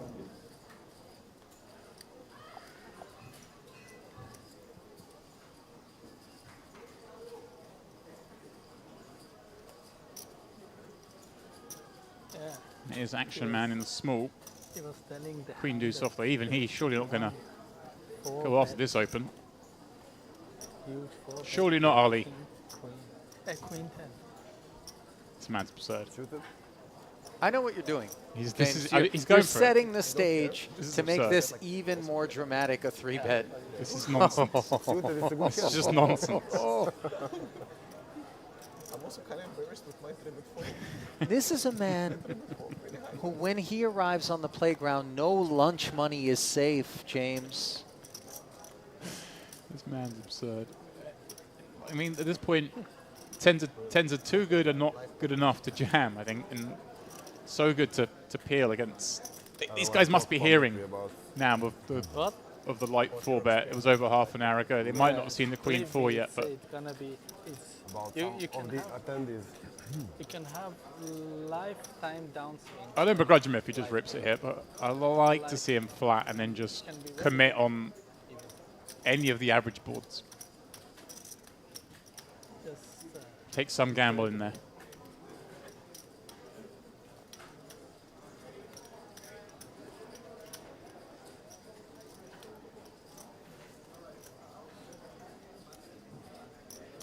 Like it. Love it, in fact. Vasiliev. Well, good luck. He's flopped a deuce as well, and this man. 10-7 deuce as Hoffmanner hangs in there and flops top set against bottom pair, James. How good is that feeling when you've got a decision between they'll just jam it here or let's gamble, let's try and play a big pot against this guy, and the dealer just fans the 10 over in the window, and your life just feels great in that moment. Here he is. And it runs out 7 deuce rainbow behind. It doesn't get any safer. You know this man's going to go barreling with or without it. This time he actually has a piece. Well, given that knowledge and the absolute power of the spot for Hoffmanner, do we not simply call, in spite of the fact that the sizing is just 30K? Oh, yeah, he's calling, and we saw this last time. He went small and then bomb turn. Now, it might actually hurt him in... Hoffmanner might be unlucky here that Novoselev's actually got something this time. See, now he just wants to get this deuce to showdown, beat some of those ace highs. Sure. Novoselov drawing dead, though. Yeah. It's unfortunate. You wanted to be able to just call it off here, but we do have to put some chips in now, I think. Novoselev's going to have some crazy maneuvers still potentially, and May trick himself into calling here with his deuce, thinking he's best because he is better than those ace highs. Maybe there's even some king high, queen high stuff. Maybe even queen jack suited, king jack suited. Maybe peel one on the flop, picked up some equity. Everything goes out the window when Novosilov's getting this out of line. Suddenly you have to readjust ranges.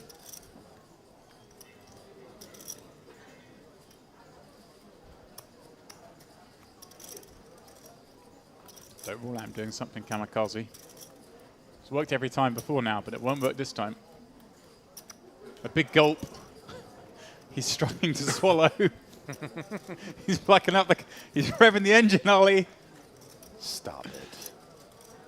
I mean, this is a call the way that this hand's played out, but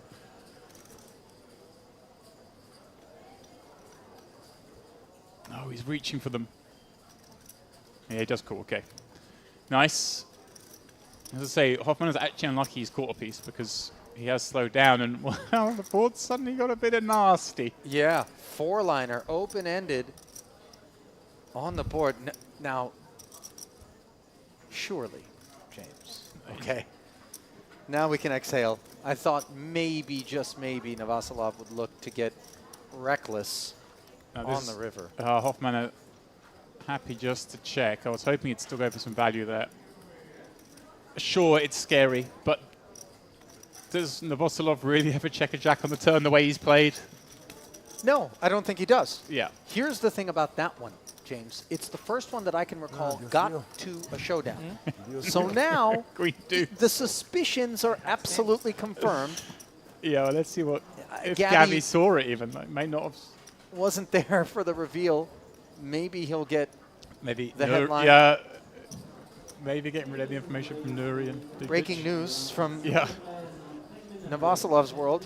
Confirmed. Any two will do in terms of 3-bet and blast away. But for what it's worth, he did show the discipline on the turn once. We actually had something this time, that's the thing. So you're suggesting that without the deuce he goes blasting? Everything we've seen so far, I mean. TBD. TBD. It's easy to say from where I'm sat, though, about Hoffman betting that river because we can see he's up against nothing. But I just don't believe Novoselov has a jack there when he checks turn, the way he's played thus far.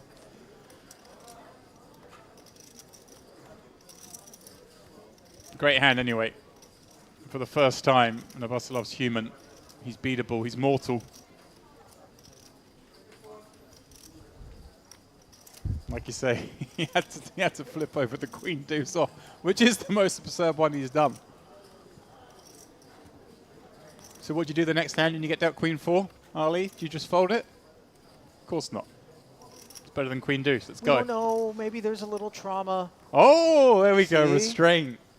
Specifically the offsuit queen baby card. And I guess, I mean, the two stacks behind, right? We've got 15 big blinds from Manakaros, who's going to be at the jam pretty wide. And Golan in the big blind is even shorter, right? He had maybe 10 blinds left after that. Limited Great upside. fold with the ace. Yeah, it's too easy for these guys to jam on you, especially with your image, so I think a good decision to fold.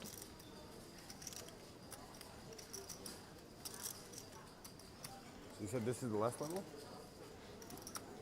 Manikaros some way to limp here, or maybe try and sneak a raise in it. Maybe just ask for all of it. His kind of hand is one that he could go less than all in. And he does complete. And it's a good thing he did because Golan's got it.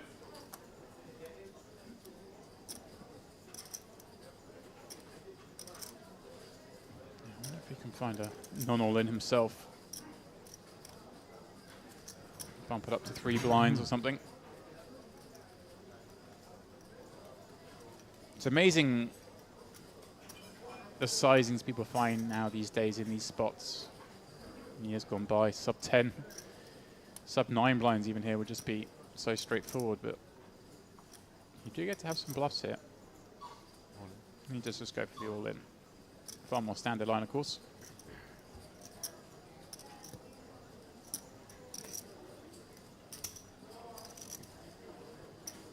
Well, you may have won that pot. Novak Golan, but he is also a victim, Ali, to the great button shortage of 2023. No end in sight. Looks like he may have paid a visit to the pier himself, by the way. There's that equatorial sunshine. Will do a number on you.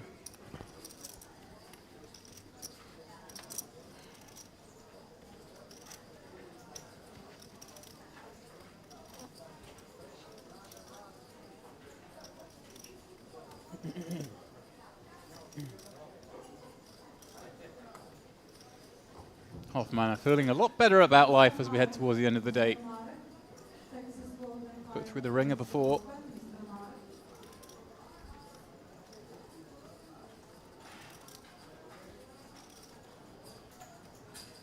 King offsuit in the hijack with that menacing stack of Navasilov and the reputation behind him. Vinci going to be quite picky about what he opens with. Just the min-raise sizing now from Navasilov, James, and this is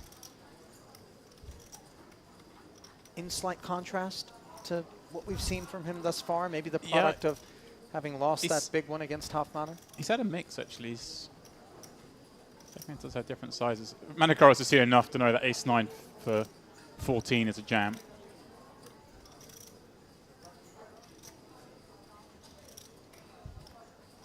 He didn't need to see the earlier hands to know this is a jam, in fairness. But certainly, after the Queen Deuce is tabled.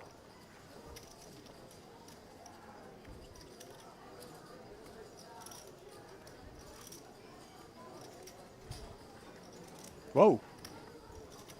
Ace-9 straight into the muck, and I wish those of you at home could see the look on James Dempsey's face. Very surprised to see that stack depth step away from a Navasilov open, which we know is going to be containing all manner of hands.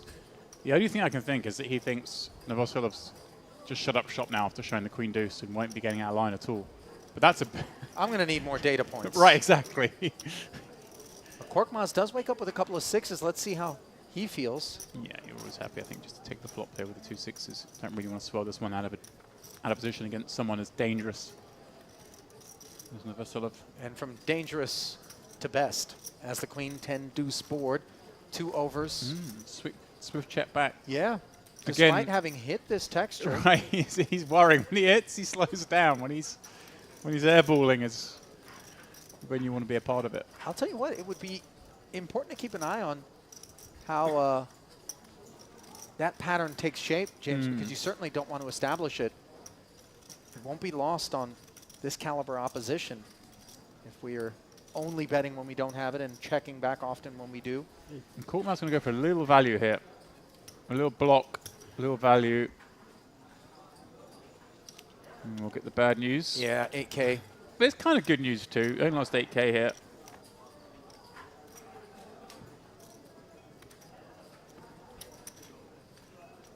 Manikaros thinking, why not just jam this ace-9? Pick that one up. Maybe get the overball from 6s, actually. I don't think so, but I think it's possible. Yeah, I'm very surprised by that fold. I'm also surprised by the line that he took. James, it was very conservative, and certainly it seemed like he had the latitude to put some chips in there. At some point, flop, maybe turn, despite the arrival of the spades and the lack of a flush draw. I think he may be making an adjustment. Still, they all think he's a maniac now. They all know he's a maniac now. So maybe he's thinking they're going to come with more delayed check raises than they would do usually. Like everyone's just going to give as much rape as possible with their strong hands. Well, listen, let's find out is the way I'm feeling about it. Right. We don't want to let the presumption of that influence our behavior, but rather definitive actual data.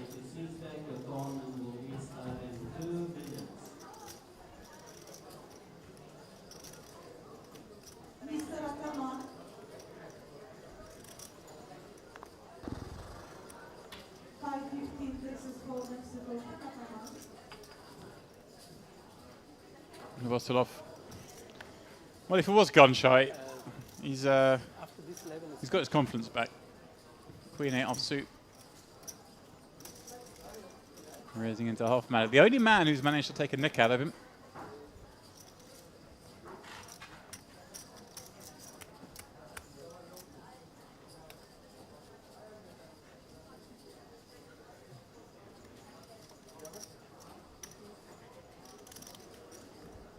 hope so.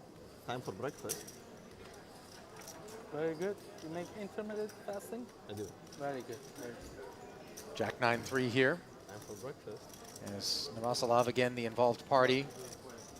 Queen 8, a gut shot straight draw, which now morphs into a flush draw as well upon the arrival of the ace of spades. Passive line being taken by what was second pair. Now third pair for Hofmanner. Lack of a spade. Ma danno le ultime tre And now mani. la- Navasilov barreling into the 44. What did he come with? Half pot exactly.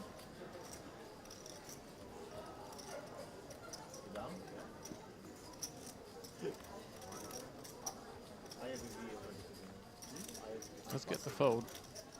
I was more interested in the conversation going on, Ollie. There was talk of fasting. Let me tell you, it's not something I You're can not be accused interested of. in that, James. Intermittent or otherwise. I am intermittent fasting. There's the occasional 2-hour and 4-hour frame I've got to be in here. Yeah, even 2 hours I find a little dessert. Don't worry about it. 2 hours max, I'm going with that. Well, I just ate some chocolates. There we go. The only thing you do fast is work your way to the buffet with every opportunity that presents itself. It seems fun, like I want to sweat it, like I want to yellow, but With good reason, though. I mean, truly, the culinary program here is a wonderful one.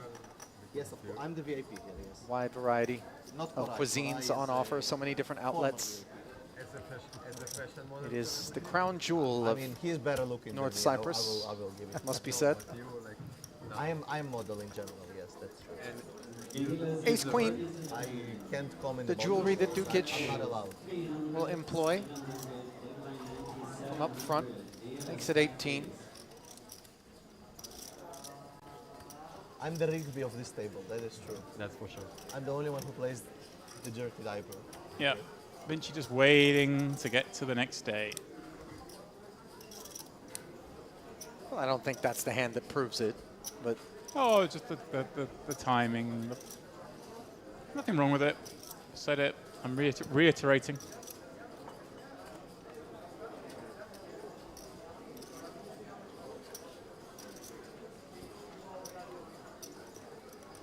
Michael Molnar in the chat saying, the couple of hours you're asleep. I assume he's referring to my fasting.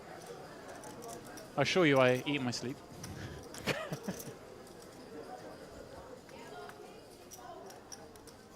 All right, Dukic, Lifshitz, round whatever it is. Yes, one. Built to be a tame affair. no, just defense from Lifshitz. Not looking for All right. any kindling just yet, although here we are, 10-10-3, spade draw for Gabby, who checks it over to the ace-queen. These boards obviously do entice. Should be one blind. It's gone a little bit bigger.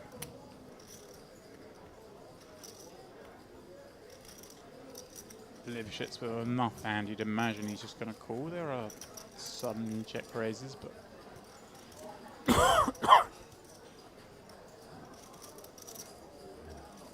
maybe just thinking of it. Given the little history these two have developed, we saw the last time Lifshitz opened a pot, Dukic just slapped the 3-bet on him with Jack 10 suited. Sure did. I'd still be surprised if he did anything but call here. Well, he is going for it. He's going for the end of the day. I reckon this guy just wants to put chips in a bag. Well, obviously this one is designed not to force us into getting there with the spade draw. Very happy to just take it here and now, but with the ace of spades and the two overs, in a sense, by Dukic, that the 10x combos maybe would be a little bit more passive. He does come along, and now he picks up the nut flush draw while Lifshitz makes the flush. Yeah, and I was actually going to say Dukic's face on the flop, just looking at his body language, it looked to me like he was betting reluctantly, like, oh, I suppose I'm supposed to bet this flop, rather than with genuine interest. Is betting range pretty much on 10-10-3, so of course we're going to continue with ace-queen with the ace of spades, and this is a really interesting card now. Lifshitz has some concern. Of course, Dukic is going to bet all those flush draws on the flop, call the check raise. They're all better than the one he has, if he has a flush draw. But still, obviously with enough hand. And all those pocket pairs, perhaps some 10x he can get value against.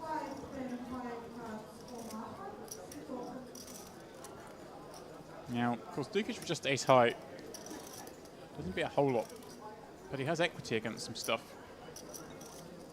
So no real decision to now. I think it would make sense to raise. Certainly can't fold. Right at the end of the night, these two playing a big one.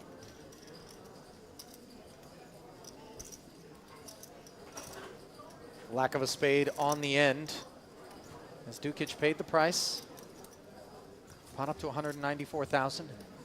This is where things actually get quite murky for Lifshitz. How so? The kind of hands you're going to get value against are really shrunk now. You've check raise flop bet turn, and now when you want to bet river with a hand as good as a flush but as weak as the 8 high flush, you still bet far better than checking. And set a price. You can go smaller sizing now. I guess you're repping real strength. Dukic is going to have a lot of jacks plus and some 10x. So you want to target those hands, the overpairs really, and you don't have to go particularly big to put them in a tough spot here. And most of your bluffs are just kind of maybe some 3x's, but why is that actually quite a lot bigger? 127,000.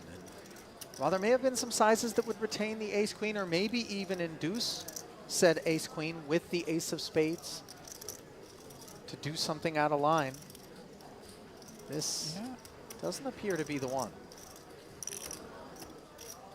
And before something heroic, Ali, with the ace of spades.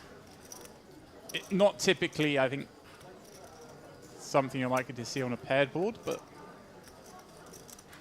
he gets to have 9s. He can have 10-9 suited for sure. Gets to have the nut flush, of course. But I feel like to that size, the nut flush doesn't really like raising. I think the nut flush against like an 80k bet might raise, so therefore you can bluff. Oh, he's gone for it! He's gone for it anyway, Ali. Wow, and Gabby appreciating the lunacy of the spot that he's now being placed in as the 8 high flush is feeling the weight. He's been binned. This is rather unfortunate. I'll take the over on rather unfortunate. This is why I hate to be told you so, but building these pots with 8 high flush draw. But very that sizing dangerous. is supposed to really prevent something like this from taking place, James. That's why Gabby came with it instead of something cute and milky. Right, which is why I think you just have to give him credit for it. For having a boat. Pocket nines. Maybe not, though. Yeah, you're right. I mean, I just don't think the nut flush jams it, so maybe he does find the call for exactly that reason. No. Wow. Great Ladies play. and gentlemen, we give you Nenad Dukic. You got to wait until the stream. 209,000 in career tournament earnings, and he's got his sights set on adding to that here as we work our way toward the 143-man pay bubble. And day 3, 68,000 a career high in terms of best live cash for Nenad, but that was great. That really was a statement there. Pro caliber execution, and also properly identifying that he had an opponent in Gabby that is capable of making a big fold with 10x or even the small spades. It's just so scary when he went that size. When he went, you bet 127 into sort of 190-ish. If he'd gone under half, I think it's... Now, for what it's worth, he was the covering stack.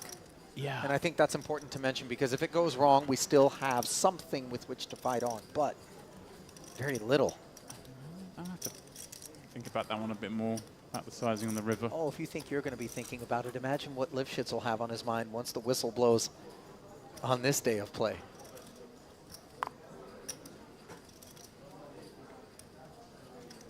That was an absolutely dynamite. Don't check raise 8 high flush draws, Ali. I guess that's the lesson. Not against Dukic, No. at least, huh? When the dry ace is available to him. Still ballsy, I mean. Oh, 100%. When Gabby just has 10-9 or pocket 3s and you're just repping the ace of spades into a boat. Incredible. That's really fun. That's a really fun hand. Because I'm not certain the nut flush does jam. But he jammed with the bear 8. This. I'll have to find Gabby later on. Ask him about that one. Generally, the only omelets I run into on the property are during the breakfast buffet, but a real frittata between James's ears here as he's been scrambled by that jam. Meanwhile, Hoffmanner on the button with the 3s. Raising it up. A little mustard on that fold there from Lifshitz, by the way. I would imagine core temperature has risen. Ace-king for Nuri. His quality of hand has risen. Yeah, I'd like to see him make this one big. We're playing, what, 70 blinds deep? So a bit like we saw earlier, very similar situation with Korkmaz, I think, who made it sort of 10 blinds. I think something in that region would be pretty good.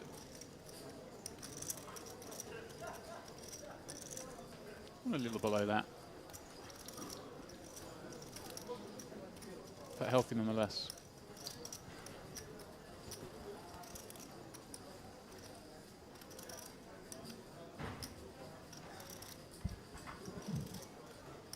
Actually puts a hand like this in a real tough spot. I'm going to have to call another 40k with 3s. Never quite know where you are. Okay, you've got position, but tends to be, in my experience, Ollie, people are a little unbalanced when they're 3-betting from the big blind. It tends to be the hand.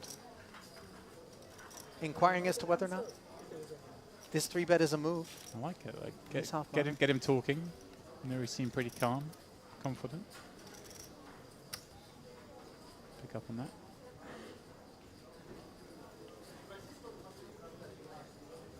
Yeah, good fold.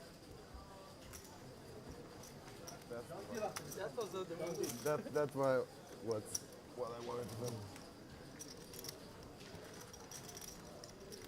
Now, given the infinite number of things on Earth that Gabby Lifshitz could be thinking about in this very moment, James, if I had to task you with taking a guess, what do you think is on his mind? He's thinking about breaking that intermittent fast. That's what he's thinking. Thinking about breaking the stream delay so he can accelerate the opportunity to see exactly what Dukic had in that amazing exchange. Yeah, I mean, Novoselov has given us all these hands we've been enjoying, but perhaps that's the best of the bunch.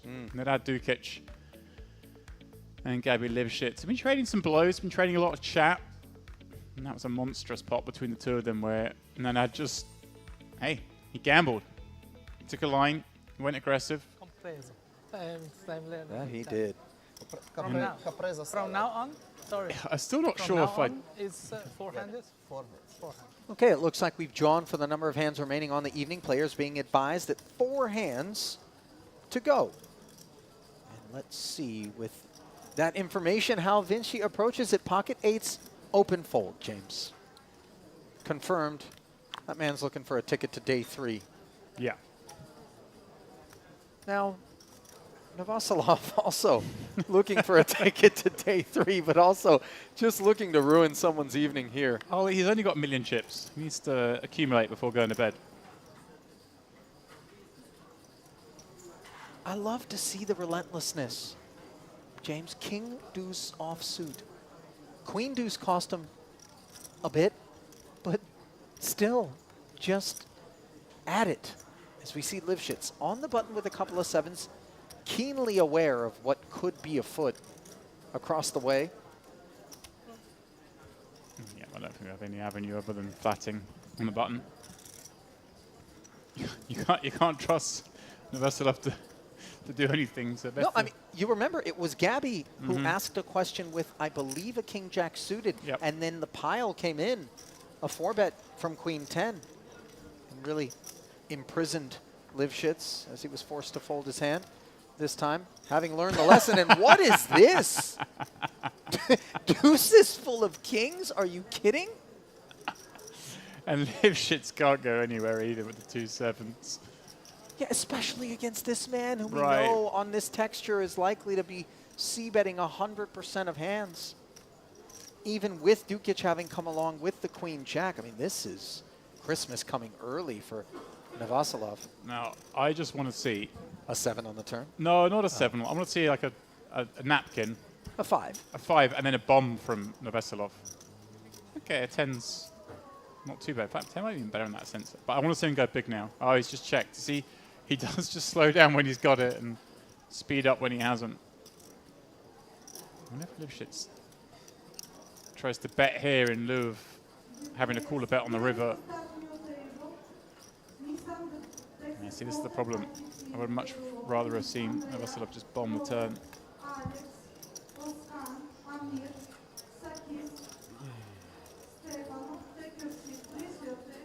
It's reasonable to think Lipschitz has got something half decent by now. And that Jack 10 run out.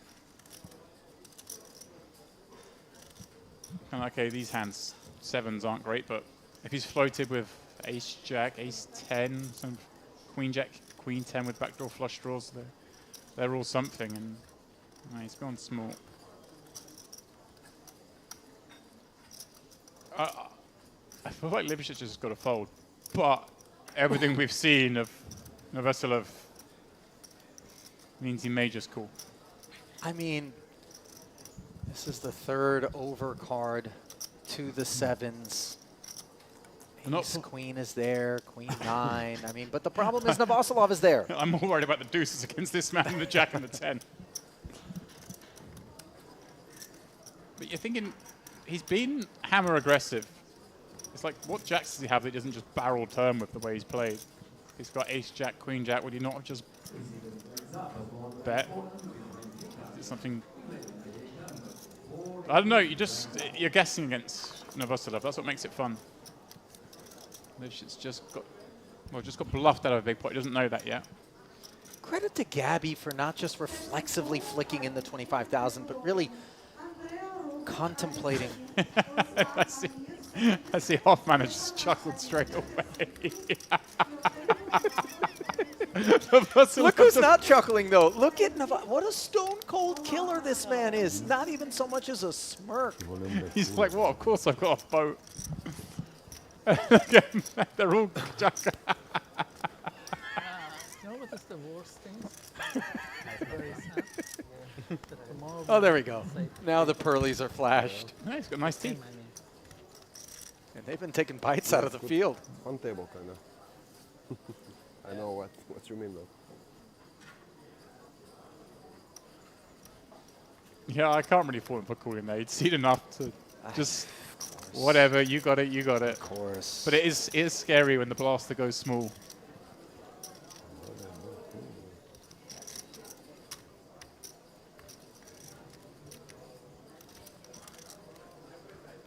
This has certainly been one of the more fun tables. Called in a long while, Ali. This is. Well, let's credit Novoselov for the bulk of that entertainment.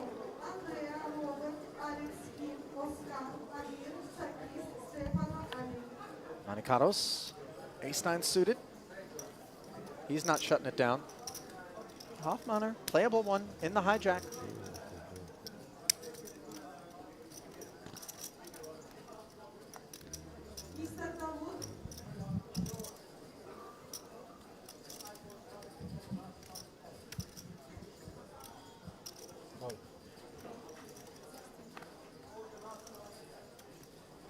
He's going to give the short stack a spin. Nuri with King Queen off on the button. He could definitely elect a 3-bet this. You're only risking, what, 110 against Manikaros. He's going to have some raise folds. He's going to have some hands you're in decent shape against, like 9s and 10s.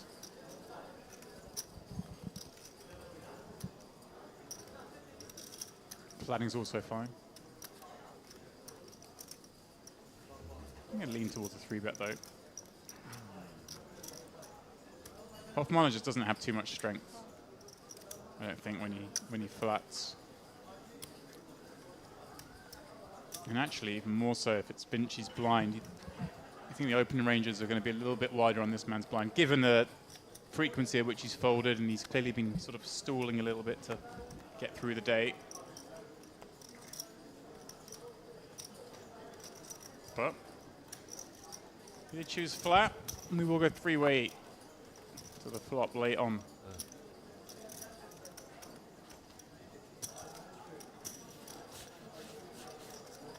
So then, Queen 10 is dominated. The ace and the 9 both clean, but yet a queen finds its way to the flop. Queen Jack 5, 68,000 in the middle as Manicaros gets company. After pre-flop opening. Yeah, that's about as bad as it gets for him. Jack of diamonds works, ace of diamonds.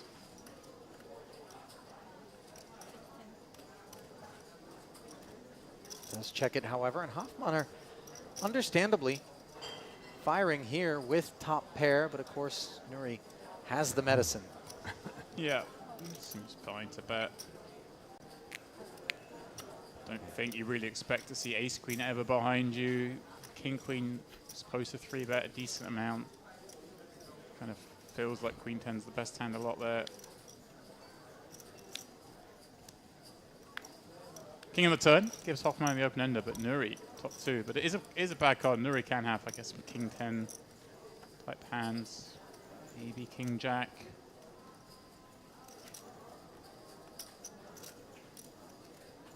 And of course, there are the occasional king queens, queen jacks even. Checking, and you just hope to see a small bet here with 100k in the middle. But it looks like he's counting out half pot and then throwing some more on top. 2/3 the bet. And it is so interesting in terms of Hofmanner obviously being faced with the 65k after slowing down, but he has picked up the 2-way straight draw. And Nuri with top 2 definitely has him in a bad way, but is he ready to just step aside? He's had some tough spots, Hoffmann. I mean, listen, backdoor spades are there, so when the 10 or the ace, sorry, the 9 or the ace of spades rolls off, that's a little bit debilitating. And then also the fact that those cards do create face-up texture, and you're not sure whether or not you're going to be able to get value when you do get there, and that sort of implied odds is obviously a part of the calculus. Nevertheless, Hofmanner does call the 65, another 130 into the middle, a board pairing spade on the river, and Hofmanner now plays the king kicker. It's actually a pretty ugly card for this hand.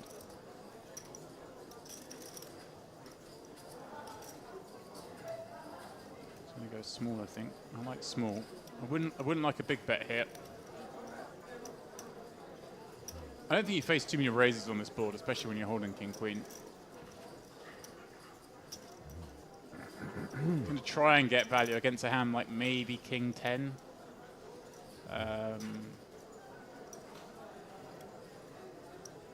You'd want your opponent to have a hand like queen jack. That's now counterfeited, of course. Maybe king jack, targeting that kind of hand.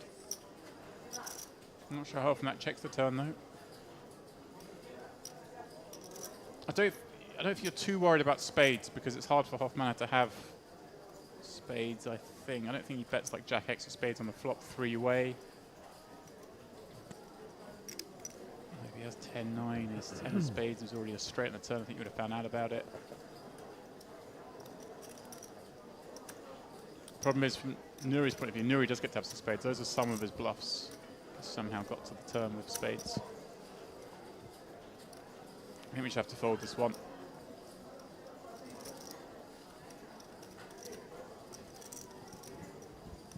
81,000. How about 90? Hofmanner. Trying to construct what he could beat here as played. James, remember, he and Nuri both flat called the open. It came up front. Yeah, that's the thing. They flat called the open off against a sort of a 13 big blind stack as well. And that was Manicaros, by the way, who opened. And then, of course, after the check from the opener, Hofmanner fired, got flatted, slowed down on the turn, faced the 65K, check called it. Now on the river, here he is facing 81. Did he show the queen? Yeah, I presume so. Nuri Not going to be reciprocating. As he sternly mucks the winner. Of course, only after Hofmanner folded to the bet.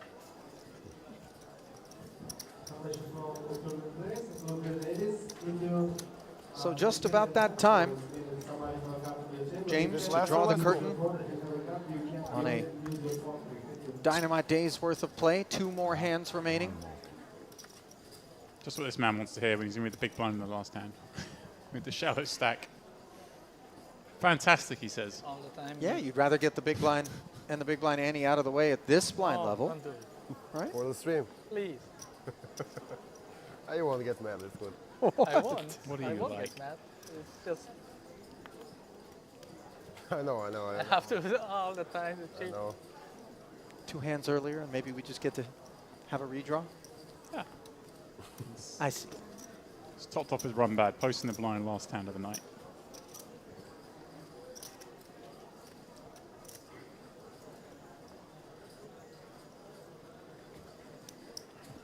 Nuri, good end to the night, 735k.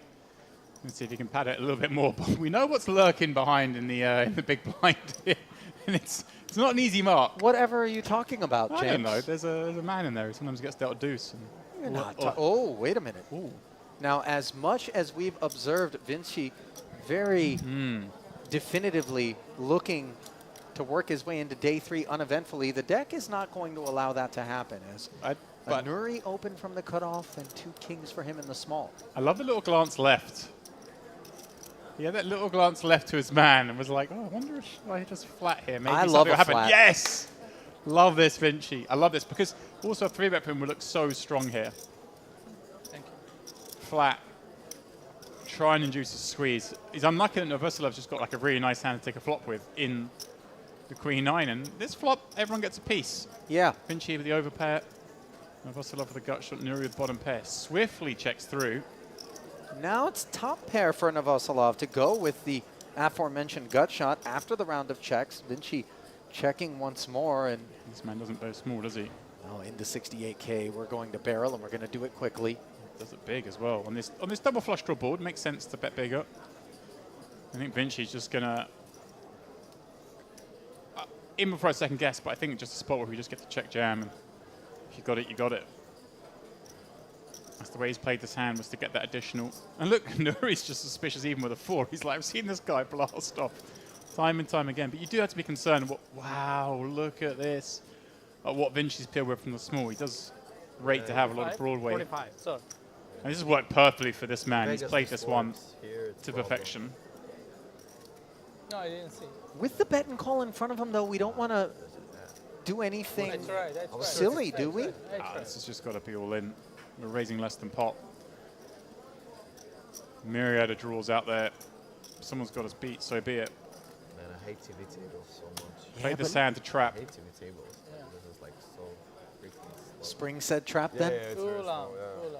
That's true. This I hope table so. wasn't slow like before we got We here. just don't know what the bad rivers are. Yeah, So if this was maybe one flush draw, if maybe we could kick the 8 down to a 5, I agree. and maybe I'd advocate for the I was slow bet. never We can on see here the Queen 9's drawing very live. It's all sorts of hands. We just don't know. It's too hard to play. It's too boring, yeah, I agree. I mean, it's just slow. And Nuri doesn't really have it, does he? Kinda good, I guess. I mean, No, Novoselov can wise. just have all sorts. So who gives a fuck? Let's get fun. Oh my gosh, the way he's holding his hand suggests that he wants to fold. I thought he's maybe. done that. He's done that in all the hands he's played. In fairness, yeah. Okay. It's, I don't like this. This is caution in excess, perhaps. I like it as a theory. Like he wants to get trappy against particularly this guy and allow him a lot of room. But this board isn't the one to do it on. Now, in many ways, we consider this the best available card for Vinci, but it is one that does create some straights. Jack-9 was already there. Ace-Jack has gotten there. Just going to stay in that. And look at that. Nuri's looking at that small blind thinking, ooh, what is going on here? Well, he's got half of the nuts in the ace of clubs. The Jack, not the side card, though, as he fires 81,000. And what is this? Was that an accidental? Yeah, it just knocked his chips. It's actually kind of fun because he gets to have, I guess, like King Jack would raise pre, check back this flop, call the turn. I mean, Vinci cannot fold. But he's forgotten. Oh, Vinci's not folding. But I think Nuri's just kind of forgotten that Vinci's in this pot almost. He's playing this hand against Novoselov. Maybe he thinks they both just have a queen, or Vinci's got a queen. Novoselov is just up to his usual tricks. This is a creative bluff. And actually, yeah, maybe I'm being unkind. If Vinci has a hand like Queen Jack suited, what's he going to do now? Pretty horrible spot. And you just give Novoselov his usual 2 napkins. It's a fun bluff, but Vinci's surely going to go for the lot. Is this a struggle or is this salesmanship? I think he's deciding whether to call and try and induce an overcall. Well, right. So that would be salesmanship. Or go for more against the one player. Because it's only 100K, 110K more. So it's what do you think is more likely? Do I check raise here and get called by Nuri? Or am I going to... Potentially. Or am I going to call and get an overcall? And don't forget, there is a chance Nuri has me beat. Tiny, but there is a chance. Well, consider that if we flat and that invites Novoselov to make a call, we've made 162K on this street.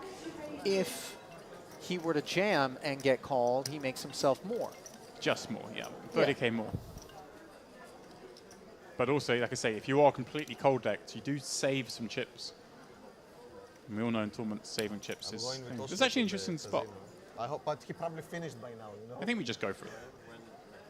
We just assume Novoselov's got nothing because he usually has nothing. Oh my God! What on earth did we just observe? Vinci folds the winner by a mile. And those who are just watching the table, what you're not seeing is head in hands in the booth here for both me and James Dempsey. A complete look of disbelief washing over both of us. And I would imagine on those of you at home and those who are at this table who are catching up eventually. And look at this. Is Novoselov going to call with second pair when Vinci's folded top set and picked this bluff off? If this bluff gets through, it's the bluff of the century. Given he just made top set fold. I mean, the King X combos make so much sense They here. do. Even They do. the And Ace Jack. The sizing he's gone for makes it look like he can have much wider value range. This is... When this river came down, James, the one thing that we felt like we could rest assured of is that the person that wasn't going to collect the pot was going to be Nuri. And yet here we are potentially. When the river came down, I thought Vinci was a genius. Look at, he's going to feel sick. Novoselov's found a way to win this pot. Oh, give me a shot of Vinci. Give me a shot of... There he is. Oh.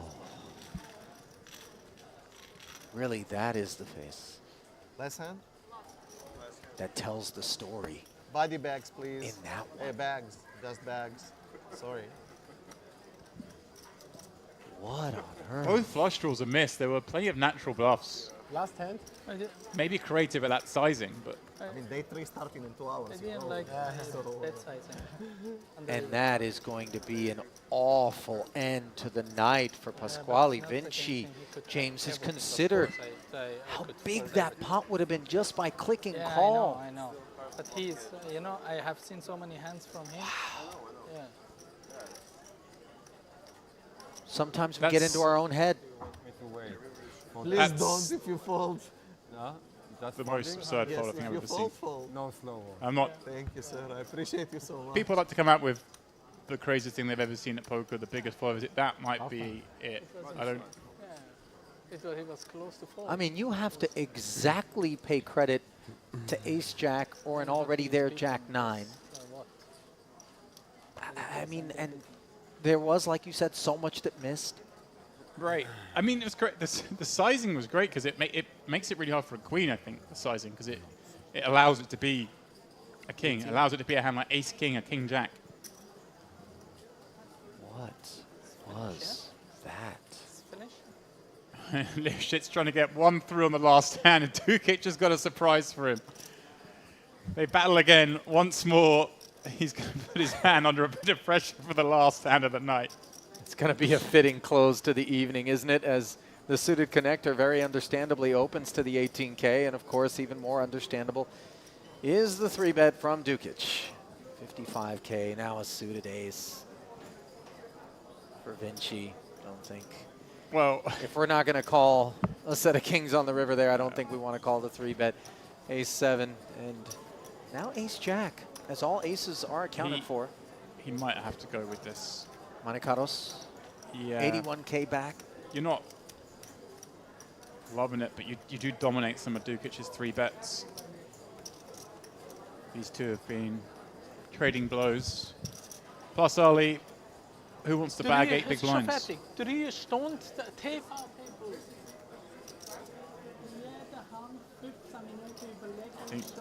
you can just go with this. And yeah, like I said, quite often you're up against ace 10, king jack, these kind of hands, king queen, you're ahead of. Lifshitz, especially now, opening off like 25 blinds. You do leverage that stack size quite a lot by 3-betting some more of those weaker Broadway combos.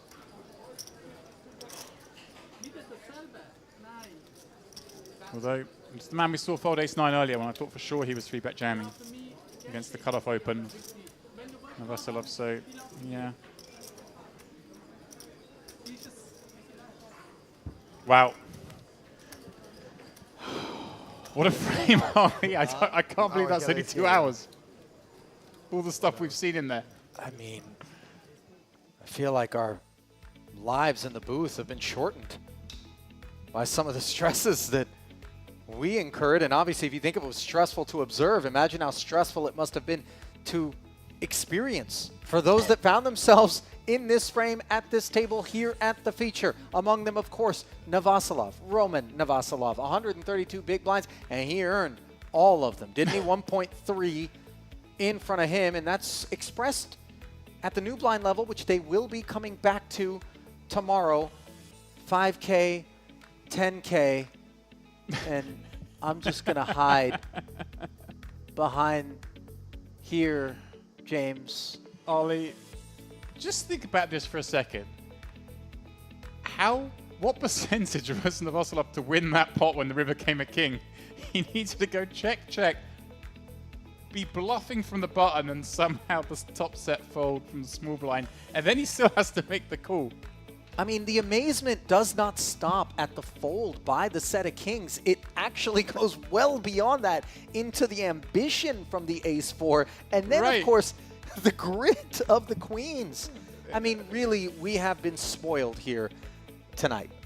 Yeah, I mean, that frame was insane. We saw Navasilov go off so many times. We had the Dukic, Gabby Lipschitz battle back and forth, and then Vinci just folded. You mentioned he folded 8 under the gun. Just clearly desperate just to get to the end of the day, get a new table. Got dealt kings. If you're worried about post-flop situations, could have just ripped it pre. Agreed. There was. I'll take it down.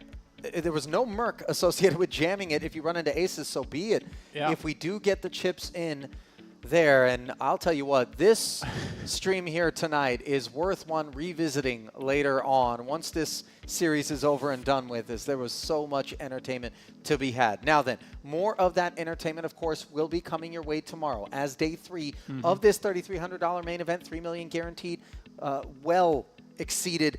Will restart noon local time. Our stream then 30 minutes afterwards, 12:30. We will be back here. I understand you and Lappin will be kicking things off, and who knows who the 9-some that will be kicking things off out here at our feature will be. But one thing is for sure, they are going to have a tough act to follow, James. Yeah, certainly is. I'm voting for Navasilov.